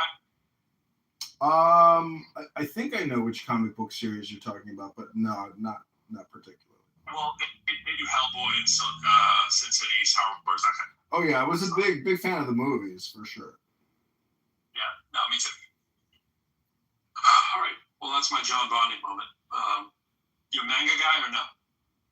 Oh, MAGA, absolutely. I think Donald Trump, is the response to our political crisis and cultural crisis. This is exhibit 1522 about John Kitover is far too ignorant to understand anything that's being said. I don't think you can hear me because I can't hear. I'm talking Naruto, One Piece, Dragon Ball, that kind of stuff. Yeah, I like Dragon Ball Z, and the fun thing about Dragon Ball Z, if you watch the cartoon, Wait, that's important. the cartoon is amazing because it's a little bit like life. That's what? You thought I got kicked out of go. I wanted to ask a question, John. Me too. He's talking Dragon Ball Z. John, where'd you go? He's in the audience. Something happened. God damn. Oh, Benjamin didn't take it. Wasn't me. I gotta keep these. Dragon Ball Z is like, I put three documents in the chat to support right after the Dragon Ball. And I just want to bring this talk. I think it is to whoever would go back to Pro. Wait, right up to the Dragon Ball. Let's get right back to it. I just gotta hear his Dragon Ball comment. What do you got about Dragon Ball, John? And then we'll go to Benjamin. Well, what are we gonna say about Dragon Ball? The cartoon, if you've watched it and enjoyed it, it's a little bit like having a mental health disorder because nothing ever actually happens. Meaning that like the show, it just leaves you hanging every single time, and then it's the same boy who cried wolf every single time. So I don't know. You can go back to Benjamin now to your regularly scheduled annoying programming. This annoying person is complete. I could have gone with that.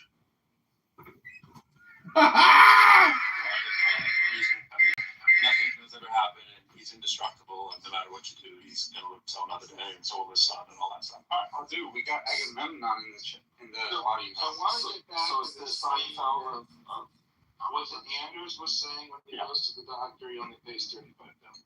Now, Anders pays some taxes, of course, so it's not like he doesn't pay anything. But actually, too much, Benjamin. To be honest, it looks like Europeans pay about $10,000 a year for some of these costs. On average, right? And the U.S. taxpayer pays about $20,000. Whatever you're snapping there, Aisha, is we're hearing it. To cover a basket of costs that include. Listen to Benjamin talk. Hey, Benjamin, I have a question for you. If you don't mind. Wait a second, Anders. I don't know what part of my sentence got in the way of yours, but it's kind of negotiable. Yeah, three people was talking at the same time. Yeah. So anyway, the point is that the United States taxpayers pays twice as much for healthcare and defense of the entire world, and the healthcare for the entire world, so that we don't have epidemics that invariably leak into developed countries coming from Africa and other places in the world where we have to spend money to keep epidemics at a minimum, right? So America is protecting the European from global pandemics and with the global defense, and paying for 70% of R&D research on medicine, so that when a medicine is sold in Europe, it is sold for 30 cents on the dollar. So you're only paying for 30 cents. Benjamin from the United States does not come on the European market. So the consequence, as I said earlier, the reason Europe has healthcare for so cheap is because the U.S. taxpayers are paying for it. So don't pretend it's free. If you want to cost the U.S. a ton of money for Europe to have free health care. I just wanted to ask you, how does 36% taxes sound to you? I'm not saying it's wrong or right or whatever. That's an actual number from Norway. Like, it's not taxes. 36% of your salary every month goes to taxes. Europeans are not taxed anything. And now, by the way, Benjamin, just by the way, more benefits than they are taxed. And by the way, taxpayer, we do this while I live in America. We tell you about it. They're paying into a system from which they get very little benefit. Okay, by the way. so I guess I benefit from that system. But can we have a dialogue? A monologue? Not when he's on a monologue, we're all can't slow down. Okay, so Benjamin, so now in May, I will.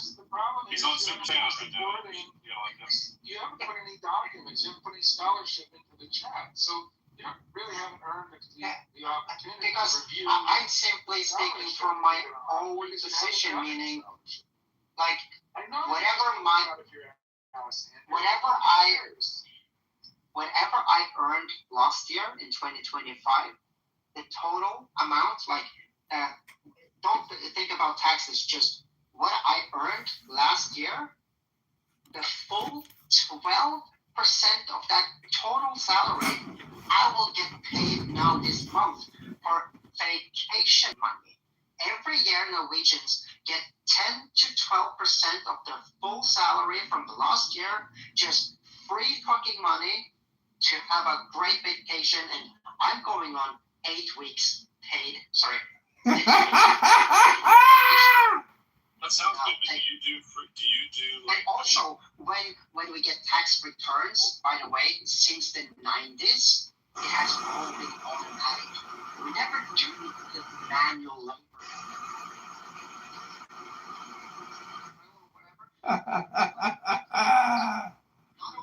Hello? Let's say I paid too much taxes. I not only get that in return, but the government actually have, like, by law, fines, meaning they are getting fined a shit ton of money. So not only do I get what I was taxed too much each month, but I also get, like, here's a Band-Aid. So we're paying a lot of taxes, I agree, but we don't have potholes. We don't have homeless people. I'll take that. When people lose their job, when people lose their job, they get, like, at least $800 to $1,200, approximately the same equivalent to $1,200 every month. Also, meaning the rent wherever you live will get paid, and you also get up till $1,200, if not more.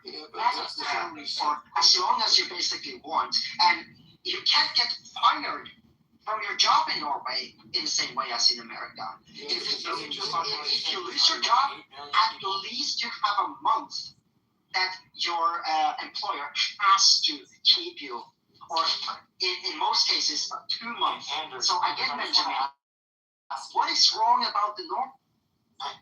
Anders, I think I understand your system, and I'm going to come at it at a different angle. I think there's something like 8.5 million Norwegians in the entire country. Sorry, come again. I didn't hear you. You said there's something like 8.5 million Norwegians. Yeah, that sounds about right. I was about to say approximately 7 or something. In Texas, I'm not in Texas right now. I'm in Florida, but Florida's very similar. There's more than 20 million Texans. You guys have with the North Sea, a ton of mineral wealth. If you really only have to divide, and by the setup of your country, I wish my country was as prudent with the mineral resource wealth. You're just splitting it between 9 million people. Correct. And there is some right. To Benjamin's point of view, is that external to your country, a lot of R&D allows for socialization of those costs that allow for, including the peace after World War II, that is allowed in international trade that is, at least up until the last year or so, the open seas allowed for a ton of trade. So we had different countries paying into different systems, different amounts, but I agree with Bernie Sanders. We basically pay twice what you guys do, and we get half the results. To reconcile that and say that, Norway's, not lucky in geography to have mineral wealth and only a few people there. It's just, we kind of have to put it into a global perspective. Is America has all these different regions that come on the same balance sheet for our federal system. And so we've got inter-regional fights and things that I don't know if a smaller nation that has a ton of natural resource wealth really can be compared to America. It's like comparing Norway to all of Europe. You can't. It's really challenging. You're right. Right, and you should. You're right. And I have to agree when it comes to, especially after the Second World War. So let's say from 45 to 1972. 1972 or 1952, where when the Norwegian and the British government decided where the line in the North Sea would be, where we can look for oil and where they can look for oil. And for some stupid reason, I guess Norwegians knew about the oil wells, but like if you look at the line, you can see that all the oil wells landed on our side of that line. So from 1972, we have a welfare fund that is like $2.2 trillion that is just laying there marinating or whatever going to happen in the future. We can stay alive for centuries. Like you said, we're only like 7-8 million people here. So $2.2 trillion in our welfare fund, which means everybody in Norway and the Norwegian citizens' bank account fund. Yeah, but you still only eat fish. Hey, the Russians are actually stealing a lot of our fish, and we're kicking them out of the North Sea or the back. Your reproduction rate is only 1.2 per female. So you're basically going to die off in about 100 years. So no, but you're right. You're right, and it's a problem. Meaning, like, here's what you should do. I'm not on the market, but the dating market in Norway is like, hey, meet up. You want to fuck? But yeah, but I don't want it. I don't want any kids. That's just how it is, unfortunately. I understand, Benjamin, but like. Well, Benjamin, we can't rely on them. Gotta move to another country. How about you, Benjamin, make a case for something and I try to rebut it? Because all you have been doing is like, oh, your country is so bad. My hope for America is so bad. And I'm saying it's only deal with that. So bad. I mean, my hope for America is what it's always been. I think it's the hope I hope we all share. I can We want it to continue to be the place where anyone from anywhere can achieve anything. Where you're not limited by. And see videos from Norway, how we live. I think that if you're going on a vacation and you travel to some place nice and you're on the beach and you meet somebody from America, you should think circumstances of your taxes that are required to you. I'm the leader of the Frog Task Force. That's the thing. For your hilarious. I have to admit that I don't have a personal experience, but from what I hear from everyone is a Walgreens store in Chicago in the China neighborhood is come to I'll tell you. Norway on vacation. They're so loud. Even when they're talking, it's like they're yelling, and they're like just crossing the street like they're owning the freaking road. I mean, so obnoxious. That is what I hear from people in Norway, Denmark, Finland, Sweden, when Americans come here. Hey, Benjamin, have you heard about her name? She goes by Promise or Eve on YouTube. She's an American living in Finland at the moment. She's mostly on the YouTube channel called The Line with Jimmy Snow and, probably Matt Dillahunty and all those guys. Biologists like Valkai, what was it, Forrest Valkai? Yeah. So you can check out Eve. Loud and obnoxious person in the room. She's an American living in the Nordics, explaining how numerically you might just find that that's not case. But look, if somebody sees somebody who's loud, they're probably more likely to remember it, tell stories about it. And look, I know it's a lot to ask an American to tell Americans thank you for coming to Europe and risking your lives to save us from the Nazis. But if you have time and you're not too busy and you're not too drunk, just say thanks every once in a while. We save the world, we pay for the world's healthcare and defense, and we don't ask for a lot in return. But thank you might be nice sometimes. What do you mean by that, Benjamin? We fund global war. That's another way of saying that same thing. But like, to a certain degree, I would agree with you, Benjamin, that I think it was in 1948, 49, you have NATO, and this is kind of weird because the very first conversation I had with someone on Clubhouse was a woman that denied that Norway was a part of NATO, meaning like Norway was one of the founding nations of NATO. But anyways, she was just ignorant. Yes, Article 5. You guys have given us a lot of safety over the years. But now when Donald Trump, for a second term or time, is in the White House, you can see all over Europe, we're making what do you call it?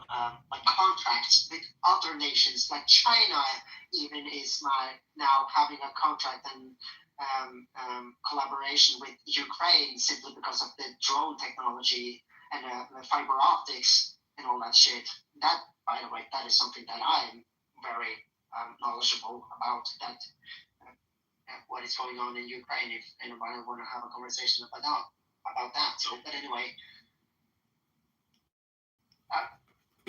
The point here is that so many countries in Europe, like Germany, Belgium, Italy, France, they are now making how do you say it in English? Like not military, but like arms deals with other nations than the US. Do you know why recently? Because the US don't have any stockpile left.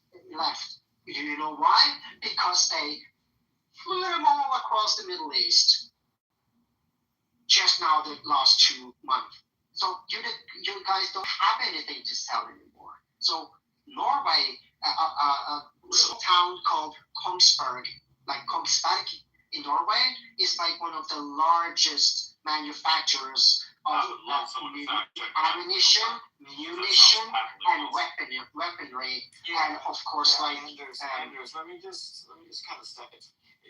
If we take the opposite of what you're saying, it might be true that the reason we won't give anything to Ukraine was because Trump didn't want to support Ukraine, was taking Russia's side, and by firing all these off for Netanyahu's purposes, he can now argue, you guys are on your own, and finish his plan to get out of NATO. So it's not that we don't have anything left. It's that it serves to say we don't have anything for you guys. It's not that we don't have anything for ourselves. And I stand corrected. That's how he works.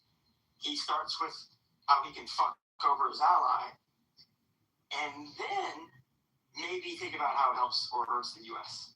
Right? Yeah, I will be more careful about my wording because you're correct.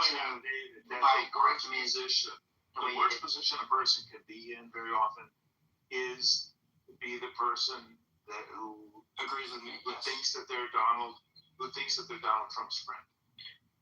Yeah, the fact that Donald Trump has made Putin his friend might just be the end of the Russian project. I mean, there is a thing. He's not his friend. He's just working as if Trump is Putin. He's not even his friend. He's just Putin's work. Donald Trump doesn't know what it's like to be a friend. Donald Trump doesn't know what it's like to be a friend or have a friend. I don't know what's your model you use? There is no friend of Donald Trump in the United States. Yeah, I want to be honest. I think that Donald Trump is probably playing everybody, including Putin. And to the extent that you think he's siding up to Putin, Donald Trump doesn't have it in him to side up. Hey, Donald Trump is running circles around himself in a way that if you just look at what he's on the lawn of the White House, about to enter a helicopter. Some journalists are asking him a question. He says, yeah, within the next 2 weeks. And then you have the exact same scenario. He's about to go into a freaking helicopter.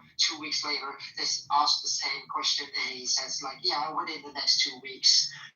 Donald Trump is a dilapidated, crazy, nonsense guy. I mean, I don't have anything just positive to say about Biden when it comes to his mental state either. It's just that some people are just blind to what Donald Trump is showing. Fair enough. I just want to say this, Andrew, for you. If, by the grace of God, 100 years from now, Norway is not an Islamic hellhole or an extension of the Russian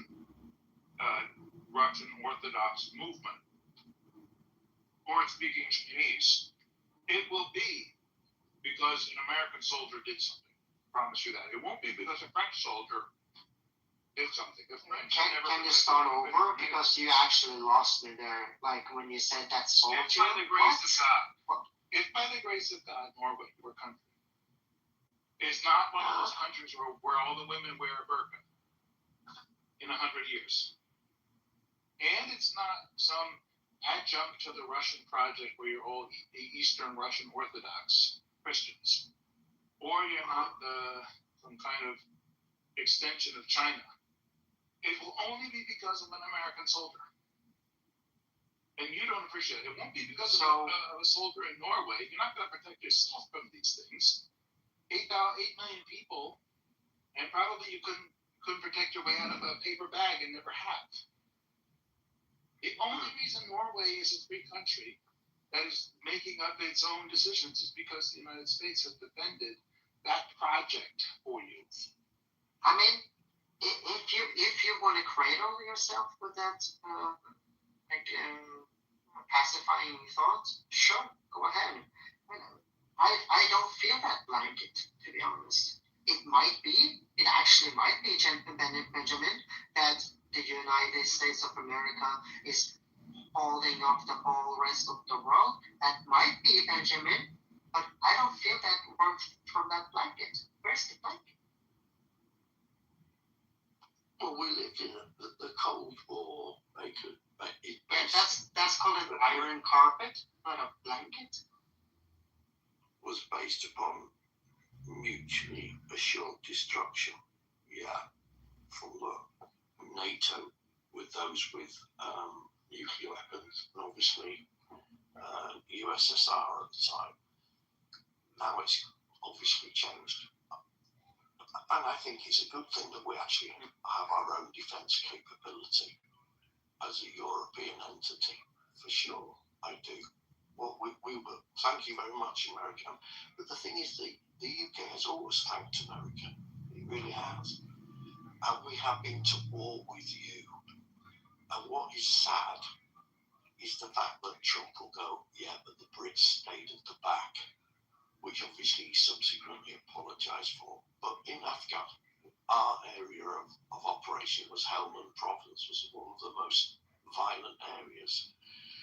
Denmark, the irony, per soldier, had the highest casualty rate of deaths. So we're all being bitchy to each other. We're actually fucking, come on. There are bigger issues in the world, aren't there? And I don't, we need to step up and spend more on our own defence. I totally agree with that. But at the same time, Trump and Benjamin, we've all thought maybe he knows something we don't know.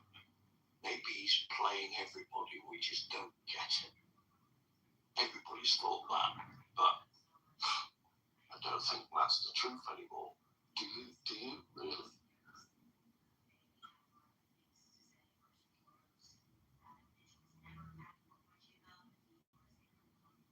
You've lost 5 eyes. Can I respond to that by pointing out a couple of just cool facts. Israel is a tiny little country.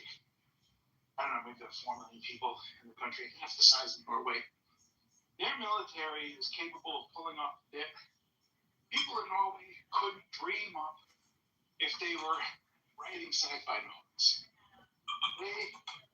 They have cell phones, pagers, that they catch them in the transit, they add bombs to them, when they're distributed to the terrorists, they blow up the terrorists.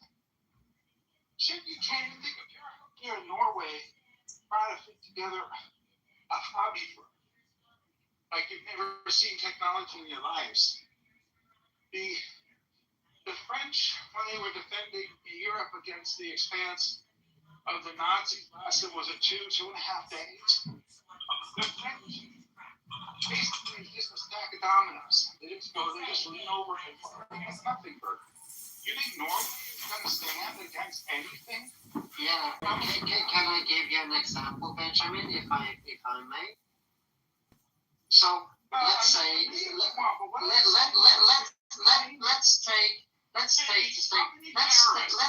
a minute.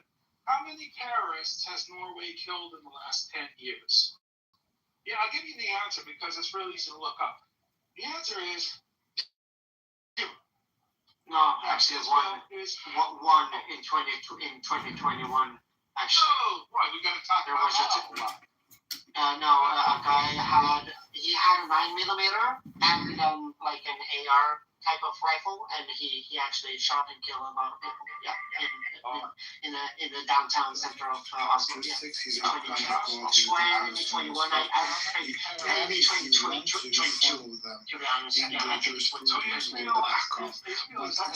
not my point. Only Benjamin. I want to say something and hear your response. Do you think there are bad people in the world? Yeah, definitely. So, do you think bad people are afraid of Norway, or more afraid of Norway or Israel? Wow, actually, now I forgot what I was going to ask you. What did you say earlier? Bad people are more afraid of Norway or Israel? I'm trying to remember what you said earlier. I'm trying to remember what y'all are talking about. It's pretty boring, but yeah, I agree. That's the thing, Pro, is that I'm trying to stop Benjamin to either myself make a point that he can engage with, or he, as he do, make a statement, and I want to stop him, and I want to engage with that statement, but Benjamin is not allowing anyone to engage with him back and forth. well, to be fair, man, you've been talking for like an hour or so. You know, he's probably trying to walk you down a little bit or something. Not that Benjamin isn't talking. What? I'm not exactly sure. My eyeballs are hurting looking at the screen of you guys talking so long. But why are you watching the screen? Yeah, I mean, I pay a lot of attention to your facial flares. I remember now. My facial flares, like you can see my face. Yeah. As I'm speaking. You both with your hands on your face. You know, looking at None went away because she doesn't think that's right. I'm focused. Benjamin's got his bunny there. T's got his bunny cat. Elliot is dabbing. I said that already. Okay. Just making sure. I don't want you to miss Elliot dabbing. Yeah, Well, maybe more so Hulk Hogan. Yeah. It's happening. Is that a weed thing? You've not heard that. You've not heard that? Oh my gosh, actually, he doesn't know what it is. It's okay. Elliot is okay. Yeah, he's still on the good side. He's making the drug reference subject. Hi, Jay. Hey, T.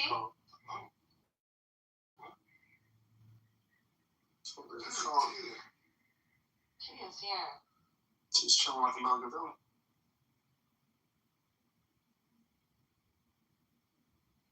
I was working on footwork here while listening to you guys, staring at you all intently. Looking at the words. Victoria's late to the party. Victoria, attendance was taken like 2 hours ago. You weren't here. You can do makeup. We can do makeup in this space? Makeup work. Otter. Oh. Stop it, Professor. Stop it. Barb has been here listening to this chit chat and just adventure. But you know, it was productive. Learned about Norwegian culture a little bit.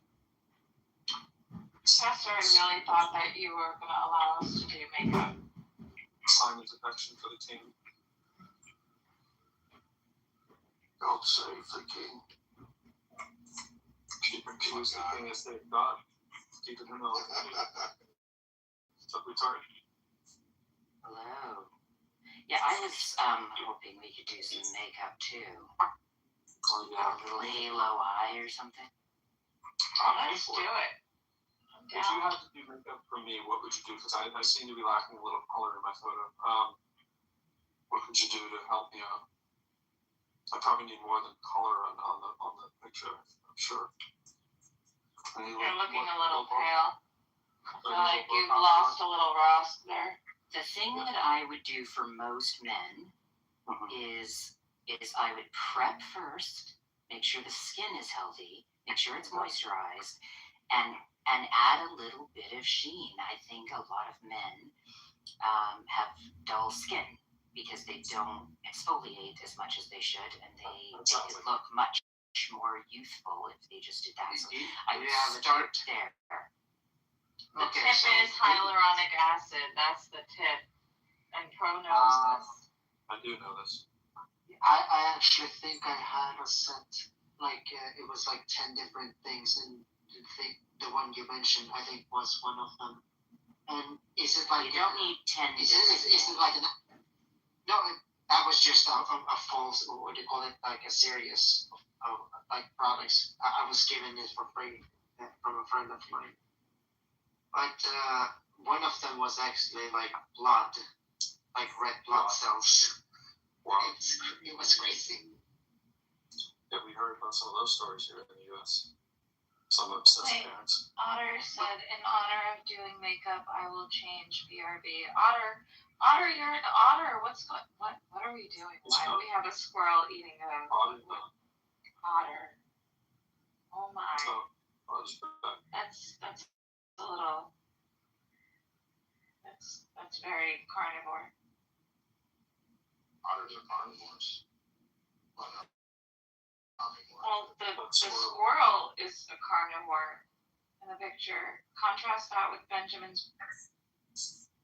I'm not sure that's what's happening there. It could be a trick picture. I mean, I thought the rabbits were cute until I saw my own rabbit as a kid eat a rodent. So, I mean, yeah. I mean, they are rodents. Nature is not... Is a rabbit a rodent? Does that qualify? Yeah, kind of, actually. I don't think, like, taxidermically, but... I'm not interested in all the details. I just want to know if I can call it a rodent and get away with it. No. But does I know you're pro lyric, I think, and Elliot as well, but does anyone here on stage like believe? I'm going to speak for everybody. Everybody here maybe believes in God. Like babies? Or everybody here doesn't. Or everybody doesn't. It's one of those. Yeah, I mean, like, I used to have a profile picture that said everything in the universe is either a duck or not a duck. And that is true. I'm but that's just what you said, like, you're either or, sure. But okay, so, I'm not a believer. I never adopted the belief in a God. I grew up in a partially Christian, Protestant family. But if there's an afterlife, if the Bible is true on the supernatural statements, if it is true, I would like to adopt that belief and I'm 4 years into Clubhouse, and I would like to hear a coherent. Well, this might not be the best place for it. I mean, I can't speak for Jay. I can't really speak for Simon. I feel pretty confident that I know Victoria T. Benjamin's stance. Aisha's is a little, maybe less. What's her stance? Her stance on what? The God belief. Oh, sure. yeah, you know. Yeah. I can play tic-tac-toe in this room right now and get a win if I go diagonally. If I may, Victoria. Elliot, I know do you his. believe a God? No. Okay, same here. It's a no in the diagonal spaces for sure. Simon is a believer in the magisteria. What do you call it, Simon? You're already what? What's the term you use? A majestic? What is it? The monarchy. The monarchy. Yeah, but you didn't call it a monarchy. You call it a monarchist. That's it. But yeah, so I am a monarchist. That means you're okay with God, right? Oh no. I've got one grandfather who's a Methodist minister, and another grandfather who was Jewish. I am now all over the place. I'm not a big religion God fan. I'm going to speak for CM. I'm going to say CM is probably in the film. Yeah. You get solid. Benjamin is super solid now. He's solid now. Victoria's solid now. CM's a solid now. Elliot's pretty solid now. Those are your really, really solid no's. Yeah, hi CM. We know it. Hey, Pro, speaking of nose, we moved off the makeup thing quite fast, but while we were doing that, I found this photo that I put up as my PTR of me doing makeup to do a tiny face. And in fact, that's just my nose. Yeah, I can see it. That's actually kind of. Did you actually do it yourself? That's great work. Like the illusion. I mean. Yeah, it might have been fantastic, Victoria. I appreciate it. Thank you for sharing. So we could do anything you wanted, Pro. Wow. But Victoria, that's why I asked. I think it was just drowning in the waters. But I asked the question like, do you have like something that you can give a tip when it comes to exfoliating your skin? Like, if you see my profile picture, I wax my eyebrows. I go to a professional and color them and everything. So I'm already feminine. And people on Clubhouse have been calling me gay for like 4 years. So I'm actually interested because I am like. Yeah. Well, I don't. Yeah. You're well groomed. I think that's nice. People take care of themselves however they want to do that. I think that's great. I used to have I fell down the rabbit hole of a ton of different stuff to take care of my face and my skin in general, not just the face, but neck, arms, everything. And generally I just have a gentle wash. I'll use a makeup remover that is oil-based to take off that stuff. But I just use salicylic acid, which isn't an acid, but it's in a lot of different toners and such. And I sometimes will use them in pads that I can get. I don't use the same thing all the time because I don't have super sensitive skin, so I don't have to worry about that. So when I need something, I'll either buy what's on sale, or if somebody's recommended something, great, I'll try something new. If not, I'll go to an old standard. In fact, I have oxy pads that I use on occasion when I don't have something special around. And so after I wash my face, I'll use that salicylic acid and a pad. And then the key, I think, is a good moisturizer at night, a nice lotion or moisturizer in the day. But I don't even use a moisturizer in the morning because I always put on sunscreen, and that has moisturizing in it. So, but sunscreen is probably the biggest thing that I changed about 6-7 years ago. And I wear it every day. It's just part of my skincare. and I think that's really helped change my skin. So really, you need a cleanser, some sort of exfoliant a couple of times a week, and I do dermaplaning as well, which is like kind of shaving my whole face. And so if you shave, you're actually exfoliating every day, right? But to do the other parts of your face that you don't shave, you can either use something that is like one of those dermaplaning knives, and you can get them on Amazon and stuff, and do the rest of your face, or just use some sort of liquid.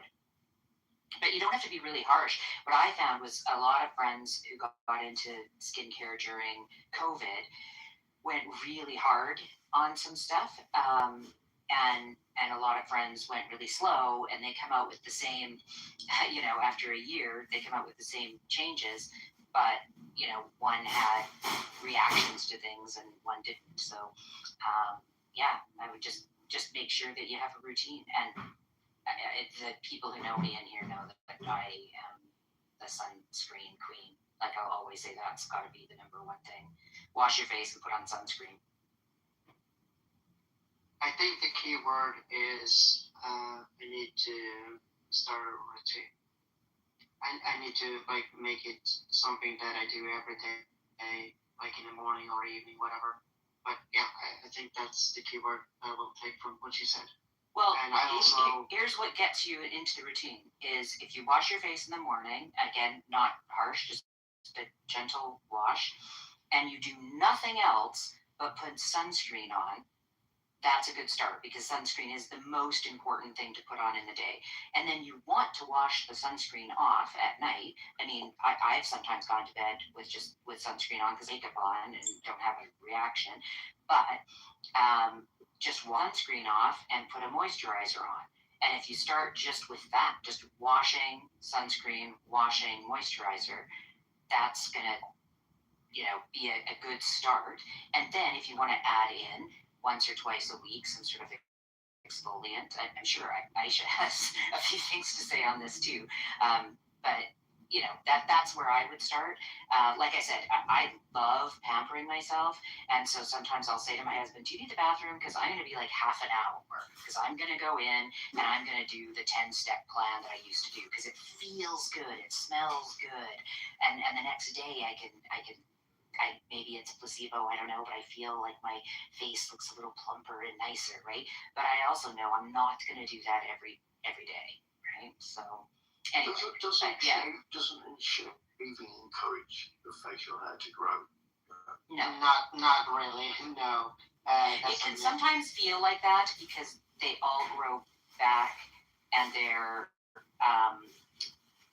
don't grow back with a little point at the end, as if you've plucked them. They grow back and they feel thicker because they don't have the point, because you've cut it off. But no, I've been dermaplaning. I've been dermaplaning for like 4 years now, and I had some peach fuzz around my jaw and closer to my ears that I couldn't figure out how to wear foundation. Couldn't get rid of it because you're a man! And couldn't get rid of the peach fuzz because I'm a man! And so, on occasion, I've gone like a month, 5 weeks, 6 weeks without doing it, so the fuzz grows in again. But because my skin is healthier and I don't wear as much makeup anymore because I don't have to hide my skin, it doesn't really bug me. But I now do it more for my skin than the peach fuzz. One of these people from the Jewish faith. I have to say, my personal preference, I like believes people it's forbidden for them to actually create their own political state. I'm from a similar kind of background or sect that believe it is forbidden for the Shias or even for the Sunnis to actually make a political kind of government and govern ourselves, because if we rule in the name of religion, everything that we do is going to tarnish the name and the reputation of our religion. Because after all, like, we're just human beings. We could make mistakes. We could oppress others in the process of actually getting to power or maintaining power. So if we do that in the name of our faith, all it's going to do, this is going to demolish the very perception of our faith. It's just like if you identify with any kind of brand, for example. So if let's say you yeah, I think it's understandable. I don't think it's understandable. It's understandable. Yeah. So so are you spread out, dispersed among the people, or yes. are you? Yes, we are spread out because we believe at the end of times this is God's wisdom that because of all the tyranny that happens in the world, if we all stay in one place, it's easy for the devil or the bad people to just kill us all. So by God's tradition, apparently we have to disperse on the planet, so less of us get killed or destroyed, so that the true message of our faith is preserved. Thank you. Thank you. So, quick question then: can the true Shias right now be some priests and rabbis? Basically, the concept of priesthood or rabbihood, it's not allowed in Islam.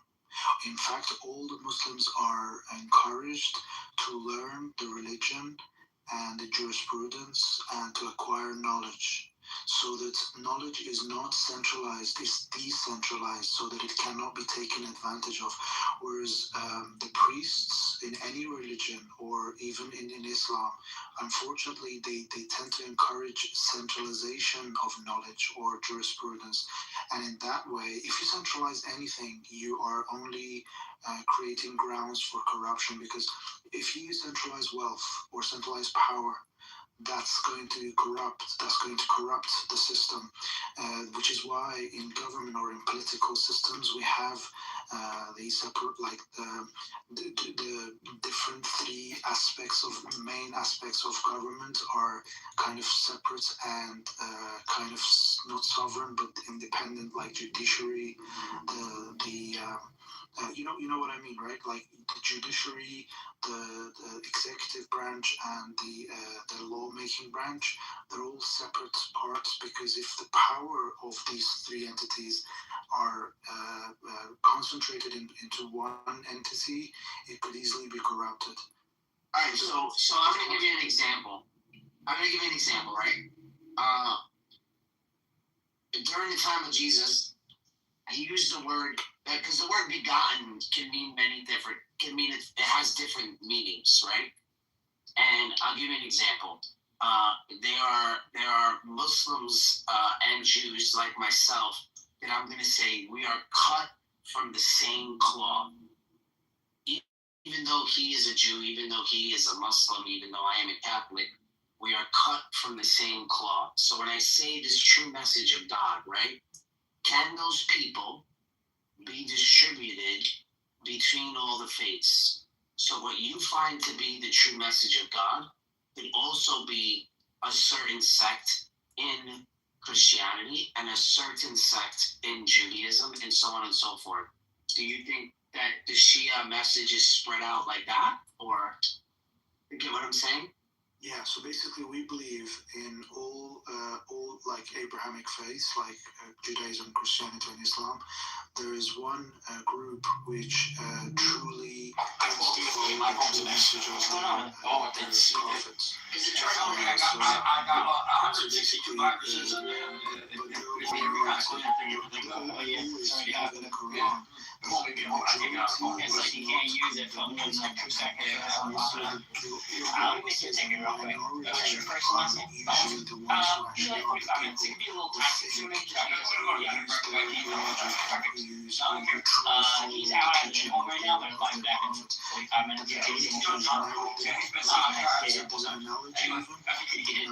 The 99% are not always going to are not always taking the right path. The 1% normally know what's going on.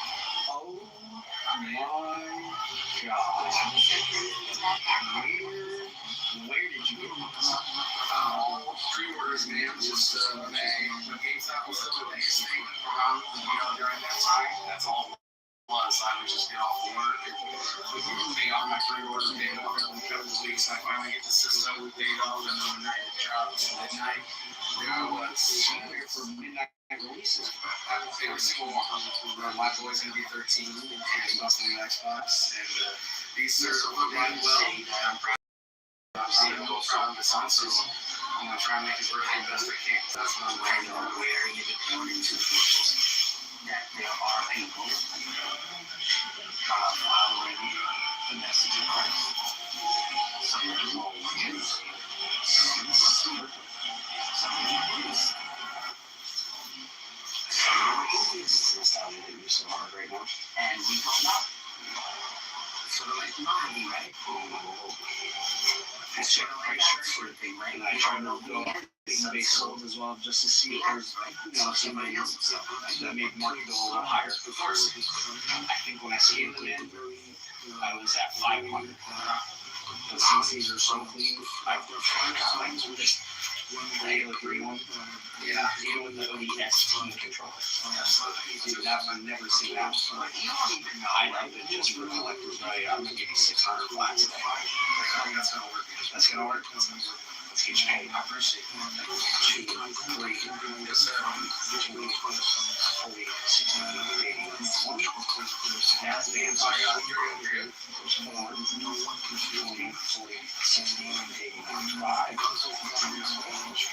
How we can identify that he is the true savior who is coming at the end of time. So is he born into the world though? He was born. He was born. He was born into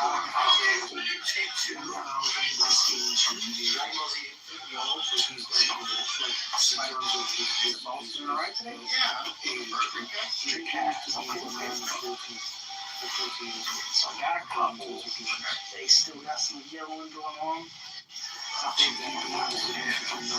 Look at his lineage.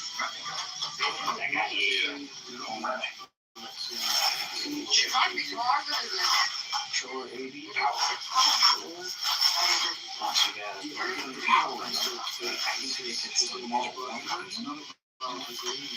Which gives him legitimacy. The fact that you got some points of him as a leader who's going to with that free $10 game. Oh, so the lineage is not even is a higher end than the case here. Time slot and stuff like that. From this toggle straight down, like you're going to the DVDs at the end of it. So we'll be all up to the Sega Dreamcast, Saturn, all already.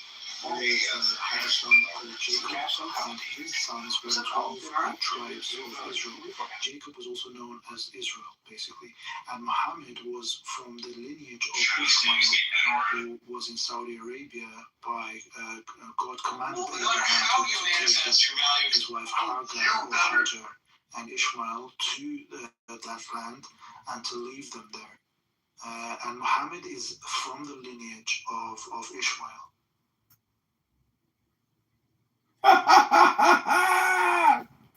Muhammad is from Ishmael.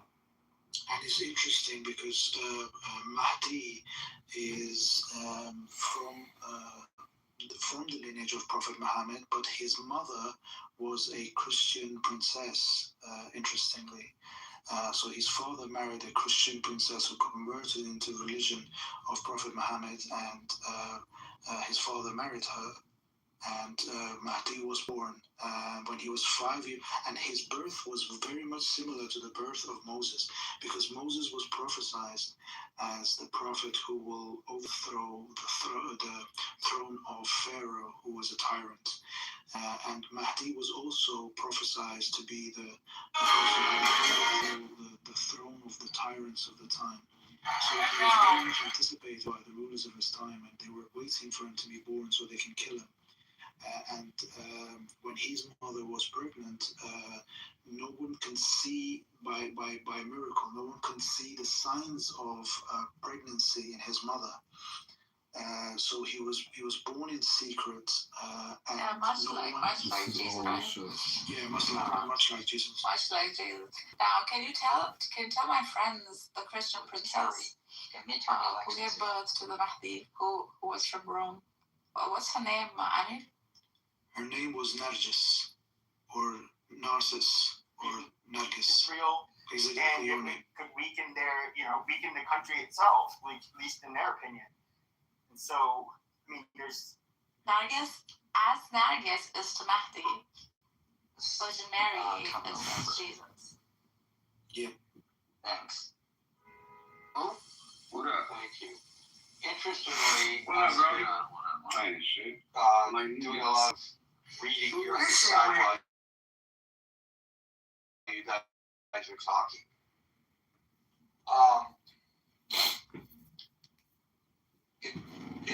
So turns out, lawmakers, according to studies, and we've discussed this before, dedicate 30 hours a week on the average to dialing for dollars.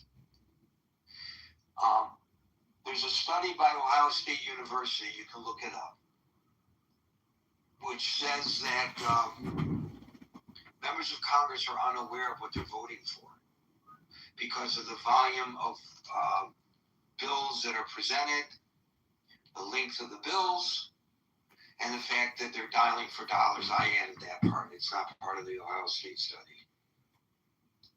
So they rely on the party leadership to tell them how to vote. Primarily they're staffers, but party leadership comes in the most contentious issues. If you're a bad staffer, then you're not going to be prepared. If you have good staffing, then you'll be prepared for whatever hearing or bill you walk into. So yes, party leadership is important, but the quality of your staff is, I think, even more important than what leadership actually says, because it's the foundation by which you then go vote for things, right? I will agree there's a lot of bills and leadership does a lot of votes sometimes. In particular on our most contentious issues, I think. But again, I think staffing that's where you build the base before the leadership tells you what to do. So I think they're both important, but I think staffing is probably above leadership a little bit because of what staff is. Marshall is better than everybody else. You hear this shit? And the second thing to consider is a study, I think goes back to 2015. You can find it very easily by typing in the authors' names. Martin Gilens, Gilens, at Princeton, and his co-researcher was William Page from Northwestern. So just type in Gilens and Page, and you'll find stories about, and maybe the actual study pop up in your browser. The conclusion of the study is, are you ready for this? And this goes against everything Marshall and I have been preaching here for so long. Ready for this one, Marshall? I'm ready to be wrong. No, I mean, this goes against what you and I have been telling people to do all along. Congress literally